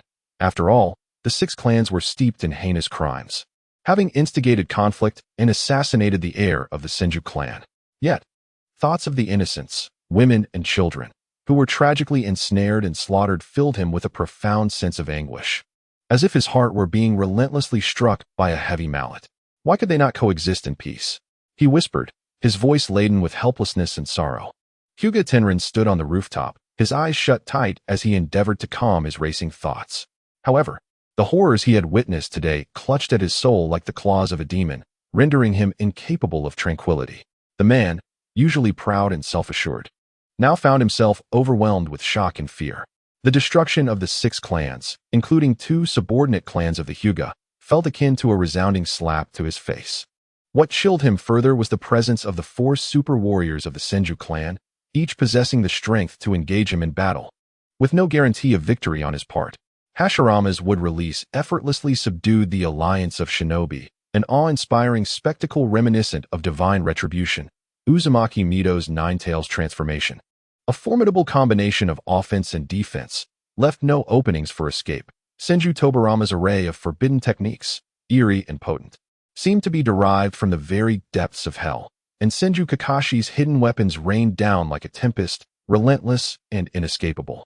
The thought of the Senju clan turning their sights on the Hyuga sent chills down Tenrin's spine, his back already soaked with cold sweat. He resolved silently that from this day forth, the Hyuga clan must never oppose the Senju clan. Safeguarding his family would be of utmost priority. Uchiha Fujin sat at the head of the assembly, his brow furrowed, as a scout had just reported the downfall of the 6 clans. With the Senju having claimed nearly 50,000 lives while their own side suffered not a single fatality, only a few injuries. The age-old adage that the Senju were an unbeatable force had been vividly illustrated before him today. Their strength had escalated to a level capable of challenging the entire Hidden Leaf village, a claim that was no mere hyperbole. The thought of his own clan members, who were typically arrogant and constantly provoking the Senju, made his head throb. From this day forward, he must impose strict constraints upon them, ensuring they understood whom they could provoke and whom they must never dare to challenge. In the Sarutobi clan's territory, the expressions of the numerous clan leaders were frozen, as if time itself had stilled. The images of the annihilation of the Yamamoto and Shinazuka clans, transmitted through a mental link, vividly burned into the mind of the Sarutobi leader, who unknowingly conveyed the horror to everyone present. The terrifying scenes of apocalyptic devastation and the helpless despair of hellish imagery were deeply etched in the hearts of the clan leaders. Those who regularly boasted about going to war now sat in stunned silence, not daring to utter a word. The 4 formidable warriors of the Senju clan, any one of whom could easily annihilate any of their families, evoke a sense of absurdity when one considers their audacity in provoking such a terrifying presence. Senju Hashirama, despite his fearsome strength, has always treated these clans with kindness, never resorting to bullying. He wears a perpetual smile, either apologizing to one family or another. However, upon Senju Tobarama's ascension, he unleashed a thunderous might that obliterated the 6 major clans, leaving the entire Konoha village in shock. Sarutobi Sasuke broke the silence with a bitter smile. Let us discuss how we shall respond to the inquiries of the Senju clan. Moreover, what path should we pursue moving forward? Shimura Danzo sighed, expressing his helplessness. We have severely underestimated the strength of the Senju clan. It appears our only recourse is to admit our faults and seek their forgiveness. Upon hearing this, the head of the Sato clan's face flushed crimson with indignation. This is utterly spineless. How shall we maintain our standing in Konoha henceforth? Tsukigakure Natsuki shot a scornful glance at the Sato clan leader, coldly replying, Maintain our standing? It is already a blessing if we are not exterminated. A mere clone of Senju Hashirama could easily subdue us. We must prioritize our family's future over notions of pride. Yuzuki Kenshin quickly concurred. Indeed, our family is on the verge of collapse. We cannot afford to concern ourselves with pride. We must urgently devise a plan to preserve our clan. The head of the Nara clan, Narashika, spoke slowly. The survival of our clan must always take precedence. Development can follow in due course. Our immediate priority is to apologize and earn the Senju clan's forgiveness. Moritaka, the clan leader, nodded in agreement. Yes, let us first admit our faults, and after this hurdle, we can reassess. Sarutobi Sasuke turned to the quietly contemplative Narashika, urging, Clan leader Shika, please share your thoughts. All eyes turned expectantly to Narashika, hoping that this astute leader might provide a clever solution. He stood up leisurely, cleared his throat, and stated, In my perspective, first and foremost, we must not admit to any wrongdoing. We are entirely unaware of the assassination attempts against the Senju clan by those families. Unless they produce irrefutable evidence to prove our knowledge, we shall categorically deny any involvement. Even if evidence emerges implicating us, it is undoubtedly fabricated, a scheme to slander us. Secondly, we must maintain a low profile and feign weakness. We are but small clans, and our alliances are solely for self-preservation. We would never dare to engage in actions detrimental to the major clans. We also do not believe those two clans possess the audacity to harm the Senju, unless there is concrete proof, in which case they too may be victims of deception. Thirdly, we must feign fear and express a desire to disband. By conveying our apprehension about the potential annihilation of our clan, we might persuade the Senju to reconsider in light of our disunity. Sarutobi Sasuke's eyes sparkled with understanding, and he couldn't help but chuckle. Clan leader Shika is indeed wise. To deny any wrongdoing is paramount. Once we concede, we become mere prey, vulnerable to the whims of others. By portraying ourselves as weak and pitiable, we can evoke sympathy and leverage our fear of disbandment to compel the Senju clan to yield. Truly, a masterstroke. Zamura Twanjia stood nearby, praising, "It is indeed the wise who possess the means, unlike some who only think of admitting faults to seek forgiveness." The crowd, upon hearing this, felt a wave of incredulity. Had he not previously advocated for acknowledging mistakes? His sudden change of stance was astonishingly shameless. Sarutobi Sasuke then addressed the assembly of clan leaders, stating, "Esteemed leaders, let us present a unified front. Our gathering of clan warriors is solely due to the mutual aid pact with the Shizuka and Yamamoto clans. We harbor no intentions of opposing the Senju clan. As for the transgressions committed by the Yamamoto and Shizuka clans, we remain completely unaware. We are but small clans, united solely for self-preservation." He continued, "After this incident, we have all grown apprehensive about remaining in Konoha. We hope to relocate to a secluded area to establish our own modest lives. Do we all understand?" The clan leaders nodded in agreement, fully aware that this was merely a temporary strategy. However, they all pondered, what paths would they take in the future? Atop a tall edifice in the heart of Konoha, Tianyi stood silently, his gaze fixed on the harrowing clan extermination battles unfolding below. A tempest churned within him. This was entirely unlike the Naruto storyline he knew. The families being slaughtered before his eyes had never left a trace in the original narrative. A chilling thought crept into his mind. Could it be that those nameless families that vanished in the latter part of the original plot were all annihilated by the Senju clan? As a traveler from a peaceful era, witnessing such human tragedy firsthand, he found it exceedingly difficult to accept the brutality of these clan exterminations. He contemplated that perhaps focusing solely on cultivating immortality was the wisest course. Such intricate schemes and machinations, though understandable, were beyond his capacity to engage in. Yet, the threads of fate had already ensnared him. He had been designated by Senju Hashirama as the heir to the next clan leader, which meant he must devise a bright future for the 35 branches of the Senju clan. He pondered deeply, realizing that aside from his knowledge of the subsequent Naruto storyline, his sole advantage lay in the inadvertent mastery of cultivation methods. However, leading the entire clan to cultivate and transforming the Senju clan into a formidable force was no simple feat. His method of cultivation could not be imparted, as he had only embarked on this path through reincarnation as an infant. Where could he find another reincarnated being in this world? Moreover, where was the newborn capable of comprehending the methods of cultivation? As Tianyi's thoughts spiraled into confusion and disarray, a familiar and composed figure quietly appeared beside him. It was Senju Hashirama. Hashirama wore a gentle smile and softly inquired, "Tianyi, having witnessed such clan extermination for the first time today, what are your thoughts?" Tianyi furrowed his brow slightly, his expression grave as he replied, "Master, I increasingly feel that the ways of the ninja are fundamentally incompatible with my beliefs. This practice of annihilating entire clans over a mere disagreement is something I cannot condone. Those who commit atrocities should indeed be punished, yet many innocents, completely unaware, suffer the consequences, including infants in swaddling clothes and young children who possess no agency, yet they too meet a tragic end. Thus, it follows that should one wicked individual arise within a large clan, the entire lineage would face utter calamity. The actions of a few malevolent souls would exact a grievous toll on countless innocent lives, a notion with which I could never come to terms throughout my existence." Senju Hashirama sighed softly, a look of weariness and resignation gracing his features as he spoke slowly. Let alone you. I have witnessed such cruel scenes throughout my life in this realm of ninjas. How could I ever condone it? Hence, I have long harbored a dream, to establish a nation devoid of war. I have sought to gather these ninjas from the land of fire, who recklessly annihilate entire clans. Within the village of Konoha, aiming to impose regulations that would restrain their freedoms, control their resources, and encourage all ninjas to adopt a different way of life.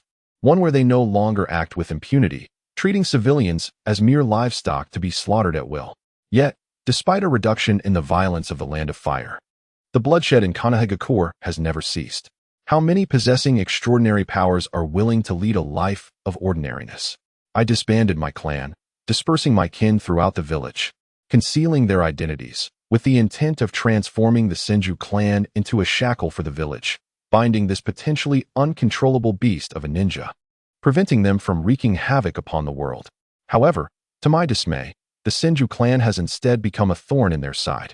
Since the establishment of Konoha, they have covertly targeted the Senju, plotting the assassination of any male member who rises to prominence, while seeking to marry off the females to enhance their own bloodlines. The recent ascension of Tobirama was marked by a ruthless extermination of clans, primarily to assert authority, deterring the other families in Konoha from engaging in further assassinations, and secondly, to lay the groundwork for reform within the village. A glimmer of curiosity and confusion flickered in Tenyu's eyes as he promptly inquired, Master, how exactly do you intend to reform Konoha? Senju Hashirama slightly tilted his head, gazing into the distance. His eyes filled with hope. This is what Tobirama must contemplate and undertake. I can merely hope for his success. After all, each generation bears its own mission. However, as Hokage, one's thoughts should encompass the well-being of all the people, striving to foster a world as equitable as possible. The strong must shoulder the responsibility of protecting the weak, while the weak must harbor respect for the strong. Let this world be filled with understanding and tolerance, transforming it into a truly peaceful realm. Though the styles of each Hokage may differ, as long as they march resolutely toward this goal and ultimately realize it, they will undoubtedly be regarded as worthy leaders. Tenyu nodded emphatically, his voice resolute. Master, your ideals are so magnificent. Under your guidance, Konoha will surely achieve that world of peace. In his heart, Tenyu pondered that the subsequent Hokages seemed to be relentlessly striving for societal stability, restraining the ninjas of Konoha, organizing them into small teams akin to mercenaries and soldiers in order to sustain themselves. The village has gradually evolved from its original mission of punishing the wicked and supporting the weak into a place where those with extraordinary abilities coexist harmoniously with civilians. Could this indeed be the Hokage philosophy upheld by my master? Senju Hashirama wore a warm smile upon his face, his eyes brimming with expectations for his younger disciple. With a grave yet earnest tone, he began, Tianyi, the reason I share this with you is to instill in you the understanding that safeguarding the peace of the shinobi world is the true mission of the Hokage.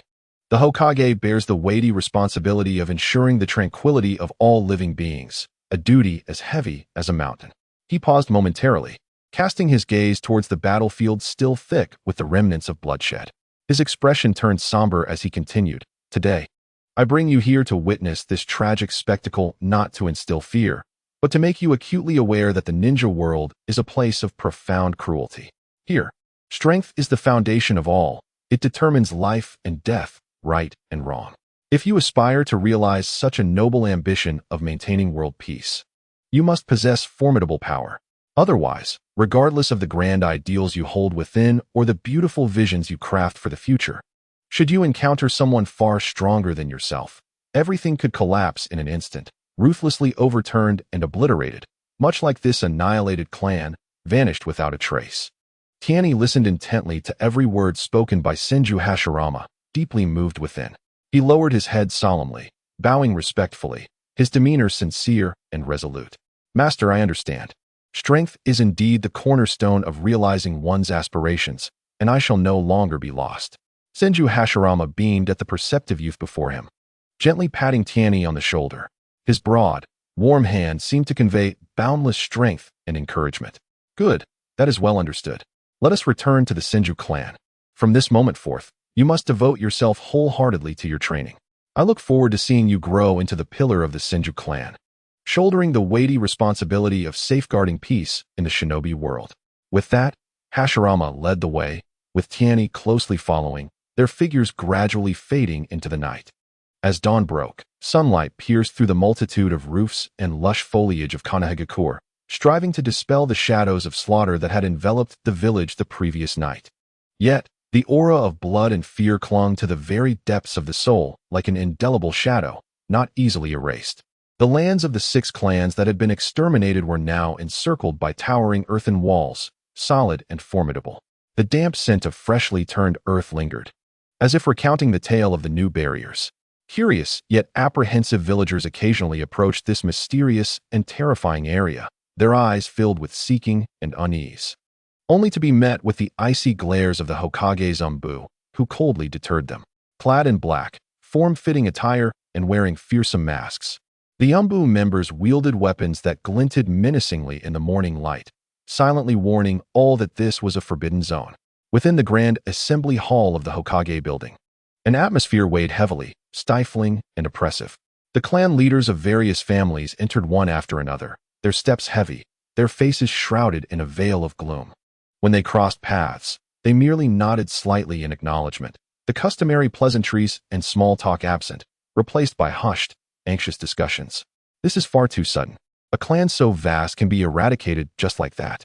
What are we to do moving forward? The patriarch of the Fukuda clan, Fukuda Yoshiyuki, furrowed his brow and quietly remarked to the patriarch of the Nishimura clan, Nishimura Ryo.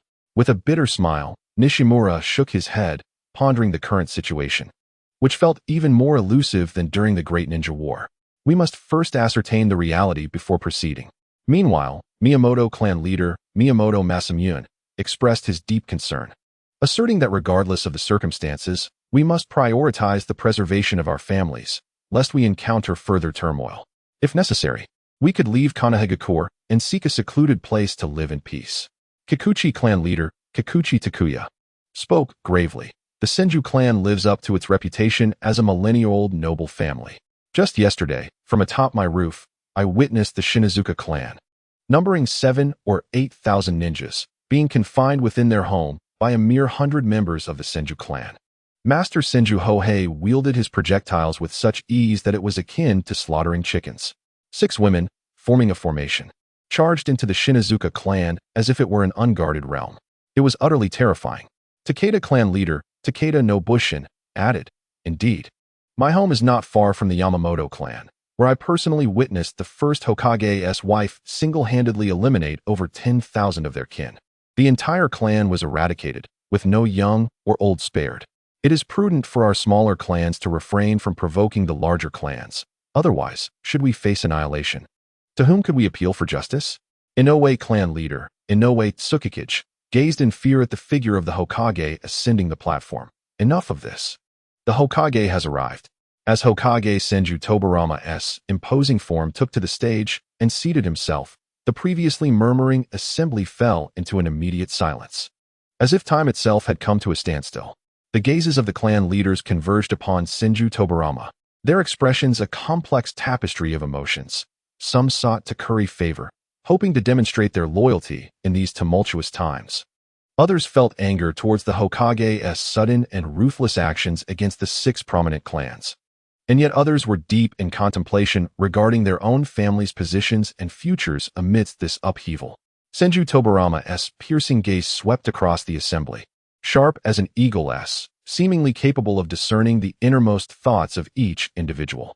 With the room now hushed, he cleared his throat and spoke in a deep, resonant voice. "I trust the clans are already aware of last night's events. The Ikeda, Yamashita, Takahashi, Ishikawa, Yamamoto, and Shinazuka clans have been annihilated overnight by my covert Umbu forces. As for the rationale behind this extermination," he gestured to the documents in the Umbu's hands. "These are the incriminating evidences against the 6 clans, which I will distribute to each clan for review before offering commentary." As the documents were circulated, the only sound in the conference room was the rustling of paper. Senju Tobarama continued, his tone growing increasingly grave. "The actions of these clans in recent years have been utterly reprehensible. They have slain the promising young talents of our village, who represent the future of Konoha. They have trafficked the children and women of noble bloodlines, treating human lives as mere commodities, thereby abandoning the fundamental principles of being a ninja and a human being. Furthermore, they have incited conflict among the clans of Konoha, creating an atmosphere of chaos and fear within the village, even engaging in treasonous collusion with enemy nations, betraying our Konoha village's secrets and the lives of our compatriots, treating them as mere bargaining chips for their own gain. Senju Tobarama paused momentarily, casting his gaze towards Uchiha clan leader Uchiha Fushing, then to Hyuga Tenrin, pondering whether their backers were even aware of their transgressions. For instance, the subordinate clans of the Uchiha, the Ikeda and Yamashita families, dared to sell the very bloodline of their own Uchiha clan to the land of lightning and the land of earth. Similarly, the Hyuga clan's subordinate families, the Takahashi and Ishikawa clans, have also sold their bloodline to the land of lightning and the land of water. Each of you possesses evidence, meticulously documenting the foreign spies apprehended by our Senju clan alongside the testimonies of those rescued. These are undeniable proofs. In recent years, the number of missing persons from various clans has surged alarmingly. I cannot ascertain if other families are complicit, but I wish to convey to all of you that Konoha harbors zero tolerance for the trafficking of our children. Upon discovery, we shall enact lethal measures without hesitation. For those with severe transgressions, complete annihilation of the clan will ensue. Should any family dare to violate Konoha's bottom line, they must not blame me for being merciless, for I will ensure their utter obliteration from this world. Konoha village has no need for families devoid of principles. As for the Yamamoto and Shinazuka clans, their crimes are utterly unforgivable. They assailed the heir of the first Hokage yesterday, a fact substantiated by the Hyuga clan's revelations and irrefutable evidence. Moreover, this matter implicates the Sarutobi clan, the Inuzuka, Nara, and Shimizu clans, among others. The evidence documents clearly state that following this meeting, the leaders of these clans must provide an explanation to the first Hokage. Otherwise, the consequences shall be beyond your capacity to endure. Now, esteemed families, you may express your perspectives on this incident. After perusing the incriminating documents, Uchiha Fushing felt an inferno of rage surge from the depths of his being. Roaring within, I have treated the Ikeda and Yamashita families as branches of my own kin, shielding them with utmost care. And yet they dare to bite the hand that feeds them. The Uchiha clan has truly suffered a disgrace. How could I have been so blind to their treachery? Never suspecting they would engage in such despicable acts. He abruptly rose, fists clenched tightly, joints whitening from the strain. His face contorted in barely contained fury as he bellowed. The boundaries of our clan are not to be transgressed. The Yamashita and Ikeda clans have audaciously sullied the bloodline limit, trafficking the blood of our kin. They deserve nothing less than death. The Uchiha clan resolutely supports the Hokage's extermination initiative, yearning to personally storm their besieged territory and dismantle these traitors. The Uchiha hereby declares that should any similar incidents occur in Konoha again, we shall be at the forefront, purging these malevolent forces, ensuring such disgrace never transpires beneath our very noses. His voice resonated in the conference room, imbued with unwavering resolve and fury. Hyuga Tenrin gazed at the incriminating documents, his expression as dark as the night sky before a tempest. A tumult of emotions swirled within him, shock, anger, and a tinge of regret. How could these families, who typically behave like subservient shadows, commit such heinous acts? No wonder the child of the second elder went missing without a trace. It appears they were stolen and sold by these family traitors. I truly failed to see their ulterior motives, remaining oblivious to their insidious ambitions. Had it not been for the Senju clan uncovering the truth, I shudder to think how long we might have remained deceived. It appears I owe a significant debt of gratitude to the Senju. He rose slowly, adjusting his attire, and with a solemn and dignified expression proclaimed, "The Hyuga clan hereby pledges our unwavering support for the Hokage's endeavors. We shall show no leniency towards such a shameless family, adopting a zero-tolerance stance. The Hokage's actions against the clans are justified and commendable. This is for the righteousness of the entire village of Konoha and to safeguard the future of every clan." Upon reviewing the documents, Sarutobi Sasuke felt a jolt of anxiety, contemplating. So it was the Hyuga clan who had secretly monitored us. No wonder the Hokage was able to strike so precisely against the Shinazuka and Yamamoto clans. This complicates matters. I must quickly devise a means to dissociate ourselves. Regaining his composure, he forced an expression of innocence and sincerity, rising to bow slightly before Senju Tobarama, saying, "Hokage-sama, please see our plight. The Sarutobi clan indeed shares amicable relations with the Shinazuka and Yamamoto clans, and we have had some dealings with them. Yet, upon my honor, we have never participated in any assassination plots, nor were we aware of their treacherous actions. Had I known they were such treacherous traitors, I would have been the first to eliminate them. They disguised themselves so well that we were completely deceived. We too are victims." As he spoke, he discreetly scrutinized Tobarama's expression, hoping to discern a hint of trust in that stern visage. Simultaneously, Shimura Danzo could no longer contain himself, rising abruptly, waving his hands, and exclaiming, "This is an injustice, Hokage-sama. The Shimura clan has been severely wronged by the Shinazuka and Yamamoto clans. They never divulged a whisper of their nefarious deeds to us. We considered them friends. Who could have anticipated their duplicitous nature? Our loyalty to the first Hokage is as clear as day. How could we ever be involved in such treasonous acts?" Other clan leaders entangled in this affair also stood, each more agitated than the last, raising their voices in fervent protest. The leader of the Uchiha clan, Uchiha Kazashi, flushed with indignation, shouted, "We Uchiha are nobles of the land of fire, always upright and honorable. How could we conspire with such traitors? We must have been ensnared." Mito clan leader Mito Yohei, wearing a grim expression, coldly asserted, "Our family focuses solely on economic development and the study of ninjutsu, although we associate with numerous clans. We never partake in these disputes. We are absolutely innocent." Yamashiro clan leader Yamashiro Koki nervously wrung her fingers, her voice trembling. "Our Yamashiro clan has always shunned conflict. We are truly unrelated to assassination or treason." In an instant, the entire assembly hall descended into chaos, with cries of innocence and fervent defenses echoing throughout. Senju Tobarama furrowed his brow, his expression darkening further. He slammed his hand on the table and shouted, "Enough! All clan leaders, cease your commotion. Your matters will be addressed individually in the Hokage's office after this meeting concludes. Today's agenda encompasses more pressing concerns. Please take your seats." A thunderous roar reverberated through the conference room, causing a slight tremor to ripple across the space, compelling the clan leaders to reluctantly take their seats. The atmosphere grew still once more, yet it remained thick with tension and unease. Senju Tobarama took a deep breath to steady his emotions before articulating his points. "First, in response to such incidents, our village of Konoha must establish a comprehensive set of criminal laws. Without rules, there can be no order, and it is imperative that everyone understands the consequences of crossing the line. Second, in light of the increasingly dire situation within the ninja world, how shall we, Konoha, respond? Other ninja villages are eyeing us with hostility, and we must be thoroughly prepared. Third, with rampant espionage among nations, how should Konoha react? They are stealing intelligence and abducting our children right under our noses, posing a grave threat to the village's security. Fourth, this incident has revealed a significant discrepancy between the registered and actual number of ninjas in Konoha, with many from the prominent clans concealing their true numbers. This creates considerable challenges for the village's combat capabilities and task assignments.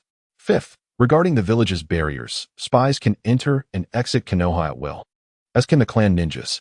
This barrier is virtually non-existent and must be reinforced and perfected.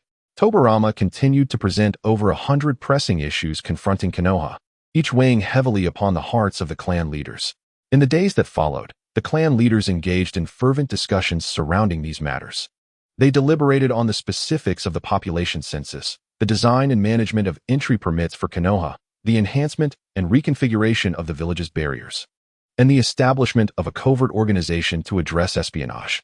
Every detail was meticulously examined, as each matter directly impacted the safety and livelihood of Konoha's residents and the future trajectory of the village. The meeting persisted for a full 7 days, marked by moments of heated debate and periods of deep contemplation and silence. Nara clan leader Nara Shikaku, with his exceptional strategic acumen, contributed numerous constructive suggestions for the census plan, overseeing the registration of ninjas. The number of registered ninjas in Konoha soared from 200,000 to a staggering 430,000, with the concealed numbers from the clans closely aligning with those registered. The Nara clan began to integrate into the administrative sector to assist Tobirama in managing civil affairs. Yamanaka Koka leveraged her unique mind-reading abilities to aid in designing interrogation procedures targeting spies, while the Yamanaka clan collaborated fully with the Uchiha to purge Konoha of infiltrators, utilizing memory-reading techniques with great success. Members of the Yamanaka clan began to join the intelligence and interrogation departments. Akimichi chosen volunteered to organize clan members to participate in the reinforcement of barriers, with their expansion techniques proving to be valuable manpower. The clans of Hitaki, Sarutobi, Tsukiyakari, and Uzumaki also contributed their strengths towards resolving various issues. Although the Mito and Uchiha clans remained relatively low-key, they utilized their noble connections to mobilize various essential resources, quietly supporting the advancement of all decisions made. As Senju Tobirama observed the unwavering dedication of these clans, he found himself gradually shedding some of his preconceived notions about them. Ultimately, after a protracted and arduous 7 days, Konoha was poised to undergo a significant transformation. The previously autonomous and loosely knit structure of various clans was now being dismantled, allowing for their integration into the village. The clans would henceforth operate under a dual governance system, with the Hokage and clan leaders sharing authority. A new legal framework was established, the Umbu organization was officially formed, barriers were comprehensively reinforced and upgraded, and a systematic population census along with ninja registration was underway. Following this bloody baptism, Konoha emerged revitalized, with all clans in a state of metamorphosis, ready to confront the more formidable challenges that lay ahead. The Ninja Academy of Konoha, embodying the hopes of the entire village, buzzed daily with vitality and a competitive spirit. Just days after the conclusion of the Academy's talent competition, another monumental clash was set to unfold between Senju and Uchiha. On this day, the schoolyard was besieged by throngs of spectators, with tens of thousands of students and teachers focused intently on the central arena, where a highly anticipated duel was about to commence. One contender was the 6-year-old prodigy, Teniki, a disciple of the first Hokage, revered as a super genius nurtured by the Senju clan and often seen in the Hokage's office for lessons, drawing the attention of the entire village. Opposing him was the illustrious Uchiha scion, Uchiha Kagami. A standout among the Academy's inaugural graduates, he excelled in fire and lightning techniques, his double Tomo Sharingan instilling fear when he unleashed Jinjutsu. As the battle was about to commence, People Lake rushed anxiously to Taniki's side, gripping his arm tightly, her eyes brimming with concern. "Little junior brother, are you truly prepared? You are barely over 6 years old. While you are indeed impressive, Uchiha Kagami is no ordinary opponent. His lightning and fire techniques, along with his Jinjutsu, are formidable. Please, do not overexert yourself." Over the course of their interactions, People Lake had developed a sincere fondness for her exceptional junior brother and was particularly attentive to his safety. Although this confrontation was merely a performance for Teniki, Uchiha Kagami was not there to play. Teniki gently patted People Lake's hand, a confident smile gracing his lips as he reassured her, "Sister, do not worry. I am well aware of what I am doing. This is merely a performance, and I shall be fine." Yet, behind that smile lay an unspoken depth that was difficult for others to perceive. With the crisp sound of a whistle, the long-anticipated battle commenced. Uchiha Kagami, embodying the prowess of his clan, exuded an overwhelming aura of pressure from the outset. Swiftly forming hand seals, his movements were fluid and graceful as he shouted, "Great fireball technique." In an instant, a colossal fireball erupted from his mouth, resembling a blazing meteor, accompanied by a searing wave of heat as it hurtled towards Teniki. The air warped and twisted in the wake of the fireball, and the ground's dust was stirred into a cloud of smoke by the intense heat. In the face of this relentless onslaught, Teniki remained remarkably composed. Unhurriedly, he raised his hands and began forming seals as well. Water style, water curtain technique. With his quiet incantation, a crystal-clear water curtain swiftly rose before him, serving as an impenetrable shield. The fireball crashed heavily into the curtain of water, emitting a sizzling sound as steam instantly enveloped the battlefield in a shroud of white mist. Under the cover of this vapor, Uchiha Kagami's figure vanished like a specter. Utilizing the formidable insight of his Sharingan, he swiftly pinpointed Tenyu's location, his kunai gleaming with a cold light, akin to a streak of black lightning, thrusting toward Tenyu. Sensing the imminent danger, Tinyu's expression sharpened. He lightly tapped the ground with his foot, his body retreating like a wisp of blue smoke, effortlessly evading the lethal strike. Simultaneously, his controlled right leg swung forward like a razor-sharp battle axe, slicing through the air with a whoosh toward Uchiha Kagami's abdomen. Kagami reacted with remarkable speed, twisting his body mid-air, employing his Sharingan to anticipate Tinyu's trajectory, skillfully dodging the kick. In rapid succession, he formed hand seals again, this time with even greater speed. Dazzling to behold. Lightning release, lightning fast light. Countless strands of lightning, thin as hair, erupted from his hands, densely shooting toward Tenyu. These bolts of electricity, infused with potent current, scorched the ground, leaving behind charred marks in their wake. Observing this, Tenyu's expression shifted slightly. He understood that Uchiha Kagami had held back. The potency of this B-rank ninjutsu was not to be underestimated against a Genin. Should he confront it head-on, even with his strength, he would likely emerge singed and blackened. Thus, he swiftly altered his strategy, his hands moving rapidly as he conjured a robust earthen shield beneath him. Earth release, earth prison technique. With a commanding shout, a massive earthen cage enveloped him instantaneously. As the lightning struck the prison, it crackled with a cacophony of sounds, sparks flying, illuminating the entire structure with the brilliance of the electric display. The fierce battle raged on, while on the sidelines, Biwa Lake was tense, her palms slick with sweat. Her eyes were fixed intently on the battlefield, never daring to divert her gaze from Tenyu's figure. With each close call he experienced, she would release a slight breath of relief, only to have her heart tighten anew with the next wave of Uchiha Kagami's onslaught. She silently implored, "Tenyu, I brought you out here. You must not sustain any injuries." Meanwhile, Tenyu harbored his own intentions. He was acutely aware that he could not reveal too much of his strength in this confrontation. Thus, he feigned a weakness, deliberately presenting an opening, his steps faltering slightly. Uchiha Kagami keenly seized this opportunity, a glint of excitement flashing in his eyes. Without hesitation, he unleashed the genjutsu of his three-tomo Sharingan. In an instant, Tenyu felt the world before him warp and distort, and he immediately pretended to succumb to the illusion. To the outside observer, Tenyu appeared frozen in place, his gaze vacant, as though he had lost all awareness. Uchiha Kagami capitalized on this perfect moment to execute his fire release technique. A fireball erupted from his hands, engulfing Tenyu entirely. With a resounding boom, the flames gradually dissipated, revealing Tenyu to the crowd. He was disheveled, his clothes tattered, a pained expression etched upon his face. Clearly having sustained considerable damage, Tenyu had lost. A gasp erupted from the crowd. The duel, once laden with high expectations for the talented contender, concluded with Tenyu's defeat. Upon hearing the news, the prominent clans of Konoha displayed expressions of disdain. An elder from the Hyuga clan scoffed, remarking, "I expected much from this child of the Senju clan, yet it appears he is merely an ordinary child with a modicum of talent. His strength is barely that of a low-ranking ninja. It seems the Senju clan has chosen to nurture him as a successor out of mere respect for Senju Hamura."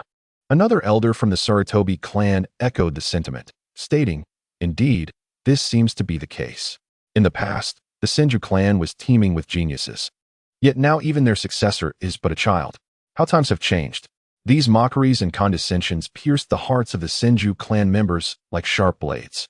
Yet, they felt powerless to retaliate, swallowing their humiliation in silence. However, amidst the discussions surrounding the outcome of the battle, many students were captivated by the unique aura exhibited by Tianyi during the fight. Although he ultimately faced defeat, his calm demeanor in the face of adversity and the ethereal grace of his movements enchanted countless onlookers. Look, even though Tianyi lost, his composure during the battle was nothing short of celestial. He was incredibly impressive. "I wish to marry someone like him when I grow up," exclaimed a starry-eyed female student from the Uchiha clan. "Indeed, his ninjutsu was executed with such elegance and charm. I've never witnessed a ninja with such charisma before," added another student from the Hyuga clan in agreement. "I heard he is barely over 6 years old, while Uchiha Kagami is already over 11. Is winning truly remarkable? I used to admire Kagami-senpai, but not anymore. From this day forth, I shall support this young Tianyi," declared another girl from the Inuzuka clan, smitten by his allure. Gradually, the murmurs around them grew, predominantly criticizing Uchiha Kagami for bullying the younger and praising Tianyi for his dignified defeat. As Tianyi lay on the ground, He listened to the surrounding discussions, a subtle smile playing on his lips. Deep within, he mused, "Let the clans of Konoha underestimate me for now. My true strength will one day be revealed."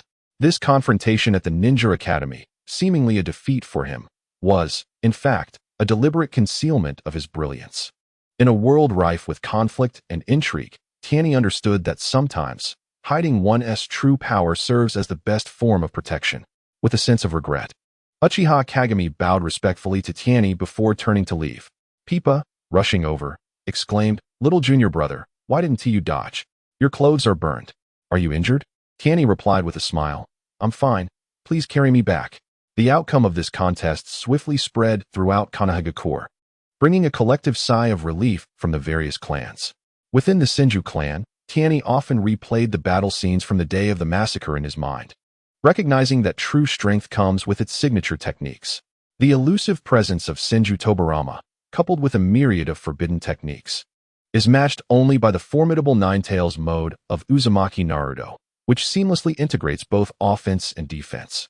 Grandfather Senju Hashirama's hidden weaponry is as powerful as 1,000 junctures, swift as a meteor, and abundant as the stars, resembling a natural calamity. Master Senju Hashirama's sage techniques combined with would release render him invincible. These extraordinary beings maximize their strengths, prompting Tianyi to ponder his own unique advantages. He contemplated the path of immortality, a distinctive journey that sets him apart from the ninja world, vowing to refine his cultivation practices. He was determined to excel in the art of chi refinement. Thus, each day before dawn, Tianyi sought a tranquil spot on the back mountain of his clan's territory to absorb the natural energies of the universe and refine his chakra, merging them into one to accumulate spiritual energy. Standing atop a stone platform on the mountain, surrounded by lush vegetation and invigorating air, he sensed that the spiritual energy around him was twice that of the Senju clan's territory. Taking a deep breath, he closed his eyes and felt the gentle caress of the breeze against his cheeks.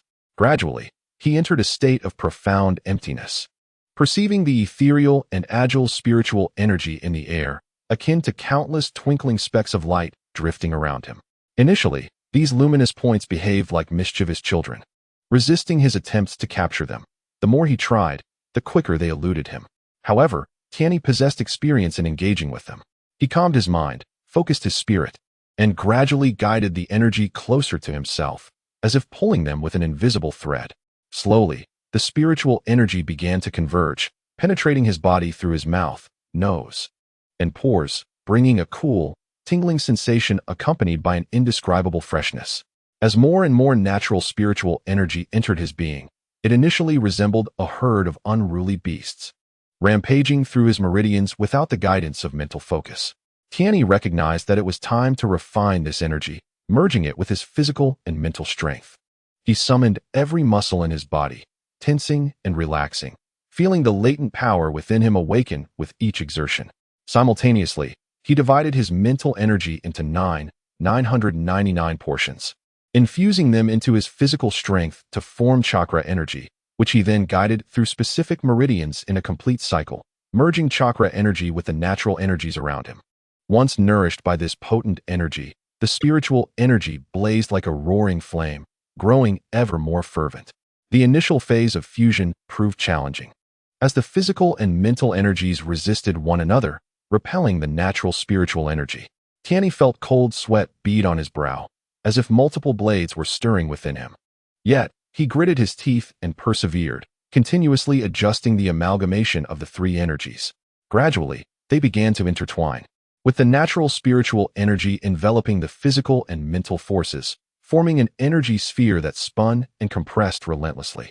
Throughout this process, the spiritual energy steadily absorbed the physical and mental forces, becoming purer and transforming into a unique blend of earthy and watery spiritual energy belonging solely to Tianyi. Continuing, Tianyi cautiously guided the gathered essence of water and earth towards the Chi Sea, a mysterious space within his body, empty and awaiting fulfillment. As the essence entered the Chi Sea, it resembled droplets merging into the vast ocean, accumulating steadily. With the gradual filling of the Chi Sea, Tianyi sensed his strength amplifying, the sensation of fullness instilling him with confidence. Once the Chi Sea had amassed a sufficient amount of essence, Tianyi proceeded to the next step, directing the energy throughout his body's meridians. He first channeled the essence into the Yang Qiao meridian in his legs, a pathway ascending along the outer side of the lower limbs. As the energy flowed in, it felt like a warm current, gently coursing through, warming and nourishing the meridians it touched. Initially, certain areas seemed obstructed, with the energy flow sluggish and even stagnant. Concentrating deeply, Tianyi increased the output of essence, gradually breaking through these blockages, akin to using a small hammer to chip away at stubborn obstacles. With a soft pop, the impeded areas cleared, allowing the essence to flow smoothly through the Yang Qiao meridian before entering the foot Taiyang bladder meridian. This meridian, located along the back, is lengthy and filled with numerous acupoints. As the essence flowed through this channel, Tianyi felt a tingling sensation across his back, followed by a surge of warmth. Adhering to his cultivation method, he systematically traversed the acupoints of Jingming, Senju, and Meichong, each point awakening with a resonant force that harmonized with the essence. Upon reaching the Weizhong acupoint, he felt a sudden surge of power in his legs, as if an inexhaustible strength had been unleashed. After exiting the foot Taiyang bladder meridian, the essence flowed into the Du meridian, situated centrally along the back, known as the Sea of Yang meridians. Upon entering the Du meridian, the essence surged upward as if it had found its rightful home. When passing through the Mingmen acupoint, Tianyi sensed a powerful force rising from his dantian, intertwining with the essence and solidifying his form. Next, the energy surged through the Dazhui acupoint toward the Baihui acupoint. At that moment, when the essence reached Baihui, Tianyi felt as if a beam of light struck his crown, illuminating his vision and refreshing his spirit. Emerging from Baihui, the essence began its descent along the meridians of the head, flowing into the Ren meridian, which runs along the central line of the abdomen, known as the Sea of Yin meridians. As the essence coursed through the Ren meridian, it nourished the internal organs. Upon reaching the Shanzhong acupoint, Tianyi felt his chest broaden, and his breathing became more effortless.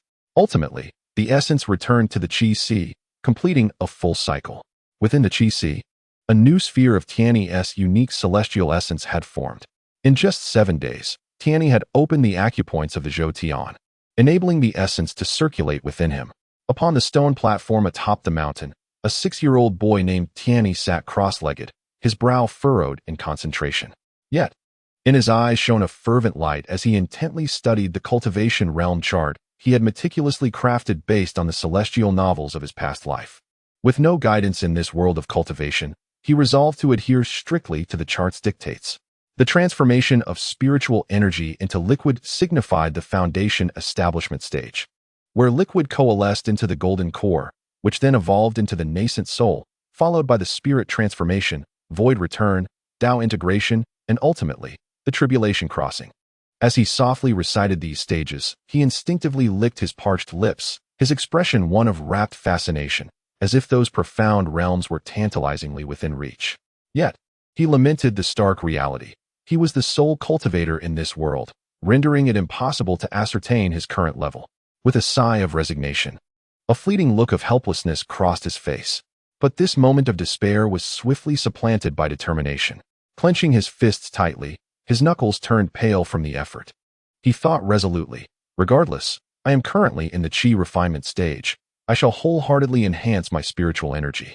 Once my energy saturates my being, I will find a way to condense it into liquid and break through to the foundation establishment realm. With this thought, his eyes sparkled, and a hopeful smile graced his face, as if envisioning the moment of his successful foundation establishment. Gradually, his thoughts drifted away as he fantasized about the day he would transcend and soar to new heights. His smile radiated ever more brilliantly, his lips curling upward involuntarily, his eyes narrowing with longing and anticipation. When that day arrives, I shall ensure that everyone knows the name of Tianyi, he murmured, his voice trembling with a mixture of excitement and fervor. Suddenly, Tianyi opened his eyes wide, inhaling deeply. He slowly raised his hands and began to circulate the spiritual energy within him. His gaze was imbued with unwavering resolve, as if the mountain itself was his battlefield, and he was courageously scaling the heights of cultivation. Regardless of the daunting path ahead, fraught with uncertainty and peril, he remained undaunted. For cultivation had become his singular faith in life. Thus, each day, Tianyi diligently repeated these refining steps 3 times, morning, noon, and night, constantly absorbing the natural forces of the universe, transforming and accumulating the spiritual energy of water and earth, allowing it to flow through his meridians and establish a circulatory cycle. As time passed, he could distinctly sense the rapid enhancement of his abilities. His energy reservoir swelled increasingly, and his meridians grew ever more resilient. He knew he was progressing toward a higher realm. In the spacious yet stifling room of the Hokage building, the atmosphere was so tense it felt as if one could wring water from it. Senju Tobarama, seated in the main position, surveyed the 16 clan leaders standing below him with piercing eyes. Each leader, clad in distinct attire, bore expressions of anxiety. Sarutobi Sasuke, adorned in a dark robe embroidered with his clan's emblem, fidgeted with his hands, clasping and releasing them nervously. Meanwhile, Uchiha Danzo ground his teeth, his brow furrowed deeply, anxiously tugging at his clothing. Esteemed leaders, I have summoned you today regarding the assault on the Hokage's disciple. Tianyi Tobarama broke the silence, his voice resonant yet clear, echoing in the emptiness of the chamber. The clan leaders exchanged wary glances, each harboring a sense of vigilance in their eyes. The patriarch of the Sato clan appeared pallid, beads of sweat cascading down his forehead, his hands trembling slightly as he seemingly endeavored to suppress the terror within. Lord Hokage, we are indeed completely unrelated to that assassination incident. I implore you to see the truth, spoke Yamanaka Koyuki, her voice tinged with urgency, hands clasped together in a gesture of supplication. A faint smile graced the lips of Senju Tobarama, yet it did not reach his eyes. Esteemed clan leaders, such a grievous accusation of clan extermination would be vehemently denied by anyone. I would prefer to believe that you have no connection to this matter. Yet my Senju clan will not unjustly suspect you. He paused briefly, his gaze sharp as it swept across the assembly. I have spared your clans from annihilation, not out of a lack of capability, but to prevent the disintegration of Konoha. The Chozuka clan's patriarch still lives, albeit sealed away. My intention in gathering you today is to foster harmonious coexistence within Konoha, to cease the mutual machinations. He continued, consider this. If my Senju clan were to assassinate your family's prodigies daily, which of your clans could endure such a fate? At his words, the faces of the clan leaders paled instantly, and Narashika's back was already drenched in cold sweat. He instinctively tugged at his collar, striving to breathe more easily. Sarutobi Sasuke stepped forward, bowing respectfully. Lord Hokage, we shall speak candidly. His voice quivered slightly, his body leaning forward, betraying his inner tension. Senju Tobarama rose slowly, pacing the room, each step echoing as if treading upon the hearts of those present. My Senju clan has had grievances with certain families among you, yet with the majority, we have maintained amicable relations. Families such as the Mito, the Uchiha, and Sarutobi have received our assistance during the Warring States period, have they not? The Senju clan has always strived for benevolence. I fail to comprehend why you would target us. For a moment, the room fell into silence, so profound that one could hear a pin drop. The expressions of the clan leaders varied. Mito Yohei kept his head lowered, unable to meet Tobarama's gaze, while Uchiha Chizuru furrowed her brow, her face contorted with conflict, her fingers incessantly rubbing against her sleeve. Senju Tobarama halted, his cold gaze fixed upon the assembly. If you are unwilling to speak the truth, kindly take your families and depart from Konoha.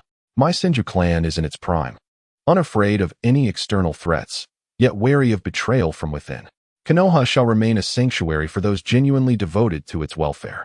Narashika, feeling the weight of the clan leader's gazes upon him, felt a tightening in his chest, biting his lip as he rose. It appears Lord Hokage has made his resolve. We have no choice but to confess. Do not, Shika, cried Sarutobi Sasuke and Shimura Danzo in unison, both faces etched with urgency, with Sasuke even stepping forward to intervene. Narashika shook his head with a wry smile. At this juncture, what is there left to conceal? Do you wish to leave Konoha? Sasuke sighed in resignation, his expression heavy with bitterness. Then allow me to speak. Senju Tobarama crossed his arms, his cold gaze fixed upon them, his curiosity intensifying. Sasuke bowed to the assembly before turning to Senju Tobarama. Lord Hokage, this tale begins 7 years prior, when Lord Hashirama endeavored to invite all clans to join Konoha. Our clans have maintained ties since the Warring States period. convening at the Temple of Fire to seek the wisdom of the venerable Master Xianglong regarding the future of the Land of Fire. At over 130 years old, Master Xianglong was known for his unwavering truthfulness. At this juncture, Sarutobi Sasuke swallowed hard, his expression tinged with reverence, as he invoked the temple's supreme secret technique, the Great Prophecy, leaving behind several cryptic verses. One nation, one village, the Senju shall vanish, Suru, Mizu, 10. And sure shall prosper.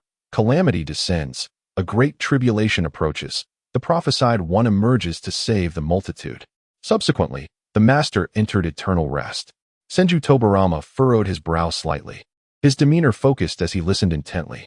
In the days that followed, we pondered deeply and unraveled the meanings of the first two verses. One nation, one village speaks to the current political structure. The Senju shall vanish led us to believe that the Senju clan would face extinction. Saru, Mizu 10. And sure represent the flourishing of the clans of Sarutobi, Mito, Nara, and Shikamaru, which is the very reason we united.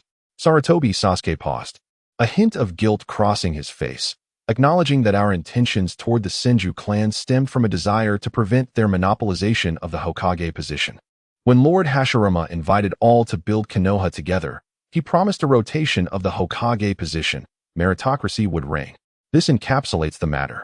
The assassination of the Senju heir was an independent decision made by those two clans, of which we only learned afterward, and we could confront Kazuki Ikemen directly about it. The other clan leaders nodded in agreement, with Akimichi Dingshan affirming, wiping sweat from his brow, and murmuring, "Indeed, indeed." Senju Tobarama scoffed lightly. The master indeed possessed certain abilities. However, the Senju shall vanish should indicate that my clan has chosen to conceal our identity and integrate into Konoha. Nowadays, apart from the elders, the younger generation no longer bears the Senju name. Yet you interpret it as the complete annihilation of the Senju clan. For clans prosper implies that I shall pass the Hokage position to these four disciples. The Senju clan will not produce the next Hokage. The position will be selected from among my disciples, a decision long agreed upon with my brother. As for Tengu, he is the heir of the Senju clan and shall not become Hokage. I lay my cards on the table today, hoping you will henceforth devote yourselves to the service of Konoha, abstaining from any unscrupulous deeds. Should I uncover any further plots related to assassinations tied to you, do not blame me for my severity. The leaders of the 16 great clans bowed in response, with Tsukikage Natsuki lowering his head, his voice imbued with sincerity. We shall never engage in such vile acts. We will strive wholeheartedly for Konoha's welfare. Senju Tobarama nodded in satisfaction. You will all sign this letter of commitment shortly. I shall not pursue past grievances. Should you violate the contents of this commitment, I will not hesitate to extinguish the clan of the transgressor, showing no mercy. Of course, if you find the conditions too harsh, you may take your clan and leave Konoha, and I shall not hinder your departure. The clan leaders exchanged glances, hesitating for a moment before stepping forward to sign. Once the signatures were affixed, each departed the Hokage's office with a copy of the commitment, hastening away. Though this turmoil seemed to momentarily subside, what direction awaits Konoha under the shadow of that enigmatic prophecy? Above the village, a heavy gloom lingered, although 7 days had passed since the bloody storm of clan extermination. Fear and uncertainty remained, like an inescapable fog enveloping the hearts of every villager. Nevertheless, the class allocation ceremony at the Ninja Academy proceeded as usual amidst such a stifling atmosphere. Hokage Senju Tobarama, clad in a dark robe, exuded an air of calm authority as he stood upon the podium, his gaze sweeping over the 8 anxious students below. In his hand, he held 2 slips of paper, one red and one black, objects that, in this moment, seemed to wield the power to determine their fates. Draw lots. This will decide whether you are fortunate enough to become the direct disciples of the Hokage. I have always believed that luck plays a significant role in the life of a ninja. His voice resonated deeply, clear in the hushed classroom. The first to step forward was Sarutobi Hisashi, who took a deep breath, striving to steady himself. His trembling hand slowly reached into the lot container, and as he touched the bamboo slips, visions of his family's hopes and his own aspirations for the future flashed through his mind. Upon drawing the slip and seeing the vibrant red, his eyes sparkled with joy, and a smile involuntarily crept across his face, excitement nearly overflowing. I drew the red slip. His voice quivered slightly with exhilaration. Senju Tobarama nodded subtly, his gaze imbued with encouragement. Well done, Hisashi. May you not squander this fortune and opportunity. Following closely was Shimura Danzo, his eyes filled with eagerness and yearning. His hands sifted through the slips, seemingly in search of the most desirable one. When he finally drew the red slip, the tension in his face melted away, replaced by a smug expression as he murmured to himself, I knew I could do it. I am destined to become Hokage. Tobarama observed silently, a slight frown creasing his brow without further comment. Uchiha Kagami approached with a stoic demeanor, calmly reaching for his slip. Upon drawing the red, he merely nodded, though tumultuous emotions stirred within him. As a member of the Uchiha clan, he understood that this was not merely a personal honor, but also a matter of familial pride. He silently vowed to prove the might of the Uchiha through his abilities. Akimichi Torafu boldly stepped forward, snatching a slip with enthusiasm. Upon seeing the red, he jumped with joy, exclaiming, I told you my luck wouldn't be bad. Tobarama watched him with an amused smile. Do not become too complacent. The path ahead requires diligence. Mitarashi and Uchiha Komatsu approached to draw their lots together. After and drew the red slip, she sighed with relief, her face glowing with contentment, while Komatsu, overwhelmed with emotion, covered her mouth, tears shimmering in her eyes.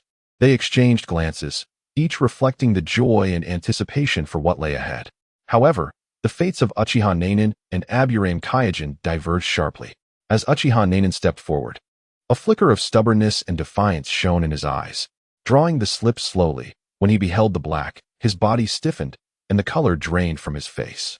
Biting his lip, his hand clenched involuntarily, knuckles whitening. As a member of the Uchiha clan, failing to become the Hokage's disciple made him feel like a traitor to his family. Why? He murmured, his voice laced with despair and anguish. Senju Tobarama regarded him with softened eyes. Uchiha Nanin, this does not define your strength. You merely lack a touch of luck. There will be many opportunities ahead. When Aburame Kyogen drew the black slip, he appeared as if all vitality had been drained from him, slowly lowering his head, his hair obscuring his crestfallen expression. He whispered softly, It is my inadequacy. Senju Tobarama stepped forward and patted his shoulder, saying, The path of cultivation is not limited to this one. As long as you put in enough effort, you will find your own direction. As the drawing concluded, the atmosphere in the classroom grew heavy. The six who drew the red slips were filled with joy, yet they understood the weight of the responsibilities that lay ahead. Meanwhile, the two who drew the black slips felt disheartened, but under Senju Tobarama's encouragement, they silently resolved to prove themselves in the future. In the auditorium of the Ninja Academy, a tense and oppressive atmosphere enveloped the space, as if shrouded by an invisible veil. During the recently concluded selection for the Hokage's personal disciples, Uchiha Nanin and Aburame Kyogen had drawn black slips, missing the opportunity to become direct disciples of Hokage Senju Tobarama. They returned to the waiting line of students, heads bowed, faces marked by disappointment. What terrible luck! Why didn't I draw a red slip? Uchiha Nanin muttered softly, his fists clenching involuntarily, his heart filled with resentment. He had not initially thought much of becoming the Hokage's disciple. However, the sting of failure due to luck left him deeply unsatisfied. He vowed to double his efforts in training, to surpass the six who had become Hokage's disciples, and to bring honor to himself and his family.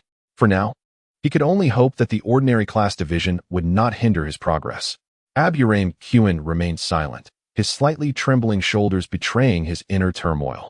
He felt he had let down his family's expectations and dreaded the thought of facing the elders' reproach upon his return. Just then, Teacher Yamaki ascended the podium, clearing his throat to break the silence in the auditorium. Students, we shall now begin the class assignments. His voice resonated clearly in the quiet hall, instantly capturing everyone's attention. The first class, Hataki Aizong, Itakamuki, Chibatai. As Teacher Yamaki called each name, a subtle stir spread through the audience. The students who were called stood up, some excitedly, while others took deep breaths, their faces reflecting a mixture of anticipation and anxiety about the future. Your team leader will be Uchiha Fushing. Uchiha Fushing rose, his tall figure clad in a black ninja uniform, the crimson fan emblem of the Uchiha clan strikingly prominent. He scanned the first class with eyes as sharp as an eagle's and declared, First class, follow me. His voice was deep and powerful, imbued with an undeniable authority. This chapter does not conclude here. Please turn to the next page to continue reading.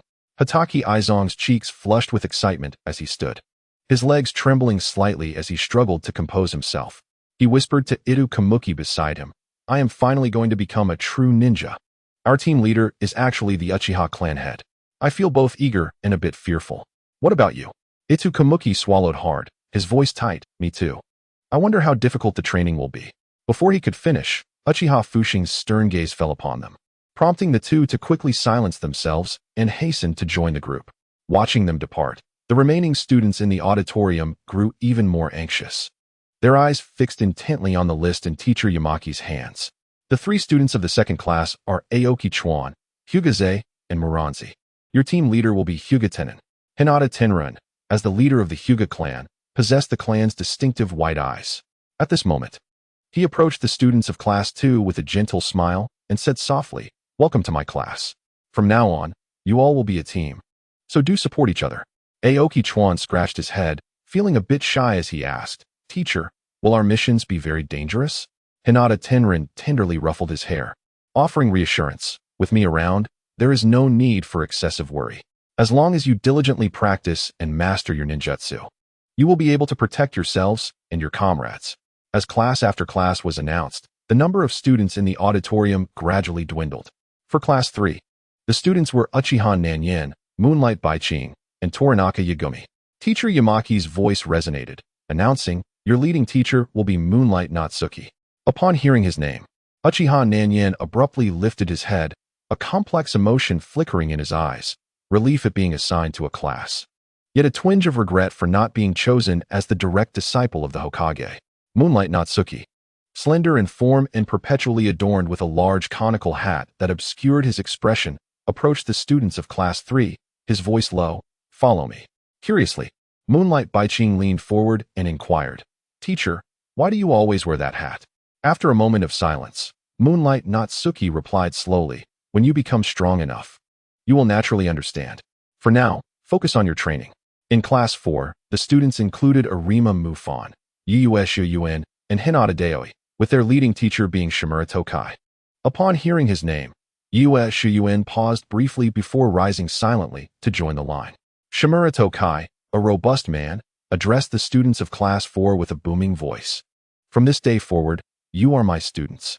I will train you to be exceptionally powerful. Do you have confidence?" "Yes." Arima Mufon and Hinata Daoi responded loudly, while Yuyueshu Yuen quietly echoed a response. In Class 7 were Bibahu, Inazuka Tora, and Yuizuki Aishong, with their guiding teacher being Sarutobi Sasuke.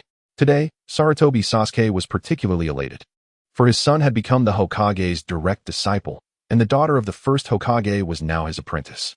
He bounded to the students of Class 7, arms wide open. "Haha, welcome to Class 7. We are sure to have a wonderfully amusing time in our training." Inazuka Tora, brimming with excitement, exclaimed, "Teacher, when can we start our missions? I can hardly wait." Sarutobi Sasuke chuckled while patting his shoulder, "No need to rush. Once you have mastered your skills, there will be plenty of missions for you to undertake. Just don't complain when you feel exhausted." During this class assignment, the students, filled with dreams and uncertainties about their future as ninjas, embarked on new journeys. The teachers, each with their unique personalities and formidable strengths, became guiding lights on their paths as ninjas. Whether it was the previously unchosen Uchiha Nanyin and Yueshu Yuen or the other fortunate students, they were all set to face the unknown challenges that awaited them in their respective teams. In the village of Konoha, the morning sun cast its glow on the streets. Senju Tobarama stood at the #1 training ground, his gaze piercingly fixed on the 6 young individuals before him. They are the disciples chosen by him from the Ninja Academy, each possessing remarkable talent and immense potential. Hayashi, Kyu, Danzo, Kazakage, En, and Kamachi. Today's training task is no simple feat, so everyone, stay alert. The voice of Senju Tobarama resonated like a thunderous bell in the square. "Yes, sensei." The 6 young ninjas responded in unison, their voices brimming with vitality and confidence. These 6 disciples each excel in their own right. Sarutobi Hayashi, aged 14, possesses the chakra level of a jonin. This boy, always adorned with a gentle smile, is proficient in all elemental ninjutsu and taijutsu, showcasing an extraordinary talent for ninjutsu that allows him to intricately blend 5 different elemental chakras to unleash formidable techniques. Uchiha Kyu, aged 11, also wields the chakra of a jonin, with his dark hair and eyes reflecting the sharpness characteristic of the Uchiha clan. He excels in fire and lightning ninjutsu and wields the power of the Sharingan, which often yields unexpected advantages in combat, marking him as the most gifted among the six. Nara Danzo, aged 14, possesses a Jonin's chakra level and exhibits a calm and reserved demeanor. He is skilled in wind techniques and swordsmanship, with his wind release capable of slicing through the air like a razor. Akimichi Kazakage, aged 14, also possesses a Jonin's chakra level. He is robustly built and has an endearing smile, excelling in taijutsu and the multi-size technique, which significantly enhances both his strength and size when activated. Mito En, aged 13, has a Jonin's chakra level, with a handsome visage and resolute gaze, skilled in water techniques and illusions. His water ninjutsu can morph into various forms, providing both offense and defense. Uzumaki Kamachi, aged 13, also possesses a Jonin's chakra level. She is gentle and beautiful, yet possesses exquisite medical ninjutsu alongside water techniques, enabling her to heal her comrades' wounds while also supporting them in battle. Among the girls, her talent is among the finest. Senju Tobarama regarded his disciples with satisfaction and nodded. Today, we shall begin with fundamental ninjutsu, familiarizing ourselves with the variations in nature and form, which is an essential capability for every jonin. Hayashi, you shall commence. Utilize Earth Release to create a defensive position for everyone. Saratobi Hayashi immediately began forming hand signs and declared, Earth Release, Earth Flow Rampart. A tall and sturdy earthen wall rapidly rose from the ground, sheltering the group behind it. Excellent. Your movements are clean and decisive, and your chakra control is precise. However, there is still room for improvement in nature and form alteration, Senju Tobarama commended. Q. Direct your fire ninjutsu at the earth wall from above. Uchiha Q, already poised, responded to his teacher's command with swift hand signs, shouting, Fire Release, Great Dragon Fire Technique. A massive fiery dragon erupted from his mouth, carrying a wave of scorching heat towards the earth wall. The flaming dragon collided with the wall, producing a sizzling sound and scattering sparks, creating a truly spectacular scene. Well done, Q's fire technique has significantly increased in power. However, mere form alteration is still lacking in nature transformation. As Senju Tobarama continued, he addressed Danzo, stating that his wind release technique could further amplify the potency of Kagami's fire release. Try infusing the wind release into the fire release. Danzo took a deep breath, his hands swiftly weaving through a series of hand seals, as the wind release chakra coalesced in his grasp. Wind release, pressure damage. He channeled the wind release chakra into Kagami's fire release, causing the flames to transform into a ferocious dragon, its might significantly enhanced. Excellent. Observe how the synergy of different elemental techniques can yield a power far exceeding that of a singular ninjutsu. Tobarama elucidated while guiding the other disciples to join in the practice. Mito Manin executed a water release technique, infusing water into the flames, generating a substantial amount of steam that not only obscured the enemy's vision, but also augmented the offensive capabilities to a degree. Akimichi Chofu utilized the multiplication technique, leaping atop a wall of earth, poised to counter any close-range assaults from adversaries. Toko Haruka attentively monitored the group's condition, ready to employ her medical ninjutsu at the slightest indication of injury. Under Tobarama's mentorship, the six disciples relentlessly experimented with incorporating shape alterations, elemental changes, and diverse ninjutsu combinations into their techniques, each practice deepening their comprehension of ninjutsu. As the day of training drew to a close, they were breathless, yet their eyes sparkled with exhilaration and fulfillment. Today, you all performed admirably. Remember, the path of a ninja is not solely about individual prowess. The essence lies in the collaboration within the team. Only through mutual trust and support can we unleash our full potential in battle, Tobarama imparted earnestly. Days passed, and under Tobarama's tutelage, the six disciples made remarkable strides in their abilities. Each day, apart from completing D-rank tasks within the village, they diligently honed their skills. At dawn, before the first rays of sunlight fully emerged, they commenced their physical training in the training grounds. Saratobi Hiruzen and Akimichi Chofu engaged in friendly sparring, one agile and versatile, the other remarkably strong, each clash raising clouds of dust. Uchiha Kagami practiced Jinjutsu nearby, utilizing the Sharingan's capabilities to conjure various realistic illusions, continually pushing his limits. Danzo was stationed at a distance, refining his wind release technique, directing it towards a large tree, the sharp wind blades shredding the branches to pieces. Mito Manin and Toko Haruka collaborated on their water release techniques, sharing insights and persistently improving their ninjutsu. This chapter is not yet concluded. Please turn to the next page to continue reading. Having witnessed the disciples' formidable abilities, Tobirama assigned them a C-rank escort mission. During their journey, they were ambushed by a band of robbers. Though the robbers were not particularly strong, their numbers were overwhelming and they were cunning. Initially, the disciples were somewhat flustered, but they quickly regained their composure, coordinating as per their training to mount a counterattack. Sarutobi Hiruzen employed the earth release technique, rendering the ground uneven to hinder the robbers' movements. Uchiha Kagami utilized Genjutsu to plunge the robbers into disarray. Danzo and Mito Manin executed wind and water release techniques, launching ranged assaults against the robbers. Aikido, harnessing the art of multiplication, charged into the midst of the bandits, wielding formidable strength that sent them reeling. Meanwhile, Shikusho diligently attended to their wounds from a distance, ensuring that they remained in peak fighting condition. This initial experience of taking a life left all 6 of them profoundly unsettled, vowing never to speak of their disarray that day. In this confrontation, the disciples not only accomplished their mission but also garnered a profound understanding of the essence of teamwork. Their bonds were further solidified through this struggle. After the battle, they gathered together, their faces illuminated by the joy of victory. Thanks to all of you. I scarcely know what I would have done without your support. I was in a daze after taking a life, nearly struck down by a bandit, chuckled Sarutobi Hizashi. Indeed, as it was our first experience with killing, we all felt a sense of disorientation. However, we are a team, and as long as we stand together, no challenge is insurmountable. Uchiha Kagami reflected with a sense of camaraderie. Absolutely, regardless of the dangers that lie ahead, we shall confront them together. The others echoed in agreement. Observing the deep camaraderie among his disciples, Senju Tobirama felt a profound sense of satisfaction.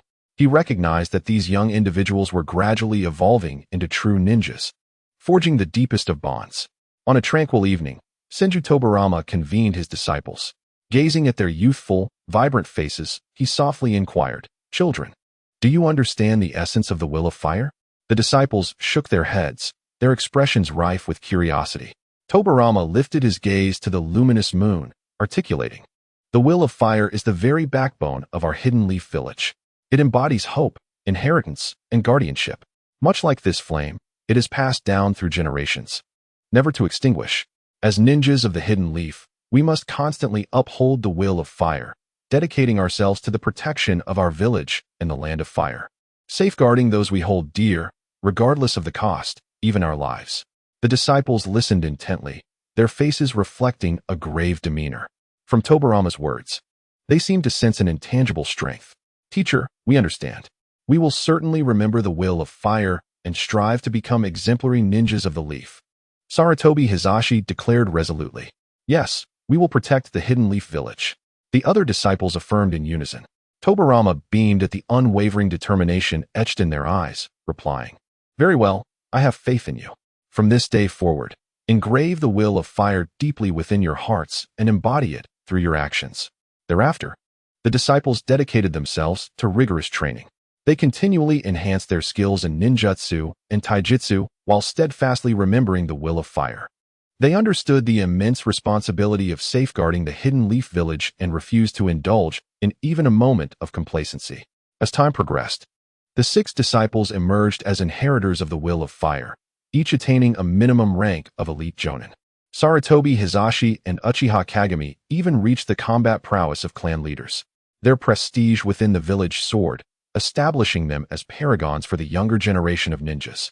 In the serene morning of Konoha village, as the horizon began to show the faintest hint of dawn, and the first rays of light had yet to pierce through the delicate mist, Tianyi concluded his morning practice. During this period, he had become deeply enamored with his training. Witnessing the spiritual energy gradually filling his dantian was the most joyous part of his day. Upon finishing his exercises, the resonant and commanding voice of Senju Hashirama echoed across the expansive training ground. "Tianyi, do not grow complacent. In today's battle, you must give your all. This voice, imbued with vibrant energy, ignited a fervent spirit within Tianyi. Tianyi dashed from the distant dining hall, his steps vigorous and his eyes brimming with excitement and anticipation. "Master, your disciple is ready," he proclaimed loudly, radiating an aura akin to the rising sun, filled with vitality and vigor. The two stood opposite each other, the air thick with tension as an intense confrontation loomed. Tianyi took the initiative, swiftly moving his hands, his fingers dancing with agility, rapidly forming seals as he called out, "Earth release, rock pillar spear." Instantly, the ground trembled violently. Sharp rock pillars erupted from the earth like blades, aimed directly at Senju Hashirama. The pillars surged with tremendous force, slicing through the surrounding air with a piercing howl. However, Senju Hashirama maintained his composure, a slight smile of confidence gracing his lips. With a flicker of movement, he glided through the rock pillars with a ghostly grace, his actions fluid and devoid of hesitation. "Indeed, your speed has improved since yesterday, and the power of your earth release has become more robust, akin to solid rock. Yet to strike me, you are still far from sufficient." As he evaded, he offered a critique, his voice clear and resonant in Tianyi's ears, stirring a sense of determination within him. Taking a deep breath, Tianyi's gaze grew resolute once more. He formed seals again, executing the technique in one fluid motion, water release, water dragon bullet technique. As he called out, a torrent of water surged forth from his being, transforming into a fearsome water dragon that roared towards Senju Hashirama, its massive form twisting in midair, enveloping the surroundings in mist and drenching the ground with splashes. A glimmer of admiration flashed in Senju Hashirama's eyes as he clapped his hands together, his movements swift as lightning. Wood release, advent of the tree world. With his incantation, a powerful life force erupted from within him, merging with the earth. Countless robust vines burst forth from the ground, growing and spreading at an astonishing pace. These vines intertwined and wrapped around each other, swiftly weaving an indomitable barrier that ensnared the water dragon, effectively neutralizing its assault while crushing it to pieces, sending up a massive spray of water that could not breach the defensive line forged by the wood release. As the battle momentarily paused, Senju Hashirama withdrew his technique, his expression serious as he regarded Tianyi. "Tianyi, your progress in both water and earth attribute ninjutsu is remarkable. Your water dragon managed to withstand my wood release for a time. Yet, mastery of ninjutsu is not solely about the pursuit of speed and power. Water, seemingly delicate and formless, embodies boundless resilience and adaptability, capable of overcoming rigidity. Earth, heavy and stable, supports all things, symbolizing strength and solidity. One must truly integrate the characteristics of these techniques into every execution of ninjutsu to unleash their utmost potential." Tianyi listened attentively to his master's teachings, memories of his own training in water and earth elemental ninjutsu flooding his mind. Initially, when he cast his ninjutsu, he merely infused it with chakra, relying on brute force to execute it, which not only diminished the power of his techniques, but often left him in peril due to excessive chakra consumption. Over time, he learned to calm his mind and closely observe the elements of water and earth in nature. He frequently sat by the river, contemplating the gently flowing waters that, regardless of the obstacles encountered, wound their way forward, ultimately converging into rivers and seas. He also delved into the earth, feeling the solid soil beneath his hands and experiencing its strength and capacity to support all living things. From that moment on, he seemed to grasp a fragment of the profound essence of water and earth ninjutsu, leading to a qualitative leap in his abilities, transforming his practice from mere form to a deeper spirit. "Master, I now understand," he said thoughtfully. "Water release should not merely be regarded as a simple means of attack. Its fluidity and flexibility can ensnare foes, disrupt their movements, and, when combined with other ninjutsu, yield remarkable effects." A glimmer of wisdom sparkled in his eyes as he spoke. Senju Hashirama nodded in satisfaction. "Indeed. As for wood release, it appears you currently utilize it more for support. What insights have you gleaned from this?" Tianyi scratched his head, a shy smile gracing his face. "Master, the control required for wood release is exceedingly high. While I can perform some basic techniques, I often feel less adept compared to my water and earth ninjutsu. However, I have discovered that using wood release to restrict an enemy's movements, in conjunction with water and earth attacks, can yield remarkably efficient results." Senju Hashirama stepped forward, gently patting Tianyi on the shoulder, speaking earnestly. Wood release is an exceptionally unique power, imbued with the mysteries of life and nature. Do not rush. As your training deepens, so too will your understanding. Remember, each elemental ninjutsu possesses its distinct value and significance. The key lies in how you discover and apply it. After this brief exchange, the master and disciple resumed their stances, ready for a new round of combat. This time, Tianyi infused his understanding of the elements into his ninjutsu. He swiftly formed hand seals, unleashing water release to create a thick curtain of water. The veil enveloped the training ground, resembling a delicate shroud that obscured Senju Hashirama's vision. Under the cover of this curtain, he silently executed earth release. Within the watery expanse, numerous sharp earthen spikes emerged, akin to hidden projectiles poised to strike the enemy with lethal precision.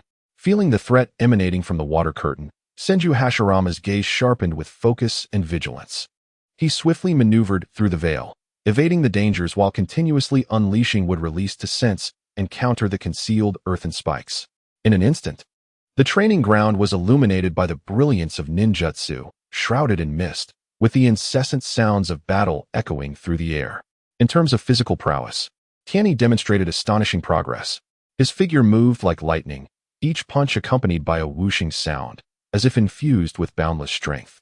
His power had nearly reached an incredible 80,000 pounds, yet he wielded this formidable force with remarkable finesse, achieving a mastery where lifting heavy felt light and light felt heavy. The pursuit of such exquisite control over strength required Tianyi to endure countless hardships, countless days and nights. He toiled in a corner of the training ground, lifting boulders as heavy as mountains, feeling the power coursing through his muscles and veins. Initially, he could only endure a few minutes before his arms ached as if they might shatter. However, he never surrendered, continually pushing the boundaries of his own limits. As time passed, his endurance lengthened, and his strength grew ever more formidable. He relentlessly struck a wooden post, pouring all his might into each blow. At first, he merely sent the post flying or splintered it, but as his control deepened, he pierced through it, ultimately shattering it with a single punch. He even attempted to strike eggs, making them dance in the air without breaking. This seemingly simple act required an extraordinary precision in controlling force. He tried again and again, facing failure each time, yet with every setback, he found himself inching closer to success.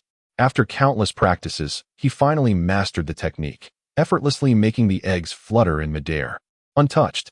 At that moment, Tianyi seized the opportunity, leaping forward with his right fist raised high, unleashing a tremendous force towards Senju Hashirama.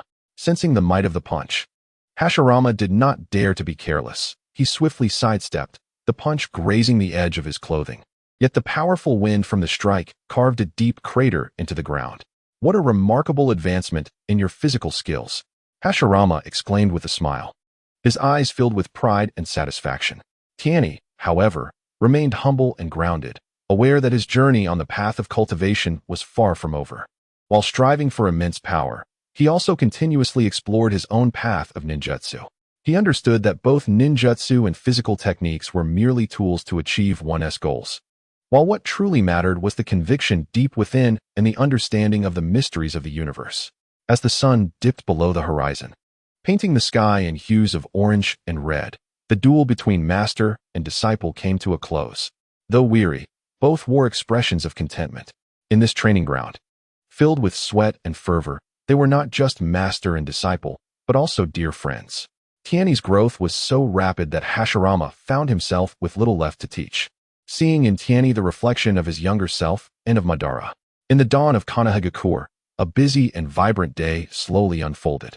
The sounds of the lake echoed a cheerful tune as Pipa hurried towards the Senju clan's territory. Having completed an entire night of D-rank patrols, she was brimming with excitement to share her stories with Tianyi, completely unaware that the first light of dawn had quietly faded and the sunlight had begun to grow warm. Tianyi, I'm back. Lake Biwa resembled a lively little deer, joyfully bounding into the Senju ancestral home, its eyes sparkling and cheeks flushed from the journey. At that moment, Tianyi sat cross-legged indoors, enveloped in a rich aura of energy, wholly absorbed in his cultivation. Upon hearing the sound of Lake Biwa, he merely furrowed his brow slightly, not lifting his eyelids, and murmured, "Sister, Could you keep your voice down? Can't you see that I am practicing? Your sudden intrusion can easily lead me astray. Lake Biwa's smile faltered momentarily, but she quickly regained her cheerful demeanor and leaned closer to Tianyi, animatedly recounting, I apologize, little junior brother. You won't believe what happened last night during patrol. We encountered a particularly amusing little cat. It chased its own tail in circles, unable to stop, and ultimately became so dizzy that it crashed into a tree, leaving Inuzuka Kiba in stitches. Tianyi remained with his eyes closed, distractedly responding with a non-committal completely absorbed in the flow of chakra within him, failing to register Lake Biwa's words. Her gaze dimmed a little, and her voice softened as she added, oh. And Yuhi Kurenai used a genjutsu to tease that little cat, scaring it so much that its fur stood on end. It was quite the spectacle. All right, enough. Tianyi finally opened his eyes, interrupting her with a look of irritation. I'm busy honing my skills. I have no time to listen to your trivial tales. Lake Biwa's eyes brimmed with tears, and she bit her lip, wanting to speak, but ultimately saying nothing as she turned away silently. From that moment on, each time Lake Biwa returned to the Senju clan grounds, witnessing Tianyi's unwavering dedication to his training and his indifference toward her, her enthusiasm gradually waned. Her mentor, Sarutobi Sasuke, seemed to sense her despondency and often invited their team over for meals at his home. In the warm and cozy embrace of the Sarutobi household, soft yellow light illuminated every corner. As he served food into Lake Biwa's bowl, Sarutobi Sasuke smiled and asked, Lake Biwa, do you have something on your mind?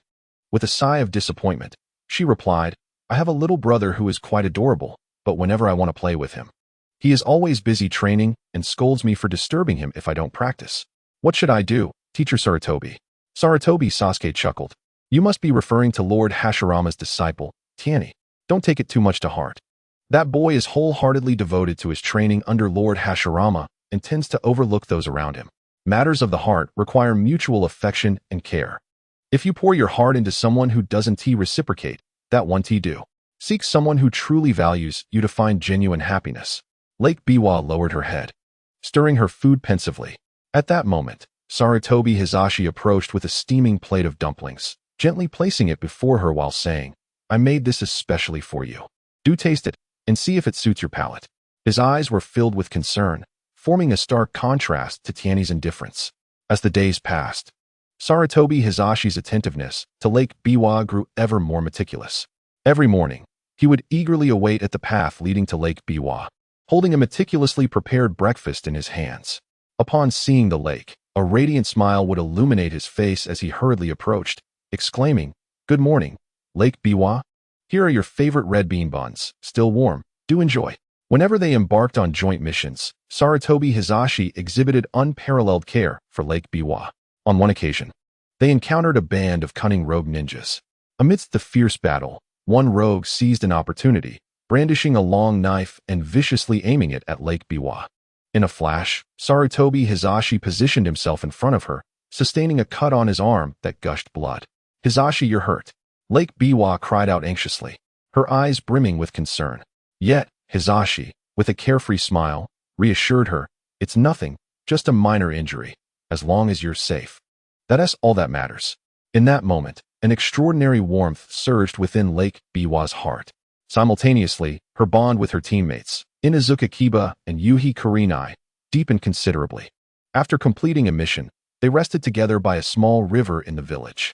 Inuzuka Kiba pulled out a handful of candies from his pocket, offering them to Lake Biwa and Kurenai with a grin. Here, try these new candies I bought. They're incredibly sweet. Kurenai, receiving the treats, playfully remarked, Kiba, are you trying to bribe us with candy? Well, in light of these sweets, I won't tell the captain about your slacking off today. Kiba quickly waved his hands. No, Kurenai, I admit my fault. I promise I won't slack off next time.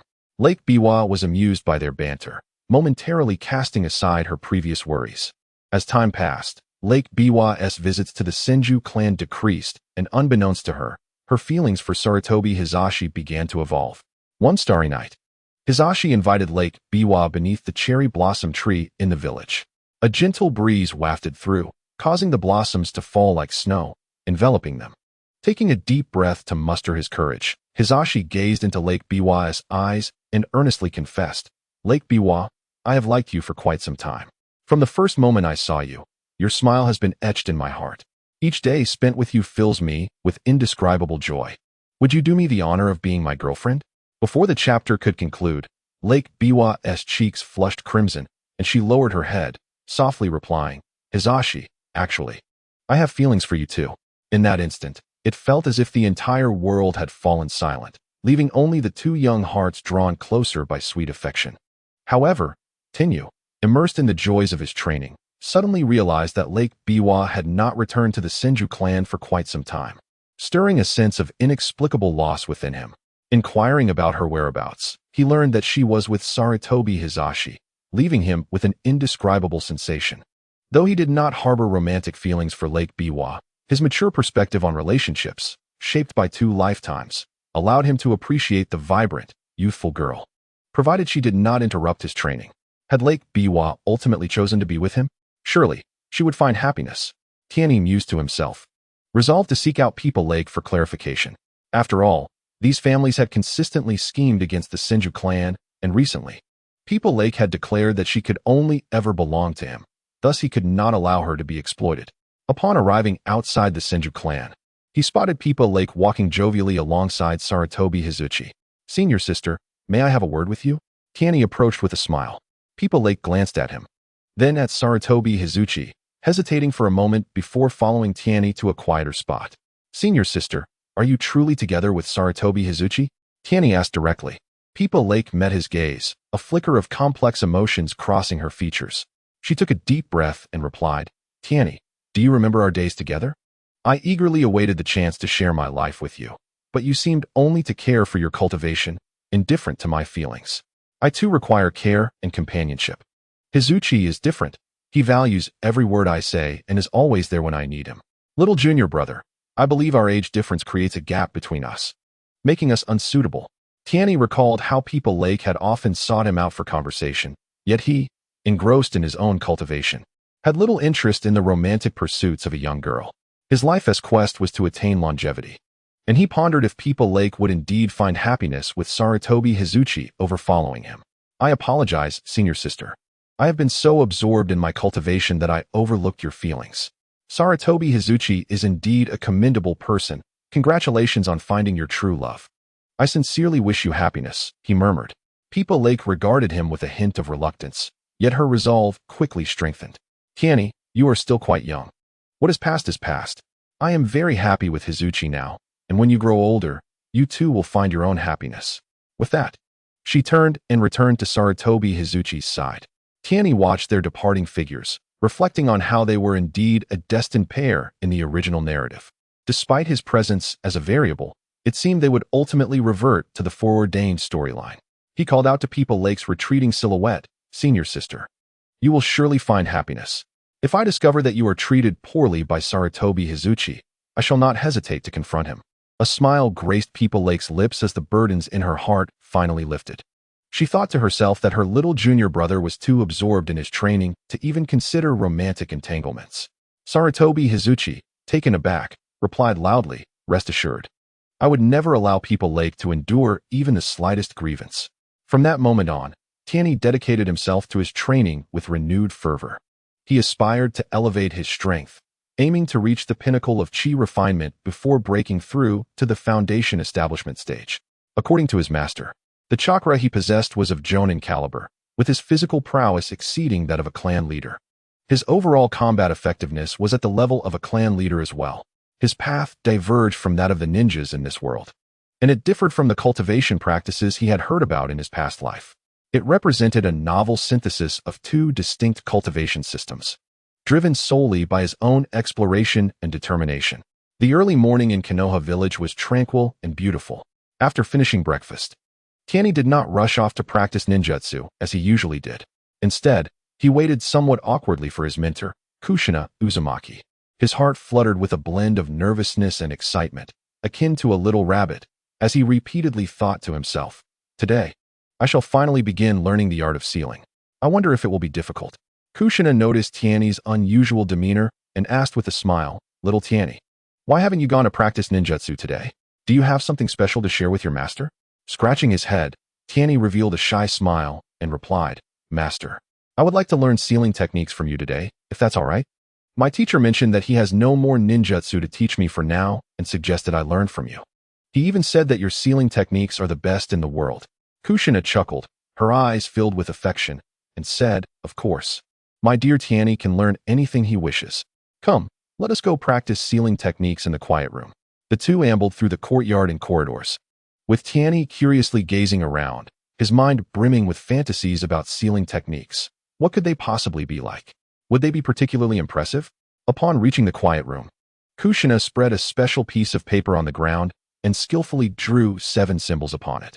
She pointed to the symbols and patiently explained, now, little Tianyi, let us first familiarize ourselves with these 7 basic chakra attribute symbols. You will sequentially channel your non-attributed chakra into these symbols.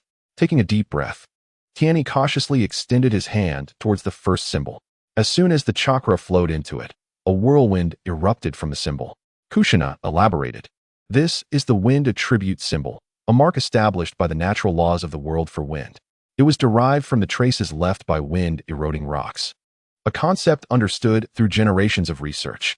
The ability to perfectly draw this symbol depends on whether you possess the wind attribute chakra imprint within you. Tianyi nodded thoughtfully and reached for the second symbol. With a sizzling sound, bolts of lightning flashed across the symbol, accompanied by crackling noises. This is the lightning attribute symbol, discovered and refined from a peach tree struck by lightning, Kushina explained with a smile. Tianyi continued to activate the subsequent symbols. The water symbol produced water. The fire symbol burst into flames. The earth symbol stirred up dust. The yang symbol emanated warmth. And the yin symbol released a chilling breeze.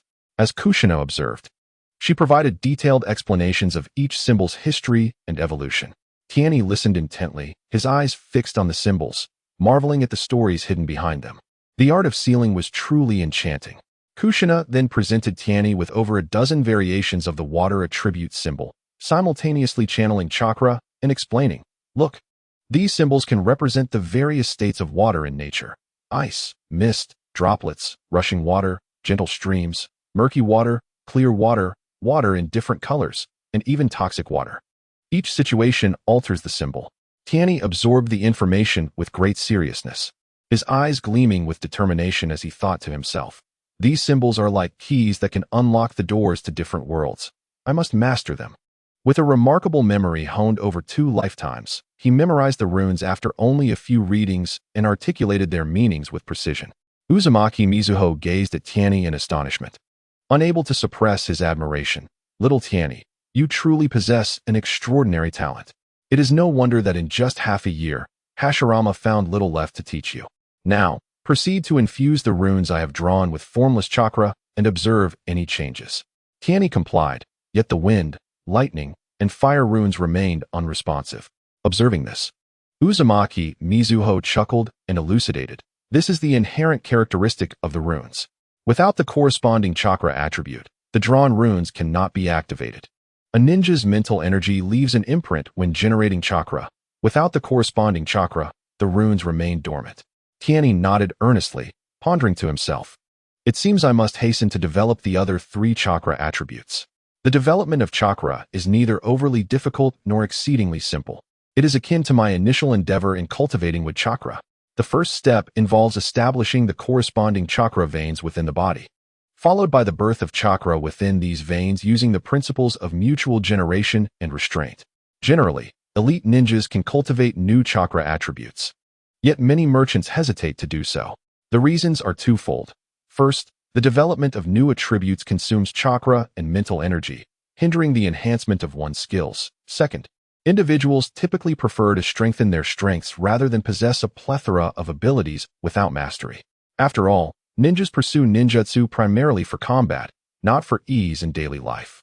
Lost in thought, he was interrupted by Uzumaki Mizuho's voice. Are you contemplating how to develop the other attributes? Do not dwell on that for now. Let us continue with the study of transformation runes. What are transformation runes? Tianyi inquired with curiosity. Uzumaki Mizuho patiently explained. Transformation runes represent alterations in the operational rules of the elements of heaven and earth, such as wind overcoming lightning, lightning conquering earth, earth defeating water, water extinguishing fire, and fire surmounting wind. The interplay of mutual generation and restraint among the elements is the foundation for the birth of transformation runes. Having concluded his explanation, Uzumaki Mizuho drew over 100 runes, elucidating their meanings one by one to Tianyi, while also testing his retention. To his astonishment, Tianyi memorized them after only 2 readings and flawlessly reproduced each rune, articulating the function of every single one with remarkable clarity. This left Uzumaki Mizuho in awe, internally exclaiming, "This child possesses extraordinary aptitude.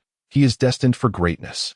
Subsequently, Uzumaki Mizuho introduced Tianyi to more advanced runes: time runes, space runes, life runes, and soul runes, each with hundreds or even thousands of variations. By the end of the day, Tianyi had absorbed knowledge of over 10,000 runes, to the point where his mind felt nearly overwhelmed. Yet, he was exhilarated, as if he had unlocked an entirely new realm. In the following days, apart from his daily training and absorption of spiritual energy, Tianyi immersed himself in the quiet chamber, diligently researching runes. He thoroughly examined the unit runes and conversion runes of the time runes, as well as the various transformation runes from points, lines, and planes to 3-dimensional and 4-dimensional spaces. Drawing from his previous life as an IT professional, he swiftly organized a comprehensive rune operational model using a programming mindset. He pondered, "The art of sealing resembles the intricate programming of a computer governing the transformation of all things in the universe. In my previous life, I was well versed in this craft. The laws of nature serve as the tools for the conversion of elemental forces. Thus, my first endeavor would be to develop various elemental program modules, enabling the transformation of these forces according to established rules, facilitating spatial storage and temporal manipulation." Is this not the epitome of a perfect sealing technique? Take, for instance, the sealing of a fresh cut of pork. Tianyi contemplated, "First, I must devise a biological elemental rune module for this piece of meat.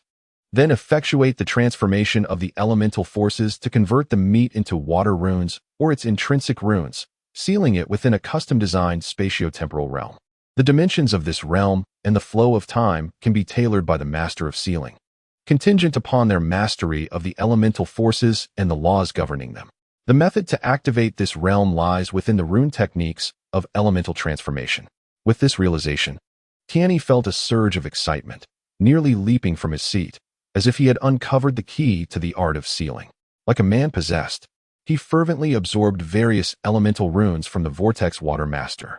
These runes appeared as ready-made modules of elemental programming, and he eagerly drank in the knowledge. Upon mastering the foundational concepts, many sealing techniques became mere trifles, allowing him the freedom to innovate. On one occasion, an idea struck him. He invented a toilet paper dispenser.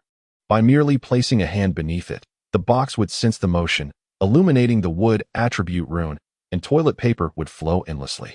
Furthermore, this dispenser could absorb energy from the environment to recharge itself, proving exceptionally convenient. On another occasion, he crafted a faucet that, upon activating the switch, would trigger the water attribute rune, dispensing crystal-clear water with the flow adjustable at will. The Vortex Water Master gazed at Tianyi's inventions in awe, utterly astonished by her brilliant disciple, whose talents filled her with admiration. She even contemplated arranging a meeting with Tianyi's parents to discuss a potential union. Little did she know that her beloved daughter's heart had already been captured by another boy. On this day, as the sparring session concluded, Tianyi rushed like a hungry bird, his steps hurried and his heart full of anticipation, making his way towards Senju Hashirama. Standing before him, his eyes sparkled with fervent eagerness as he excitedly inquired, "Master, I intend to develop the attributes of wind, thunder, and fire. Do you possess any relevant texts?" Senju Hashirama looked at him, his eyes radiating warmth akin to the gentle sun of spring, flowing with both pride and a hint of concern. "Your pace of growth is so rapid that I fear I may soon have nothing left to teach you. I anticipated your desire to explore other attributes. Given your talent, this endeavor will not hinder your cultivation. However, remember this: true strength lies in mastering a primary attribute. A single, exceptional technique can conquer the world. Do you understand?" Tianyi nodded vigorously, resembling a docile fawn, his face alight with a brilliant smile as he replied, "Master, I understand. I assure you, it will not impede my other training." Senju Hashirama's lips curled into a gentle smile as he replied, "Come with me." Their steps light and buoyant, they quickly arrived at the study.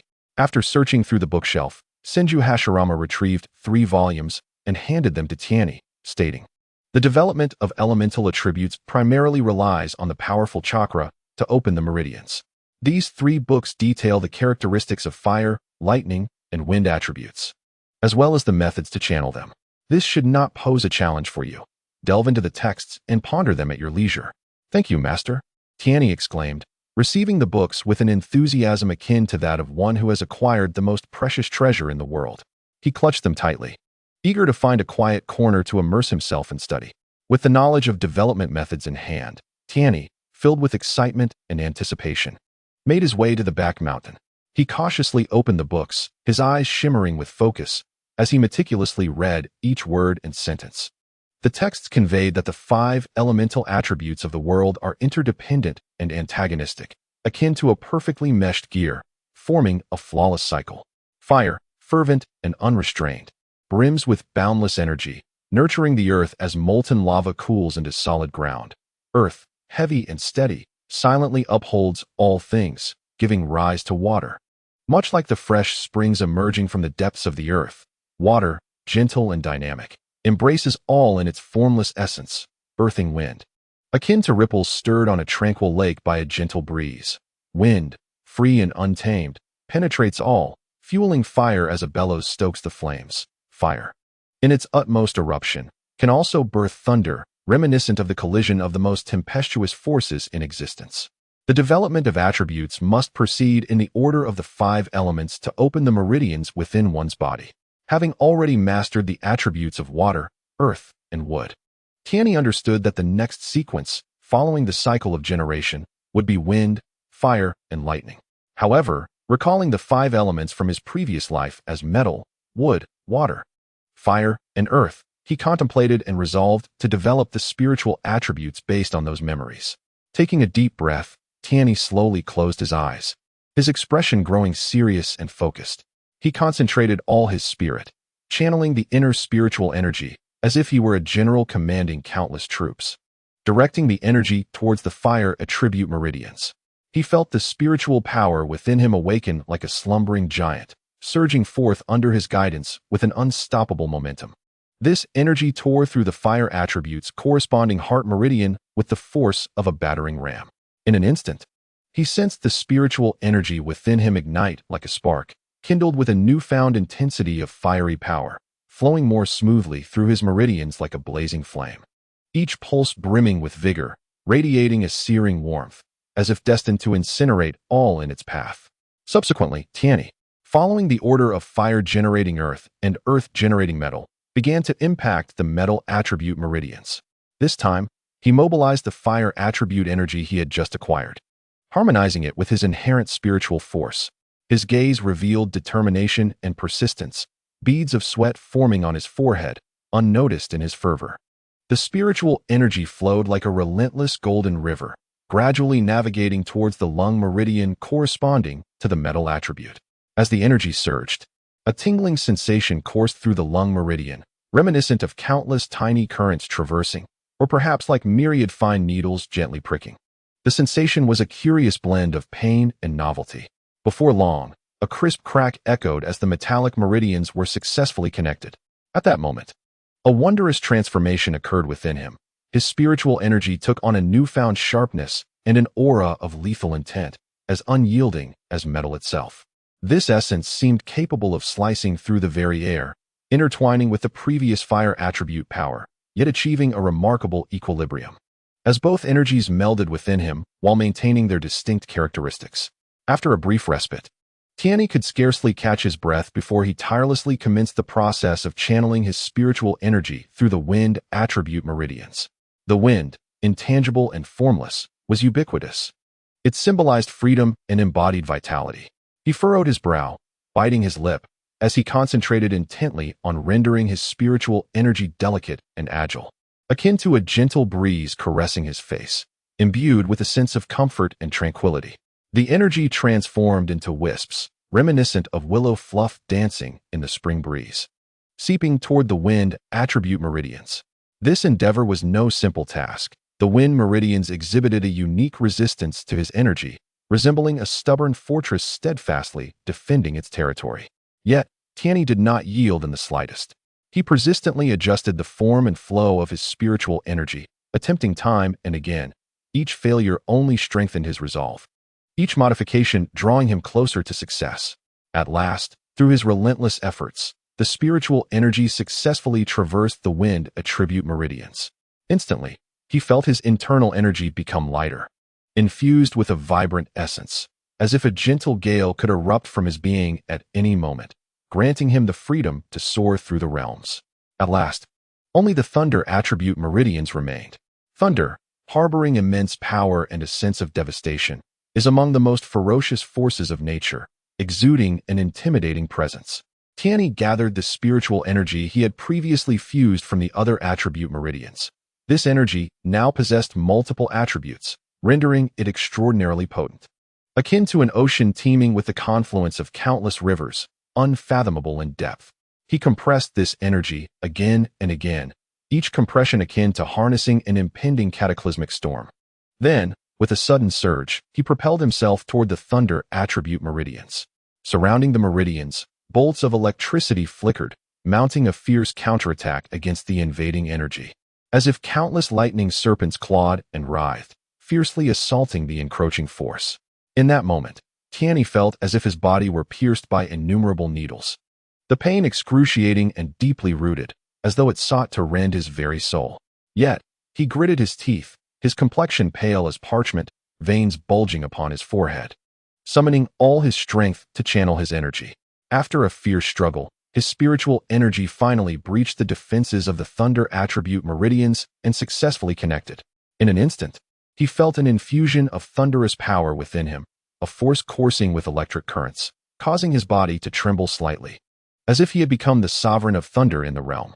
Standing in the clearing of the back mountain, Tianyi's aura surged, resembling a deity descended upon the mortal realm. His hair danced wildly in the wind, and his garments billowed gracefully, as though he had become one with the very essence of nature. A gentle breeze caressed the air, bringing with it a hint of coolness. Yet it could not quell the fervor that burned within his heart. He slowly closed his eyes, and memories of his arduous journey and cultivation involuntarily surfaced in his mind. The elemental forces of water and earth were the first he encountered and honed. For over 6 long years, he immersed himself in the baptism of these natural elements, enduring the excruciating pain akin to 1,000 cuts. Each session of practice felt like a struggle in the depths of hell, as his body was incessantly torn and reshaped by the elemental forces, a torment beyond the comprehension of ordinary souls. Yet, he never wavered. Through sheer tenacity and unwavering faith, he persevered. Now, he could wield the energies of water and earth at will, effortlessly performing low-level ninjutsu without hand seals. He often fantasized about the day he could execute grand ninjutsu like his master, Hashirama Senju, without the need for seals. Surely, that would signify the attainment of perfection. This lofty aspiration represented both a distant goal and a formidable motivation, urging him onward. The elemental properties of yin, yang, and wood were skills he cultivated under his master's guidance, particularly through the development of pure yang techniques. Over the past 6 months, he dedicated himself to rigorous training, losing track of time as he immersed himself in the world of cultivation. Each breakthrough filled him with the joy of growth. Every setback only strengthened his resolve to strive harder. He had reached a minor level of success, capable of performing all ninjutsu below forbidden techniques. However, he was not content. He often pondered when he might attain the ability to perform techniques without hand seals. He recognized that a long journey lay ahead, fraught with challenges yet to be overcome. As for the elemental attributes of wind, thunder, fire, and metal, although he had only recently begun to explore them, they ignited within him a sense of anticipation. His eyes sparkled with hope, and his heart brimmed with aspirations for the future. After all, each new attribute unlocked a plethora of ninjutsu, diminishing his shortcomings. He envisioned a future where, in battle, he would wield these 9 elemental properties, unstoppable and unrivaled. At that moment, the 9 elemental forces flowed within him. Though his proficiency varied among them, each contained immense potential. A surge of ambition filled his heart. He understood that his journey into the realm of sealing techniques was still in its infancy, with countless trials awaiting him. Yet, Possessing these 9 elemental attributes would provide him with formidable support on his path to mastering sealing techniques. He was resolute that he would become a versatile master of seals. With that thought, he took a deep breath, his gaze growing more resolute, and once again closed his eyes to continue his training, determined to strengthen these attributes and ascend to greater heights. Meanwhile, in the living room, Hashirama Senju and Mito Uzumaki sat leisurely when suddenly they sensed a shift in the aura emanating from the back mountain belonging to Tianyi. They exchanged glances, both expressing astonishment. Hashirama could not help but exclaim, "This child is truly a genius. His progress is astonishing." His face radiated pride and satisfaction, as if he were gazing upon his most cherished creation. Mito nodded in agreement, adding, "Indeed, Tianyi is becoming increasingly formidable and is exceptionally diligent in his training. What has become of the engagement you mentioned for the 2 little ones?" A glimmer of concern flickered in her eyes, for this matter pertains to her daughter's lifelong commitment. With a gentle smile gracing his lips, Senju Hashirama replied, "In a short while, it will be Uncle Hohei's birthday, and I intend to discuss the children's betrothal with him and Tianyi's parents on that day. However, I have noticed that Hikoboshi has been preoccupied with missions lately, seldom returning to the Senju clan. Each time she does come back, her interactions with Tianyi seem scarce. Tianyi is still young, oblivious to the concept of love, completely absorbed in his training, and hardly pays attention to Hikoboshi. I wonder if there has been some discord between the two." A slight furrow creased his brow, revealing an undercurrent of worry. Uzumaki Mito interjected, "If there is discord, it must surely be Hikoboshi's fault. Look at how wonderful Tianyi is. He dedicates himself wholeheartedly to his training and has already attained the strength of a clan leader. You should speak to your daughter about her behavior. She ought not to be so haughty. You must educate her upon her return." Her tone carried a hint of reproach, her affection for Tianyi evident. Senju Hashirama chuckled softly, "Very well, I understand. This child truly requires some guidance. Her absence is quite concerning." He shook his head in resignation, contemplating how to mend the relationship between the 2 children. With steady steps, Senju Hashirama made his way toward the familiar training ground. From a distance, he spotted Tianyi, the small figure engrossed in his practice, seemingly enveloped by a faint aura of spiritual energy. Once Tianyi completed his training and slowly opened his eyes, Senju Hashirama approached him with a warm and caring smile, saying, "Disciple, do you not think you are spending an excessive amount of time on your training? We must not neglect the cultivation of ninjutsu as well." Tianyi looked up at his master with a bewildered expression, his eyes sparkling with innocence. "Master, I have virtually mastered all your ninjutsu, save for the forbidden techniques. Do you have new ninjutsu to impart to me?" A proud smile crept upon Senju Hashirama's face as he scoffed lightly. "What are you saying? My ninjutsu is as numerous as the stars, far beyond what you can easily comprehend. Today, I shall teach you a particularly practical technique to broaden your horizons." Tianyi's eyes lit up with excitement and anticipation. "What technique is it? I am not interested in forbidden techniques at the moment. Their consumption is too great and would hinder my accumulation of spiritual energy." Senju Hashirama burst into hearty laughter, his voice resounding with vigor. "This technique was developed during my training in the transformation of wood-released chakra forms and properties. Watch closely." With swift movements, he clapped his hands together and exclaimed, "Wood release. Technique of the 4 pillars." In an instant, countless wooden structures erupted from the ground, and a 3-story wooden house sprang forth as if from the earth itself. This house was exquisitely crafted, with intricately carved beams and every detail reflecting masterful craftsmanship. Tianyi's eyes widened in amazement as he gazed at the magnificent house, exclaiming, "Master, you are truly remarkable. How did I not think of this technique?" Senju Hashirama's laughter grew even more jubilant. "Isn't it impressive? Allow me to tell you, there are myriad methods to cultivate transformation. Some individuals carve small animals into earthen walls, while others manipulate water to form various shapes. These are all methods of practicing transformation. However, the art of house construction, as taught by my master, represents the pinnacle of such transformation exercises.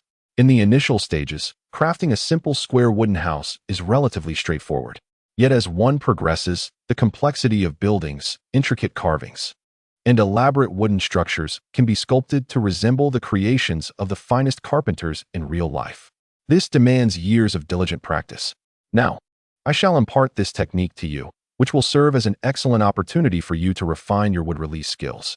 To be frank, In comparison to your water and earth release techniques, your mastery of wood release leaves much to be desired.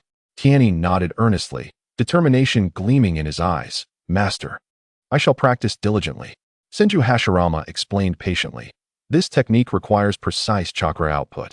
If one is unskilled, they must use hand seals to guide and control the transformation of chakra.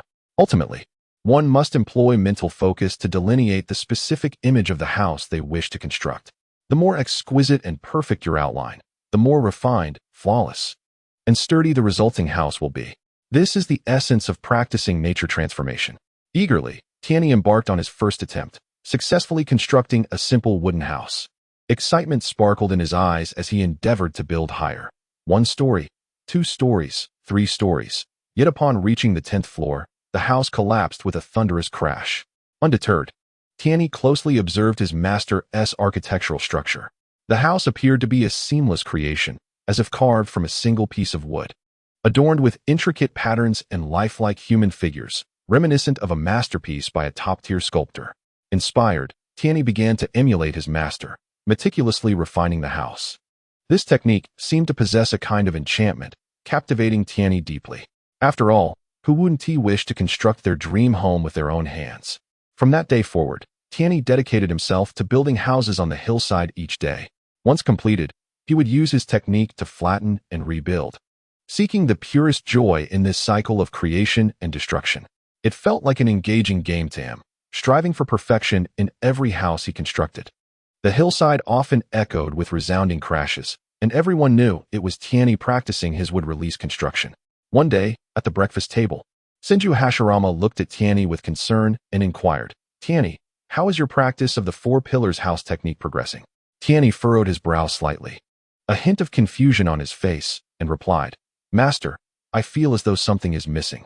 Houses built solely with wood release seem to lack a certain charm. Master, do you think earth release could be used for construction as well?" Senju Hashirama nodded with a smile.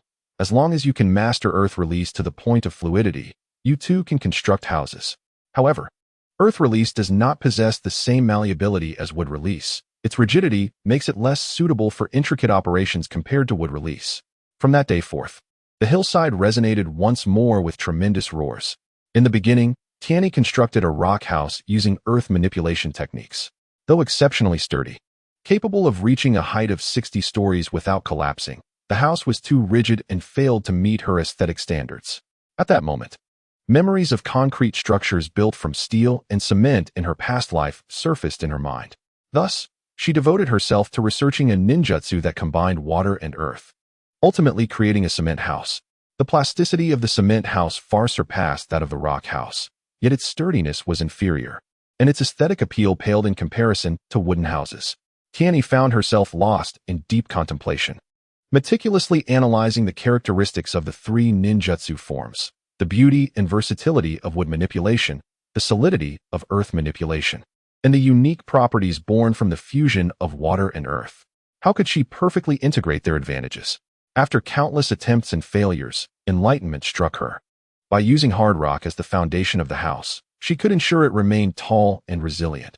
She would shape the house's form with cement, allowing each detail to be sculpted according to her vision. Finally, she would adorn the exterior with wood, rendering the entire structure a magnificent work of art. Thus, atop the mountain, a breathtaking Tang Dynasty palace arose. The most striking feature was a towering 33-story building at the center of the palace complex, crowned by a 13-story octagonal pagoda.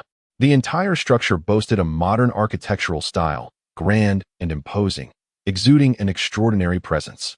Serpentine dragons spiraled around the building, as if vying for the dragon pearl atop the pagoda, further enhancing its majestic aura. The main entrance bore 4 powerful characters, Shenlong Jiaxiang Lu, while the palace's main gate displayed 3 prominent characters, Hokage Palace. After a prolonged silence from the back mountain, the curious members of the Senju clan rushed to investigate. Upon beholding the ethereal beauty of the palace complex, they stood in awe, unable to regain their composure. Some hurried to report the marvel to Senju Hashirama and Uzumaki Mito. As everyone entered the palace, they could not help but express their admiration. Every decoration, every beam and column within the palace was exquisitely crafted, with intricate murals and delicate carvings that seem to narrate ancient and mysterious tales. Ultimately, Uzumaki Mido, utilizing her divine insight, located Tianyi meditating atop the highest pagoda. Senju Hashirama gazed intently at Tianyi, his eyes filled with astonishment and confusion. Explain to me how you accomplished this feat. How could you construct such an impressive city in just one day? Tianyi smiled proudly, a sense of accomplishment radiating from her. I have been studying architectural materials over the past few days and envisioned building this Hokage palace as a gift for you, master. This Shenlong Jiaxiang Lu is the culmination of my ninjutsu. Feigning anger, Senju Hashirama replied, You've built a structure I couldn't even conceive. Should I call you master from now on? Perhaps you can teach me how to construct this building? Tianyi felt a sudden wave of embarrassment and quickly waved her hands. Master, please do not jest at your disciple's expense. With a radiant smile, Uzumaki Shuhui gently remarked, Zioxianii, you have truly bestowed upon us a monumental surprise. However, with such towering heights, will it not collapse? Confidently, Tianyi replied, It will absolutely not falter. The foundation of this abode extends 1,000 meters deep into the earth. As long as there is no formidable external force striking it, safety is assured. Uzumaki Shuhui beamed even brighter, exclaiming, I am utterly enamored with this palace, though it may be a tad too vast. Even the daimyo of the Land of Fire would surely weep with envy. Such an expansive dwelling could accommodate thousands, yet our entire Senju clan comprises merely a few hundred. We could hardly fill it. Mischievously, Tianyi chuckled, Let the Senju people procreate abundantly and recruit more servants. It will certainly be filled in due time, perhaps even exceeding capacity. Uzumaki Shuhui laughed heartily. You clever child, your words are music to my ears. I truly hope to witness the Senju clan prosper once more. Tianyi smiled, assuring, It will undoubtedly come to pass. Master, mistress, allow me to show you around and introduce you to the overall layout of the Hokage palace. Leading them to the summit of the pagoda, Tianyi enthusiastically pointed out the palace, proclaiming, In total, this grand edifice boasts 9,999 rooms. The others trailed behind. Marveling at the palace's magnificent grandeur while absorbing his explanations, their admiration for Tianyi deepening with each passing moment. On November 10th, 7th year of Konoha, 8 months had unknowingly slipped by during their training in the Senju clan. On this day, upon learning that tomorrow marks the birthday of his grandfather, Senju Hohei, Tianyi and his sister Mayer hurried home a day in advance. Throughout the journey, Tianyi's heart brimmed with anticipation, conjuring visions of his family in his mind. At long last, they arrived at the entrance of the weapon shop on Hokage Street. Taking a deep breath, Tianyi stepped inside. Senju Hua was busy dusting various weapons when she instinctively looked up at the sound. In an instant, her movements froze, nearly causing her to drop what she was holding. Tianyi? Her voice trembled, disbelief flooding her eyes. Upon confirming it was her son, Senju Hua's eyes welled with tears, and she swiftly rushed over, enveloping Tianyi in a tight embrace, murmuring, My son, you have finally returned. Your mother missed you dearly. Clinging to Tianyi, she held him as if releasing him would cause him to vanish. Initially feeling a bit shy under his mother's affectionate grasp, Tianyi soon found his heart filled with warmth. He returned the embrace, laughing, Mother, I have indeed come back. Senju Hua urged Tianyi to sit in a chair, her gaze never straying from his face. She alternated between caressing his cheeks and examining his hands, her lips continuously murmuring, You've lost weight, and your skin is darker. You must have endured quite a bit in the Senju clan. As she spoke, her eyes reddened once more. Senju Hua held tightly to Tianyi, her conversation overflowing with questions. My son, how have you fared in the Senju clan these past 8 months? Have you eaten well? Are you comfortable in your living situation? A flurry of inquiries poured forth, her eyes brimming with concern. Tianyi patiently responded to each question. Mother, please do not worry. I have eaten well and slept soundly in the Senju clan. Master and mistress have taken excellent care of me. Senju Hua inquired further about his training. And how goes your cultivation? Have you made progress? Is your master strict? Upon the mention of cultivation, Tianyi's interest was instantly piqued, and he animatedly began to speak. Mother, you have no idea how much I have progressed in these past 8 months. My master is quite pleased with me, praising my exceptional talent and swift learning. He claims that his own gifts in childhood pale in comparison to mine. As he spoke, he gestured with various movements, as if he were transported back to the training grounds. Really? I always knew my son was the best. Kiansua's eyes crinkled with joy, her face radiating pride. Tianyi continued, I have also mastered the 4 pillars technique, a ninjutsu for constructing houses. The homes I build are not only tall and robust, but also exceptionally beautiful. Tonight, I will commence the reconstruction here, creating a grand, sturdy, and aesthetically pleasing house that will surely astonish you. I have even constructed a palace as a gift for my master and his wife. Kiansuwa was both astonished and delighted. My son is truly remarkable. He can build houses with ninjutsu. You must showcase your skills tonight. Suddenly, a hint of curiosity crossed her face, and with a teasing tone, she asked, by the way, how are things with that girl from People Lake?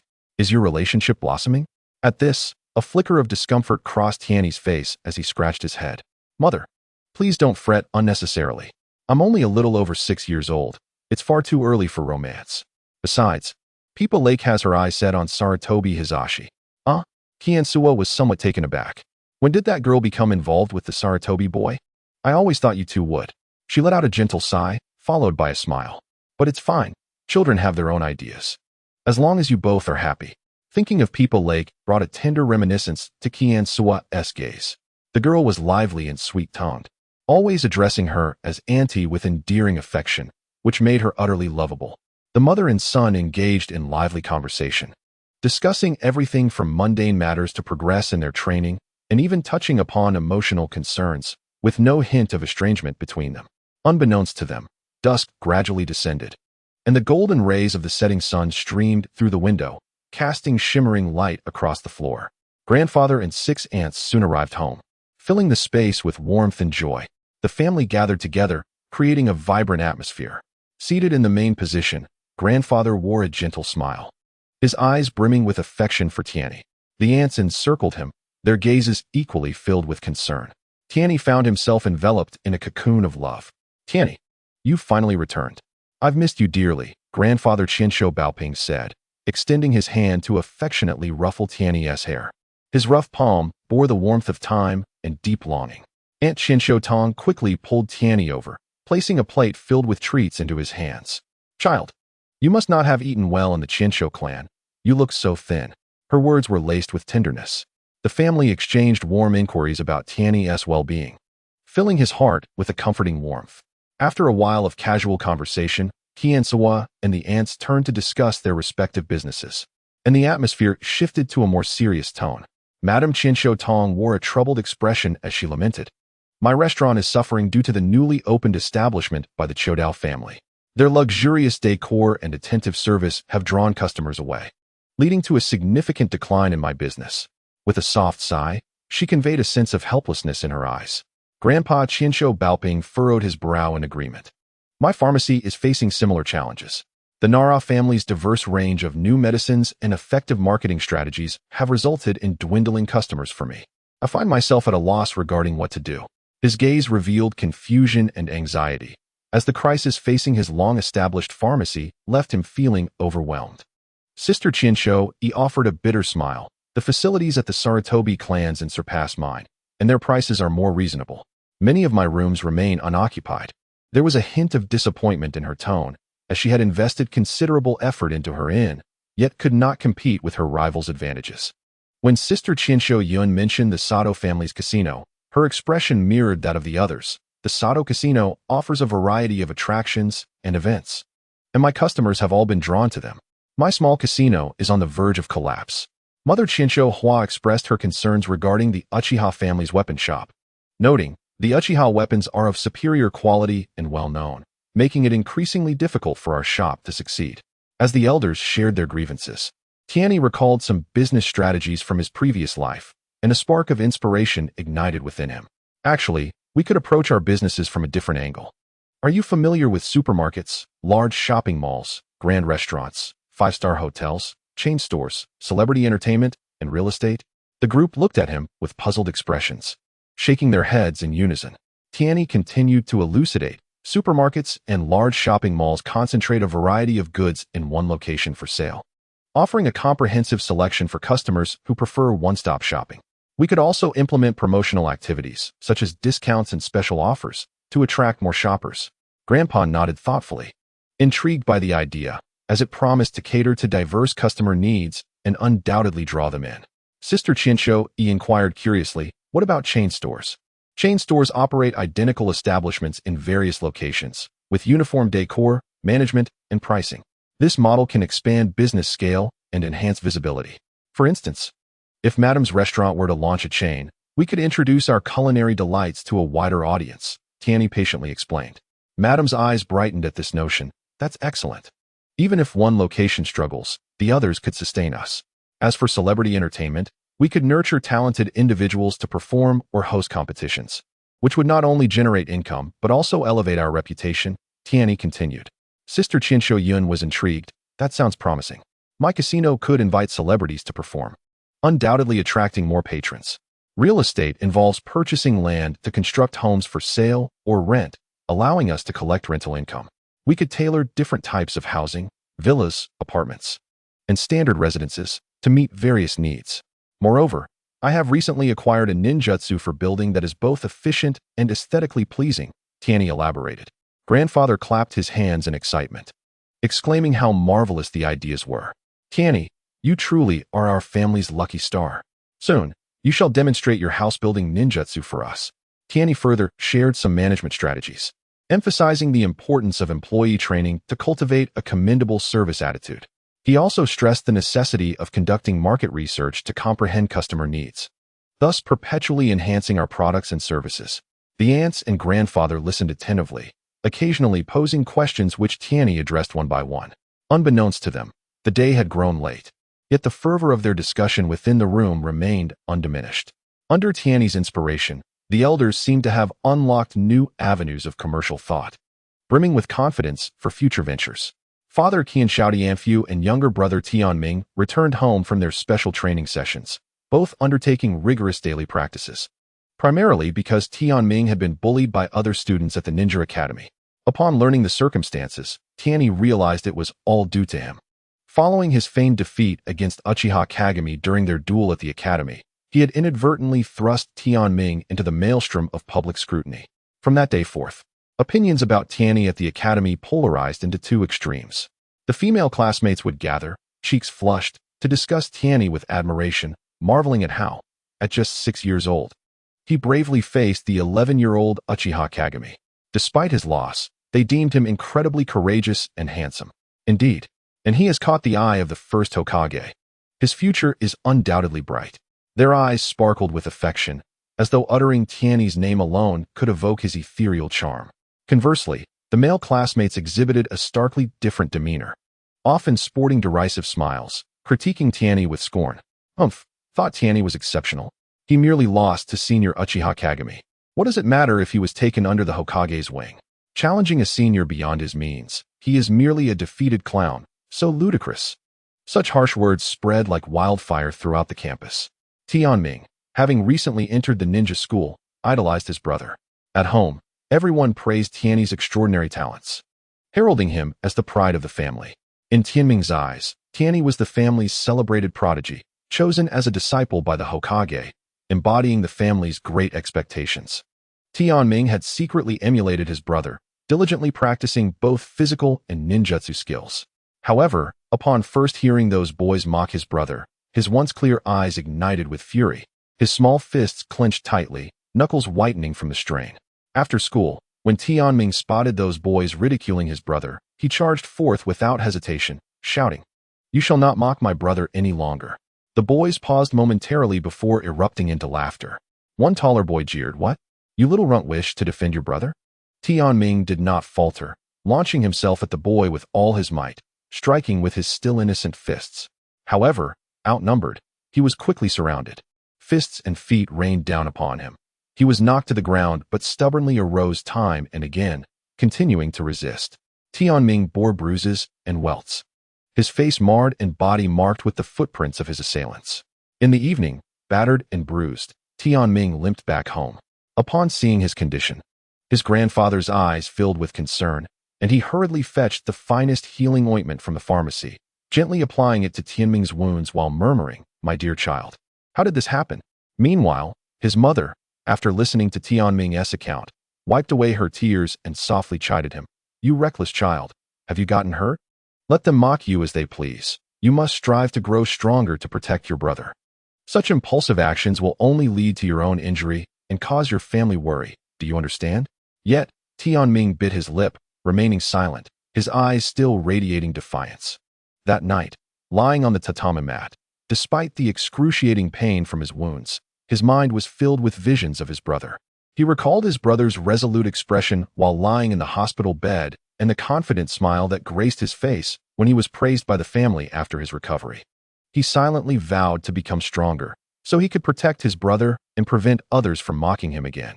The following day, Tianming awoke early and approached his father, Qinshu Tianfu, who was engaged in morning exercises. Gathering his courage, he earnestly said, "Father, I wish to become stronger.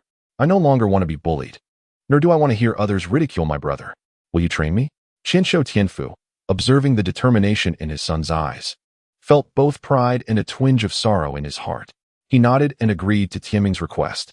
From that day forth, every afternoon after school, Qinshu Tianfu would appear punctually at the entrance of the ninja academy.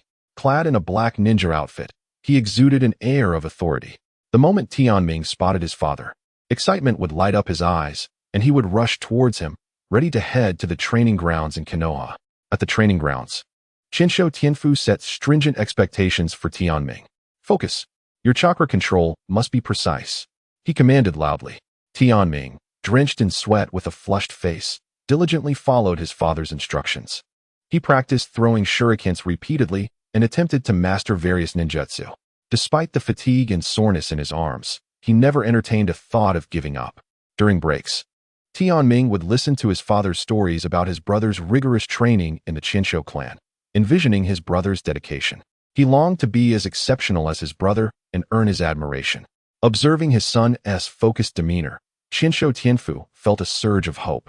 Believing that through this rigorous training, Tianming would undoubtedly become an outstanding ninja and bring honor to their clan. After completing their training session early that day, Tianming returned home, his clothes soaked with sweat. Upon seeing his ethereal brother, Tianyi, he let out a scoff and said, "Brother, you're back. I want you to know that I train hard every day.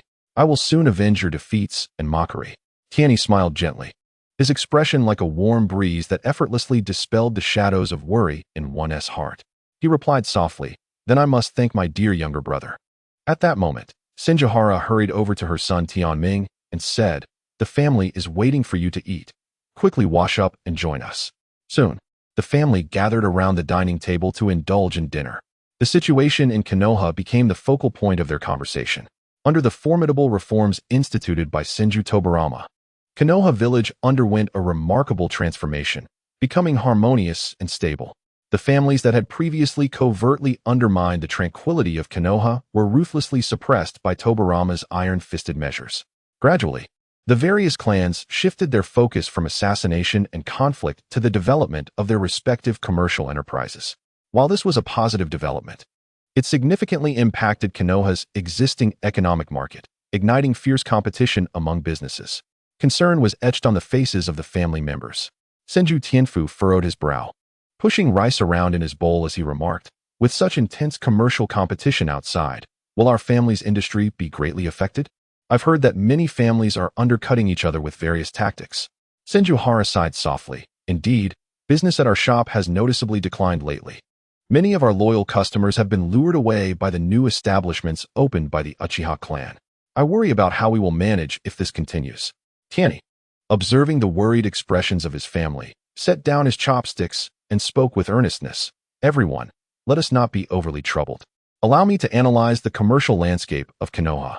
I have learned a great deal from accompanying Lord Hokage every evening. Our village's previous commercial advantage lay in its stability. People were accustomed to purchasing from a few established shops, which assured them of reliability. Moreover, our family, being an old established clan, possesses years of accumulated connections and unique craftsmanship that emerging commercial forces cannot easily rival in the short term." He paused before continuing. "However, the new commercial entities also possess their advantages. They are bold in their innovation, introducing many novel products and services, and their storefronts are lavishly designed, attracting customers seeking new experiences. In terms of pricing, they often offer significantly lower rates to capture market share, which poses a substantial challenge to traditional merchants like us. Tianyi's father, Senju Tianfu, set down his cup and inquired, "What do you suggest we do next? We cannot simply stand by and watch our business be taken from us." Tianyi pondered for a moment before responding. "First and foremost, we must not blindly follow the trend of lowering prices. While reducing prices may attract customers in the short term, it will ultimately harm our profits and tarnish our brand image in the long run. We should leverage our strengths, such as enhancing service quality and offering exclusive discounts and services to our loyal customers to bolster their loyalty. Secondly, we must embrace innovation. We should pay attention to market demands and develop new products or services. For instance, with the increasing frequency of missions undertaken by ninjas, we could create practical gear or supplies tailored to their needs. Furthermore, we can strengthen collaborations with other clan industries. By uniting, we can collectively confront the competition posed by these new commercial forces. In the spirit of resource sharing and mutual support, it is essential to establish a firm footing in this competitive business landscape. At this juncture, Tianyi added, "The Hokage is currently focusing primarily on maintaining the security of Konoha and the military affairs of the Land of Fire, while also striving to increase the volume of entrusted tasks with the aim of strengthening the bonds among various clans and ninjas. Although there is comparatively less attention directed towards commercial matters, as long as the stability of Konoha is not compromised, the Hokage encourages free competition and development. Therefore, we must rely on our ingenuity and innovation to navigate the intricate commercial environment and carve out our paths for survival and growth." Qinshu Baoping looked at his grandson Tianyi, who spoke with such eloquence, filled with admiration. How could this be a child of not yet 7 years? With every gesture, he exuded a composure and sophistication akin to a seasoned family patriarch. Baoping couldn't help but inwardly marvel at the exceptional teachings of the Hokage. "Please, do share your plans," Qinshu Baoping urged with a smile, his eyes brimming with anticipation. Others also directed their attention toward Tianyi, their expressions reflecting curiosity and expectation. Clearing his throat, Tianyi no longer kept them in suspense. "The first plan is one I can execute myself. We will renovate our establishment. I will first use our family's weapon shop as a demonstration to showcase the results. We aim to employ a completely new and high-end decor to distinctly elevate our status above our competitors." Tianyi continued, "In terms of design, we shall adopt a minimalist yet grand style. The display racks within the shop will be crafted from durable, aesthetically pleasing wood, with designated areas designed specifically for weapons of varying lengths and sizes, ensuring that customers can clearly see all types of weapons upon entering. On the walls, we will hang exquisite ninja-themed murals, highlighting the unique characteristics of our ninja clan while enhancing the artistic atmosphere. The floors will be laid with smooth stone slabs, which are not only durable but also easy to maintain." As the crowd listened, some furrowed their brows, attempting to visualize Tianyi's description, while others nodded gently, seemingly beginning to anticipate the revitalized shop. The second plan involves elevating our service quality and cultivating employee competence, so that customers feel like they are treated like royalty upon visiting our shop. Tianyi paused momentarily to organize his thoughts. "Firstly, we must provide etiquette training for our staff. Upon encountering customers, they must greet them with a smile and proactively inquire about their needs. While customers select their weapons, staff should patiently explain the features and suitable scenarios for each weapon, showing no hint of impatience. Regardless of whether the customer ultimately makes a purchase, they must be treated with respect and courtesy." At this point, an older mother expressed her concern. "Can our employees meet these expectations?" Qinshu Baoping gently cleared his throat. "With gradual instruction, they will surely learn.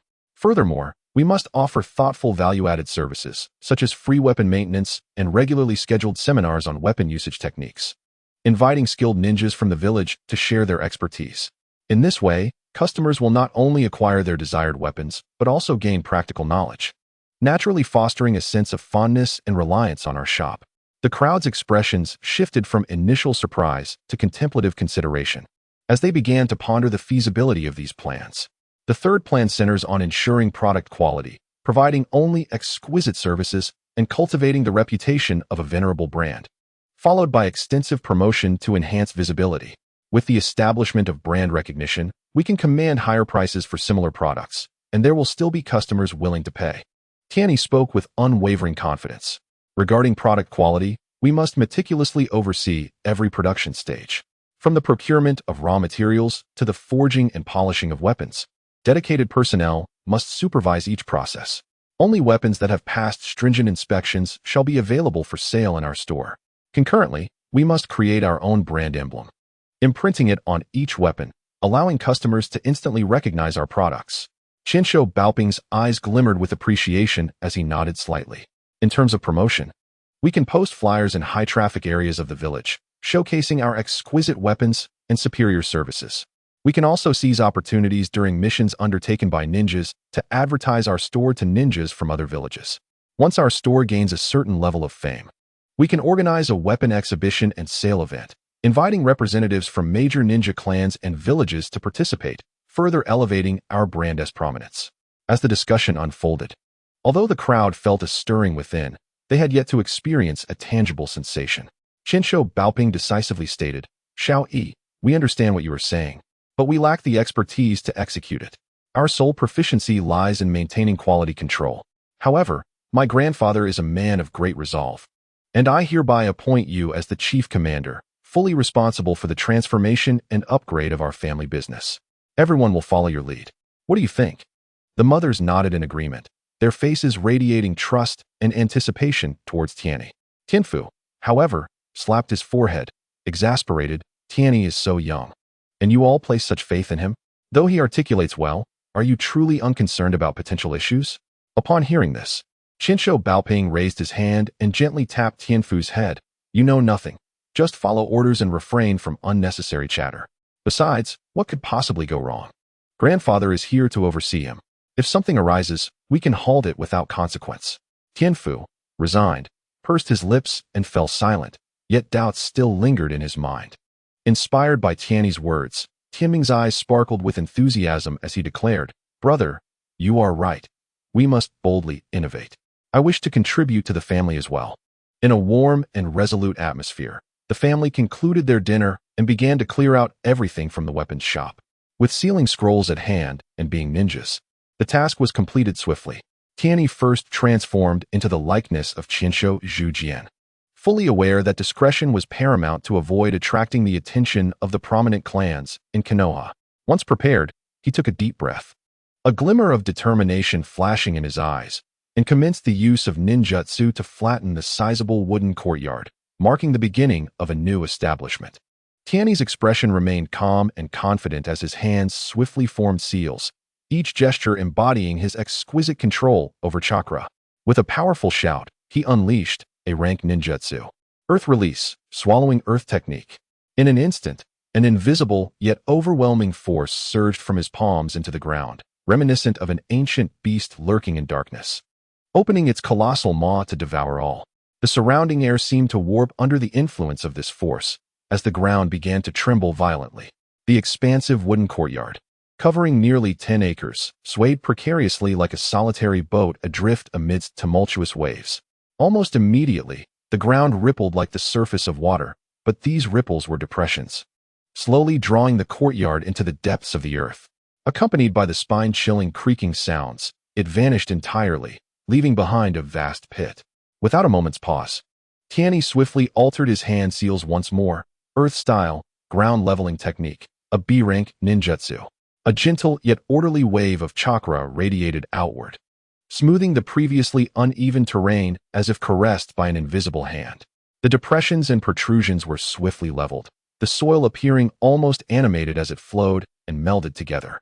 In mere moments, the expanse transformed into a flawless, mirror-like surface, reflecting the soft glow of the moonlight.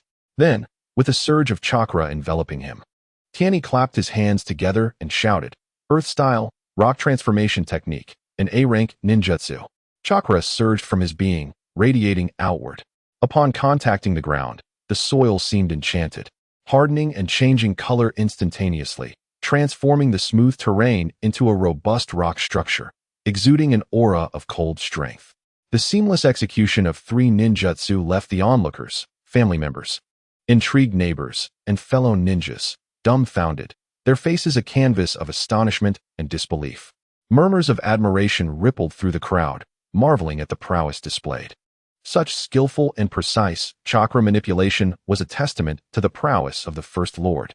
Indeed, while I struggle to master even a single A-rank ninjutsu.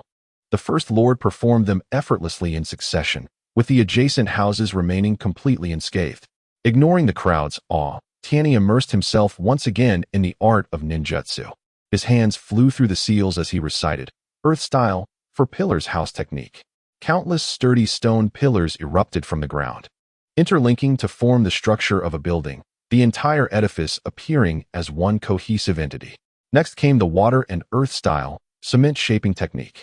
Chakra flawlessly merged water and earth, transforming into a thick cement that coiled around the stone structure like a serpentine creature, continuously rising and extending, gradually outlining the building's contours and intricate designs. Finally, with rapid hand movements, he performed the wood-style decoration technique. Vivid green vines and exquisite wooden panels flew from his hands as if by magic, adhering seamlessly to the cement structure, growing and interlocking rapidly. Within moments, a beautifully adorned 5-story building emerged before the crowd. The bottom 3 levels housed shops, adorned with flying eaves and intricately carved beams, exuding an ancient charm, with a grand wooden sign above displaying the 3 characters, Divine Armory. The upper 2 levels featured a villa and garden structure, shaded by lush trees, with pavilions and towers arranged harmoniously, resembling a hidden paradise. The spectators were utterly captivated by the scene before them, some with mouths agape, unable to close them, others flushed with excitement, muttering to themselves, while some stood frozen in place, their eyes filled with reverence and admiration. Could this be a miracle? Master of the Pillars, truly deserving of the title of God of Ninjas. Chincho Baoping wore a warm smile as he patiently explained the renovations of the shop to the curious onlookers surrounding him. He enthusiastically encouraged, when our shop reopens, you all must come to visit and offer your insights. After much persuasion, the crowd gradually dispersed. Tianyi stepped forward, firmly pushing open the heavy, ancient wooden door. Flanking the entrance stood 2 imposing guardian statues, each gripping gleaming weapons, silently declaring the uniqueness of this place. As the crowd stepped inside, they were greeted by an enveloping darkness, obscuring their vision. Suddenly, Tianyi conjured numerous shadow clones, which dispersed throughout the space. One of the clones swiftly leapt to the ceiling with the agility of a monkey, securely attaching itself as if it were on solid ground. It quickly illuminated prearranged lighting positions, drawing intricate glowing runes.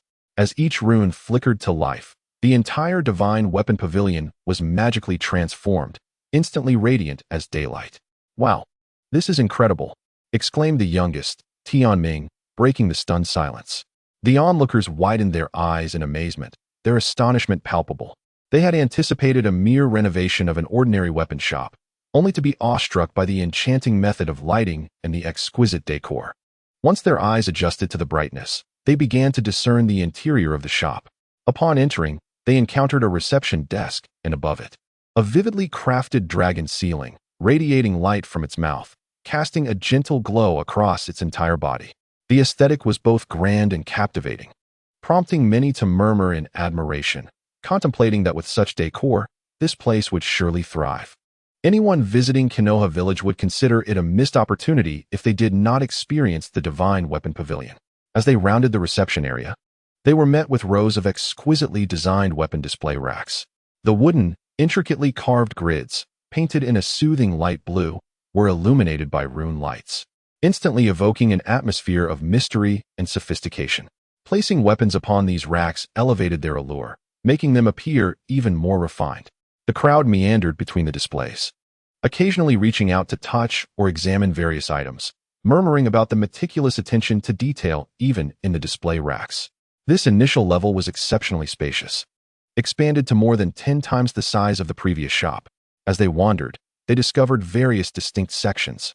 In the display and sales area, the cold weapons section was clearly delineated, showcasing an array of swords, spears, and axes, categorized by type, purpose, and material for customer convenience.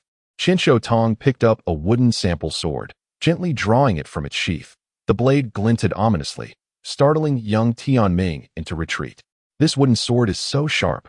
Konoha's ninjas will certainly find the perfect weapon here. Concho Haiteng couldn't help but exclaim. In the archery and concealed weapons display area, bows, slings, and various hidden weapons such as darts were meticulously arranged on specialized stands and display cabinets.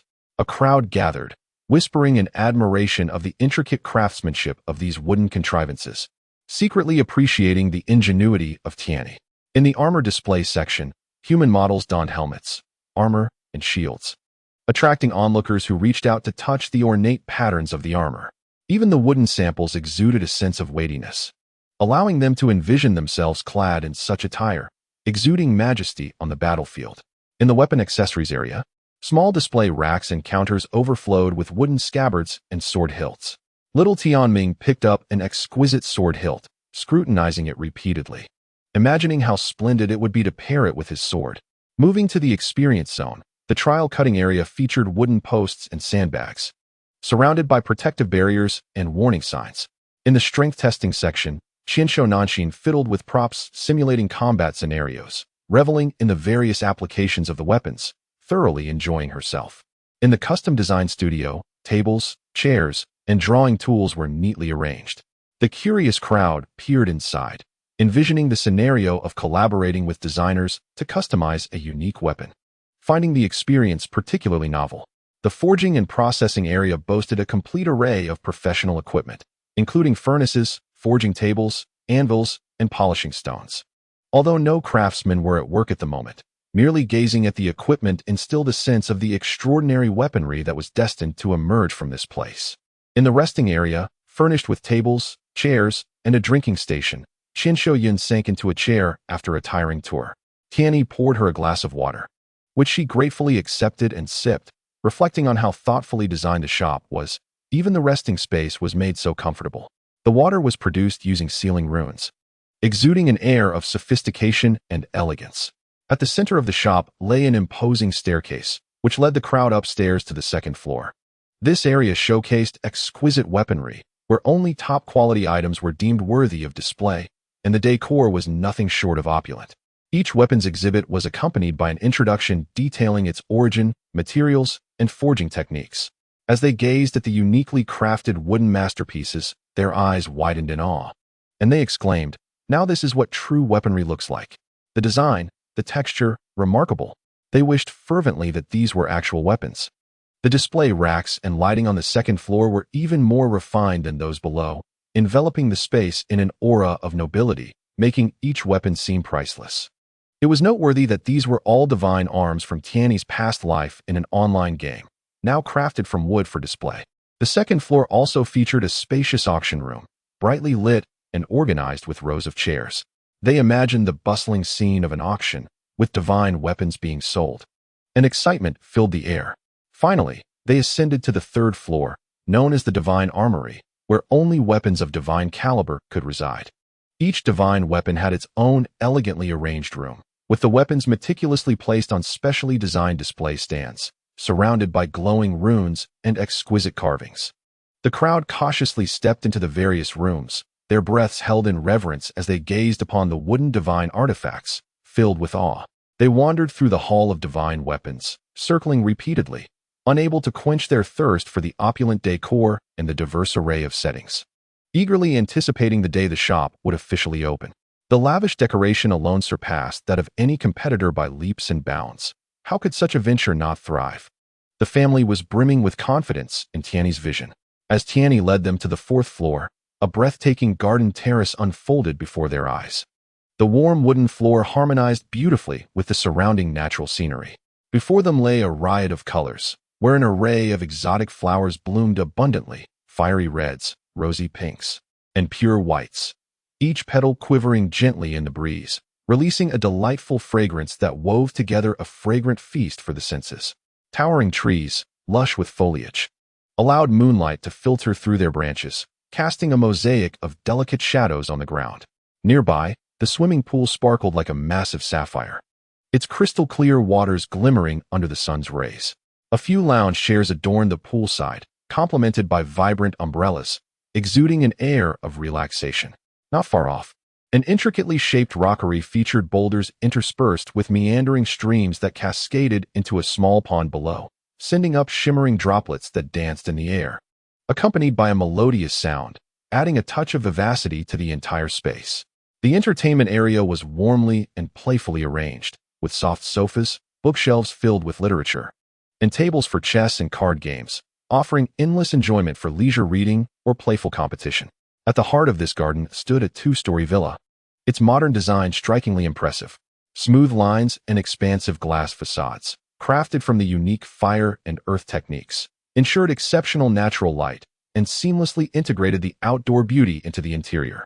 The villa's grand entrance, composed of solid wood embellished with exquisite metal accents, featured a uniquely shaped doorknob that exuded understated luxury. Upon entering, the opulence of the interior was truly astonishing. The floors were laid with warm marble, each piece a work of art, meticulously shaped by nature. Elegant ruined chandeliers hung from the ceiling, casting brilliant light that illuminated the space as if it were day. In the living room, a plush wooden sofa encircled a refined glass coffee table, while a grand wooden relief sculpture depicting their grandfather adorned the wall, its intricate carvings and warm hues enriching the artistic ambience of the room. As the family stepped into their dreamlike new home, they were instantly captivated by the splendor surrounding them. Grandfather's eyes widened in disbelief, filled with joy as he exclaimed, "This is simply breathtaking. It feels like a place where deities reside." Overcome with emotion upon seeing his own likeness, he thought to himself how his grandson truly cherished him. "How thoughtful," he murmured. Father Tianfu could not contain his admiration, exclaiming, "The decor, the amenities, this is pure luxury. We will be living here from now on." Excitedly, the younger brother Tianming dashed through the various rooms, exclaiming, "Wow, so many rooms and such a vast garden. This is amazing." Qiansuo was the first to step into a room characterized by a minimalist Nordic style. Upon opening the door, she was captivated by the light wood flooring and the snow-white walls. The room featured a sleek wooden bed, exuding a sense of tranquility and warmth. The natural wood-colored wardrobe, devoid of excessive embellishments, radiated a rustic charm. Gently caressing the wardrobe door, Qiansuo remarked, "This room truly resonates with my taste. It is simple yet stylish. Residing here would allow me to awaken each day to the purity of life, providing immense relaxation for both body and soul." Aunt Qian Xiaodong entered a room brimming with vintage European charm. A magnificent chandelier adorned with intricate runes hung from the ceiling, casting a dazzling brilliance that illuminated the entire space. In the center of the room stood a beautifully carved grand bed, with delicately intricate woodwork at both the head and foot, epitomizing classical elegance and opulence. As Qian Xiaodong surveyed her surroundings, her eyes sparkled with admiration, and she smiled, saying, "Look at this room, how majestic it is. The decor style, with every detail replete with historical allure. I shall reside here from now on." Second Aunt Qian Shui stepped into a room that seamlessly blended modern minimalism with industrial aesthetics. The exposed concrete walls, complemented by metallic light fixtures and piping, created a uniquely fashionable ambience. The room housed a uniquely designed black wooden sofa. Qian Shui gently settled onto the sofa, savoring the peaceful comfort, nodding in appreciation. The design of this room is remarkably creative, simple yet distinctive. However, it is not to my liking, so I shall leave it for others. Third Aunt Qianshi entered a room infused with a romantic pastoral atmosphere. The soft pink floral wallpaper, paired with white wooden furniture, made one feel as though they were in a spring garden. A white carved writing desk graced the room, adorned with several pots of blooming flowers that emitted a subtle fragrance. Taking a deep breath, Qianshi sighed dreamily. "This room is stunning, filled with pastoral charm. Just like the cozy nest I have always dreamed of. Here, I can fall asleep to the scent of flowers and awaken to the sunlight. Just thinking about it fills me with joy." Fourth Aunt Qian Shenengsen arrived at a room dominated by classical Chinese style. The room featured a set of deep-colored rosewood furniture, exquisitely carved and masterfully crafted, emanating a rich cultural essence. On the walls hung a few profound ink paintings, adding an air of elegance to the space. The central Chinese screen not only served to partition the area, but also contributed an element of mysterious beauty. Qian Shenengsen slowly approached the screen, gently touching the carvings, and remarked, "This room is truly imbued with charm." Fifth Aunt Qian Shiyu entered a room filled with a sense of modern science fiction. Excitedly, Qian Shiyu exclaimed, "This room is so cool. Living here would feel like residing in a futuristic world."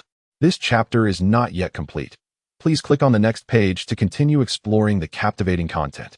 The enchanting abode of Tianyi is adorned in a Mediterranean style, where hues of blue and white intertwine, evoking the essence of a serene coastal town.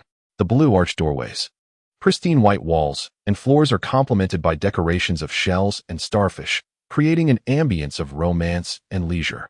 A white wooden rocking chair graces the room, where Tianyi sits, gently swaying, a contented smile illuminating her face as she exclaims, "This room is truly a delight to my heart.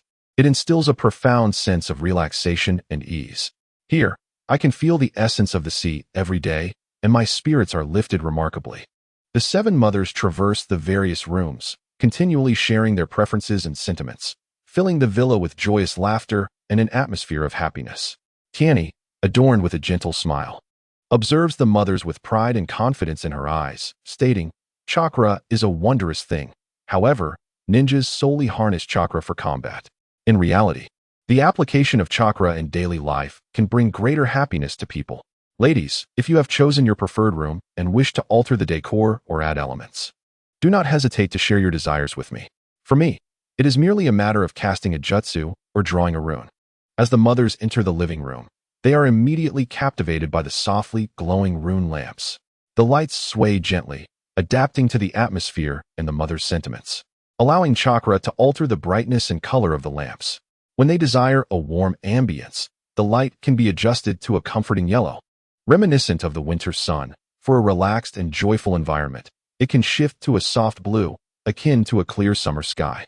More astonishingly, beneath this illumination, a soothing chakra energy gradually releases, tenderly easing the nerves, as if a gentle hand is alleviating the weariness of the day. The mothers cannot help but express their awe. Tianyi cannot contain her astonishment, exclaiming, "I previously only knew chakra as a means for battle. I never imagined it could serve such marvelous purposes.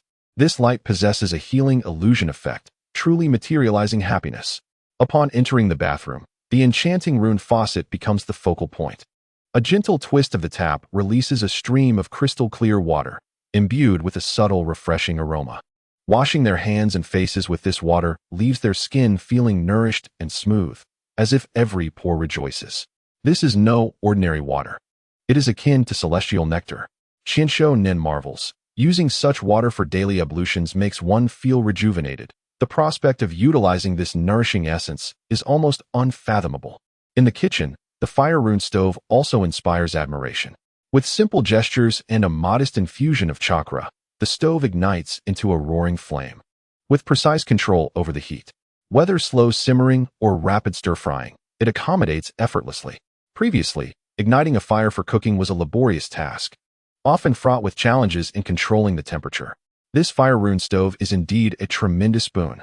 Shinsho Tong's eyes sparkle with delight as she begins to envision the delectable dishes she can create with this miraculous stove.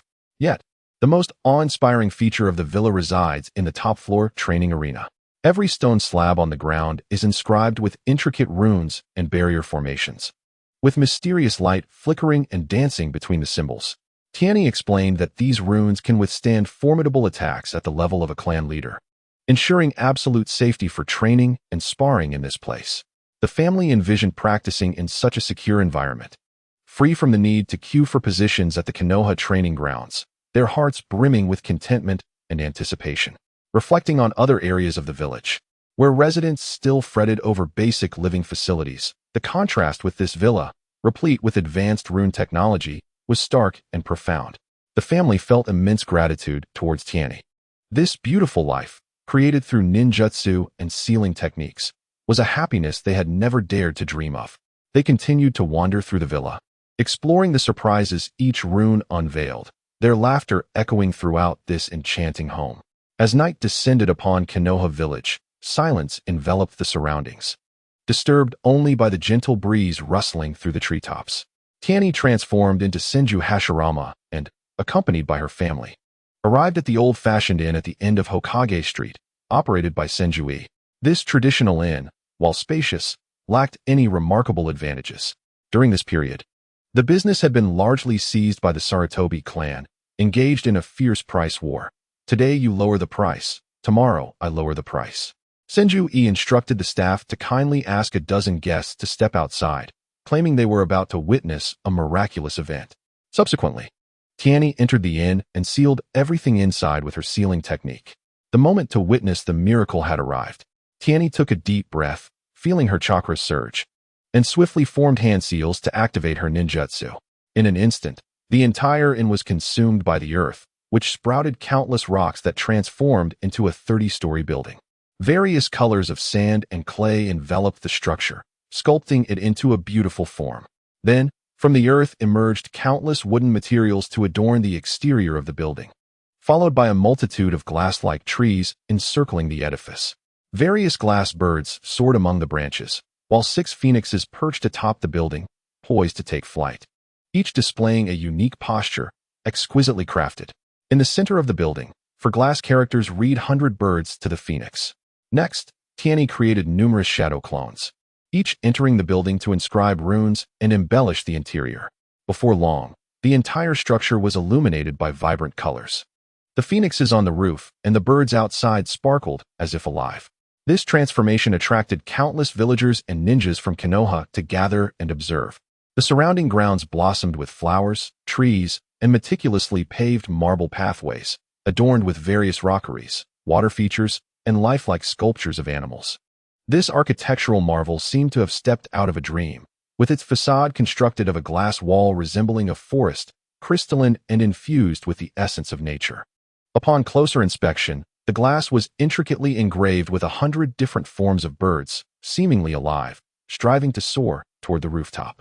Atop the building, 6 crystal phoenixes stood majestically, reflecting a kaleidoscope of colors under the sunlight. These birds, along with the phoenix, are equipped with a unique chakra mechanism that emits a gentle and enchanting glow at night, adorning the entire structure in a breathtaking display of vibrant colors. Inside, 6 mothers are marveling with astonishment. Chikage is the first to speak, her eyes brimming with excitement. Tianyi, this is simply exquisite. I can scarcely believe it if I weren't witnessing it myself. Tianyi nods with a smile. Mothers, this is my surprise for you. I hope you adore it. Chikage gently caresses the glass wall, exclaiming, My dear child, you are truly thoughtful. This 100 birds tower will undoubtedly become the most bustling place in Konoha village.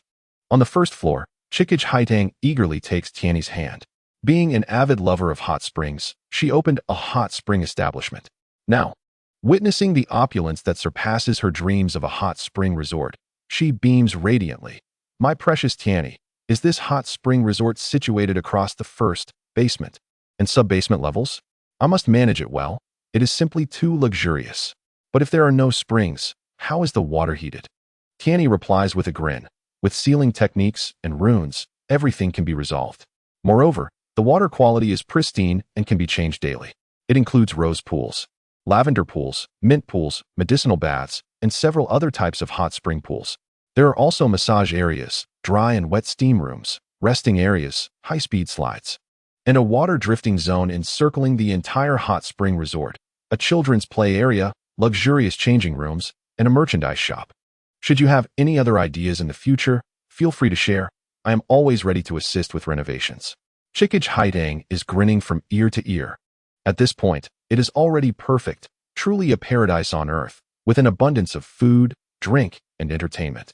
On the 3rd underground level of the 100 Birds Tower, Chikage, who enjoys wine tasting, established a winery to brew and sell her wine. Gazing at the luxurious underground winery, she addresses Tianyi's shadow clone. Tianyi, this is exceedingly opulent and vast. How much wine would it take to fill this space? But will anyone come here to purchase wine? Tianyi chuckles. Mother, this place can accommodate billions of bottles. It is specifically designed for your wine storage. You can continue brewing at your original winery, but all your wine will be brought here for storage and sale. Your goal is to fill this space.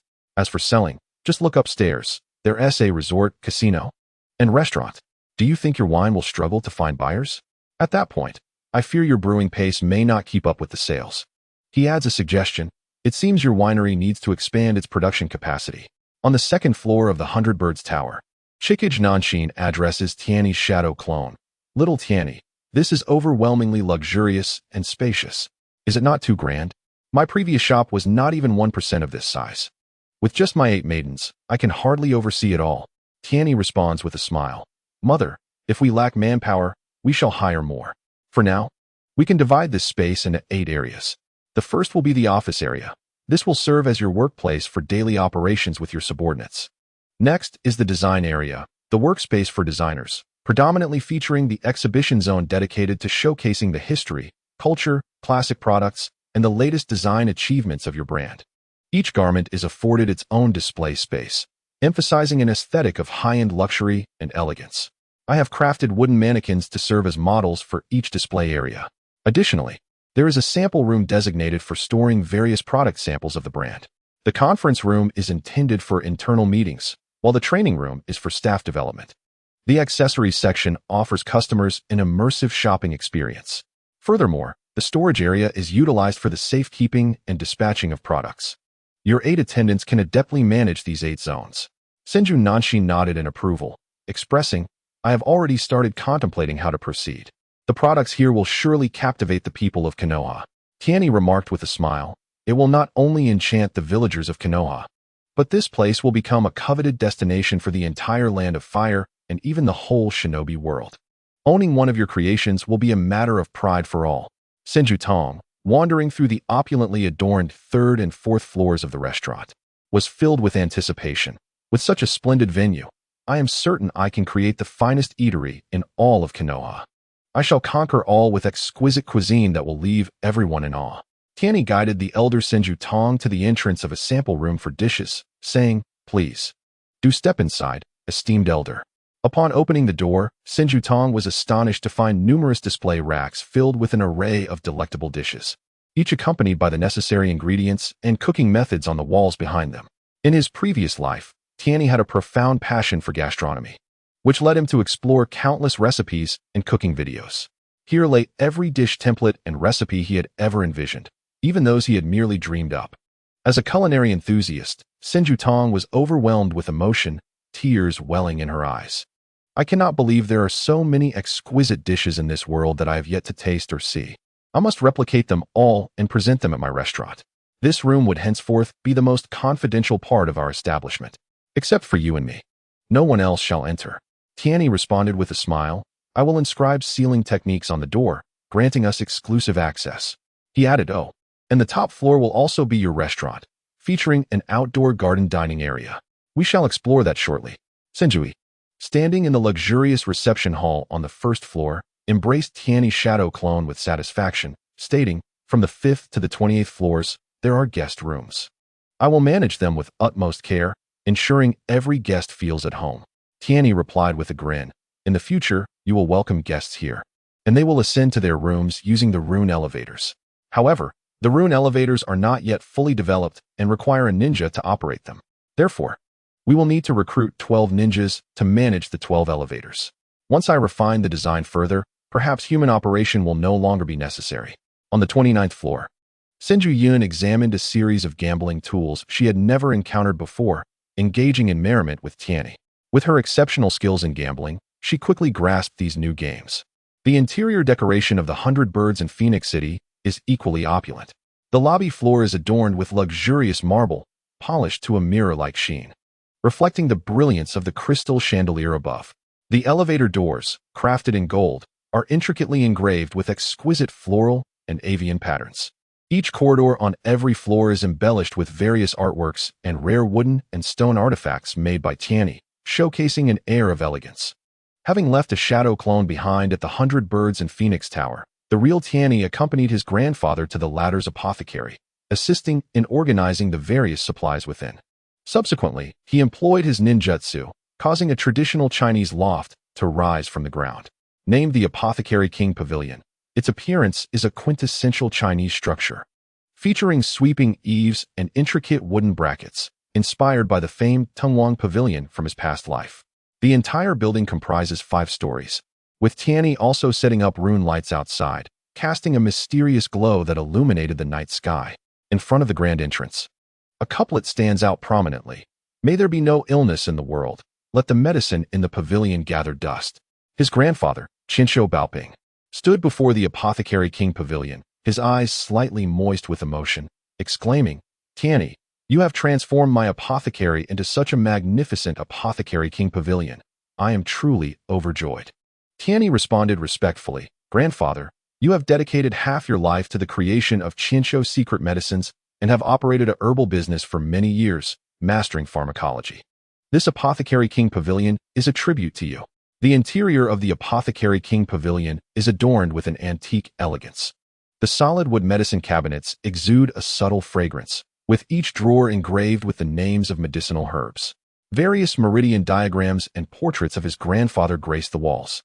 The pavilion also features a dedicated consultation area and treatment zone, designed to be warm and comfortable, ensuring that patients feel at ease upon entering.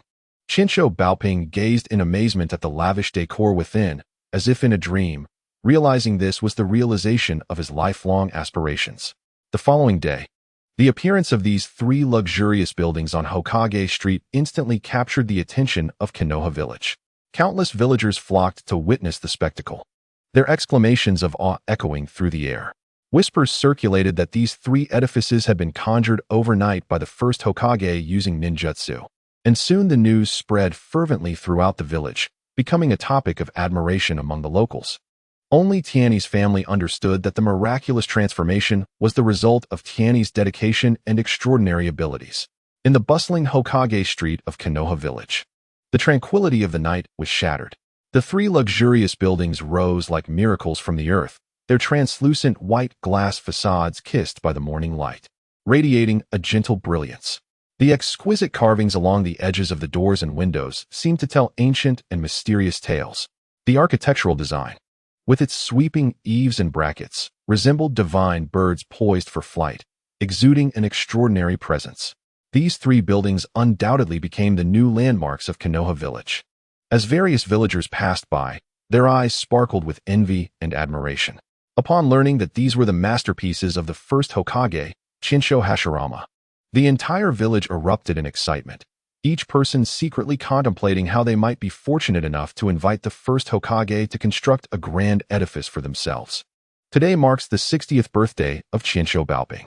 As a highly esteemed and powerful elder of the Shinsho clan, invitations for this grand celebration had been sent out well in advance to various families across the Land of Fire. The decision to relocate the banquet venue from the Grand Hotel of Qianshaodong to the Bai Niao Chao Phone building was made rather impulsively.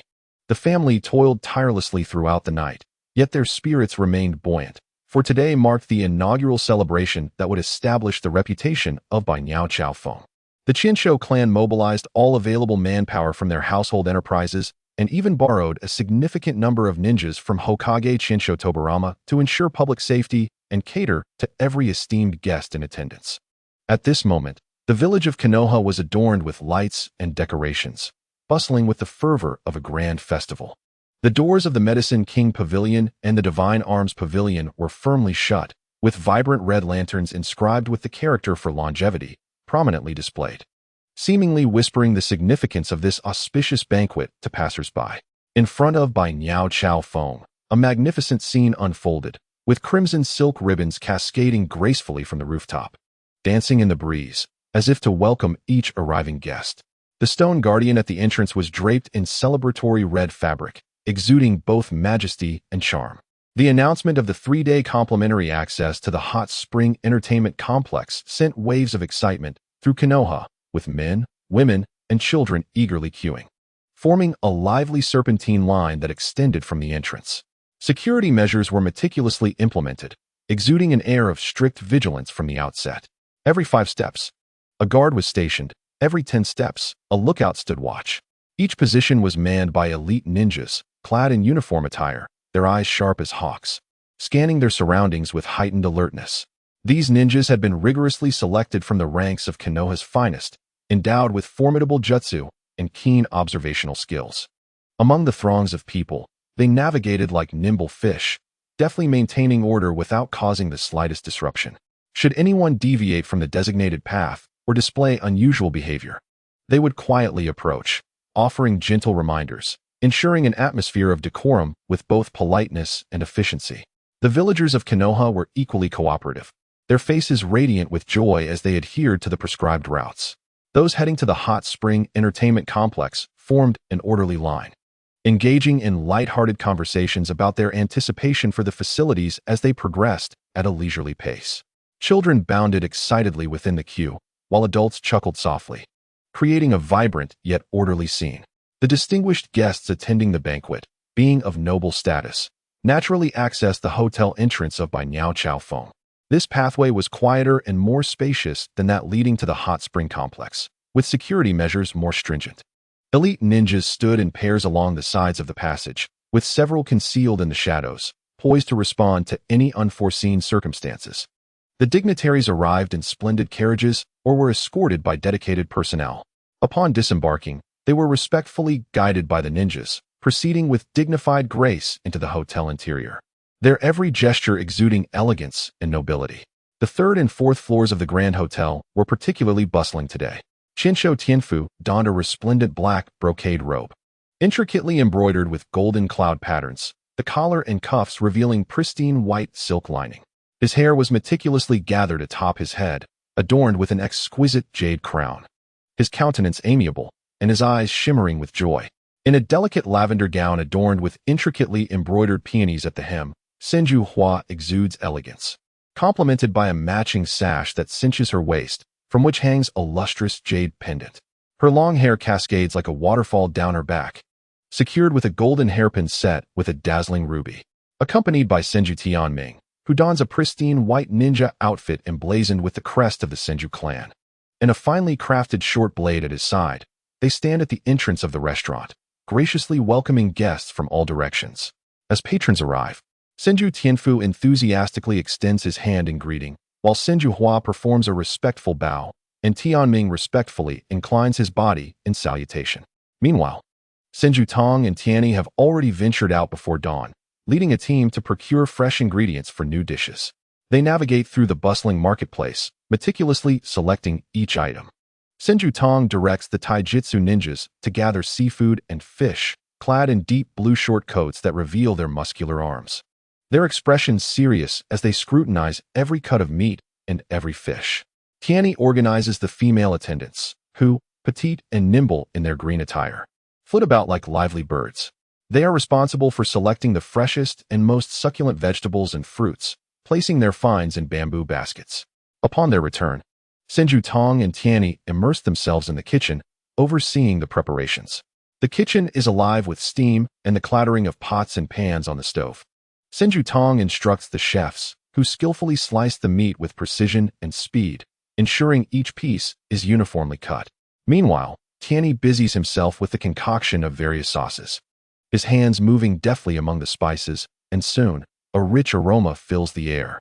Tianyi aims to provide the shinobi world with a culinary experience steeped in the essence of Huaxia cuisine. This chapter is not yet complete. Please proceed to the next page to continue enjoying the enthralling content. Adorned in a soft blue robe embellished with elegant orchids, Senju styles her hair into a graceful bun, secured with a silver hairpin. In contrast, Senju Yun wears a flowing pink gown, her hair cascading casually over her shoulders, accentuated by a delicate pink flower tucked within. Together, they guide their clan members through the magnificent by Niao Chao Feng building.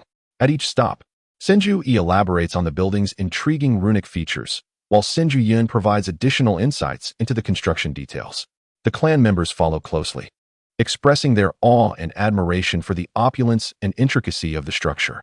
Senju Yu, a statuesque woman clad in a wine-red qipao that accentuates her curvaceous figure, tends to the arrangement of beverages. A dazzling array of fine wines is displayed on the shelves, and she meticulously inspects each bottle to ensure their quality. Personally sampling various vintages, she adjusts the pairings to guarantee that every guest enjoys a delightful experience.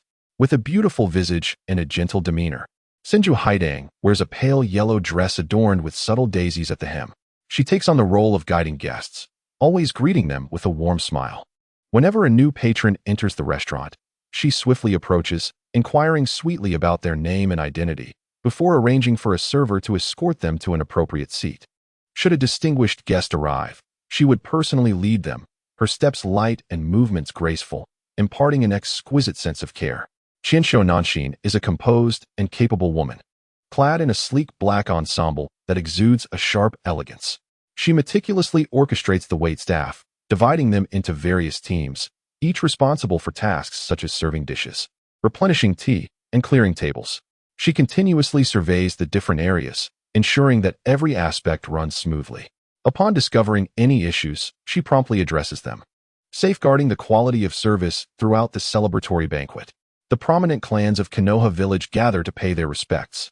Uchiha Fugaku, the head of the Uchiha clan, dons the clan's distinctive black attire, adorned with striking red flame motifs. His hair is neatly styled, and his gaze emanates authority. Accompanied by key family members, he approaches the venue with carefully prepared gifts in hand. Hyuga Tenrin, the leader of the Hyuga clan, is clad in white, with the family emblem clearly visible on his forehead protector. His sharp yet gentle eyes are followed by the elite members of the Hyuga clan, each carrying exquisite offerings. Subsequently, other clans from Konoha arrive in succession. The feudal lord of the Land of Fire and noble clan leaders travel great distances to extend their well wishes. Lastly, Shinsho Hashirama, Uzumaki Mido, and Shinsho Tobarama make their entrance. Shinsho Hashirama, tall and robust, wears a golden robe intricately embroidered with a large Shinsho clan emblem, seemingly radiating boundless strength. His thick, straight hair complements his gentle and loving gaze. Uzumaki Mido, dressed in a vibrant red Shinsho outfit adorned with unique patterns, has her long hair styled into two buns. Her eyes are resolute yet tender, exuding a powerful chakra presence. Shinsho Tobarama, in his blue ninja attire, displays the Konoha symbol in a simple yet striking manner. His hair is neatly combed back, and his calm, astute eyes suggest wisdom. As the trio enters, all eyes in the room converge upon them. Shinsho Tianfu and others hastily approach, while Shinsho Hashirama and his companions greet everyone with warm smiles, before proceeding into the restaurant amidst the crowd's admiration. Upon arrival, guests pay their respects to Shinsho Baoping at the head table, expressing their esteem. Guided by Shinsho Haitang, they then proceed to the registration table, where an exquisite guest book and calligraphy brushes await, alongside a selection of gifts. After signing in, guests receive cards indicating their seating numbers, leading them to their designated places. The tables are already set with elegant utensils and tea. Once seated, guests engage in conversation and sip tea as they await the commencement of the banquet. The entire celebration unfolds seamlessly, imbued with a joyous and festive atmosphere.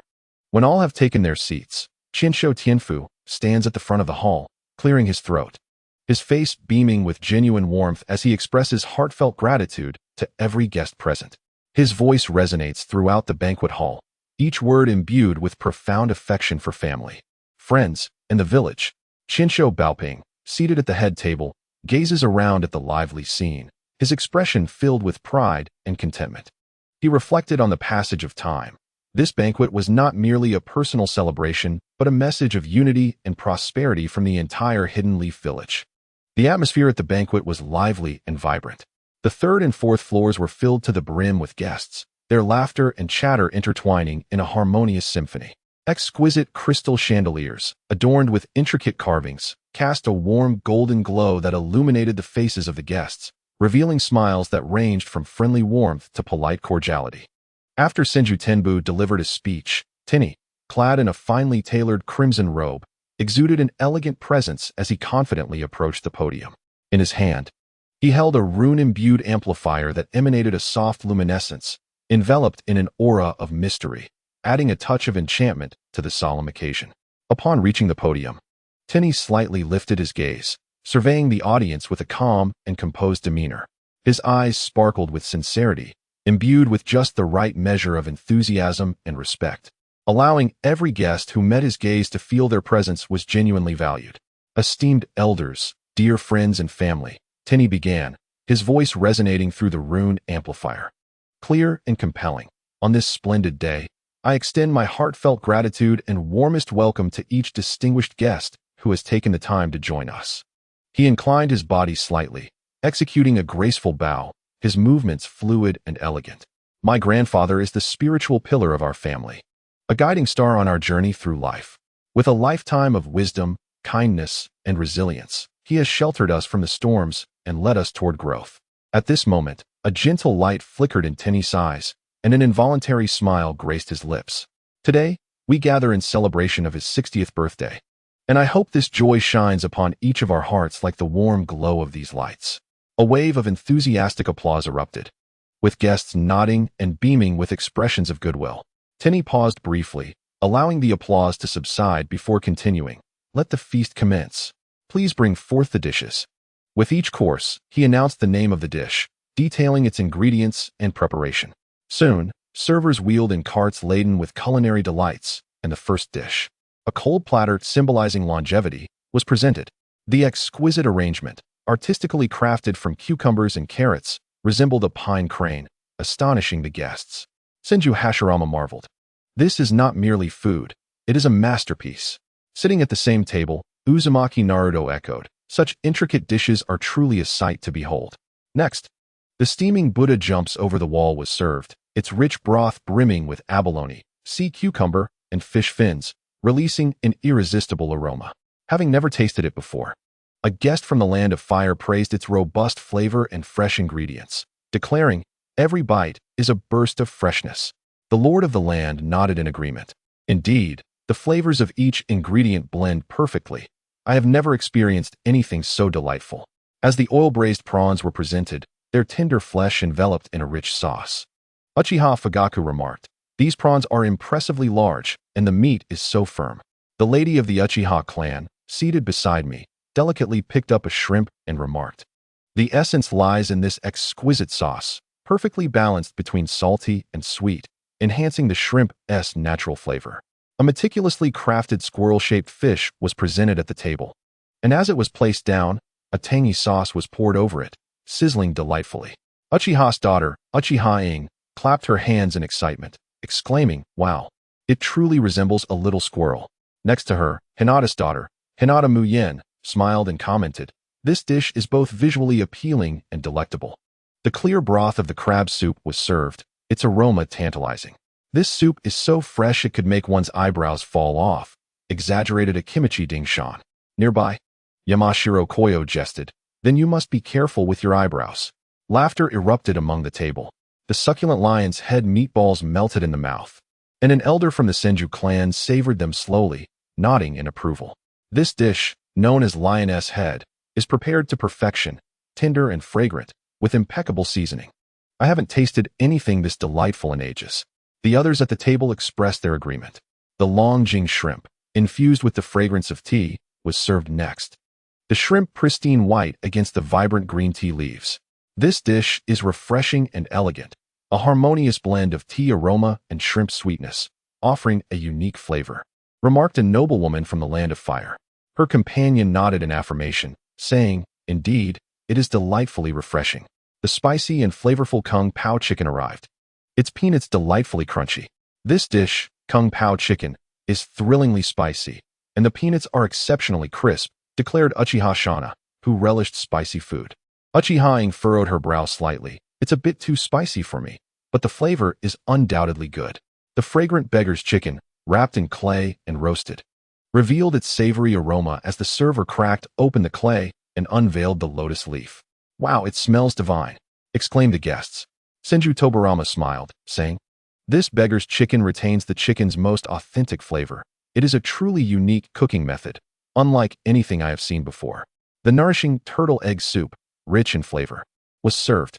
"This turtle egg soup is both restorative and delicious," commented the lady of the land of fire, to which the lord added, "Indeed, drinking this soup at a birthday banquet carries a wonderful significance."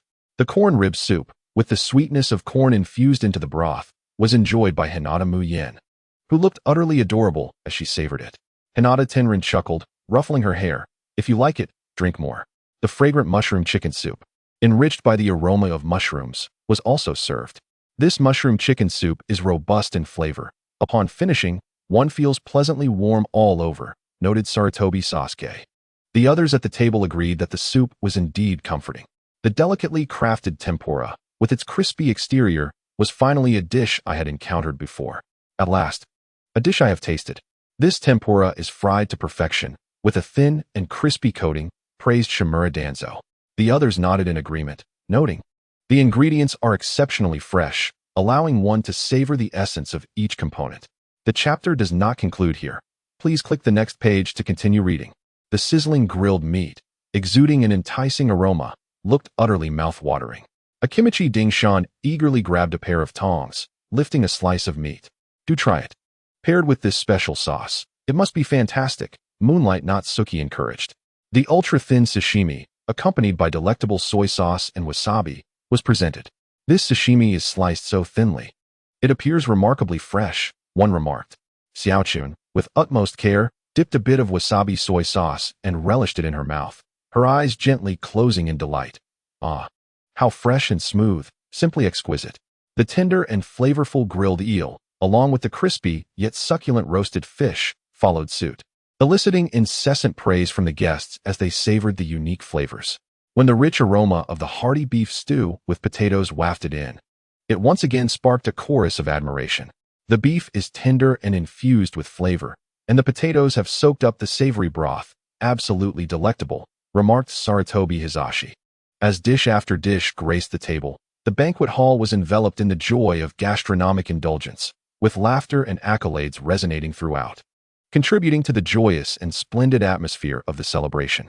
Once the majority of the dishes had been served, Tianyi proclaimed loudly, "Next, let us raise our glasses in a toast to Grandpa's health and longevity, and to the happiness and prosperity of the families from the land of fire and Konoha village. Cheers." He lifted the cup brimming with fruit juice, raising it high, his gaze unwavering and filled with expectation as he looked towards the main table of the banquet, where the honored guest of the day, his most beloved grandfather, Senju Hohei, sat. The venue sparkled with brilliant lights, and in an instant, a cascade of well-wishing speeches erupted, one after another. Senju Hohei, with a beaming smile, clasped his fists together, bowing repeatedly to the guests present, expressing his gratitude profusely. He then made his way to the podium with steady, purposeful steps.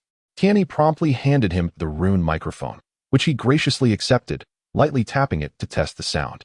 "Thank you, esteemed guests and friends, for gracing me with your presence to celebrate my old bones." Senju Hohei's voice boomed, capturing the full attention of the assembly. "Standing beside me is my grandson Tianyi. This child has endured 6 long years of illness, and only now has he fully recovered. He is a bright and considerate boy, and I hope you will take good care of him in the future. I express my gratitude in advance." With that, he gently pulled Tianyi forward, casting a loving gaze upon him before turning back to the crowd. "Those who know me understand that I, Senju Hohei, have always been kind to others. I do not provoke unless provoked. However, should anyone dare to cross me, I assure you, I am not one to be trifled with. I possess formidable means." At this juncture, Senju Hohei's gaze sharpened, as if piercing through all, and he clenched his fist, poised as if ready to deliver a decisive blow to any adversary. Upon hearing these words, the guests' previously relaxed expressions shifted to solemnity, a subtle stir rippling through the crowd. Some faces reflected reverence, nodding in acknowledgement. Others furrowed their brows, seemingly deep in thought.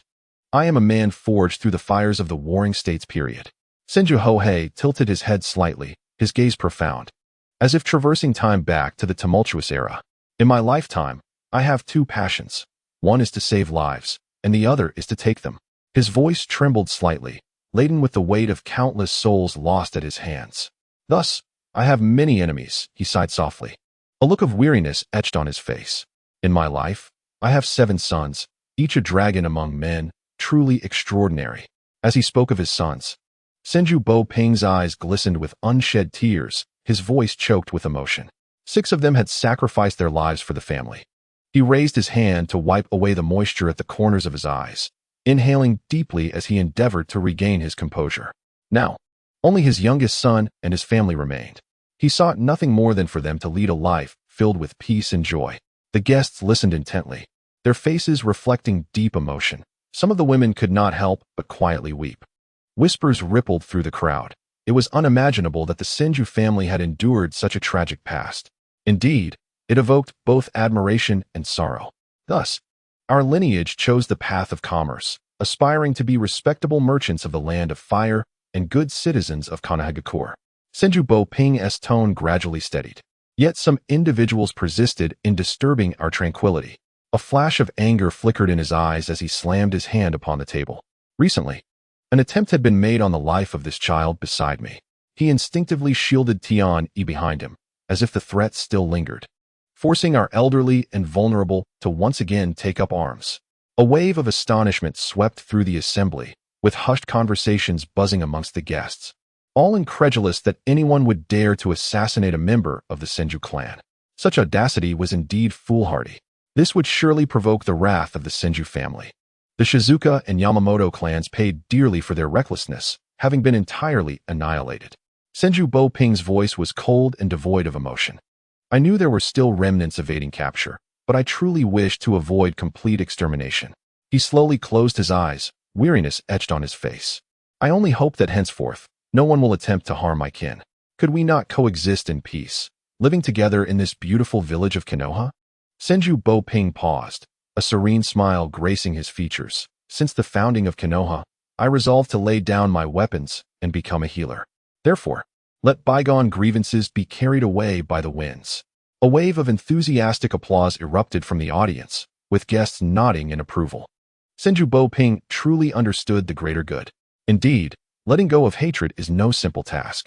Finally, as a token of gratitude for everyone who took the time to attend my birthday banquet, I have prepared a few small gifts, Senju Bo-ping announced with a smile. Gesturing with his hand, my sons and daughters-in-law will soon distribute them to all of you. This is a VIP membership card for the 100 Birds in Phoenix Tower, with usage instructions on the back. I hope this modest gift brings you joy. The crowd's faces lit up with surprise, many leaning forward in eager anticipation to see what the card entailed. Once again, I extend my heartfelt thanks for your presence at this celebration. Senju Bo-ping raised his glass high, proclaiming, I wish for the prosperity of the land of fire and Konoha, for harmony among all clans, as we stride towards glory. May the world forever know no war, and may peace prevail. With that, he tilted his head back and drained his cup, signaling to the guests. The entire assembly rose. Glasses raised in response, and a chorus of laughter and cheer echoed throughout the banquet hall. As if all past grievances and heart-stopping moments had truly dissipated with Senju Bo-ping's words. Following the grand and opulent feast, the 100 Birds in Phoenix Tower remained vibrant and lively. Drunken guests ascended slowly via the runic elevator to their hotel accommodations. Each ticket corresponded to a cozy and inviting room.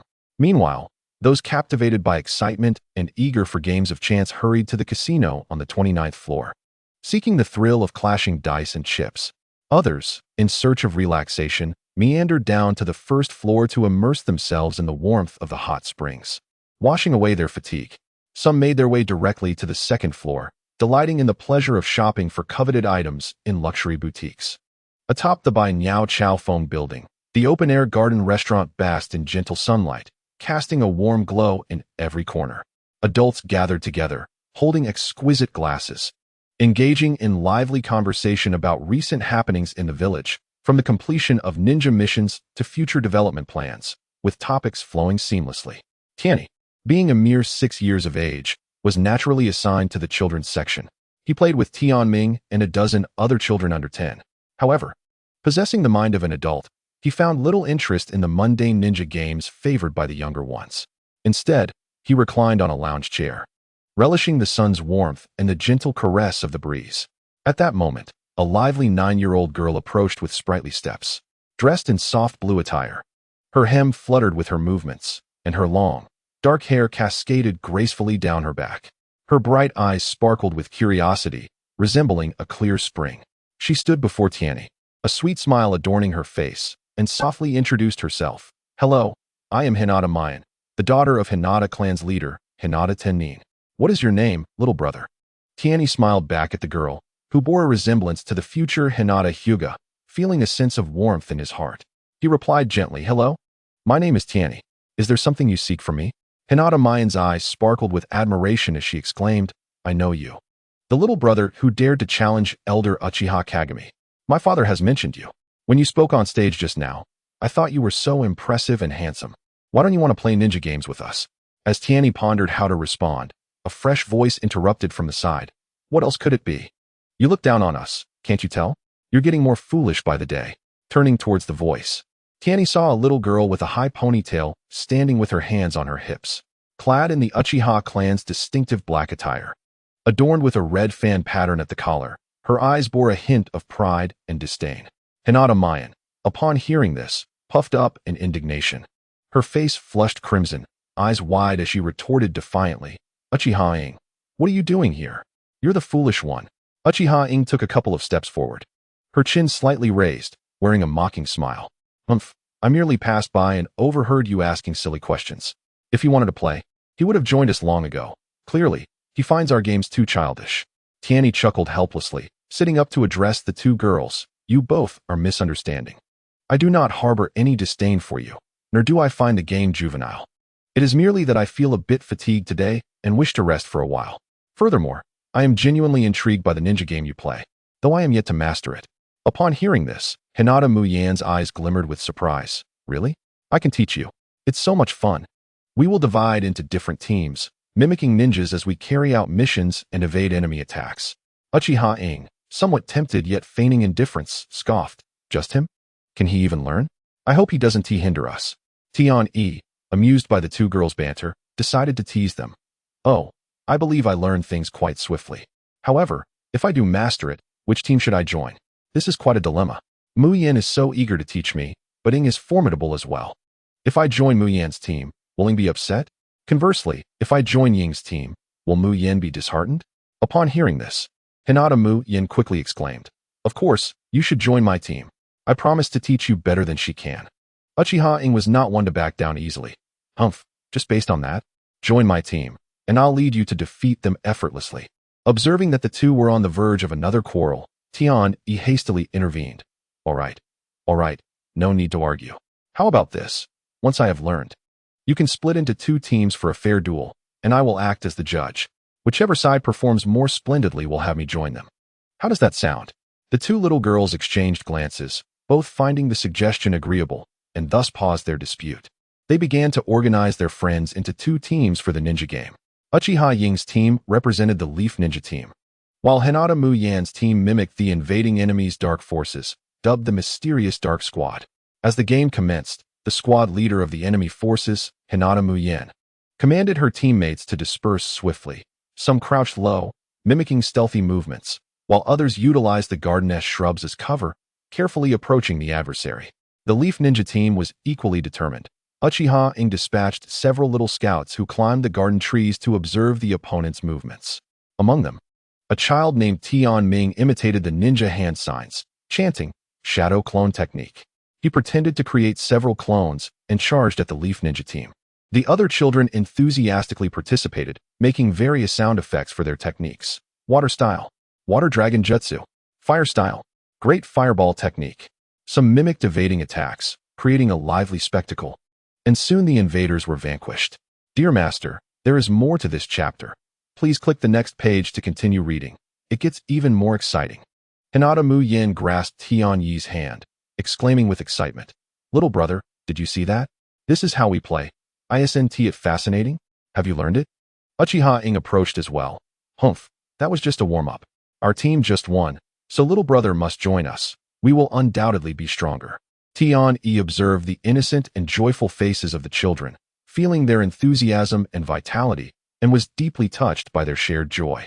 In the village of Konoha, it is precisely the bonds formed between the children born after the establishment of the village that are so pure. He understands how precious such innocent times are in a world filled with conflict and challenges. The two distinctly different little girls before him have made his banquet experience all the more delightful. Thus, he joined in their playful activities, savoring the uncomplicated joys of childhood. Senju Hohei and Uzumaki Mizuhito sat leisurely at an outdoor garden table, discussing the betrothal of Tianyi and Biwa Lake. Their gaze inadvertently drifted to the side, where they observed Tianyi frolicking with a group of children, the innocent smile illuminating his face, devoid of his usual solemnity and restraint. Witnessing this scene, a gentle smile crept onto Senju Hohei's face as he turned to Uzumaki Mizuhito and said, This is the first time I have seen Tianyi like this. He shook his head slightly, his tone imbued with a sense of nostalgia, feeling somewhat awkward yet genuinely pleased. His eyes sparkled with contentment, as if he had glimpsed a hidden side of Tianyi, where the long-repressed innocent soul was finally liberated.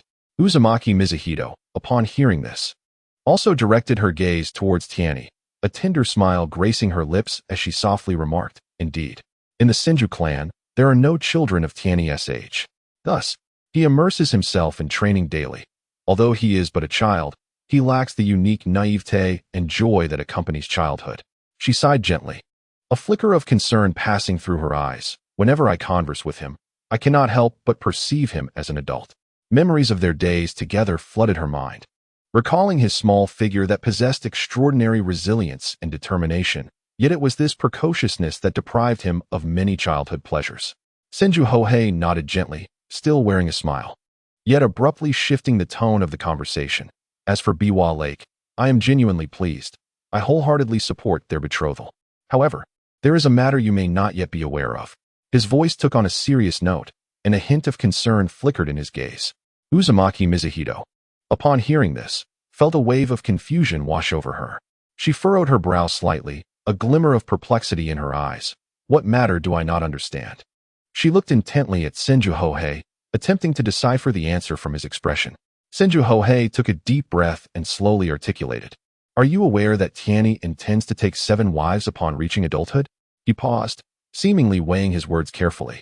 On the day Tianyi recovered from his illness, he vowed to marry 7 wives, ensuring that each would carry on the lineage of his deceased uncles, revitalizing our clan. A hint of helplessness and conflict appeared in his gaze. You should know how alluring this is for me and her aunts.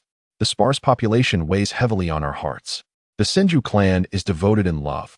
Once married, they remain steadfast until death, regardless of gender. Biwa Lake may find this difficult to accept. His voice was filled with concern, as this matter profoundly affected the happiness of both children and required her perspective to be respected. Uzumaki Mizuhito, taken aback by this revelation, found herself speechless. Having lived in the Senju clan for many years, she was acutely aware of the character of its people. Indeed, it is akin to the fate of wild geese. When one spouse departs this world, the other may well follow in sorrow, while those who do not succumb are left to endure a solitary existence. Such declarations as those made by Tianyi, who professes a desire to wed 7 wives, are truly singular. In that moment, a sense of disquiet enveloped her, and her thoughts became a chaotic tempest. She recognized that this union should not be hastily concluded, for it pertains not only to the 2 children, but also to the intricate tapestry of their future emotional lives. Thus, the 2 of them decided to temporarily set aside the matter of their engagement. After the departure of the swirling waters, her mind was beset by the troubles this issue had wrought, prompting her to hasten to the casino in pursuit of her husband for a discussion. Along the way, the visages of Tianyi and Biwa Lake perpetually resurfaced in her mind, filled with conflict and resignation. She resolved to engage her husband in a thoughtful discussion to devise a suitable solution that would neither harm the children's affections nor disregard their desires, allowing them to attain their own happiness. Within the seemingly serene and leisurely landscape of the Bainyao Chao Phone Pavilion, the patriarchs of several prominent families held their breath, stealthily eavesdropping on the conversation between Qinsho Baoping and the swirling waters nearby. Uchiha Fuxing furrowed his brow, muttering curses under his breath. If these 2 families were to unite, it would spell great trouble. The position of Hokage would slip further from reach, and a scheme must be devised to thwart it. He cast his gaze upon his daughter among the playing children. Uchiha Shana nodded in agreement, her anxiety causing her to stamp her foot. Indeed, should they unite, how would we contend in the future? This child must be eliminated. Uchiha Fuxing admonished, silence. If you seek destruction, do not drag the family down with you. The Uchiha clan cannot currently stand against the Qinsho clan. We must employ cunning. Gather the information on all girls of similar age within our clan for me. Uchiha Shana immediately grasped the implication, giving a thumbs up and exclaiming, the clan leader is truly astute. I understand this is a strategy of seduction. Not far off, Hinata clan leader Hinata Ten was acutely aware of the Qinsho clan's formidable strength. However, their recent division offered a glimmer of hope. Should these 2 families unite, the dispersed connections of the Qinsho clan would coalesce once more, granting unprecedented influence within Konoha. If Tianyi were to wed Biwa Lake, daughter of Qinsho Hashirama, the next Hokage would likely fall into Tianyi's grasp. Such a union must not be permitted. Hinata clan leader seethed, his eyes filled with fierce determination. Indeed, a scheme must be devised to dismantle this engagement. The elders of the Hinata clan nodded in agreement, arms crossed, their expressions dark and foreboding. Thus, numerous families began to plot in the shadows, utterly oblivious to the ramifications their machinations would impose on the youth involved. Driven solely by the desire to safeguard their own power within Konoha, a covert struggle surrounding union and authority had quietly commenced.